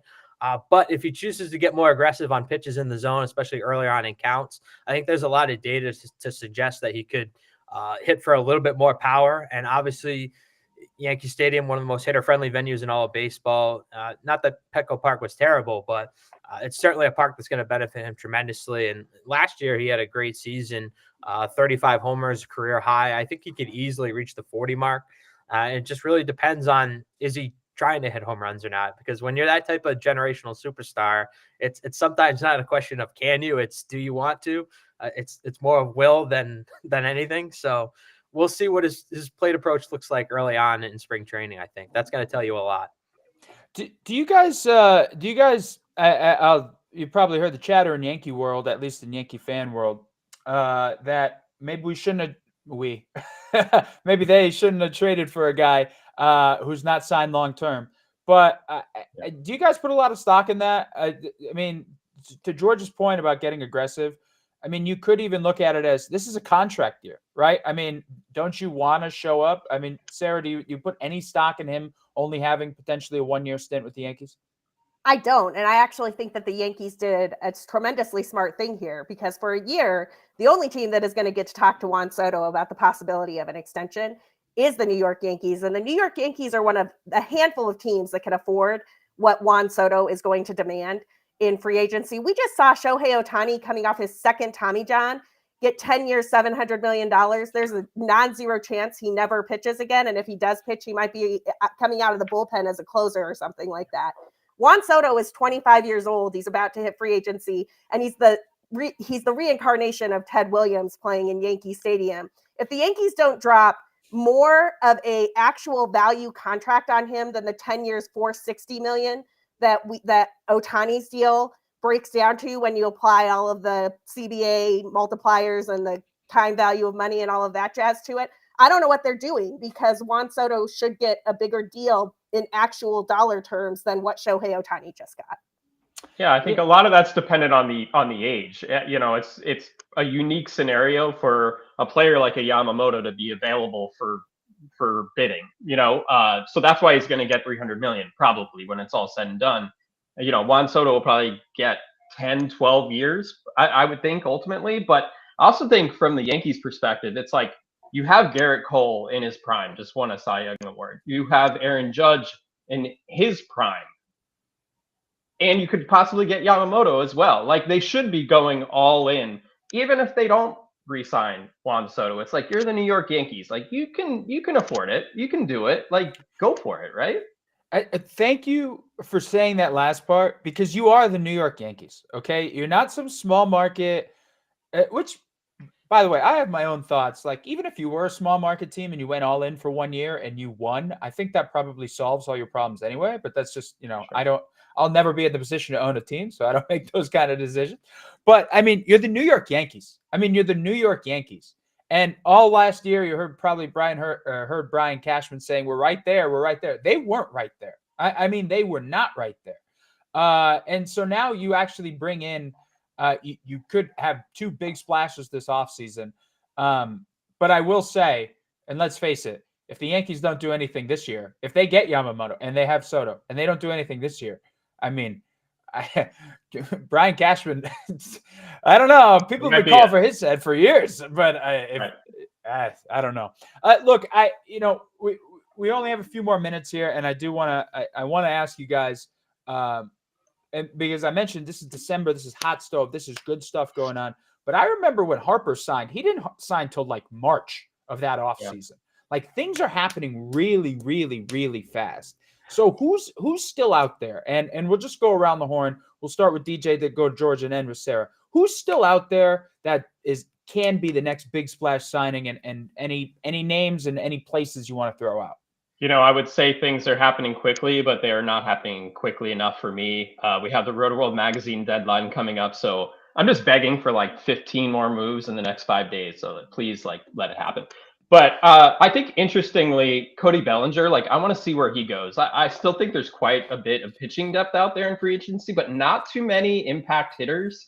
He's the one, though, where previously to Soto, I was thinking Bellinger to the Yankees, like, makes a ton of sense. Now that is off the table, presumably, I really don't know where Bellinger goes. I also think he's kind of a tricky case, too, where he was hurt for a bit, the numbers were bad, bounced back with the Cubs, but the underlying numbers don't fully support it. So I'm fascinated by his case. I think the Mariners would be a great fit, but I'm really interested to see where he goes. George? So who was the best pitcher in baseball last year, arguably? Blake Snell, right? Have we heard anything about Blake Snell all offseason? No one, not even a rumor. I mean, we blurred every single day, and I can tell you there's nothing, no chatter about Blake Snell, basically. And I think where he ends up is going to be really interesting, because at the end of the Yamamoto sweepstakes, somebody's going to be left holding a lot of money and needing a frontline starting pitcher. So I think he stands to benefit exponentially. That's why I think we were all kind of surprised Aaron Nola signed so quickly, because it felt like he could have an astronomical contract looming as well. So I think where Blake Snell ends up is going to come shortly after Yamamoto signs, probably in early January. Aaron Nola, the most confounding pitcher in all of baseball. Aaron Nola. Sarah, who's out there that you think is still going to make a splash? Yeah, I want to zoom out for just 1 second and say part of the reason that I think we aren't going to see so much movement until maybe after the new year, a lot of the guys we're talking about here are represented by Scott Boras, and that dude is totally fine just waiting out every single market until he gets the number he wants. You're talking about Cody Bellinger. You're talking about Jordan Montgomery, who we didn't talk about, and the guy that I want to talk about here, Rhys Hoskins, who I think Rhys Hoskins is next year's Cody Bellinger. The man needs a year to reset.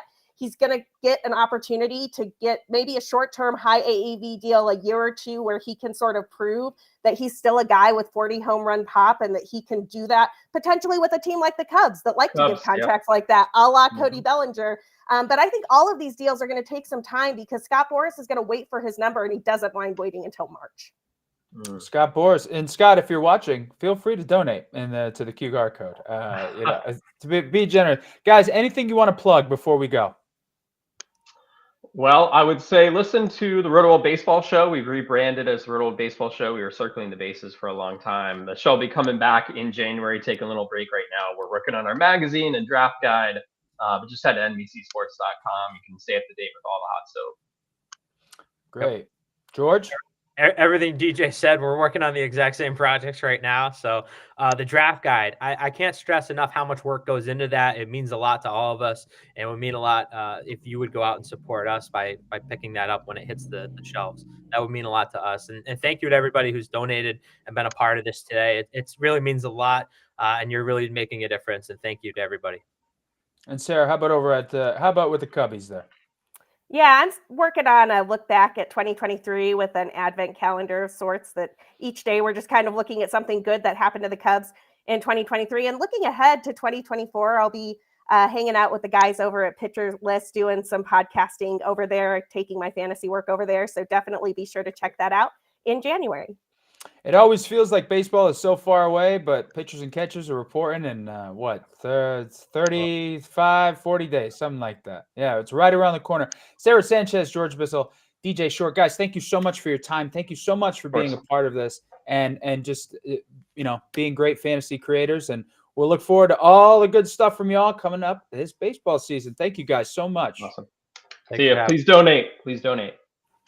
All right, guys. Happy holidays. Happy holidays. Swinging for the fences with all those fine people. Look, we go from baseball to the football guys. Wow. Joining us now, Alfredo Brown and Dave Clues, the football guys. I think there are more than two football guys, but for the purposes of this, you are the football guys right now, guys. How we doing? Doing good. What are you at now, Alfredo? I think there's like 91, 92 of us on staff. It's quite a big company, a lot bigger than I think people realize. Yeah, surprisingly big. There are almost 100 football guys out there. Oh my God! You start getting into the email newsletter. Football people. We kind of look at as commemorative football guys. The guys that read our newsletter, we're at over 700,000. Wow! Yeah, look, you guys do great work, football guys. Joe Bryan over there. I get the newsletter. I get all the upgrades, downgrades. You guys are the content. When I was not involved and not getting fleeced in the fantasy sports space, you guys were my go-to. So I appreciate you guys for making the time. It's good to put some faces with names here. I know we've interacted a little bit on the Twitters and on the social media. And if you guys are just joining us, and I'm sure you guys pimped this out. I hope you did. So you got some of those big audiences coming in right now because we're about to talk some fantasy football. But if you are just joining us and you're not familiar with what we got going on here, the Podathon, here to support some great people in the fantasy industry. Quick backstory on this. Basically, Sportstopia was meant to be a new fantasy sports space, a different voice in the industry. I think more voices are always good. Ed Williams, who's known far and wide in this industry, got it together, got a good team together. Somehow I wound up on it too. And then all of a sudden we got kicked in the ass. The person funding it, they ghosted us. But that's okay. We're doing the Podathon. There are a lot of good people, a lot of good creators that haven't been paid, but we're hoping some donations around the holiday season. You can help those guys out. And it's always good to give. And so we appreciate everybody who's already donated. We appreciate the time. It's been going on all day. We started at 8 a.m. We're going right up to Thursday Night Football. Obviously, thank the sponsors, Prize Picks, Better Sports Network, Full Moon Sports Solutions. Look, it takes a team effort to get all this done. So we really appreciate everybody who's made the time, who's taken the time, donated, sent us a comment, anything. It's been really great. So, look, before we get into the football stuff, I want to start with you guys. As a guy who, look, I have a media background, all right? I do news. I'm a news guy. I traveled around the country doing news, but I was doing fantasy football. I was obsessed with fantasy sports on the side, so I figured, hey, maybe I should try to get into this. Alfredo, how did you get started here and have, in this situation where there's been freelancers who got fleeced here, have you experienced that yourself? Well, so I got started because I feel kind of like everybody during COVID, we got bored and we're like, you know what I should do? I should start a podcast because people want to listen to what I have to say.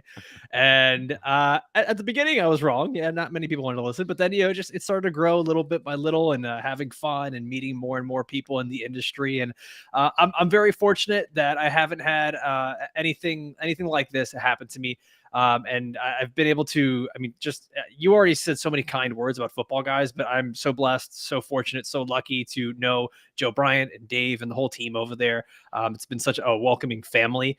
It's been it's just a phenomenal experience, and it's a lot of people trying to get into the industry. It takes hard work, it takes a lot of time, and it takes a lot of good connections. And so it's really cool to see this many people getting together, trying to do something nice for others during the holiday. It's just it's a really good representation of what this industry is all about.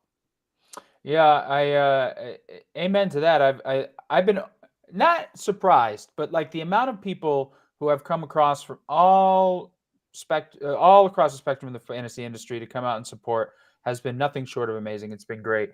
Dave, Alfredo just said it, and I guess it's true. You get, in our case, 3 guys, but anytime you get more than one person around a microphone, I guess it's just called a podcast now. Is that kind of how you got into this, where you just found yourself talking into the void and fell into it, or how'd that happen? It was a little different for me. I got a bit of an earlier start. I started publishing my stuff on Reddit back in 2018. And, if you're familiar with Reddit at all, it's an anonymous website. And, I was writing full-length articles there and having fun. And that's always what I envisioned, was being more of a writer than a podcaster. And then after doing that for a couple of years, somebody from Fantasy Pros reached out to me and asked me if I'd be interested in writing at Fantasy Pros. And I immediately thought that, I was getting offered a full-time job and that was it. And couldn't have been further from the truth. I was, getting about 50 cents per news blurb, working 30, 40 hours a week and, making a couple $100 a month to show for it. But I was having a ton of fun doing it, got my reps in, got to build some connections. And then much like Alfredo, I started podcasting in 2020. That was, I just had some free time. I was working from home at the time and bought a microphone off of Facebook Marketplace for $20 and plugged it in my computer and started talking football and started interacting with people on Twitter. I actually had a similar situation, though, where I, before I was with Football Guys, tried launching a website with another guy, and we went into a business together, as I thought. And he kept telling me, oh, your paperwork will be here soon enough. It'll be here soon enough. It'll be here soon enough. And then before I knew it, the company got sold and I never saw a penny. And, it's unfortunate for an industry where so many people are trying to make, whether it be income on the side or, a little side hustle or turn it into a full-time career. There are a lot of people who kind of prey on that, knowing that there's a lot of hungry people out there that are willing to work hard. And it's really an unfortunate part of this business. Yeah. And, we got some people have been telling, unfortunately, those stories all day, and obviously we have our own story. But here we are now. We work through it. You just keep working. And the takeaway really is the main part: get stuff in writing. Get some stuff in writing. Don't just say, yeah, I'll pay you, and then the money never shows up. Get stuff in writing. I mean, I guess it speaks to this industry. It's exploding that you have people out there trying to take advantage. But look, we appreciate you guys for taking the time. We appreciate you guys sharing your stories. And now we're actually going to talk about. I do want to say real quickly, I see Brad in the chat saying Fantasy Intervention. That is not related to what I was talking about whatsoever. Fantasy Intervention was a great company. That was further down the line there. That was Brad Bolt was a part of that. That's where I got to meet a lot of my good friends in the industry today. We started that back in the 2020 season. And, it really helped a lot of new up and coming content creators kind of pave their way in the industry. So nothing but love for Fantasy Intervention. Interventions are supposed to talk you out of things, Dave. They're not supposed to keep you pursuing it. I guess it didn't work. Well, let's talk football. And actually, I will start with the question in the comments. Good afternoon, fellas from Audis. I'm torn by this decision. 12-team PPR. Walker or Achane? Thanks. What do you think? Well, who are we going with? Alfredo, do you have your rankings up? I'll let you take this one first. I know they're close for me. I just pulled up my rankings here. I figured we were gonna get some of these. So I do have Kenneth Walker just a little bit higher. And I mean, you see me with all the Dolphins gear on right now. This is such a tough one. You're hoping they're not frauds. That's what you're doing right now. You're hoping they're not Oh, I frauds. know they're not frauds. We're not going down that path right here. Okay, let's stay on the straight and narrow. Let's help our guy right here with his question. But I'm gonna go with Kenneth Walker here. I just think that the volume is gonna be a bit safer. Kenneth Walker's still one of those guys that's always just capable of breaking the big play. Whereas we saw a lot of that with Devon Achane earlier in the season. Oh no, I'm saying we saw a lot of that with Devon Achane earlier in the season. We're just not seeing the same type of volume with him now. And Tyreek Hill is back. If there was a week where I thought that Devon Achane was going to pop off, it was last week. So this week, I just find Kenneth Walker to be a little bit safer. Yeah, I think there's probably a little bit more safety in Kenneth Walker, but there's also the concern, we've kind of seen this workload swing back and forth between Charbonnet and Walker. Sometimes it's a 50-50 split. Last week against Philadelphia, really favored Walker. But Alfredo, we talked about this on the show last week, that we expected a big game from Kenneth Walker because Philadelphia is so susceptible to the big plays. Tennessee doesn't really give up those big plays the same way. So this might be one of those games where we see the pendulum swing back towards Charbonnet just a little bit if they want to try to control the clock and slow the game down a little bit. It's a tough choice. It's kind of crazy. Earlier in the season, both of these guys were must starts inside our top 10, but we've seen enough over the last few weeks to get concerned with each. So I'm starting Walker over Achane, but it's a pretty tough choice. I just have to say, if you watched the Monday night game, and I don't know, I know Charbonnet has his pros. I know he has good stuff, but there is never any time that I watched Ken Walker on Monday night and thought that Charbonnet should get more run than him. And I know that was a debate at the beginning of the season. I know he was going to eat into his carries, but Ken Walker is still the guy there. That's what I think about when I see him run. Am I not looking at that the right way? I mean, Dave, you talked about slowing the game down, but as far as the big plays and what he was able to do, I mean, man, he dominated on Monday. Yeah, I think it's kind of similar in a weird way. You might want to kind of look at like Pittsburgh in a way where Walker is kind of the Jalen Warren. He's the big play guy, and he can do a lot of that, where Charbonnet is more of the grinder. He's going to pick up that extra yard and a half after contact, and he's going to lean forward and get between the tackles. That's the problem with Ken Walker. He does have the big play upside, but he also leaves a lot of yards on the field if he's unable to find a lane to hit. So I think they're both very good running backs in their own respect, and I think that Walker is the guy that you want to target more in fantasy because he's got the big play upside, and he can score from anywhere on the field, and he's got the breakaway speed. But I think Charbonnet is the better overall football player with what he's able to do between the tackles and after contact. That's bulletin board material. I hope Ken Walker's not listening. That's bulletin board material right there. All right, I want to get to this because I just saw this flash across before you guys came on. Keenan Allen officially out this weekend. Yep. Keenan Allen officially out. But, I mean, Easton Stick was going to be thrown to him anyway. Look, this is the fantasy semifinals. You might have rode Keenan Allen all season. So, Alfredo, now you're not going to have him. Maybe you had the bye and you were expecting him to come back and save you or help you out. So are you confident in anybody else there stepping up? There was a debate about Quentin Johnston right before I came on to start hosting. QJ, the guy that just can't seem to get anything going. I mean, so is there anybody else you're counting on from that Charger squad, or are we just sort of like, let's get to next year and see what happens? Let's define counting on. That's a little loose term here, but I guess the two guys that you're probably gonna have to look at most if Keenan Allen's not playing, one is going to be Gerald Everett, the tight end. Easton Stick really targeted the tight end a lot in both of his appearances so far this season, and Gerald Everett looked great to start the beginning of last game, and he hit all of his props early on in the game. It was no problem there. The other guy is going to be Joshua Palmer, who is kind of always just the wide receiver handcuff every single year for the Chargers, whether it's Mike Williams going down or Keenan Allen misses a game, something like that. But Joshua Palmer is always the guy to step in. Dave actually listed him as one of his starts of the week earlier. And I know he's sleeper of the week. Sleeper. Oh, my bad. Wrong. There's a differentiation.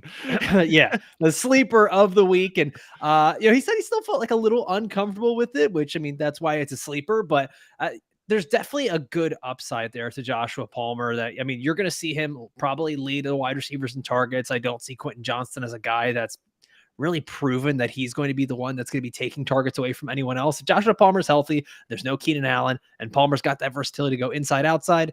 I think Joshua Palmer's a guy that you could probably start as a wide receiver 3 or flex in this week, but Gerald Everett is actually the guy I think gets the biggest benefit.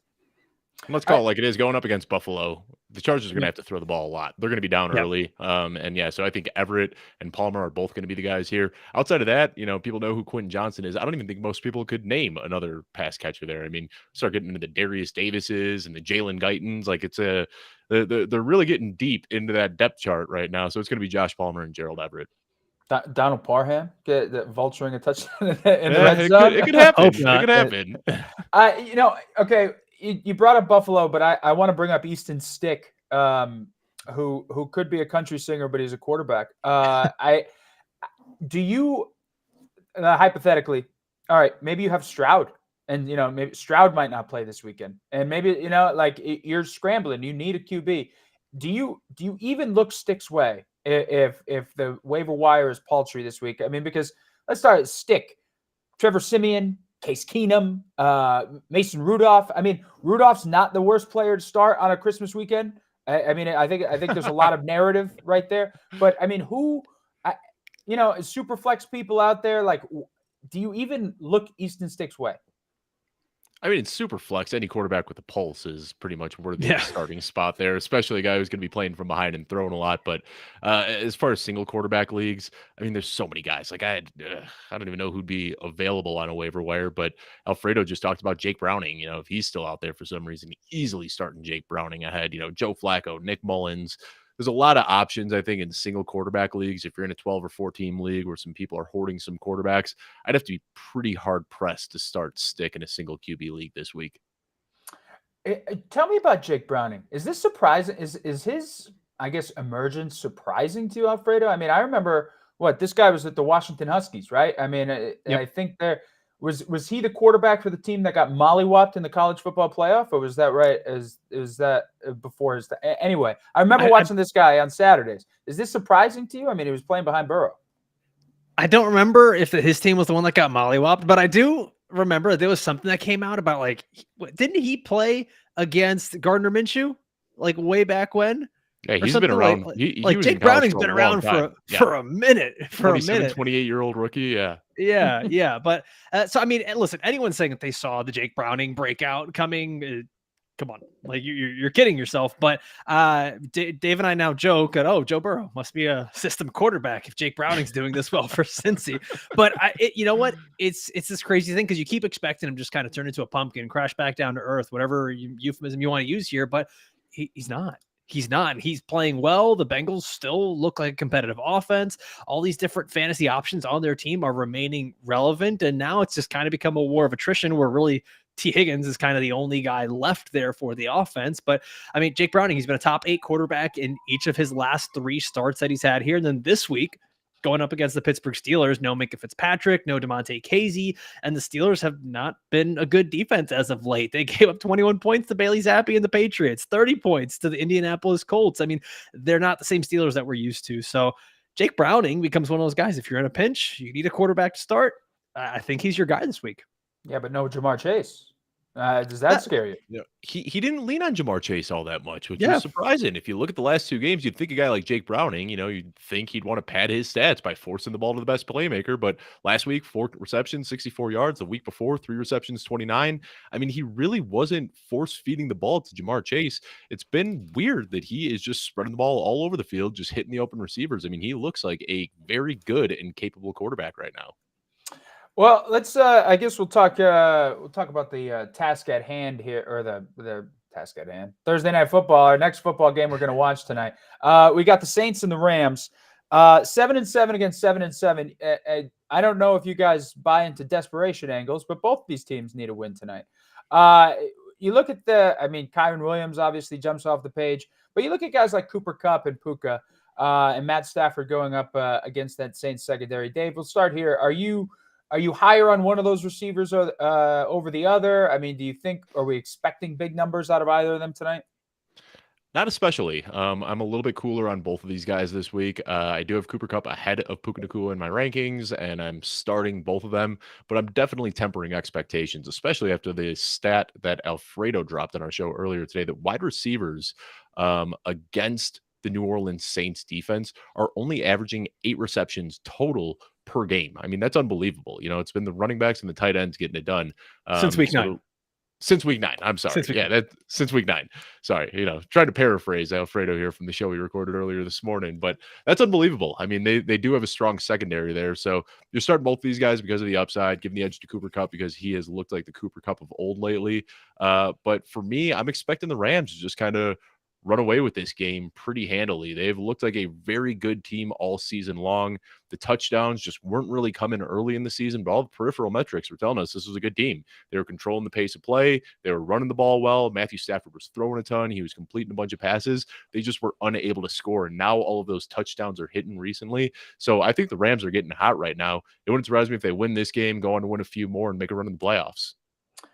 You brought up that stat, and Alfredo, I'll pitch to you because you said it since week 9. That sounds, on paper at least, it looks like you would say the Saints have a decent defense over there in New Orleans. I mean, they're doing what they need to do, and yet I don't know if you guys have watched a lot of Saints football this year. I'm not going to say it's an enjoyable watch every Sunday or every week. I mean, I think people always said Derek Carr just needed a defense. It looks like he has one, and they're 7-7, and they probably shouldn't even have that record. So, Alfredo, you look at the other side of the ball for the New Orleans Saints. What's the problem there? Are we only like Kamara there? Like, what are we looking at in terms of tonight's matchup? I mean, I'm not going to mince words. The problem is Derek Carr.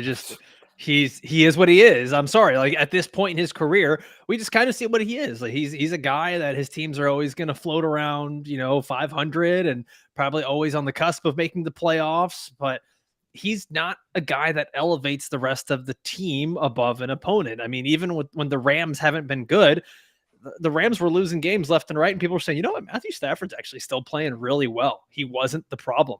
Whereas you look at the Saints, and listen, they have their own flaws too. Like, their run defense is not very good at all, even though their pass defense has been fine.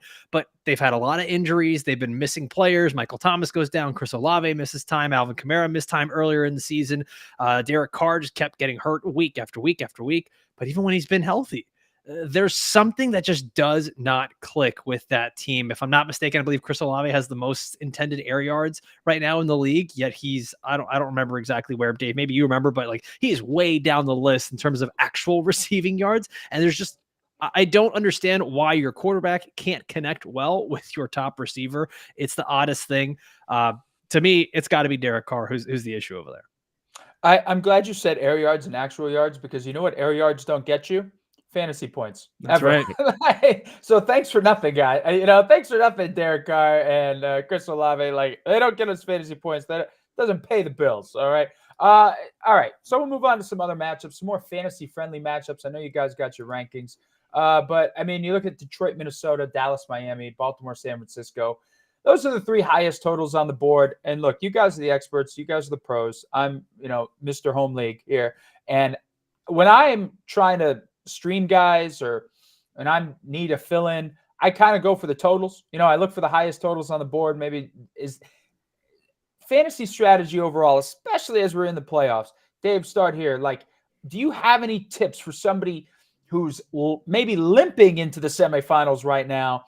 We're talking all luck at this point sometimes. But like, what do you look at when you're trying to make that one move that might win you the matchup? I mean, that's a great one right there, is just what you said, looking at the point totals. Alfredo and I talk about that all the time. People kind of delude themselves into thinking that they can predict game script, when the reality is we aren't that good at it. So just let Vegas do the work for us. They are much better at predicting game script than we are. So look at the spreads. If you want to target a wide receiver, target a wide receiver on a team that is expected to be playing from behind, because we know that they're going to get more work in the passing game. Similarly, you can project or go after a running back on a team that's projected to be ahead. But I think point totals are also a great place to start. You don't want to play 2 guys in a matchup that's going to have a 10-13 outcome, because there's not going to be a lot of fantasy points going around in that. So targeting the matchups is always a good thing. That's why we've seen a guy like Brandon Cooks, even though he technically, if you look at his per route run data and his target share data and all of these things, he is terrible on a player profile standpoint.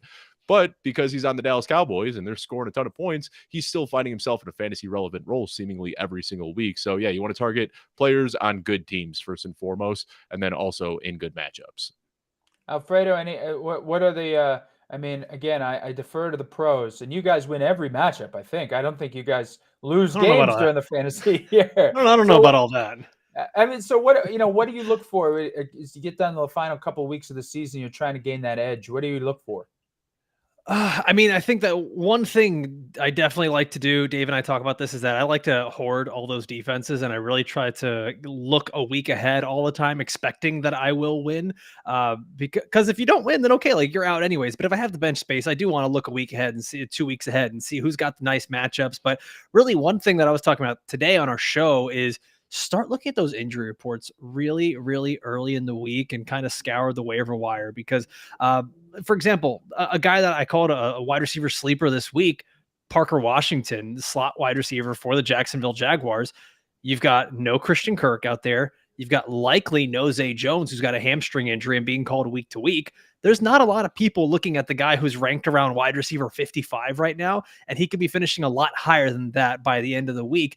And so if he's a guy that let's say you're in a 3 wide receiver league and multiple flexes, and you're just like, I don't know who to start, and I've been stuck with all these, kind of guys that have been middling all season, start to look at those injury reports early on in the week because that's how you find these players that kind of just blossom into big time roles once we get to Sunday. Alfredo, can I just put you on the spot for a quick second here? Just Okay. because when we recorded this morning, I didn't see it, but now Trevor Lawrence also isn't practicing and might not be playing. So does that change Concussion. Parker Washington at all? If it's going to be CJ Beathard at quarterback, or you still have some confidence? I meant to ask you this off air, but I didn't see that until after we finished recording. It's so upsetting, David. It's like I'm talking to my wife because you don't listen to me either. Because I said this in the show. Is that he is the concussion protocol? He is the concussion protocol, but as of right now, it's reported that he is progressing well through that. So as of right now, the reports are still good. But let's say it is CJ Beathard. I'm not overly worried about it. If anything, I kind of think that CJ Beathard might be targeting the easy targets a bit more. So either way, I kind of like a move with that with Parker Washington this week. Beathard can kind of spin the ball though. I mean, like he's I think he throws a pretty good ball. I think he throws a pretty good ball. You got Doug Peterson down in Jacksonville. I think they'd be able to figure it out. All right, guys, rankings wise, and this is we'll end with this. Who are you might be higher on this weekend that maybe some people aren't thinking about? That maybe you got a decision, you leave him on your bench, or maybe he goes to your flex. Anybody out there that you might be higher on that you think people might be sleeping on? I'm going to personally I'm a Packer fan. I'm just going to say Dontavian Wicks should be on some flex spots this weekend. I'm just going to throw it out there. Joe Barry's going to, play 20 yards off the ball so they're going to have to throw it. So I'm just going to say Wicks. Anybody out there that you guys are higher on, Dave? I don't know how deep this one is, but Chuba Hubbard is a guy that you just got to get in your lineup this week. We talked about him on our show earlier. He is just dominating ever since Frank Reich and Deuce Staley, their running back coach, got fired in Carolina. He has completely taken over. He's averaging 24.7 opportunities per game. For context, Kyron Williams is leading the league with 23.2. So Chuba is just getting so much work in this new Panthers offense. Going up against Green Bay, they're kind of a wild card defense. You never really know what you're going to get from them. Sometimes they look really good, and sometimes teams run all over them. But either way, Chuba Hubbard's looking a lot better this year than he did as a rookie. Green Bay has been susceptible to some big games against running backs, and the opportunity has been there for Chuba Hubbard. So I'm starting him ahead of some big names this week. David Montgomery, Kenneth Walker, Javonte Williams, Devin Singletary. I'm trying to get Chuba in my lineup whenever I can. They are a wild card on the defense. Bryce Young being a potential NFC player of the week. Wouldn't be surprised. Wouldn't be surprised the way the last couple weeks are going. Alfredo, who you got? Who's maybe under the radar right now? So it's funny, we have the kind of like ongoing bit on the show that every time Dave is propping up one of his guys, he poo-poos one of my guys, and he did it there as well. I'm going to talk about another running back who's in that same range, Devin Singletary, a guy who he mentioned going up against the Cleveland Browns. And I think a lot of people are saying, okay, this is the Houston Texans offense that might not have CJ Stroud, and the Cleveland Browns have been really good against running backs, but we have to pay attention to trends, and trends are showing. One, Devin Singletary has been a top 20 running back for fantasy in 5 of his last 6 games. He's been a guy that's been getting the usage. Dameon Pierce, not quite getting the touches that we all expected earlier on in the season.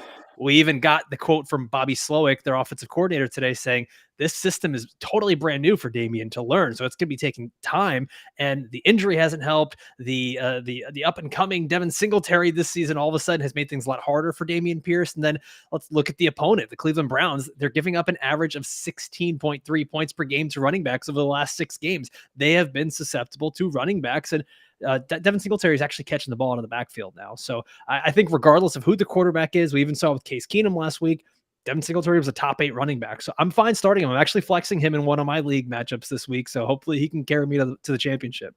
Hell yeah. Hopefully. That's great. Guys, great stuff. I really appreciate you guys taking 30 minutes out of your day. I know you guys are always working. You guys are pumping out content. So the floor is now yours. The football guys, what do we got going on down the home stretch here as we go to the end of the year, end of the fantasy football season? What do we got going on? Take it away, Alfredo. Yeah, so the Football Guys Fantasy Football Show, we are pumping out episodes 4 times a week. We'll be off on Christmas this week. Okay, it's good for us to take a day off, but we continue to help. I know we're slackers, but we're continuing to help everybody here in the playoffs and win your championship with waivers. Starts the week. As always, we've got the Football Guys newsletter that goes out to, as Dave said, over 700,000 people, and you can subscribe to that over on footballguys.com. And you can check out all of our great content creators, not just our show, but the Audible. It's been around for over 18 years, the Dynasty Show, the DFS show, and then this offseason we're going to be getting into all kinds of NFL draft and free agency content. It's going to be great, so you can check all that out over on youtube.com/footballguys. Dave, are you just going to echo that, or you want to pimp something out yourself? Nope, that's pretty much it. I'm a company man here. We're here to talk about football guys and not ourselves. So, join.footballguys.com is where you can sign up for that newsletter. Matt, I know you said you're a part of it. I have been a part of that as well. I actually signed up for that newsletter back when I was in high school in 2006. So getting to work now with Joe Bryan after seeing his name in my inbox every single day for the last almost 20 years is a pretty surreal experience, but just awesome information on that newsletter every single day. You brought it up. You brought up high school. I know we don't have a lot of time, but do you guys remember the first year you did fantasy football? Do you remember back then, or has it been so? Do you remember who your first pick was by any chance?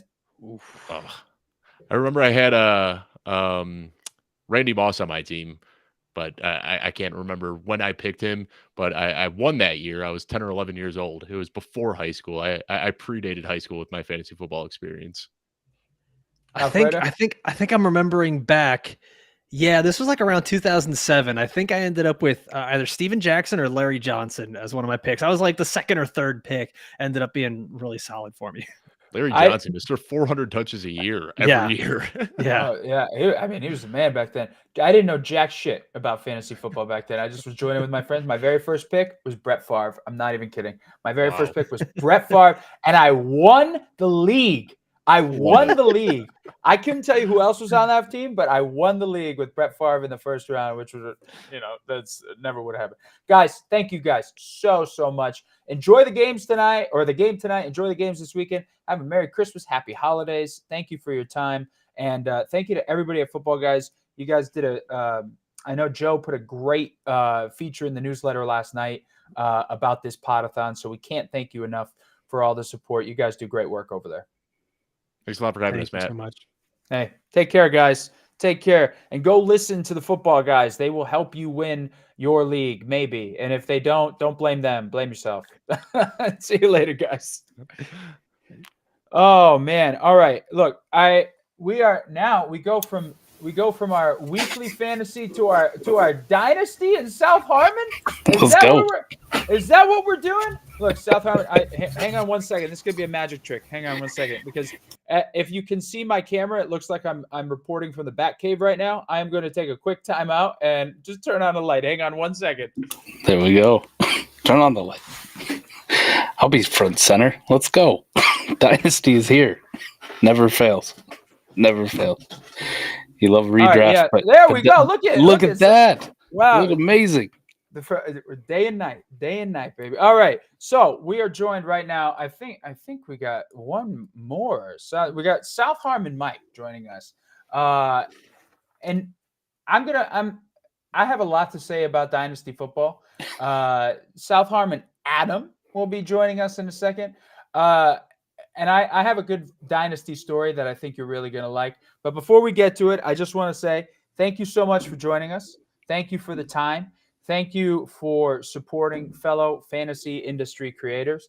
What we've been doing all day, what we've been trying to get a sense of is kind of how you got to the position you're in with putting out fantasy content, focusing on Dynasty now. And you've probably heard the story about Sportstopia. I would imagine you have, and that's why you're here. Yep. A bunch of good people, what happened to them shouldn't have happened. Like, let's straight up say it. What happened to them shouldn't have happened. And people got money basically taken out of their pocket. They got bamboozled. They got hosed, whatever word you want to use for it. They got screwed. And here we are, fantasy industry supporting fantasy industry. So, Mike, tell me this. What was your fantasy journey like, and how do you get to this point? So it started a few years ago, actually. Haven't been doing it too long. Been a lifelong fantasy football fan, though. Started when I was a young kid playing with my my stepdad in home league, and that still going to this day. Yeah. 25 years into this thing. As you can tell, I'm old, so gray beard. But started doing it and just fell in love with it. Well, I finally found Dynasty probably about 5 years ago. And it was just such this big passion project because I played Madden for so long, right? You get to build all the teams in the offseason. Fantasy football in itself is great, but if you're going to tell me I get to do it all year, I'm in. I'm in. I get to make trades and build my roster exactly how I want it. So you start looking for content, right? Like, you want to get better at what you're doing. You start looking at people who are focused on Dynasty, who are doing Dynasty football and what they're doing that makes them successful. And eventually you start to find a bunch of different people and you're like, I got some ideas on this. I got some theories on it. End up meeting Adam. If we get Adam on, if we can find him. I thought you were supposed to round him up. I'm not his wife. All right. I'll leave that for his wife. But so I start talking with Adam. We find a Patreon. So Ray Garvin, Destination Devi. We meet in the Patreon and we start DMing back and forth, just talking strategy. And eventually we said, hey, I'm kind of tired of texting you all the time, buddy. Like, it's fun, but my wife thinks I'm cheating on her. Like, I got a girlfriend or something. So how about this? Why don't we just start a podcast and we will put it out there. And if anyone listens to us, great. If no one listens to us, at least it'll save my thumbs from texting you every single day. So that's what we did. And surprisingly, eventually it grew into what it is now. We have a few hundred patron subscribers for us. On a AMA on Wednesday night, we get 60 to 100 live views, chat action with us. So it's been an incredible ride, just from starting it as kind of what was a joke, just because we didn't like texting all the time. We actually wanted to see each other face to face and talk through video. And it's grown from just two guys who didn't know what the hell they were doing to now trying to figure out in-depth strategy for Dynasty and trying to keep those edges. Well, whether you like it or not, you're a fantasy expert now. Unfortunately, you are expert, guru, go-to, whatever you want to call it. South Harmon. What's up with the name? If anyone's ever seen the movie, it came out in 2006. Accepted with Jonah Hill, Justin Long. They start a fake school because they don't get into college, so they start a fake college. They call it the South Harmon Institute of Technology. So. Just like when we started our podcast, we had to figure out something to call it. So we figured we were starting a fake podcast. We didn't get into a real school, a real company. So we started our own, make it up as we go. Oh, I love it. I believe one of the classes at South Harmon was walking around looking at stuff, if I remember the movie correctly. Well, thank you so much for donating your time, and we appreciate your expertise. Everybody, if you're tuning in right now and you want some Dynasty advice, stick around. Before you get to that, if you've already donated, thank you so much. We're over the $13,000 mark. We want to get higher. We want to make some people whole. We want to get some.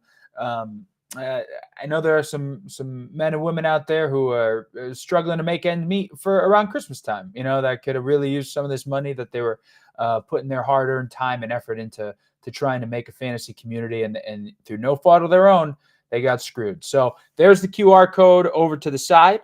There's the branding. If you want to go support the GoFundMe, we appreciate it. If you already have, thank you again. All right, Mike, is Dynasty football. And you mentioned Madden. I was a Madden, I don't know if you play Madden online. I don't, because I don't personally like getting I don't like getting run around by like 10-year-olds. You Right, know what I mean? right. Like I don't like I always was the franchise guy. I always played franchise. They used to have it more in depth. You could like set soda prices and things like that. Yes. But I would do the drafts. I would do all those things. Did you play every year? Did you sim the games, or what was your like? How many years did you get into your franchise? Because to be honest, when football season ended, I was on to the next sports game, so I didn't always play all year round. Like, how far did you get?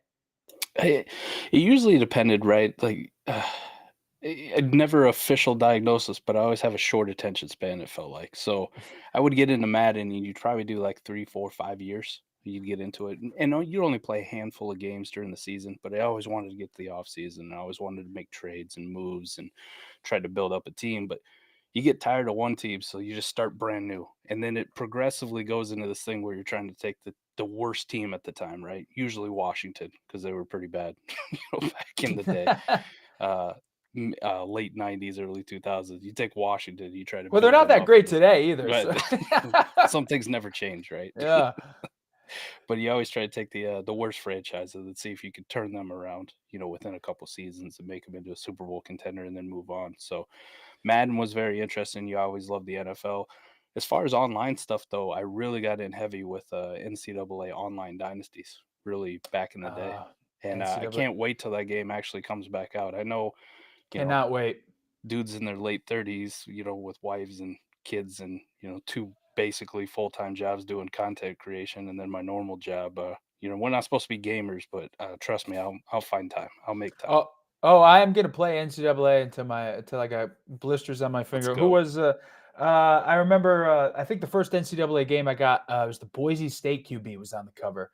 The year after they ran the Hail Mary against Oklahoma. Was it Zabransky? Oh yeah, Jared yeah. Zabransky. I was hooked, man, and you could do all the laterals and all that. It was God, when that comes out next year, I will be first in line. All right, the task at hand: Dynasty football. Look who decided to He join made us. it. Yeah, I finally found the link. I couldn't find the link. I'm sitting here. Where's the link? I'm texting Mike and no response. Sorry, guys. What's going on? Busy. I was Well, on here. we were just talking about Madden franchises, man. You Nice. missed. Yeah, we couldn't get to your stupid link questions. Okay. No, absolutely, man. Madden first. All right, Adam from South Harmon. I just got the rundown of the name. I love it. I actually remember that movie Accepted, and so that's that's a nice nod to one of those cult classics. As we've been, I don't know if you tuned into any of our Podathon today. We've been kind of asking people how they get to where they are.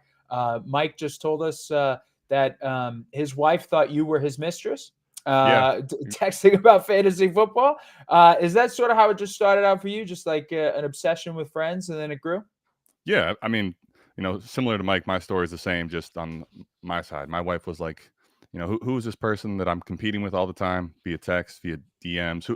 DM sounds, a little sleazy. Who is this person? And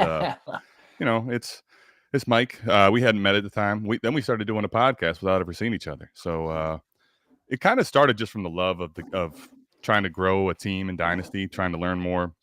We both joined the same Discord of Ray Garvin's from Destination Devi, and found out that we were different than most people as far as the way we approach stuff. A lot of people in the chat would all kind of have similar thoughts on things, and we would too. But then when there was a disagreement, Mike and I would be aligned on our own against everybody, right? Against the horde. So that's kind of how we figured out we had a similar process. And then, we, instead of just constantly texting and having our wives worried, we're like, why don't we just do a little 1 hour, 2 hour, a week podcast, which turned into, us having a chance to do this here, talk to you, talk to everybody about Dynasty and all the things we've loved. So never thought we'd be here, but man, it's pretty cool just to even have a chance to talk Dynasty and have people listen to us and just have a chance to express our differences. And most of that came from listening and learning from other creators who have other really cool thoughts. So I think it's really unique, the space that we're in, where so many people have a voice. Well, I think it's awesome that so many people from across the fantasy landscape have come together. We appreciate the support. We appreciate look, I think some people out there think, oh, you're a fantasy creator. It's easy. It's not easy. It's not easy all the time. especially when you're wrong. It ain't that easy. I mean, you get lit up. So we appreciate the time and effort that everybody's been putting in, but we especially right now appreciate you guys donating your time to come on our Podathon and talk a little bit about Dynasty football. Now look, Dynasty is I mean, that's the real deal. I mean, like that is like you are all in. I mean, you probably think you could be a GM, in the real world. Like you think you know it all. Like Dynasty is a passion project. And before I get to like who you guys are targeting right now, because the good thing about Dynasty is if you're out of the playoffs, there's still moves to be made. I joined my first ever Dynasty league in 2000 when COVID hit. And I'll be honest, my headspace wasn't exactly right there. I thought the world was ending. I'm not going to lie to you, okay? I wasn't that focused on drafts, especially a slow draft. So I believe my first pick at the time, coming off of his record-breaking year, was Michael Thomas. Not great. It was a Superflex Dynasty League. My quarterbacks that year were Carson Wentz and Sam Darnold. I had set my team back for 3 years. 3 years because of that one move. And if I knew, and if you guys had bothered texting me instead of pretending to be each other's messages, I might not have missed all that time. So here we are. I'm proud to say I am in the number 1 seed right now. I am the number 1 seed. I drafted Trevor Lawrence along the way. I flipped him for CJ Stroud this year, as a matter of fact. I made a huge trade for Kirk Cousins last year, trying to go all in. I mean, I've had some hits. I also drafted Trey Sermon. Not great, okay? So I've had some misses. So here, that's how Dynasty goes, and that's my little spiel about Dynasty. So I'll ask you guys this, and Mike, I'll start with you. You're out of the playoffs, but you're in a Dynasty league. Are you still tinkering right now? Are you trying to make moves right now? And are you looking at the draft and, maybe you have a top pick coming up and are you looking at the draft and saying, look, I like Caleb Williams or I like Drake May, or are you trying to make a move for an established guy right now? Like, what's your strategy right now? So with draft picks, if I'm out, to answer the first part, yes, I'm still locked in even on my teams that I'm out. And it's probably the most crucial time for me.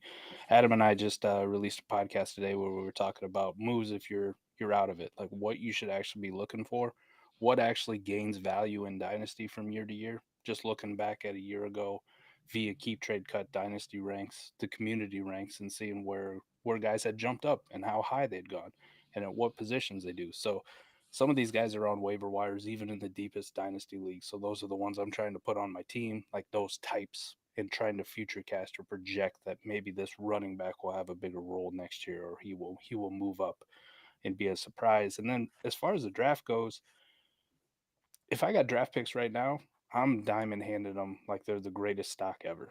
Because the one thing about the draft picks are, from now until the actual NFL draft, they're just going to continue to increase in value. We think the community loves Caleb Williams or Drake May or Marvin Harrison Jr. right now. Imagine what they're going to be like in April when we've had nothing to do but talk about them for 4 months in the Dynasty community. Just hype them up. Watch them at the Combine. Watch them, in the Underwear Olympics. Watch them at the Pro Days. This is all we're going to talk about. And there's a little bit of psychology that goes into it. If you talk about the same thing over and over and over and over again, eventually you really buy into it. And so does the rest of your league. Everybody's kind of focused or got that redraft mindset right now because it's championship season. But if you're a rebuilder, diamond hand those picks. Don't even think about touching them, right? I'll see you after the Combine, and then we can talk about maybe possibly moving one of these if I want to buy some established or some veteran players.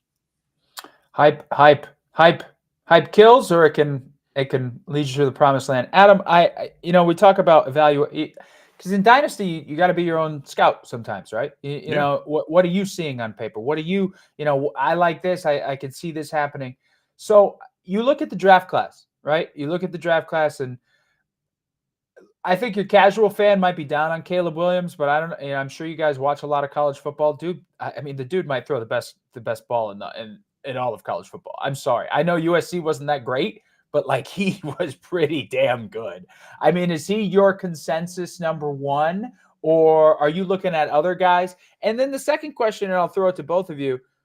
I don't think this next running back class has a good running back, or I don't know who we're looking at running back. We're looking at other positions. So we'll Yeah. stick with the first question. Who's your number one next year in Dynasty? Who are you targeting? Yeah, I think my number one typically in Superflex is going to be Caleb Williams. I'd say the way the Superflex leagues work, the scarcity in the quarterback position as a whole, I tend to go to that position first. And when you look at a prospect who's as good as Caleb Williams and is hyped, to Mike's point that he just talked about, the ability for him to possibly, one, be a difference maker at the position, but also to trade me right now and get me at the table of all the difference makers that are already there at quarterback, that's typically going to be the reason why I take Caleb at one. The one difference I will say that it's kind of going to break the mold for me is the way we viewed and Mike and I talk about things. Wide receiver pretty much never was going to be in the cards at number one. If I already have two quarterbacks, it's a lineup league. I'm built right, but I have someone else's pick. There's going to be some scenarios where I do have Marvin Harrison Jr. as the pick I make at the first pick because he also is going to be valued as highly as like maybe not quite Chase and Jefferson, but right there on the doorstep. And I think the thing that you just talked about there at the end with running back kind of highlights why for me it's easily those two. This class doesn't have a good running back in general. The ones that we kind of like Travion Henderson is probably going to go back to school. I mean, he's not in the draft yet. We don't know yet. That's still undecided. But even if he was to come out, this class isn't very good at that position. And the position as a whole right now is not being valued appropriately, or at least consensusly across the dynasty scape. So right now, that's what makes this class so great, though, because wide receivers is deep, flush with players. Drake May and Caleb Williams at the top. Plus, there's a chance for guys like Jaden Daniels and others to be, quarterback 3, 4, 5, potentially in the round one of the NFL drafts. I mean, I love this class, and everything that Mike said is so big for me too. Having picks right now, if I have leveraged more than one in a class, I'm just going to continue to hold this value and eventually either make a player selection or trade that pick for a haul that's more than you're going to get today. But Mike, we talked about pivoting from running back. You look at Sam Laporta this year, Dalton Kincaid. So how high do you have a guy like Brock Bowers? Could he fall to a team that's in the playoffs right now and just make their team better? Or, is he a first rounder? How high is the Brock Bowers situation? He's going to be an interesting one. So the best way to describe it is I think Brock Bowers is very, very good at football. I think he's a dynamic, exciting tight end. I am probably the biggest Sam Laporta fan that has ever been. I'm out here telling the community 2 years ago, you guys need to pay attention to Sam Laporta. Don't let my Iowa homerism hit, but he is just different. And when we see it, he hits. The greatest thing about him hitting, though, for me is I came to the realization this year through the use of our tools, our warp tool, like being able to look at leagues and see exactly in specific leagues which players matter for our dynasty leagues. Tight ends are generally overvalued almost everywhere, even in tight end premium leagues. Like it needs to be a, start 2 tight end with a 0.75 or a full point tight end premium for tight ends to really be difference makers. Yes, Sam Laporta can have these big weeks like we just saw, but in general, if you just kind of find a guy at tight end, a Hunter Henry sometimes, like just one of these guys and put him in your lineup, like you're fine. Just build the rest of your roster and avoid the tight end position in general. So it's the greatest thing for us in Dynasty where I can acknowledge that Brock Bowers is probably going to be awesome. Like he's probably going to have a lot of excitement wherever he goes. So I will draft some Brock Bowers early, in these super flex leagues, maybe 104 or 105, but it's with the intention of trading them to somebody else who gets way too hyped up on them, right? We saw what happened with the rise of Dalton Kincaid. He looked phenomenal for about 4 or 5 weeks. And then all of a sudden Dawson Knox comes back and he's been absent. He's been gone. It's like evaporated. Now people still hold on like, oh, he can get back to that level. Maybe. Maybe he can, maybe he can't. But meanwhile, you're taking L's every single week while you hold out hope and you start waiting because you keep thrusting him in your lineup like it's going to be different this time. And with the tight end position, listen, I'll put some value into it, but I put value into it so I can trade it to somebody else and capitalize and get a better wide receiver, or a better quarterback, or a better running back if I'm in my championship window. Yeah, I don't know if it's the mix of Dawson Knox or Dorsey also getting fired, but Kincaid is pretty much disappeared these last couple of weeks since Knox came back. And it's not like Knox is lighting the world on fire either. No. It's like they just went away from their tight ends. And I mean, sometimes that's the way it goes. Sometimes that's just how it happens. Yeah. I want to, we talked about talent evaluation, and I want to ask you, and this is where I think fantasy and the real world, they might mirror each other a little more than, in other situations. Bryce Young, coming into this season, were you guys high on him? Did you see this coming? I mean, was this because he was the number 1 overall pick. I mean, he was supposed to be Steph Curry on the football field or whatever you talk about that hype. So was there a way to see this coming? And, Mike, we'll start with you and then we'll throw it to Adam. Is there hope on the horizon? Have you seen enough to be like, maybe this is like, a 2-year project and then it'll be fine? I mean, what are you seeing so far? Did you know to stay away? No, I still had hope, and I still do have hope for Bryce Young. So he was up there, and I'm, full transparency, it was Anthony Richardson number 1 because of that elite rushing floor, the athletic traits that he brought. For Bryce Young, I had ahead of CJ Stroud. They were in the same tier for whatever that's worth, though. They were right next to each other, but if I had the choice, I was going Bryce Young over CJ Stroud. And I think the thing for both Adam and I is we were on live stream talking about him on draft night that concerned both of us for both situations was what were they going to do around him, right? With the Panthers, they traded so much, traded away DJ Moore, traded away a future draft pick to go up to get him. Houston in the same spot, right? We thought they were nuts when they traded away their first round pick to go get Will Anderson. And all of a sudden you're going, oh man, you got Cleveland's pick, which is going to be late. How could you possibly surround CJ Stroud with weapons next year when you need it? The thing is, Houston found some weapons, like some weapons really stepped forward. And I don't know if it's necessarily like, I think it's a little bit of both. Tank Dell was found money for him. Dalton Schultz has been solid. Nico Collins is in the midst of a breakout season. And I think CJ Stroud is just that good that he elevates the people around him. Like he makes them good. Look at what Noah Brown has been doing when given the opportunity. He looks dynamic. Robert Woods early in the season was giving you a lot of really good weeks. Bryce Young does have some concerns because he really hasn't elevated anybody else. It's been the Adam Thielen show, but outside of that, everybody else on that offense has been pretty bad. Miles Sanders was terrible. Chuba Hubbard's playing really well right now, but there's no tight ends of consequence. Now, Jonathan Mingo, irrelevant, kind of been disappearing. We heard in the offseason maybe it was going to be a little bit of LaVisca Chenault. That lasted about 5 minutes, and then that disappeared. And they're still in the same situation. How do they surround Bryce Young with weapons? How do they make that offensive line not terrible where he's not running for his life all the time? So I still holding out hope. I think the kid is extremely talented. You don't go to Alabama, compete for national championships, win the Heisman, look the way he did, and be the number 1 overall pick without any talent. But it is scary if you own him in Dynasty going, I just don't see a path right now for success until they fix the situation around him. Adam, you still optimistic?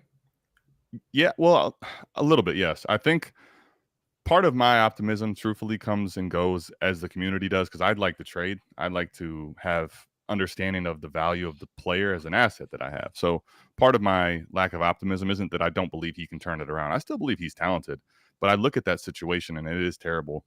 It actually kind of gets me to the point of, like, I'm going to give you, going into the draft, after the draft was over, a narrative, and I'll tell you what's so interesting about it when you think about the 24 class. So I love a good narrative. There was a quarterback in that class, right, in Dynasty, that was being kind of shunned, looked at as kind of like a an orphan, and nothing. There's no upside and it's all downside because the offense wasn't good. This team traded away its future first round pick. They didn't have the best weapons, cast of characters around him. And how is this guy who's just an accurate thrower of the football but doesn't really have the elite traits? Why would we take him ahead of Jahmyr Gibbs? Why would we take him ahead of Bijan Robinson or the other 2 quarterbacks in the class? The guy I just described was CJ Stroud. Now, the funny part about that is if you think about that narrative, that's literally everything that Bryce Young has right now. Like, I don't understand why we gave him a pass and did not give that same thing. Like, we didn't use the same logic for Bryce Young that we did CJ Stroud, who was picked a single pick later. That's wild to me. Now, I also did not necessarily see CJ Stroud elevating everyone around him to the degree that he has. He's always played with great weapons, there in Ohio State. With Bryce Young, I think the reality is, though, this is not the Texans. When I look at it as a whole, they're a team that kind of master hauled a bunch of picks together, and it looks like they're on the up and up. And I don't think the culture is really that shaky. The one thing I do struggle with for CJ Stroud, not with CJ Stroud, for Bryce Young, is that this entire Panthers situation from the owner down seems very, very sketchy. And sometimes we can look back at a promising kid and we'll never know because they were in an awful situation. That's what I hope does not happen for Bryce Young, but I am starting to fear that it could. Just to put a finer point on that, if he does flame out completely, Mac Jones and Bryce Young back to back, it's not a ringing endorsement for Alabama quarterbacks right now in the NFL. Hey, but speaking of narratives, the Ohio State finally got a oh yeah, quarterback, right? Yep. My buddy was like, no, CJ Stroud's not going to pan out because of Ohio State, and I was like, yeah, I don't know. I see something different on the field. Yeah, all right. So here's what the people want, and we'll end with this. I believe it was Mike talking about. You both have talked about it. Finding a guy in the waiver wire right now, somewhere deep in the depths that you could add to your team, and he could be there next year, and maybe he turns into. I don't know who he turns into. I don't know. I have Yosivash from the Bengals right now on my team because I don't think they're going to be able to pay Chase and Higgins. So that's my. I'll throw him out there. So who's out there, Adam, right now? A one or two names that you would go and get and see how it goes. All right. So the one that has been my biggest waiver wire ad all season.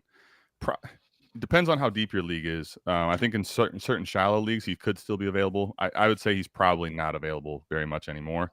My biggest waiver wire get all year was Dontavian Wicks, and the kid has shown huge upside in an offense that has a bunch of young receivers around him as well. So like he's earning target share and snap opportunity after spraining this ankle, having 97 yards with, not just Romeo Doubs and Jaden Reed and Christian Watson, who's not playing this last week. But whether Jordan Love becomes a thing or not, I think Dontavian Wicks is a guy that I've added a lot. He might still be available in some of your leagues. He's probably to the point of not being. Just depends how deep your dynasty league is. Mike? This is always a tough one, and we just talked about it today with the podcast. And some of my priors have always been at this time of year to take those exciting project tight ends, those guys like Tyree Jackson, if you remember him, backup tight end for the Eagles for a few years, where you're like, if he gets an opportunity, he could explode. Historically, though, those guys never really amount to anything, and you never can really get any dynasty value extracted from them. They're hard flips. So for me, just looking at it from last year to this year, my biggest epiphany was if you're a running back and you have any iota of talent at this point, I'm just going to roster you because we see all these guys like Zach Moss have an explosion, multiple weeks. Kyron Williams came out of nowhere. I'm in deep dynasty leagues, and there's a lot of them. Adam can attest to. Kyron Williams is sitting on waivers, right before week one, yep. Like just hanging out there, 35-man rosters, 12 teams. Kyron Williams just chilling out there on the waiver wire. So these are the kind of guys that you just want to put on your rosters. And if they do have an explosion, get a role, get an opportunity, you just reap the rewards because at the very least, if they get, a game or two, a Keaton Mitchell type, all of a sudden people want to trade you thirds left and right for these kind of guys. Like, give me the production. So most of my dynasty benches are just going to be filled with running backs. Insert whoever you would like. Right? To Mike's point, I just wanted to highlight this. I like you. I just wanted to highlight to his point. I was just looking back at ADP going into the end of the year here at the start of the season, startup time, right? In August, Kyron Williams was the 22-10 in startup. So if you only had 25 roster spots, there's a chance he didn't even get drafted on waiver wire, a guy that's going to win people leagues. So make sure you're grinding those edges in the wire, man. That's because Cam Akers was supposed to be coming back. Cam Akers had those 2 good weeks last year, and he fooled us all. Well, he fooled me anyway. Again, he got me multiple times, Matt. Yeah, look, you can fool some of the people some of the time, but you can only fool me all of the time because I'm counting on you, and you don't do anything for me, guys. From South Harmon, where can people find you? Like, where's the best place to find you? Twitter, where's the best place to find you guys? Easiest place, just go over and check out the YouTube, southharmonff.com. So All the video, all the content that we do is put out there. Besides like Awesome. a couple special shows that will hide on audio only feeds, but Yeah. the majority of the stuff, if you want to get in touch with us, that's the best place. And they can support you on Patreon too? Sure can. Patreon.com/South Harmon. We make Yep. it easy. We try to just keep everything South Harmon. South Harmon, yeah.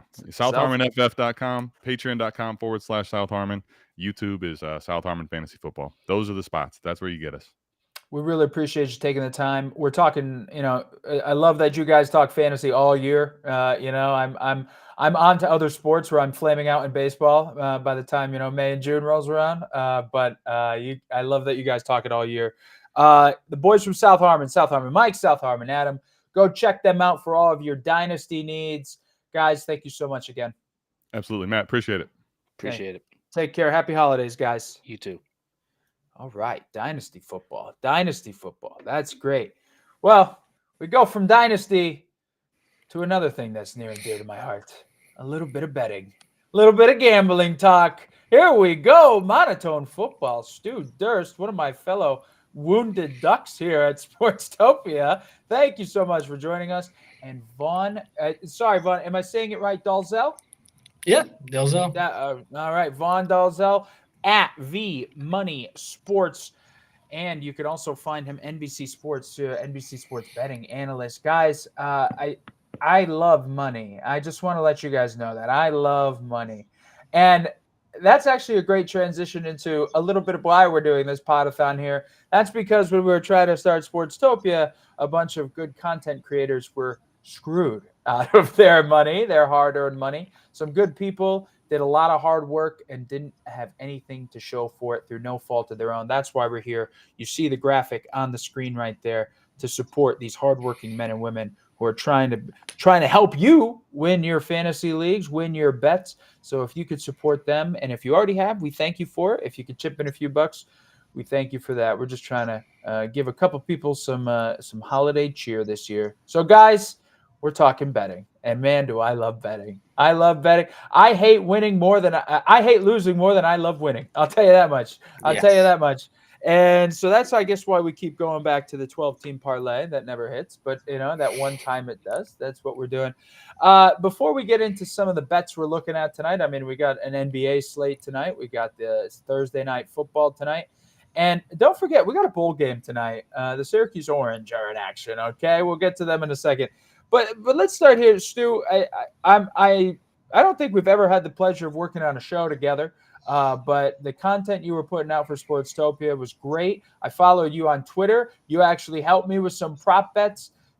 So here we are. We're all affected by this. Take me through it. When this all went down, what was like your feelings towards this, and how are you doing now?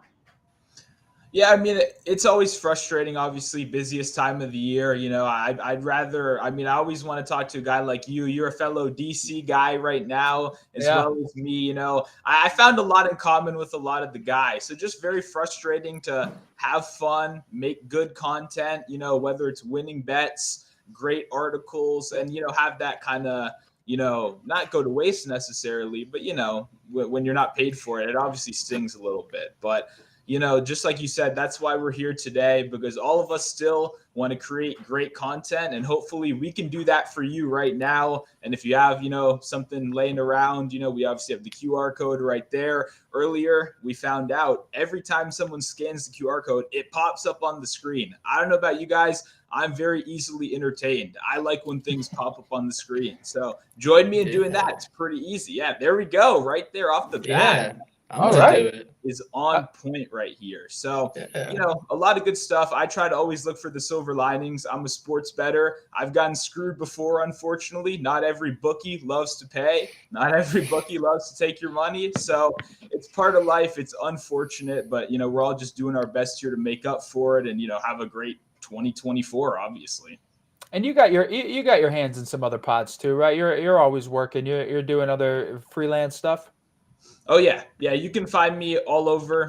Twitter, Monotone Football. I have articles coming from a lot of places. So I do my best to, write whenever possible. I love it. It's, what I do, what I've done every single day for the last 4 years it's kind of crazy to think about. I get on here, talk about player props, talk about betting. So, definitely a lot of avenues, a lot of places. All of it funnels through Twitter. All of it's free, though. So if you're interested in that kind of thing, you can definitely follow me over there at Monotone Football.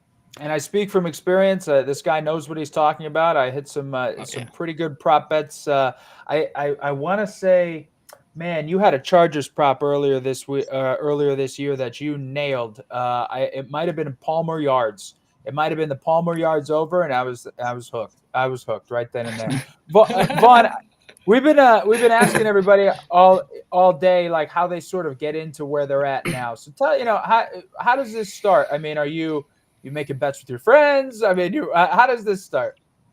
I mean, honestly, I always felt like I was naturally inclined to love to worry about sports. I was the kid that you could see the wall next to me, but I was the kid that in my home as a kid, I had all the Sports Illustrated magazines cut out and taped on my wall. All I wanted to do was write or talk about sports. So, I mean, it was always in me for sure, but I've also gone through the grind. And even while I'm at NBC, I still do other things like I work at a group home on the side just because I want to give back to my community and people that were in positions like me when I was younger. But, sports betting, anyone can sit here and sports bet. I mean, my cousins, my uncles are getting in on the action now, throwing in $5 or $10 bets. I'm already regretting the Christmas conversations we're going to be having because of that. But, I've also worked at plenty of places like the Betting Pros, Fansided, working for places that pay me $1 for $1,000 views. And I was getting paychecks for $26 on a month and grinding, working 2-3 jobs. So, we're all here because we love sports. We're all in this position because we've grinded, worked multiple jobs. And, when I heard about what happened to you guys, I was very sad. Ed Williams reached out to me, and Ed's the guy that hired me at NBC Sports. So when I heard about that, I went back to when I found out he got fired from NBC, I'm on a train crying back to my apartment because that's how heartbroken I was when guys like Corey and Ed lost their jobs. So the fact that you guys are going through this, I feel for you. I've been in very tough positions, and even my life is not as great as it may seem on social media, which is everybody's life. But I want to say, bottom of my heart, I feel for you guys. Everyone, please go out and donate. Even if it's $5, $10, like it's better to spend that on these guys than throwing it on some meaningless bet tonight. So we will give you some winners, obviously, but before you place those winners, we want you guys to at least donate $5, $10, $20 here. Give us a little something, please. Vaughn, I just want to say, it speaks to your character, donating your time. But you talked about Ed Williams. Ed has, I mean, I feel for Ed maybe more than I feel for anybody else involved with Sportstopia. He has been a steady leader and does not deserve any of this. I mean, he is just he's one of the greats, and everybody is singing his praises, which speaks to just how good of a guy he is. So Ed Williams, the guy who tried to put everything together, and he did put everything together, and then he got the rug pulled out out from underneath him, just like we all did. So Ed, we appreciate you.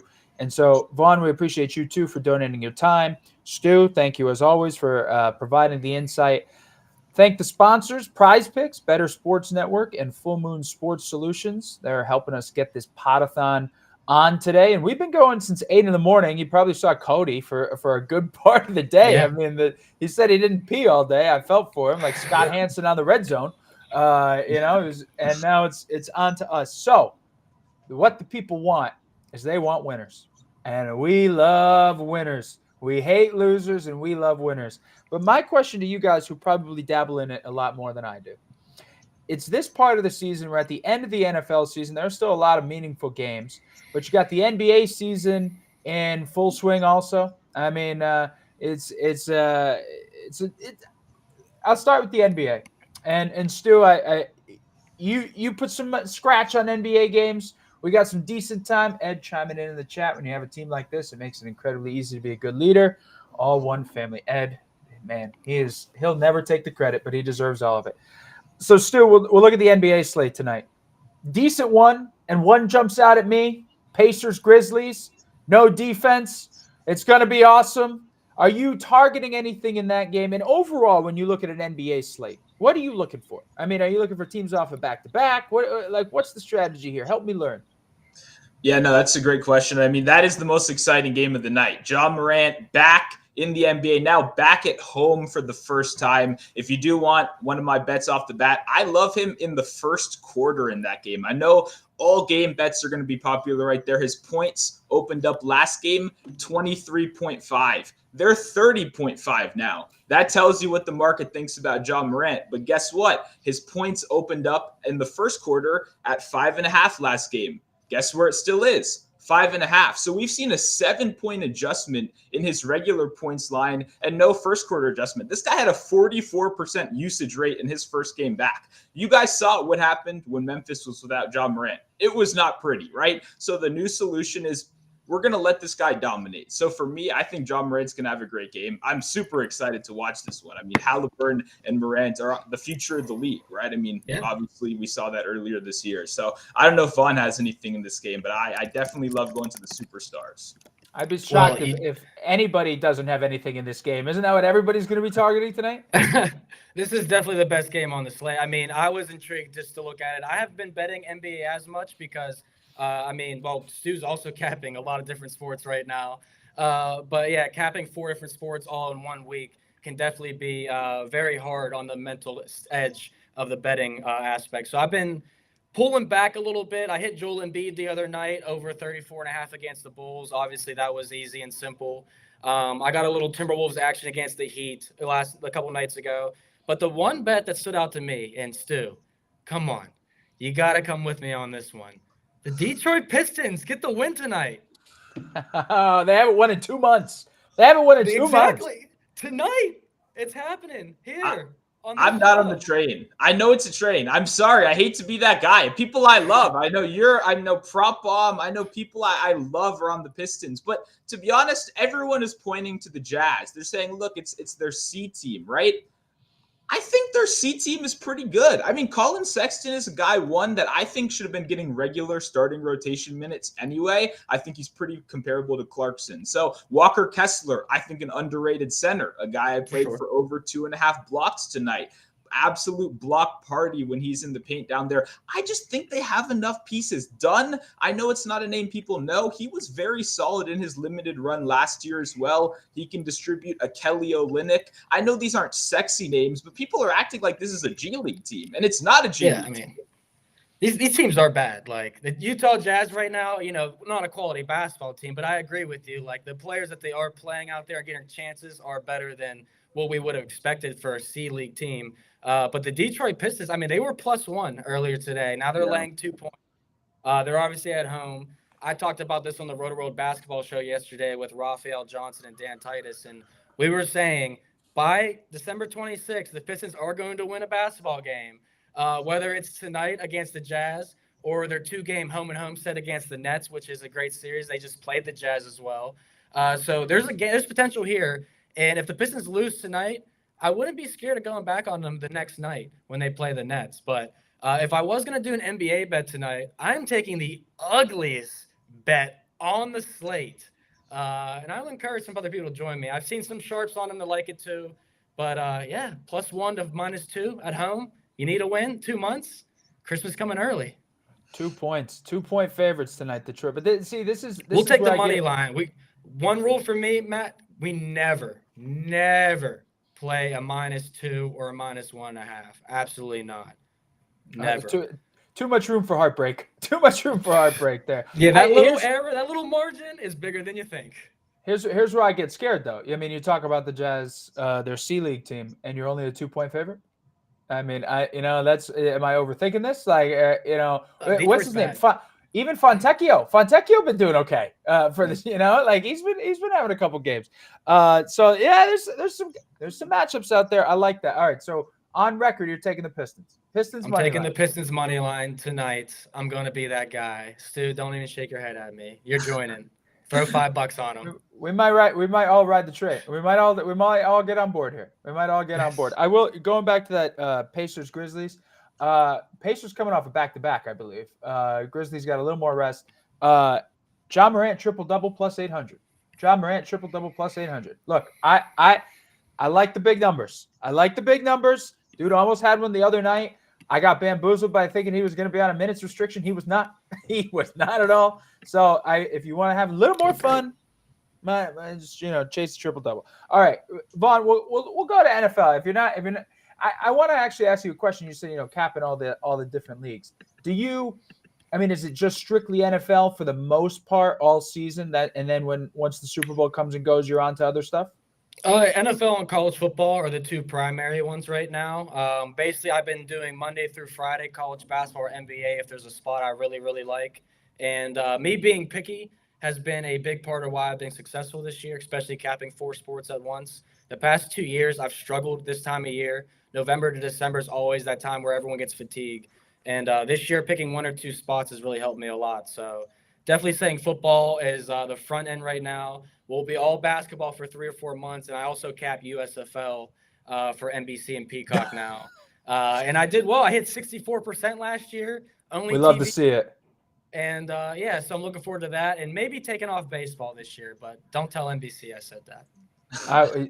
Secret's safe with us. Secret's safe with us. Don't worry about it. All right. Then let's switch to football, and we'll start with the Thursday night game, and then I want to get into maybe potentially some awards as we get to it. But Thursday night game, Saints at the Rams. Both teams are 7-7. The line currently 4.5 for the Los Angeles Rams.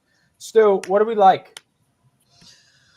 Oh, this is. Or do we not like it at all? Yeah, this is an ugly one. Earlier at 10 a.m. this morning, we said sometimes the best bet is no bet at all. And I think that's very applicable. I think there's some solid things to look at in this game. For me, the thing that popped out the most, I like, if you couldn't tell by the first quarter prop in the NBA, I like to get a little bit weird sometimes. For me, longest completion is the market I like. And I like Derek Carr longest completion in this one. When you look at his target, there's a pretty obvious reasons why. Chris Olave, Shaheed, and now A.T. Perry, a wide receiver 3, getting a little bit more involved. Someone I liked in college. I bet on in college quite a few times. I'm sure Vaughn did as well. Very productive then. All of these guys have downfield targets, right? They're all 15 plus ADOT kind of guys. So for me, when you look at a traditional team, there's only 1 or 2 wide receivers you can dependably trust to cover a longest reception prop.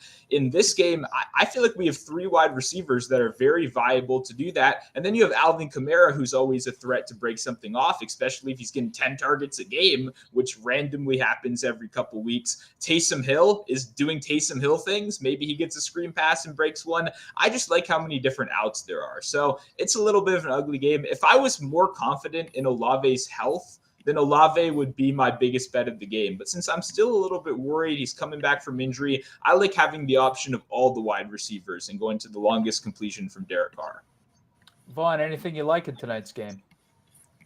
Yeah, I do agree with that completion prop. I think that's a good way of attacking this game. I looked at overs a lot because the Rams' offense has obviously been so efficient the last 4 weeks, 33 points per game. Kyron Williams, absolute dog, 88 plus rushing yards in all 4 games, 124 on average. But I can't grade the Saints yet because everyone's talking about Saints can keep this game close. Let's remind ourselves they did just beat the Panthers and the Giants after hosting the Lions too. That's 3 straight home games. Now you fly across the country to play the Rams, who are playing their best offensive football. It's only a Rams or pass spot. Rams team total over 23.5, 24.5, I think is a pretty decent bet. 24 is a key number, so you'd want the 23.5. But I like the longest completion prop because Derek Carr will have to be throwing tonight. His pass attempts probably isn't a bad look. I'm more excited about the Bills game, Matt, coming up on Saturday. All right, then let's get to it. What do you like in that game? We're talking about a Bills team who seems a little re-energized after Ken Dorsey's fired. They're letting James cook. Josh Allen's doing Josh Allen things. I don't know his exact turnover numbers, but I felt like it's been a little bit better lately. So what do you like in that game?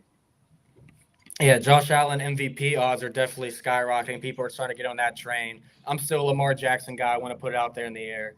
But the Buffalo Bills, obviously, like you said, Matt, they've been playing better. They look more inspired now. They come out that bye week. When teams have bye weeks in week 12 or 13 NFL, you start to see 9, 10, 11th week of the season. That fatigue really kicks in.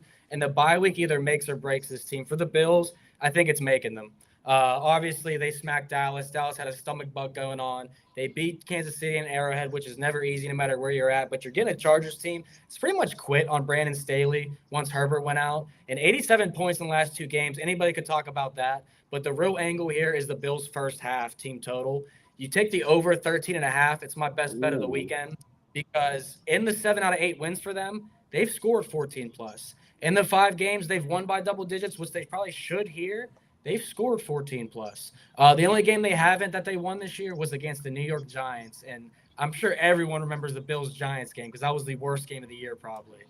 So I love this spot for the Bills just to run it up in the first half at least. First half, because are you scared of the and then I'll throw it over to you. You're scared of the 12.5 for the full game though, right? I mean, there's the backdoor cover. I don't know.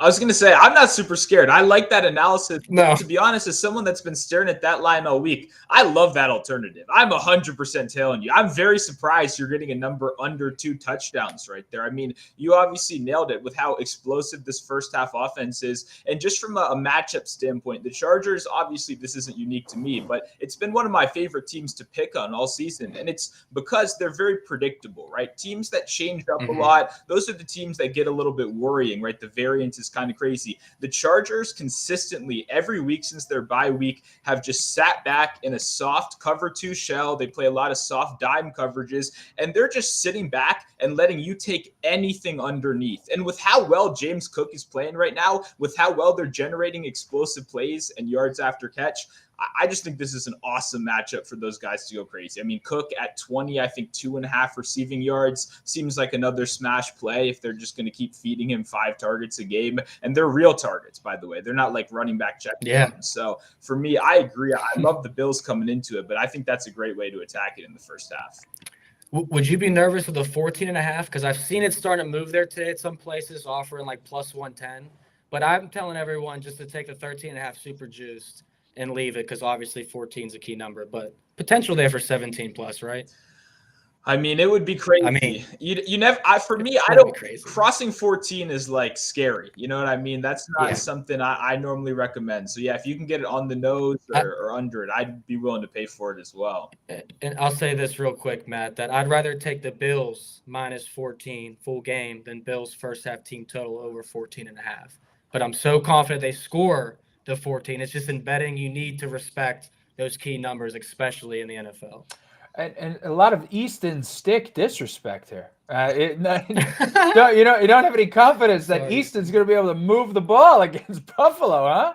I mean, they're going to have to be throwing. They're going to have to be throwing a lot, but Keenan Allen's really, really important. Like you got to realize the lack of talent that's on this offense. And I don't want to take anything from Austin Eckler. He's not been able to generate anything on his own, right? So when he's not the workhorse, when he's been one of the more inefficient running backs in football, who's generating offense? There's no Williams. There's no Allen. Quentin Johnston in limited usage has not been strong so far. A lot of drop problems. Jalen Guyton is kind of a recycled guy who's been their wide receiver for 80 years. There's just not enough talent, in my opinion, to overcome Easton Stick being like, passable. Maybe he's okay. Even if he is, I don't see enough guys around him helping him out. I mean, that's the difference. A guy like Jake Browning, yards after catch. We got Jamar Chase. We got Joe Mixon. Like, we got guys who are producing everywhere. T. Higgins is the wide receiver too. So for me, there's just not enough trust in this Chargers offense. Yeah, zero. There's literally zero. And Keenan Allen ruled out literally zero. Before we don't have too much time left, and I want to hear some other good bets you guys might have be cooking up. But, Monotone, you talked a little bit about getting like an exotic bet out there. You want to get real exotic?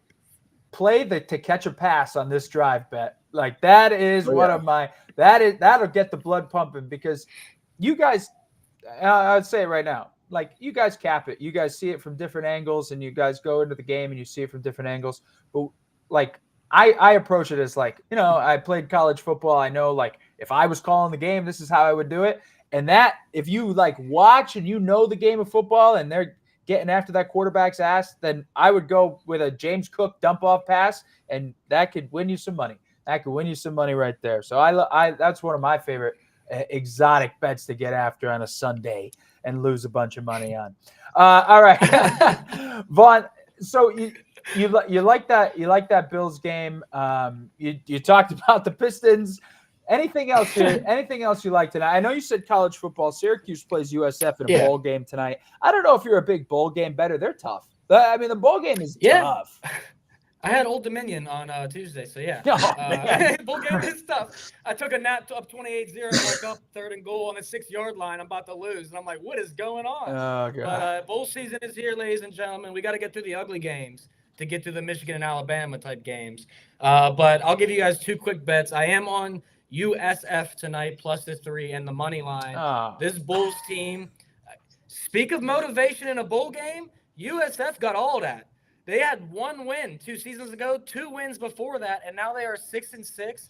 2 years ago, entering 2022, they had the most transfers and the highest amount of experience on their roster. South Florida, off 1 loss with all their transfers, most experience in the country, had 2 wins.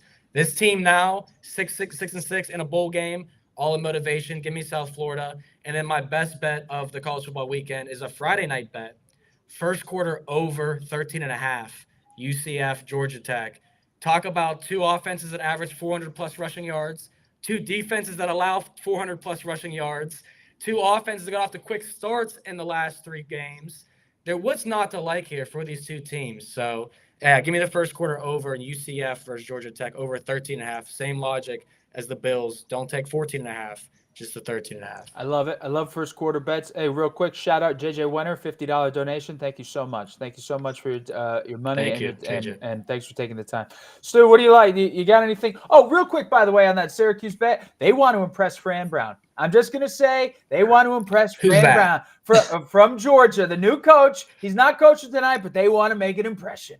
All right, so you better. I'm a Syracuse alum, so you better watch out for those orange. All right, you better watch out for those boys in orange. All right, Stu, what do we like?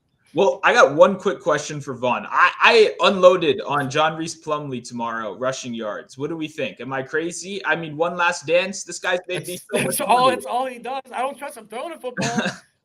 But yeah, the games that he does throw well is versus the worst teams in the country. So I love that. That's the exact way I would attack it. And I think either Brad or Eric brought this up in text yesterday. So you're on the right tracks too. Yeah, no. Okay. For me though, we'll talk bets for today for all the people watching right now. I didn't mention these earlier. Royce Freeman over 11.5 rush yards for the Rams. This is more of a game theory play than anything. I had a lot of success. I hit Isaiah Spiller, his regular prop last week, and then I hit all the way up to 50 yards at plus 1,600 because of the fact simply that the market was not pricing like this backup was going to be more involved. Every logical reason in the world. I liked Kyron Williams before the season. I was on him, and I was on him because I thought he was going to project as an okay receiving back. This is not a guy meant to touch the ball 25 times a week, every single week. And McVay acknowledged that just a couple weeks ago in their post-game interview. For me, I think it's very logical. Freeman had 18 yards last game in a worse game script, right? And those weren't garbage time carries. Those were early in the game carries. So for me, I think 11.5 rush yards is a little disrespectful. I think you're going to get 25 at that plus 250, plus 300 range. I think that's a really good price, especially if we expect them to be leading. I'll go over to the NBA real quick, mix it up. I'm going to be fading my Wizards. We're going to the Trailblazers. I got it earlier in the day. We talked about it minus 2.5. It's now minus 4. That's still a fine play. I think the Trailblazers, my number would be 6 on this one, to be completely honest. We just saw them fight back against the Lakers, have that comeback game. I love Brogdon. More Brogdon minutes is a good thing. The way I would attack it the best, I'm stealing from Vaughn a little bit here. You've been killing it with these first halves. I like them in the first half. That way you don't have to pay as much juice. For me, I hate to say it, I drafted this guy a lot. Scoot Henderson, I want less Scoot minutes, right? Those are happening later in the game. The guy's averaging like 5 turnovers a game off the bench. Definitely not a great draft pick for me. Definitely not a great futures pick for me. But I like circumventing that. I like getting more Brogdon, more Aiden, those early first half, first quarter minutes. I think Portland kind of kicks Washington's ass, to be honest. Hey, Portland, first half, team total over 58.5. That sounds like a winner. How about Tumani Kamara? Get him in the game more. Or I bet him this morning. You should, tune in 10 a.m. with Terrell. He was part of the Prize Picks entry. I'm telling you, we're here all day, baby. And he's got a good game. And Shaden Sharp, when he's not nursing an abductor, he's pretty good too. Guys, thank you so much for the time. Thank you so much for the winners. I know they're going to hit. I can feel it. I can feel it right here. They're going to hit all of these things. On the way out, Vaughn, where can people find you?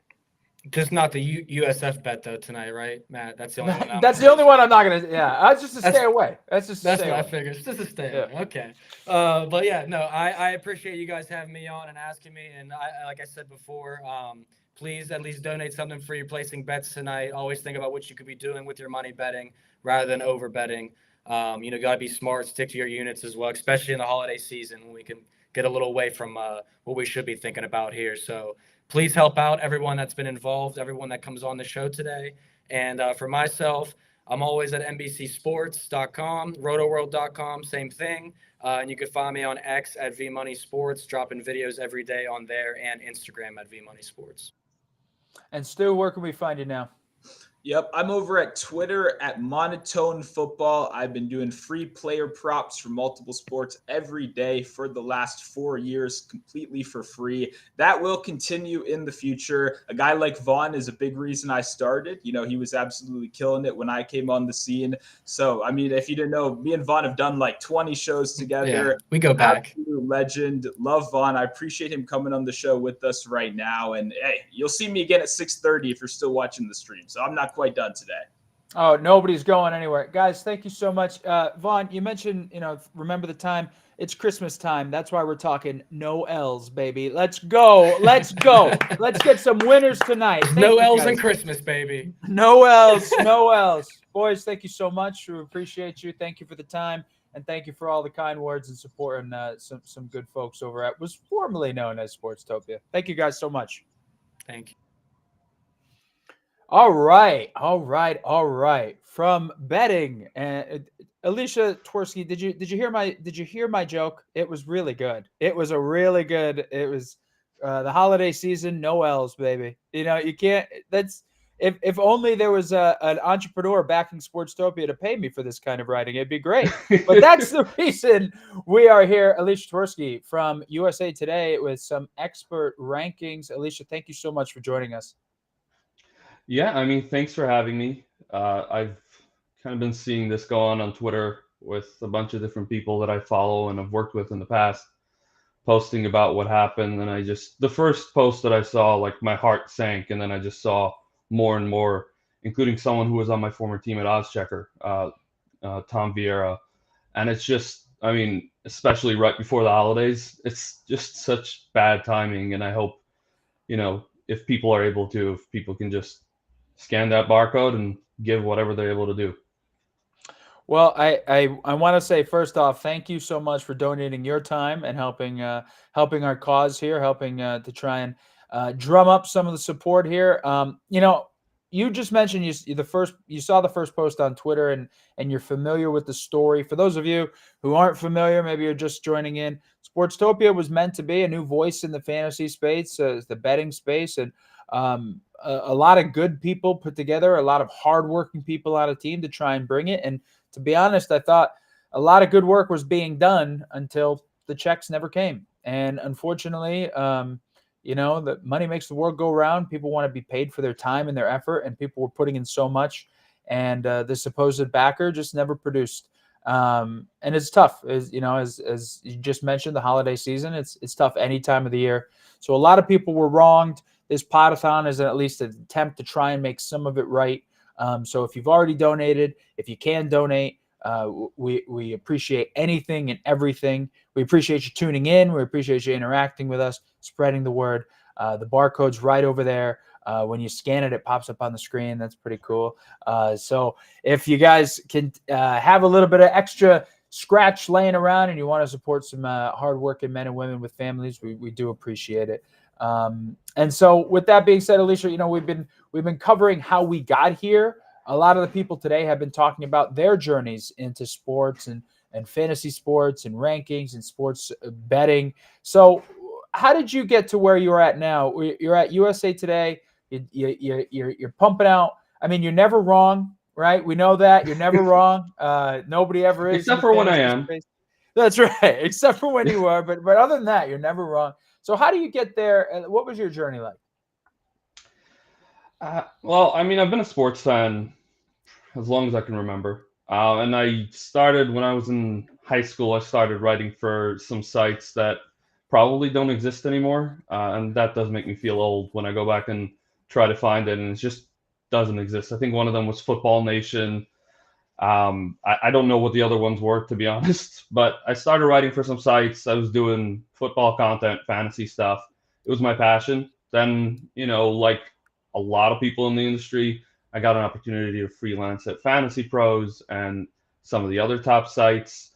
And from there, I discovered I've got a real passion for sports content. I worked at FanDuel as an editor and writer for a couple of years during the pandemic. I was writing horse racing content because what else are we supposed to do? It was fun. And then I took over the content team at OddsChecker, and now I'm at USA Today. It's been a really fun journey, and it's a great team where I'm at. I'm more behind the scenes than anything else, and I love seeing the content we produce, and it's just this community that I've been part of for a long time. I've gone to the Vegas conference a couple of times, the FSGA conference, and I've met a lot of people, and it's a welcoming community. And I mean, I remember I sat down at a blackjack table, and about 2 minutes later, the fantasy footballer sat down there. And then about a minute later, Matthew Berry was there. And that was just like, that blew my mind. Like, these were the guys I've looked up to for the last 10 years. And here they are, and we're playing blackjack together. I will say I won more than they did. So, all right. That's where the winning started. $500 table, I'd imagine. Oh yeah, definitely. Yeah, definitely. Definitely. Yeah, it was like a $10 table, but we'll pretend like it was 500. I did see the QR code pop up, so I'm gonna act like Stu and be really excited whenever that happens. Yeah, please just scan the code. We love it. We love it when anybody takes the time, whip out the phone, even a couple of bucks. Everything helps. Before we get on to the actual fantasy football and the rankings, you talked about the community, the fantasy community. I'm new to it. Sportstopia was my first venture into it, and I thank Ed Williams so much for letting me be a part of it. It must not be shocking to you. You have a story like that. It must not be shocking to you to see so much support, though, because I mean, like I've only heard stories, but now I'm seeing it, and I mean, everybody's coming out, and they've been nothing short of great. Yeah, it kind of reminds me a little bit when Mike Tagliere from Fantasy Pros passed away. I still remember my mind being blown about how the fantasy community just rallied around it, and there was a GoFundMe campaign for his family, and I don't remember the exact number of what it raised, but it was way above the goal, and it's just a community of people who look out for each other, and that just blew my mind. So this is not surprising to me, the way the fantasy community is coming together, and I hope that it keeps going, and going into the holidays, everybody that was part of Sportstopia gets paid. I know, I was laid off OddsChecker early this year, and one of the people I reached out to was Ed, and I was kind of struggling with. I had a couple of job offers that in my gut I was not feeling it, and Ed was like, "Just trust your gut." And a couple months later, I got a job that I'm extremely happy about. So I'm thankful to him, because if I didn't listen to him, who knows? Maybe I'd be at a job where I'm just not happy. So it's, that's to say, and I know a lot of people have said this so far today, but there are a lot of great people in this community. And if you feel like you want to break in, or if you feel like you're struggling to break in, just reach out to people. Yes, you might get ignored sometimes, but oftentimes you will get some really good advice. I more often than not, I think a lot of people are always willing to at least offer an ear or some advice. I mean, I just reached out to Ed, and here we are. So that's good advice. Yep. Just reach out. If you want to try to break in, just reach out, because at the end of the day, most of us started off as just fans. We're just fans. Yeah. And we're reading and reacting to what we're seeing on the field or the court, and then you try to make an honest day's living out of it. All right. Well, I appreciate that. I appreciate the backstory. But people have enough of the sob story right now. They want winners. They want to know what's going to win them their semifinal match in their fantasy football playoffs. And before we get to some of your rankings, and you don't have to give away all of your secrets, but I'm wondering, what is your methodology sometimes, or how do you attack them? I mean, if you are there specific things you're trying to key on? How much stock are you putting into the week before's performance? I mean, the NFL is a week-to-week league. What is kind of some of the methodology you use when you're putting these together? So I will say my methodology is a lot less scientific than maybe some of the other people you'll see on the leaderboard of the Fantasy Pros content. It's darts. It's The darts, Fantasy right? Pros competition. It's Yeah, just I darts? mean, honestly, it is. I mean, it feels, especially this year, like, I mean, especially you've got Arthur Smith here. You're really throwing darts at like what week how did he feel waking up today? Like, it feels like that this year where you're just throwing darts. But a lot of it, so I go through my rankings. I have all the different stats that I look at. And matchups have been particularly important this year, especially a QB where you haven't had the superstars performing up to the task. So matchups have been particularly important. So I go through, I do my initial rankings, and then I literally go through player by player, and I'm like, who would I rather start? And I rank them like that, and that takes a lot of time, probably too much time. That's probably what my wife would say. But it works. That's how I do it in my fantasy leagues, and that's how I do it here, and it works. And it's gotten me to number 2. I will say I don't think I'm going to catch Sean Corner from Action Network. He is a machine. Like, whether it's betting, fantasy, doesn't matter. That man is a machine. But it's been awesome. I'm looking at your rankings right now. Now, here's the thing, right? Like, there's not anybody in the fantasy playoffs right now that has Jalen Hurts and is thinking, should I bench him? Like, but he is your one, right? A quarterback. I mean, the matchup against the Giants, right? Slam dunk, right? But here's my question. Here's my question. Division game. Hurts obviously has regressed. Like, I mean, if you watch football last year and you watch it this year, he's regressed. You can tell injuries. I know it was like his flu game the other night. Like, he's regressed. When you rank a guy number 1, and let's say Jalen Hurts comes out and lays an egg this week, how do you feel? Like, what is like the feeling internally when that happens? I mean, it's not like your fault, but like it's debilitating, right? I mean, it's debilitating when you play the guy in your fantasy league. Yeah, I mean, Arthur Smith has been the cause of a lot of that for me. I'm like, Drake London, I've got him at wide receiver 15. He's got the best matchup in the world. He gets 0 targets. Bijan Robinson last week played Carolina, the gold mine for running backs. He scored, I think it was 1 point, maybe, and I had him at like RB6. It's about the process. If the process is right, like, I'm not going to beat myself up over it. If there will be times where I'll beat myself up where I had someone ranked really high and then I kind of start to overthink it.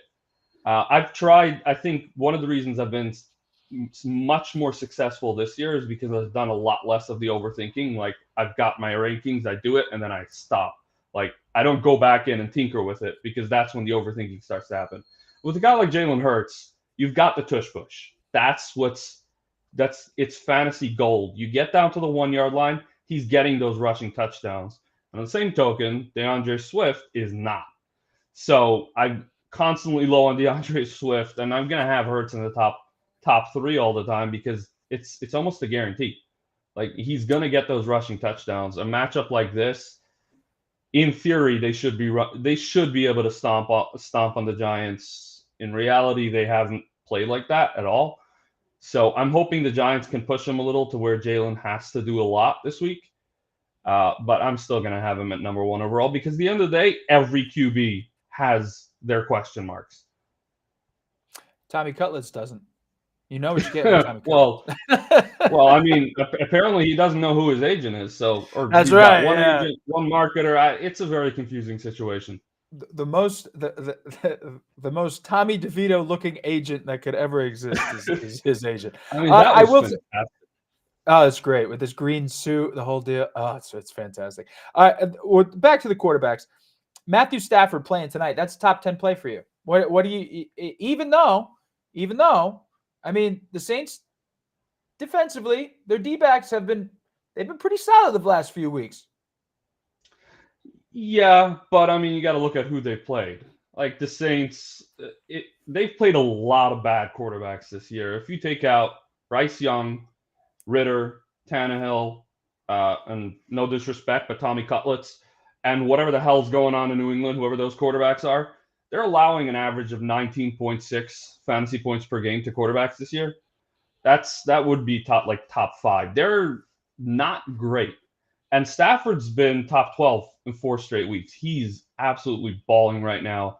He's got too many weapons, I think, for New Orleans to stop.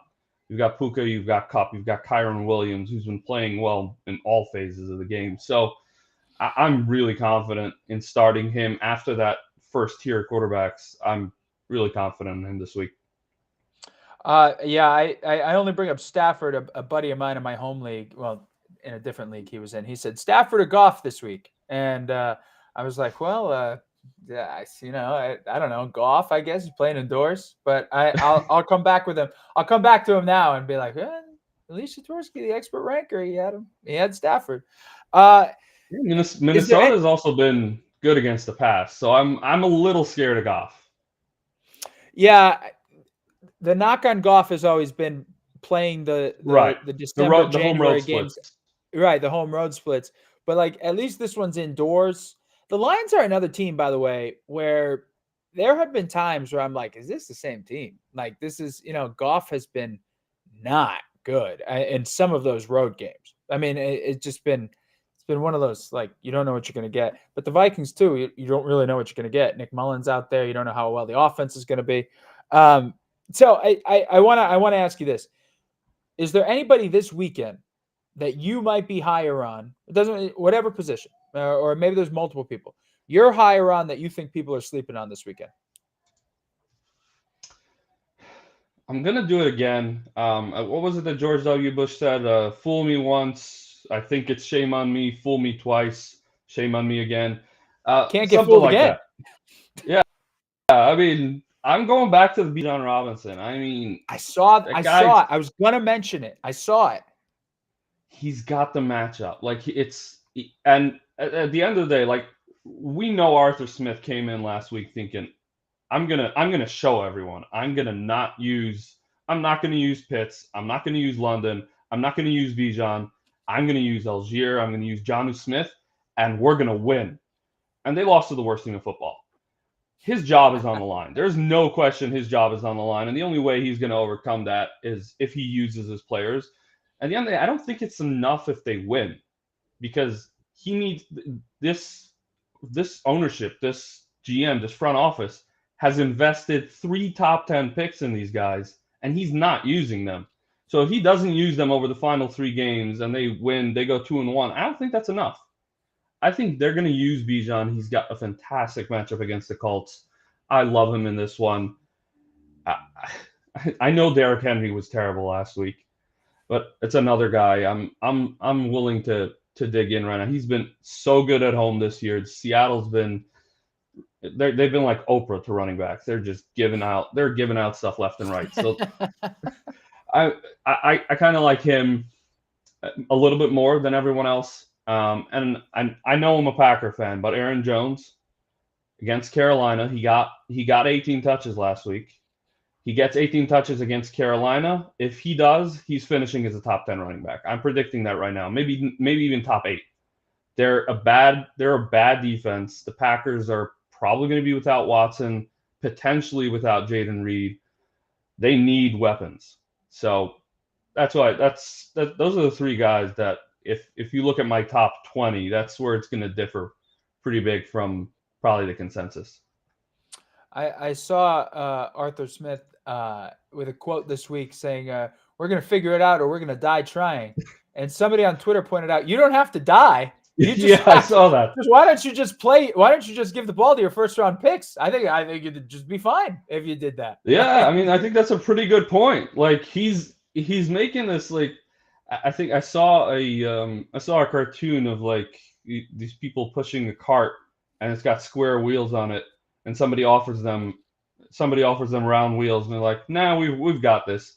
Like, that's kind of what he's doing. He's making it so much harder on himself when he's got probably a top 3 talented, I'd say probably top 3 talented running back football. Drake London's proven to be one of the most talented receivers.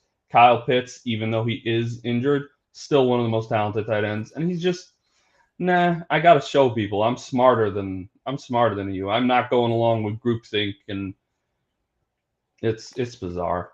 He's not going to play fantasy football. That's okay, Arthur. You could play real football, and you could rely on your playmakers. I mean, that's a novel idea. Or you can lose to Carolina. Yeah. Well, you mentioned you're a Packer fan. I can't wait till Joe Barry makes the Carolina offense look great this weekend. I cannot wait. I don't think playing 20 yards off the ball is a great defensive strategy, but who knows? Bryce Young's going to look like prime Drew Brees on Sunday. It's going to be bad. First overall pick, he's going to live up to it. I want to ask you about Deebo Samuel. You have him at, I think, number 8 against Baltimore. 5 touchdowns in the last 2 weeks? Baltimore's no slouch. I mean, you think they could keep it up? Is that because of his versatility? Is that because of how they're using him? And look, I'm old enough to remember at the beginning of the season when Ayuk was supposed to be the alpha in that offense. So, I mean, you're high on Deebo Samuel. Yeah, I mean, to your question, all of the above, the way they're using him, I mean, it's Kyle Shanahan at his best. The matchup, I don't think Baltimore's that scary, especially when you consider what San Francisco brings to the table. It's just, you can't compare it to anything else that Baltimore is going to have to face. Like, they've got, if Deebo's not beating you, Kittle's beating you, if Kittle's not beating you, Ayuk is beating you, and then you've got, the best running back in football too. So I think Deebo's going to get his. The touchdown dependency is what keeps me from putting him in the top 3 or 4. But you can't keep him out of the top 10. It doesn't matter the matchup. They're at home. They're, I think, 5-point favorites. I'm keeping him in there top 10. Obviously, it's fantasy playoff time, and your roster might be. You might have had great luck, or you might have had to buy this past week, and you see one of your guys. Jamar Chase goes down. Maybe he was on your roster. Maybe you're there. Is there a guy in the skill positions? Don't worry about quarterback right now, but is there a guy in the skill positions, running back, tight end, wide receiver, that might be ranked a little low, but you can at least see the ceiling? Like, you can see maybe there's a pop off there that could be, you need a flex. You need to throw somebody in there. Is there anybody out there that people should be looking at that might still be on the waiver wire? Well, I know this is deep, pretty deep. I'm starting Parker Washington in one of my leagues. He's playing against Tampa Bay. Christian Kirk is out. Zay Jones hasn't practiced in consecutive days. He's probably out. I know Trevor Lawrence is probably not playing, but they've got to throw it to someone. And Calvin Ridley's been inconsistent. He's still going to get his. He'll get 12 targets, but you still got all of these other targets. Evan Ingram's going to get his, but this is a very concentrated offense typically. It's usually 3 or 4 guys that get all of the work. I think Parker Washington has a real chance to finish as a top 15, top 20 receiver this week. And Tampa's been really generous to anything in the passing game. They're pass funnel defense. I was just going to say, I mean, if you look at these scores, they gave up 20 to Green Bay. They gave up 25 to Atlanta. They gave up 18 to Carolina, 27 to Indianapolis, 27 to the 49ers. I mean, their defense is, you want to pass all over them. And, you could do it worse than C.J. Beathard. You could do worse than C.J. Yeah. I mean, he's a bit of a gunslinger. He can throw the ball. It's not going to look pretty. I mean, it's not going to look pretty the entire game. We know that. But, he can throw the ball. He'll probably end up throwing it 35 times in this game, especially if Tampa is able to push him. If Baker Mayfield can continue his hot play, this could be a high-scoring game. And I think Parker could probably get in the end zone potentially. He's done it a couple times the last few weeks. So why not in this one? He's gonna have a bigger role. Along that same lineup, and you got him ranked pretty close. Jameson Williams, seen his usage go up a little bit. Can you see maybe? And here's the guy I'm talking to right now. Maybe somebody has George Pickens, and you've seen the effort out of George Pickens lately. You've seen the quarterback play in Pittsburgh. I know they're turning to Mason Rudolph, so maybe You got a guy trying to make a decision. George Pickens, you have the talent, or Jameson Williams out there. Maybe by some miracle, Noah Brown might still be out there. Do you see it for Jameson Williams? And then, just to put a bow on everything and bring it back to the Giants, any hope for Wan'Dale Robinson? I have a hard time like hanging out to either of those guys. Minnesota's been really tough to break through on the back end. They blitz like crazy. Their secondary has improved. It feels like every single week. I have a hard time, and you need that one. It's not like he can get you there with a couple of catches. You need that one big play with him. So that's what you're banking on. So unless you need absolute upside play, maybe Jameson's the guy in a 14, 16 team league. I wouldn't go that way. It's tough. Like, you need one big touchdown. Noah Brown, I don't love this week. I mean, it looks like Nico Collins is going to return. Collins did say today that he's going to play this week, so that's usually pretty telling. That's not a range I feel comfortable starting, but that's where the Parker Washington comes in, the Parker Washington conversation. He's probably a guy who's available in your league, and you could go and pick up. I know there's one other name you mentioned. I had mentioned Jameson Williams. I was talking about George. I was down on George Pickens. Wan'Dale Robinson. Wan'Dale Robinson, and actually, what I wanted to say, Joshua Palmer too. I don't know if there's any hope for Joshua Palmer, the Easton stick back there.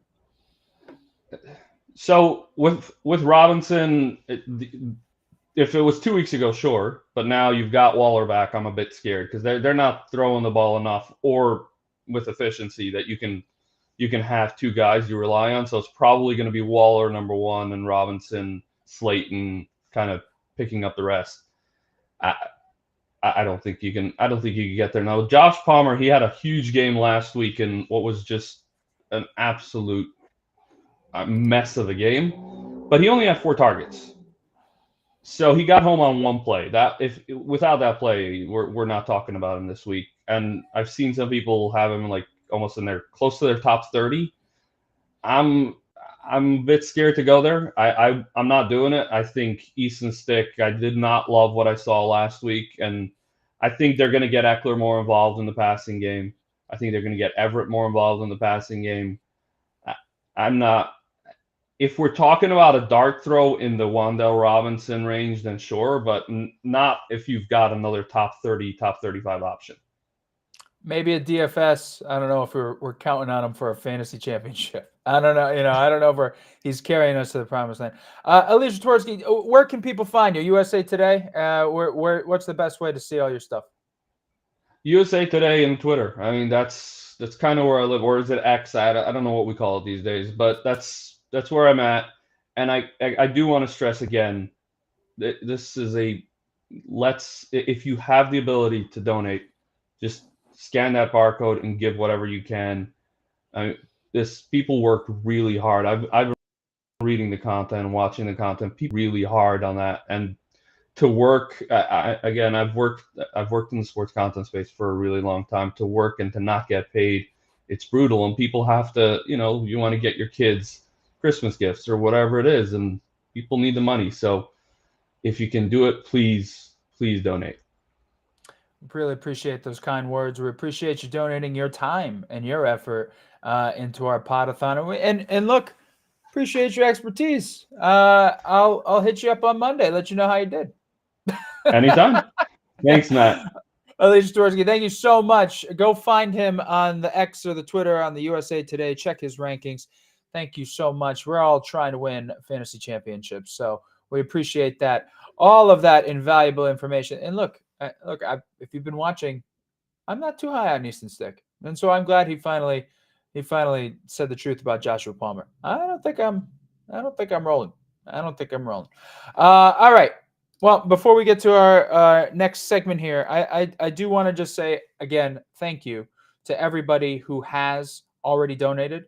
There are a lot of fine folks who are very appreciative of your money, and I know, especially in the world today, It's not always easy to dig into your own pocket and put it towards some people who aren't you or your family or your loved ones. So we do appreciate that. We appreciate everybody who's donated in the past hour. Sometimes the little thing comes up that somebody scanned the QR code. The QR code is right here, not my wall art from Home Goods, but right here, right there. Scan that QR code. We appreciate it again, and we appreciate you guys supporting all of these people who are trying hard. They're trying hard to bring you fun, entertaining, engaging stuff. You might be able to hear my dog in the background. He just found out that all these people went unpaid and he can't believe it. So he's losing his shit. He's barking. Okay. So we don't want him to bark anymore. We want these people to have a good holiday. We want them to have a good Christmas.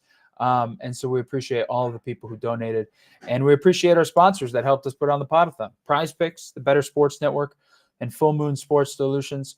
They're the reason. Somebody just scanned the QR code. I love it. I love to see it. Full Moon Sports Solutions. They're the reason we were able to put on this Podathon, leading us in to Thursday night football. So let's bring in. Let's switch it. We've gone from baseball. We've gone to football. We've gone to betting. We've gone to a little bit of basketball, but now we're going to go all basketball. We're going to go all basketball. Joining me now, Steve Alexander, Dr. A. The doctor is in. Justin Henry. Justin, Yahoo Sports. I believe we can find your words, your musings. Corey Parson, the fantasy exec, one of my fellow wounded ducks here at Sportstopia. One of the people who got the rug pulled right out from underneath us. Guys, thank you so much for joining us. I've never had the pleasure of meeting any of you in person, but for Steve and Corey, I know how much we were contributing and trying to really make something happen here with Sportstopia. So, guys, thank you so much for the time. Let's talk a little about NBA. Look, now I don't know if you know this. I played a little bit of college football. I was an offensive lineman. I sucked at basketball. Sucked. Terrible. Really? I couldn't handle the rock to save my life. But guess what I always wanted to Guess what I wanted to do? I wanted to shoot the three like nobody's business. Guess who always got picked last? That's me. That's why we bring in you guys, the smart guys, who can educate us a little bit about the NBA. But before we get to that, we've been doing it all day, and I want to go around the horn. And again, I thank you guys for the time. Thank you guys for being a part of this this all-day Podathon. I'll start with Steve, Dr. A. Obviously, nobody's happy with the situation that happened. You've been around the block, seen it all, done it all.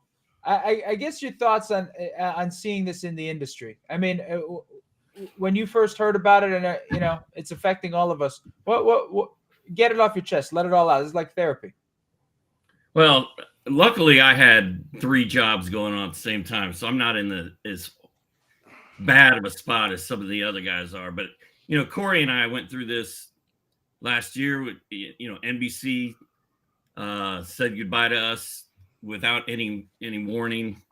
For me, it was right around Thanksgiving, so that was fun last year with that. And then this year, people were like, "Hey, man, we didn't get paid for our work in September, and we didn't get paid in October." And the whole time I'm thinking, well, it's fine. It's fine. The money's coming. We're going to get paid. There's no way that we put this package together and it's not going to work out. Like there's no way. I mean, I was counting on Sportstopia blowing up. So I was shocked. And I've been in the industry since 99, 2000, but it was all at Roto World, and it's all been at RotoWire. It's all been at ESPN. I mean, those are really the only 3 places I've ever been. And I've never, ever had a situation where I didn't get paid unless I knew I wasn't going to get paid. Now, when you start out in the year 2000 as a fantasy basketball writer, you're not getting paid. I mean, I worked for free. I worked for free for 2 years for Rick Wolf and Roto World. I mean, I don't even know if they knew that I was on the staff. They sure weren't writing checks, but I knew that I was doing that. Like I was donating my time for that. And it helped me build my career, and it got me an incredible, 25 years in this business. But this was totally different. I was one of the senior guys. I was doing a lot of work for Sportstopia, and I'm still kind of shocked that this dude didn't have any money. So I don't know. Got bamboozled, dude. Yeah, this is straight up host. Corey, how you holding up? Hey, I'm holding up pretty good. You know what I'm saying? Been down bad with a sickness the past couple of weeks, but I am here to support and show love for the teammates. Obviously, want to thank everybody for holding it down throughout the course of the day. A great job done. Thanks to everybody that's contributed so far, helping us raise over $13,000. Listen, bottom line of the matter is this: I've been in this industry about 13 years now, and I've been lucky. You know what I'm saying? I've had the chance to work with some amazing people. Payments have been late or slow sometimes, but for the most part, nothing like this has ever really taken place. So definitely, unfortunate. But let me tell you something, Matt. The unjust will not prosper. You know what I'm saying? So as we go into this holiday season, I just want everybody to, take that little bit of word of advice right there. So yeah, we could be down bad, but you know what? I just got an email just now where UPS delivered, you know what I'm saying, a couple pair of Air Jordans to, you know what I'm saying, my daughter's house. So Hey, Christmas, right. yeah, the Grinch did not steal Christmas right there. So we were still able to get something done. Now, it may not be an extravagant of Christmas as she wanted, because the list, right, had some items on it that I thought was in Spanish, but they was really in English. And I'm like, I'm not going to pay $45 for a hoodie that says essentials across it. I could make that at my house. You know what I'm saying? But with that being said, you know what I mean? The unjust will not prosper. And listen, the best thing about this is to see the group come together,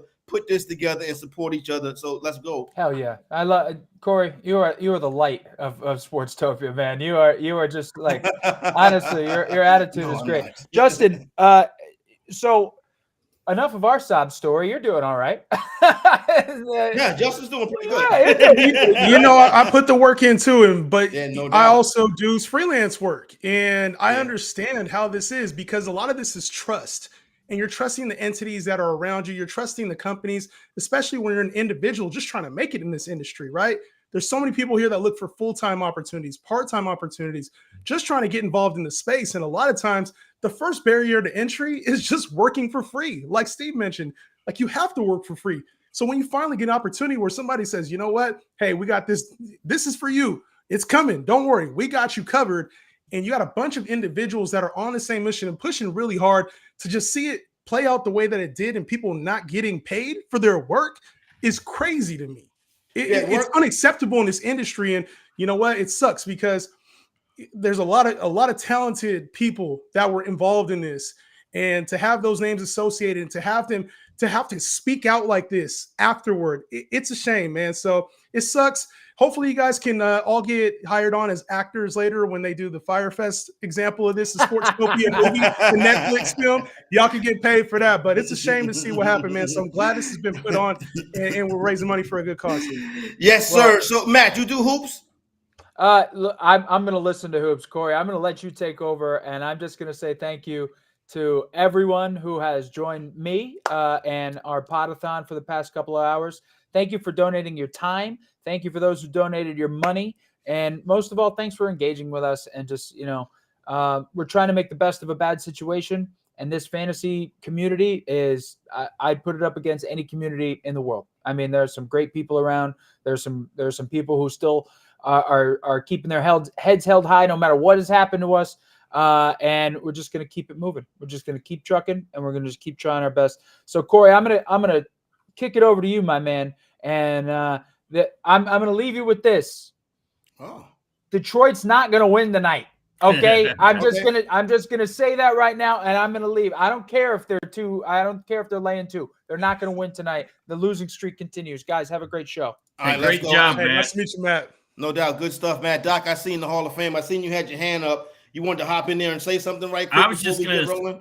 gonna say I listened to Matt for the last 45 minutes to an hour, and he did an awesome job. No doubt. So shout out to Matt. Thanks to everybody hopping in here and helping us get it done. We got a full slate of NBA basketball on deck tonight. I'm going to go through the games, talk a little about DFS, get you ready to make some wagers for the night.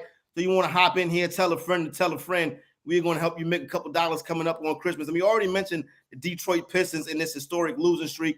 So we'll get to that in a little bit. But I kind of want to recap some of the things that is going on, Doc, since we last talked. And I want to take a victory lap, too. Justin already knows this, but Doc, I know you the don't take Pacers many of those. plus 550 to win Group A that one did come home. But what do you think, Doc, about the in-season tournament? How that played out? I remember when we talked in the beginning of the season, you kind of like, well, you don't know too much about it. Did you end up enjoying it? And do you think Justin's Lakers should have hung a banner for it?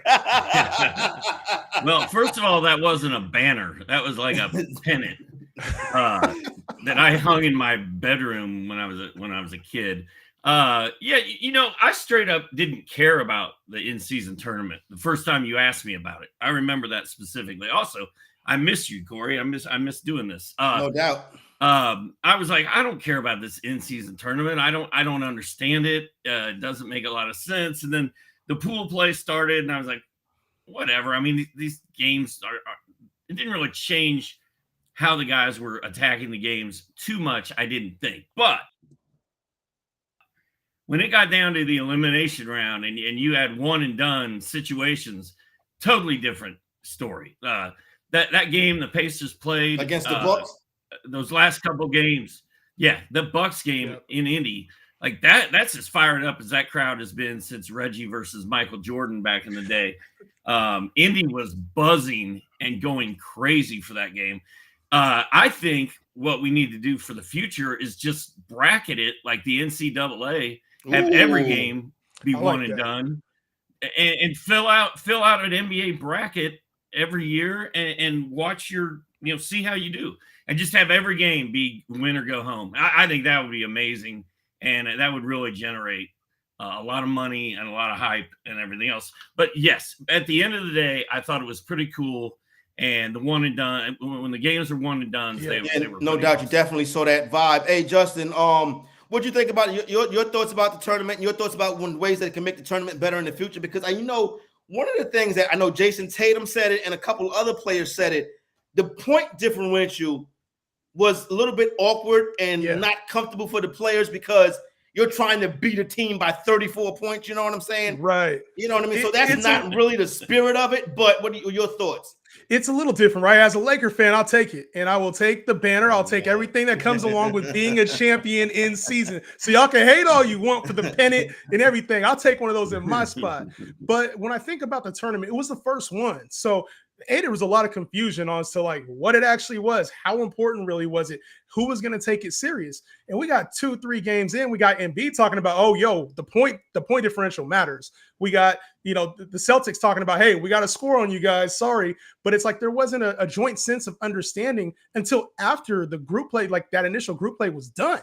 That's when people were like, after 3 games in, this actually matters. So the teams that took an L first had no chance at even getting into the actual bracket itself. So for me, I think next year we're going to see a whole different level of play in those early season games, in those early, group play games when the court is all nice and dappered up. I think we saw like Tyrese Halliburton really took it a step up. Like there were certain players in those games that rose to the occasion and understood the importance of trying to get for them. The 500K was more important than the actual cup. I think we're going to see a transition from the money being the main factor to the cup being the main factor here in the next 3 to 5 years. All right. When you look at, Doc, the Eastern Conference, you got the particulars up top with the Boston Celtics, Milwaukee Bucks, and Philadelphia 76ers. We'll go ahead and call that the big three of the Eastern Conference, akin to San Francisco, Dallas, and Philadelphia, if you want to go that route. And the Western Conference, we got some newcomers, Minnesota Timberwolves, Oklahoma City Thunder, Nuggets coming in that 3rd seed right now. Doc, let's start off with the Timberwolves and the Thunder. Are these teams legit? Or are these teams that you can see making a deep playoff run this season? I mean, Minnesota's 20-6, dude. Like, yeah, they're legit. Ant Edwards, when you and I were potting for Sportstopia early on, I'm like, dude's getting ready to take over the world. He's the best interview. He's one of the most confident guys in the league, and it's his team, and he's ready to roll. You got Cat and Gobert. Gobert looks like a different Cat this year. Karl Anthony Towns is dominant again, and man, Minnesota looks real. I'm still shocked that they are in first place. Like, it still looks weird to look at standings and see Minnesota in first. But the Thunder, I thought the Thunder were going to be really good this year. The tank is over. They got Chet. Chet's a baller. Chet's better than all y'all thought he was going to be. I've been a Chet guy since last year. I wasn't worried about his foot. He's got 34 points, 17 rebounds, and 15 blocks in his last 2 games. I love Chet. Both of those teams are kind of look better than the Nuggets do right now. Like, it's weird. And then you got the Clippers, suddenly the hottest team in the league, with Russell Westbrook and Norman Powell balling out behind the big 3. So the West is fun. No doubt. Hey, Justin, that was going to be my next thing. All of a sudden, I remember sitting up here doing YouTube short for the Better Network, talking about why would Ty Lue want to coach a team with Russell Westbrook and James Harden and all these washed up superstars. And now I'm seeing them every night, you know what I'm saying, playing like it's Rucker Park. And I'm like, hey, give me some money on the Clippers, you know what I'm saying? Yeah. So I'm like, I'm all of a sudden I'm a Clipper fan again. Justin, you know I'm real fair weather. You know I know you are. I know that's the definition. Corey Fairweather, fantasy executive Parsons, right? But when I talk about this Clippers team, man, and you know, I think back to that Miami Heat team. This is always one of the examples. In Miami Heat back in the early 2010s, they struggled out the gate with chemistry. We saw the Bucks kind of do it this season in preseason. Struggled out the gate with chemistry. But when you get that kind of talent on one team, it's a scary proposition for a lot of teams. And I think everybody is so quick to judge the narratives when it comes to this Clipper team. Paul George and Kawhi, they sit out games. James Harden, he's starting to be washed up. He's a choker in the playoffs. Russell Westbrook, he's a cancer. It's like you start to put all those narratives together and you forget this is a team that we considered elite with just Kawhi and Paul George and just the supporting cast around it. You add in these 2 superstars along with the bench that they already have. This is a scary team in the West. And I think, you know, it was easy to point at the little losing streak that they had early and is Harden a cancer. But this winning streak is proving why this Clipper team is probably going to be somewhat contending for that Western Conference championship this year. And, you know, when you talk about winning the West, I don't think at plus 700 right now, I still think that's a good value on the Clippers taking the West. So for me, I think this is an elite team in the Western Conference. Go ahead, Doc. To piggyback on what he said about Kawhi Leonard, LeBron James, Anthony Davis, all these guys that are known for missing games, I feel like Mikal Bridges is the anti-pop. And Mikal Bridges came out last year. He's like, I'm going to play in every game, and no one's going to stop me from playing in every game. And my whole goal in life is to never miss a basketball game. And so all the damage that was done with load management, I mean, how many times have we heard the word load management this year? Really not that much. Now, guys are still missing games, but you see Anthony Davis drop in a heap and pound the floor and hold his ankle and then get up and stay in the game. You see LeBron playing, treating that championship, that in-season championship, like it was the finals, and making sure he was out there every game. You've seen Luka. He's going to miss his 2nd game of the year tomorrow night, but that's only 2 misses. And I think the mentality for these guys has gone from how many games can I sit out and still get paid for and get ready for the playoffs to how many games can I play and make everybody happy. Because the trainers and the staffs were the guys keeping these guys out. I think they want to play, most of them. And this year, I feel like there's just a different mentality from these old superstars. Well, I also think when you start talking about achievements and you talk about getting left off of some of these all NBA teams and left out for some of these awards, that also factors with the number one factor for all these players. Yeah. And that's the bread, because if you can't stack the accolades come contract time, they might look at you a little bit differently. So I think that's why we hear a guy like Anthony Davis say, my goal is to play all 82.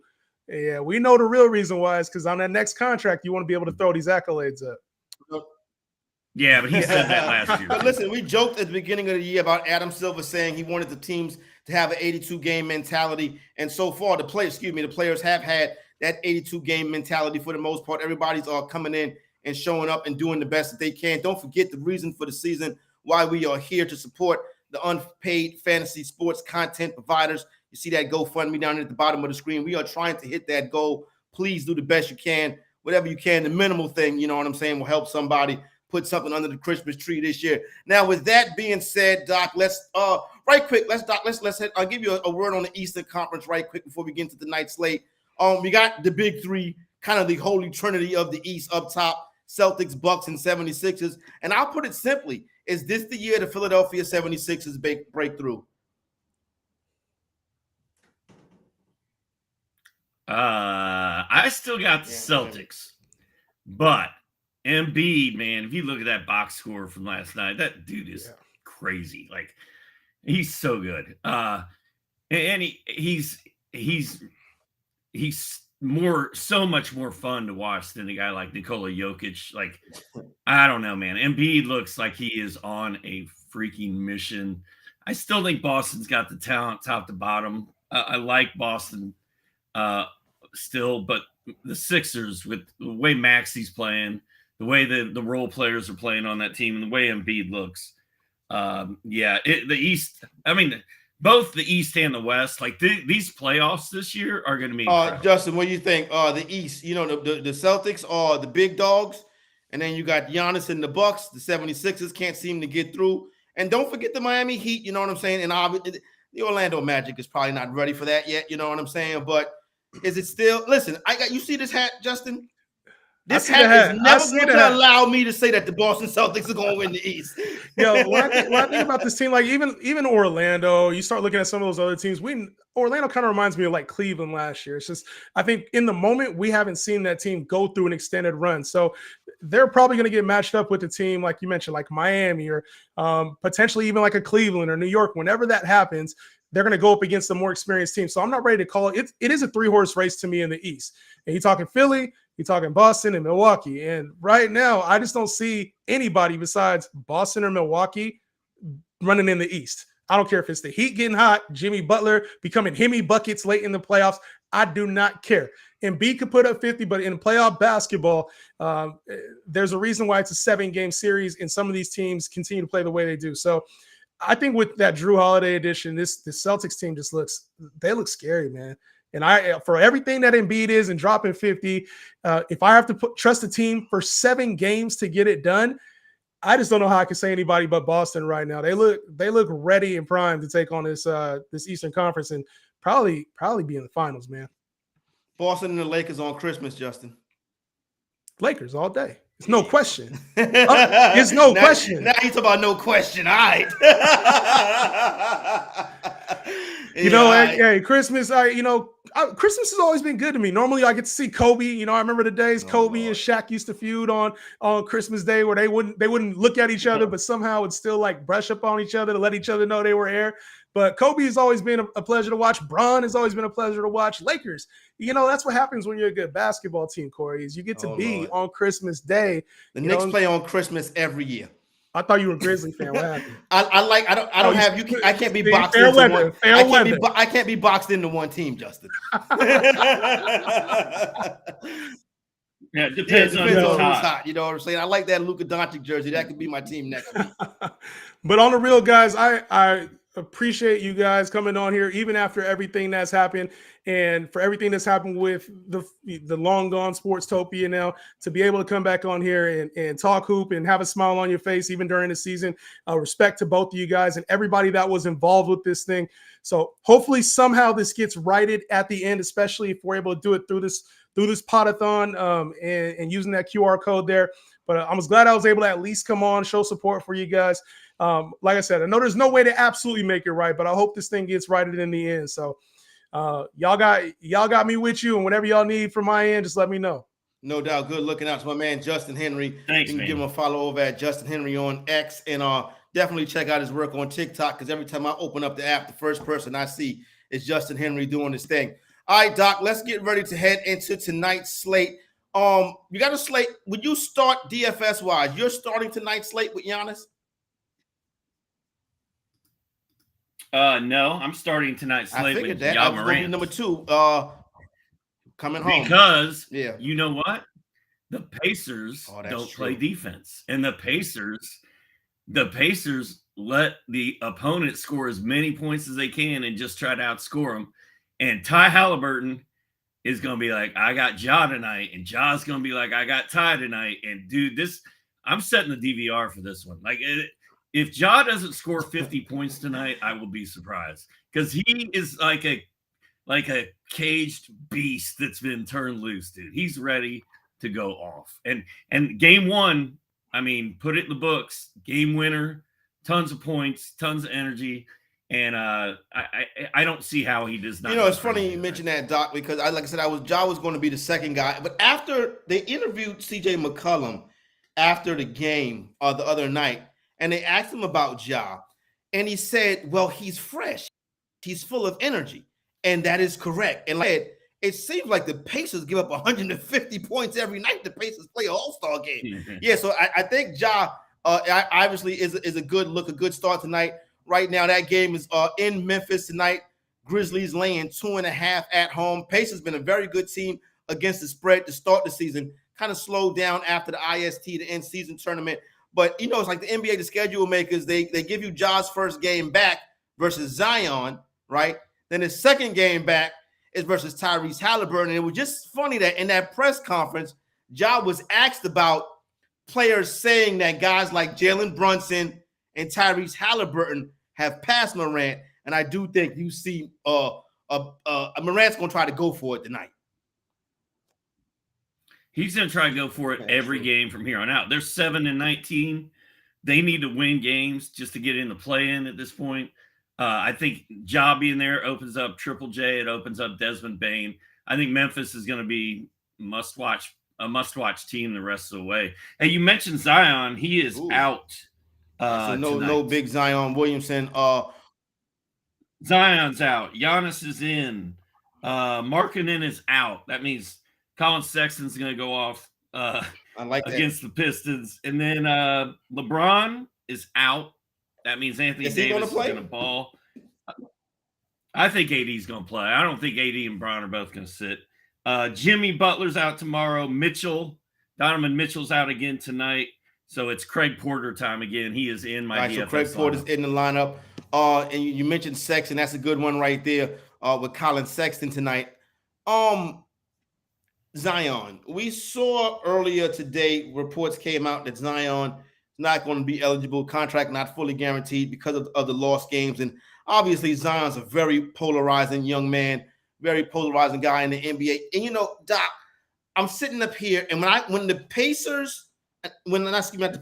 Pelicans are on and they have their full roster and Zion is playing like Zion can play, the Pelicans are a very tough team to beat. The thing about it is, Doc, we don't get it from Zion every night. And I feel like this deep into his career, I think we are getting close to a crossroads for Zion. Dude, we get 25 points and 4 rebounds, or we get 9 rebounds and 15 points. Like, I need Zion dropping 25 points and 10 boards every night. And he's big enough and talented enough and athletic enough that should not be a problem. I don't know why it's not happening. But he's not. He's good and he's playing. He's not injured. You know, he's playing. So at least we got that going for us. But now I need to see him play and ball out. Like, he is at a crossroads, but at least he's playing like that. I don't know how much more we can ask for than that right now. But if he's going to play, I wish he would just go out. Yeah, that was it. I've lost a couple wagers this year. You know what I'm saying? And I'm looking at Zion's, stats, and I'm like, bro, why did you just not show up? And then the next game, he'll go for like 35 and 14. And then you'd be like, what is going on with Zion? You know what I'm saying? So that situation continues to remain interesting. You think they'll trade him? I think his trade value is probably still pretty high. I mean, he puts butts in the stands. I don't think any team out there is necessarily not wanting to get their hands on Zion. I think there's some bad blood maybe with Zion because a lot of those people in New Orleans have, made all those comments like he doesn't take care of his body the way we want him to. He doesn't care as much as we want him to. So he's probably like, all right, I'll go somewhere else where I'm loved.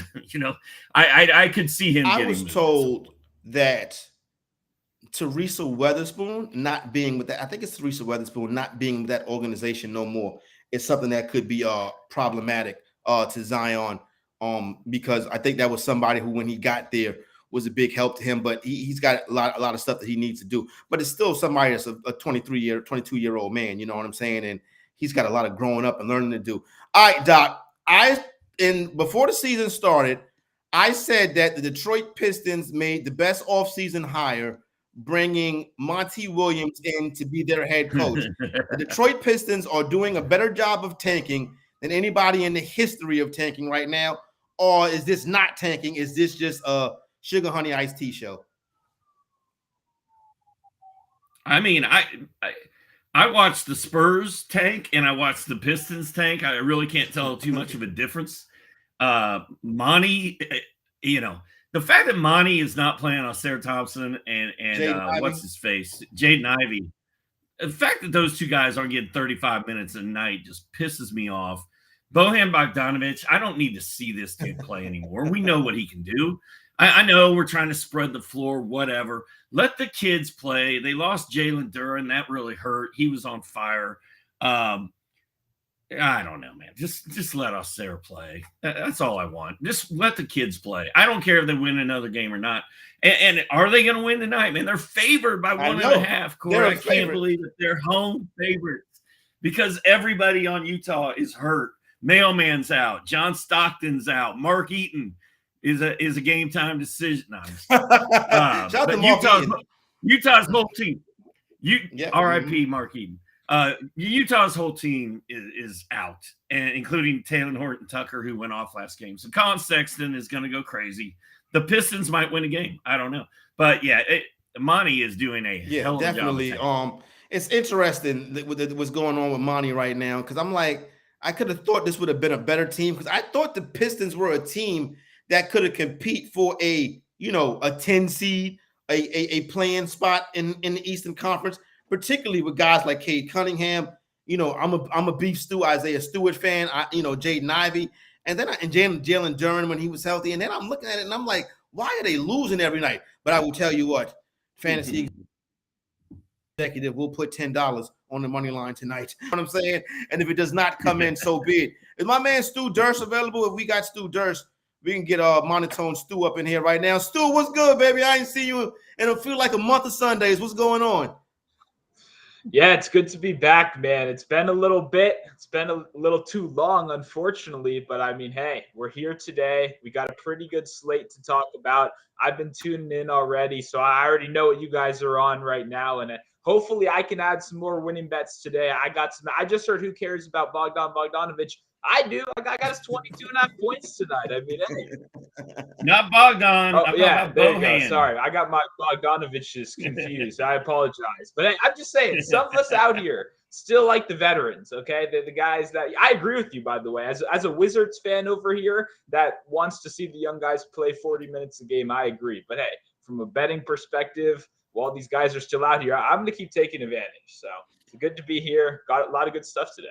Hey, Stu, is everything all right? Because I remember the last time we saw you, you had like your Washington Commanders stuff. Now it looked like you in the bathroom. Do we need to do another Podathon for Stu? Is everything okay?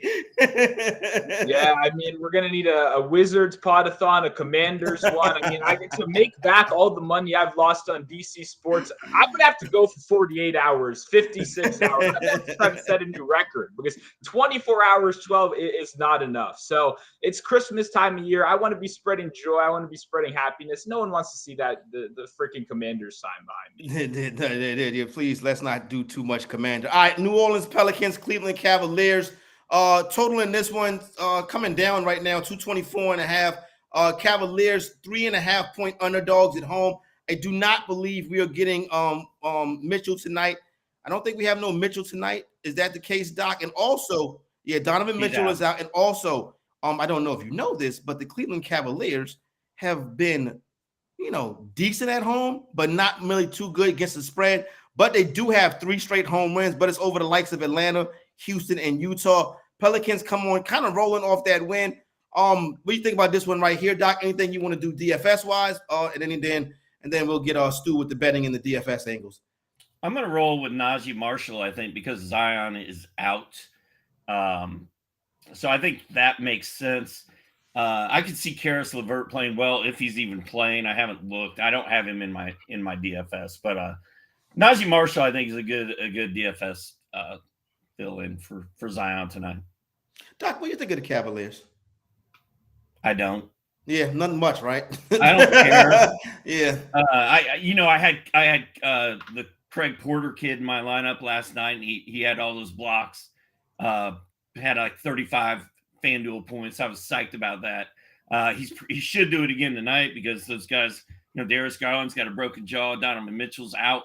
You take Garland and Mitchell off that team, and what do you have left? I mean, it's just the not. Pistons. You get the Pistons. So yeah, I'm not seeing good things in Cleveland's future tonight. I think that the Pelicans should roll them. What do you think, Stu? We got that matchup tonight in Cleveland between the Pelicans and the Cavaliers. Yeah, it's real tough to back the Cavs right now for everything he just said. And even backup guys, Merrill, the kid that they depended on for 27 points the other night, is now questionable as well. So we're not even talking about starters out. We're talking about depth pieces out as well. That always makes it challenging. The one bet I am considering, I know it's kind of weird. I like Dean Wade over 4.5 rebounds. And then you can get 5.5 rebounds at plus money as well on the other side right there. I mean, it's not a flashy play. This is a power forward, kind of stretch forward kind of guy that's going to be involved. He's going to see, normally on a regular day, maybe 14 minutes. But now that we have all these injuries, he's suddenly in that 25 minutes per game kind of range. So for me, I just think there's enough value with how much he's going to be out there alone to cover that number. I don't see how that doesn't hit, actually. The Dean Wade? Yeah, I don't know how that does not come through. All right, I got a couple dollars on Underdog. I'll make sure that Colin Sexton, Dean Wade, I'm going to try to hit a big one tonight. You know what I'm saying? Why not? You know what I mean? The reason for the season is why we're here. So good times to be had. Let's continue to roll through the slate. Milwaukee Bucks laying 8.5 up to 9.5 in some. Wow, this number is growing. Up to 9.5 on FanDuel. You still get an 8.5 on BetMGM. The Orlando Magic come to town to face the Milwaukee Bucks. What do we think, Doc, with these two right here? Do you think Giannis and the Bucks, before they do their wrestling pregame launch onto the court, do you think they'll look at this and be like, man, how is Orlando 5th or whatever place they're in? Like, they're not that good. They got Paolo, they got Cole Anthony. Like, what else they have, and why are they challenging us? Why are they on our heels in the East? Let's go make a statement tonight and put them in their place. Like, I kind of feel like the Bucks are going to dominate them tonight. Bucks already have a 15-point win over Orlando in Milwaukee this season. Normally, I would say this is a revenge spot, but I don't think the Magic have a 15-point win over the Bucks. So this is a revenge spot for Milwaukee. And Stu, I'm with Doc. I think they laid the wood to them tonight. I agree. I think some NBA players earlier in the year, I don't know about you, I'm big on these NBA podcasts now with all these players. And one of the things they were talking about is, this Orlando team, every once in a while, you don't think much of it. It's Orlando. What do we have to worry about? And suddenly you travel down to Orlando, maybe hit up Disney World, something like that, having a good time. And this team out of nowhere surprises you and kind of grinds you down, right? They play ugly. So for me, if Orlando was at home, I think that would be something I'd be a little bit more interested in. But from what I'm hearing, maybe the fear isn't, so much there on the road. And we know what this Bucks team can do. Obviously, a lot of this Magic offense is going to be generated in the paint. And what is the one area that we know Milwaukee can shut down? I mean, they've got one of the most dominant, combinations of centers possible to defend the paint. So they'll give up some outside shots, but a guy like Paolo, a guy like Franz, that's not where they're most comfortable. They want to do their work in the paint. So I agree. I like the Bucks side on this one. Yeah. Doc, you satisfied with your boy so far this year? Victor Wembanyama. Spurs go to Chicago tonight. Chicago is 6.5-point home favorite in this one right here. Bulls have been playing better as of late. Winners of 3 of their last 4. They come home tonight. They've been a little bit better at home. The Spurs have been terrible on the road, but the Spurs can cover some spreads on the road. What do you think about this matchup and your overall initial thoughts on Victor Wembanyama? I'm rolling Wemby tonight in DFS. He missed his last game. He's rested. He's hungry. Pop's going to let him play 32 minutes. When Wemby gets 30 minutes, he goes off. There's nobody on the Bulls that can stop him. I think he's gonna be awesome. I'll tell you what. The thing that killed me with Wemby is he missed that game a couple weeks ago. They only had 2 games that week, so that made it a 1-game week for Wemby. And in my regular fantasy leagues, where I've got him in every one of those leagues, That killed me. You can't have a 1-game week from Wemby and expect good things to happen. But I've got him on my 30-team league, along with Kobe White. I've got Austin Reeves. My 30-team league is stacked. Cam Thomas. As long as Wemby can stay healthy and Pop keeps letting him play, I'm all in, man. I love Wemby. We are Team Wemby over here. Stu, what up? Yeah, I was heavy on the rookies this year in the fantasy draft, so I've got my fair share of Wembys, especially, we all got the leagues that matter, a little bit more than the ones that don't. Yeah, so I know what you want. I've been on the Wemby train, particularly recently for betting purposes. I have rebounds and assists tonight at over 16.5 at plus money. One of the things I like the most is there's been a recent change, right? He's not playing power forward anymore. He's playing center. And we've seen an uptick not only in the rebounding, which has now gone to over 14 rebounds per game as a true center, but we're also seeing a little bit more of that playmaking through the center position, which is something Zach Collins did very well when he was in the starting lineup. He was always a guy that could give you a sneaky 4 assists out of nowhere, 5 assists that you wouldn't necessarily expect. So I like the increased usage. Obviously, the Bulls, never the best matchup in the world right here. A little ugly, a little slower paced overall, but I think it's a good opportunity for Wembanyama to put up some stats. No doubt. Yeah, Corey, I've also got Wemby in an underdog. I've got an underdog of Ja Morant, 45.5 points, rebounds, and assists. Wemby higher than 21.5 points, and Chet Holmgren higher than 27.5 points, rebounds, and assists against Clippers. I may send you an email so you can send that over to me, and I'll put a couple dollars on that one right there. Listen, I fashioned myself, right? We'll take a quick little break from basketball. We'll get back in a second, I promise. I fashioned myself a media critic, you know what I'm saying? So, I like to watch the shows and stuff like that, you know what I mean? I'm up here, I'm going from First Take to Undisputed, and I'm catching in my boy Shady McCoy and Joy Taylor, and I'm all of this stuff, you know what I'm saying? And Doc, I'm a big fan. A lot of people don't like First Take, or they, whatever. I'm a big fan of the days. I love Shannon Sharp. I'm a big fan of the days when Mad Dog Russo is on. And I like how Mad Dog, will always go to I got Bob Cousy, you know what I'm saying? And everybody's like, Bob Cousy.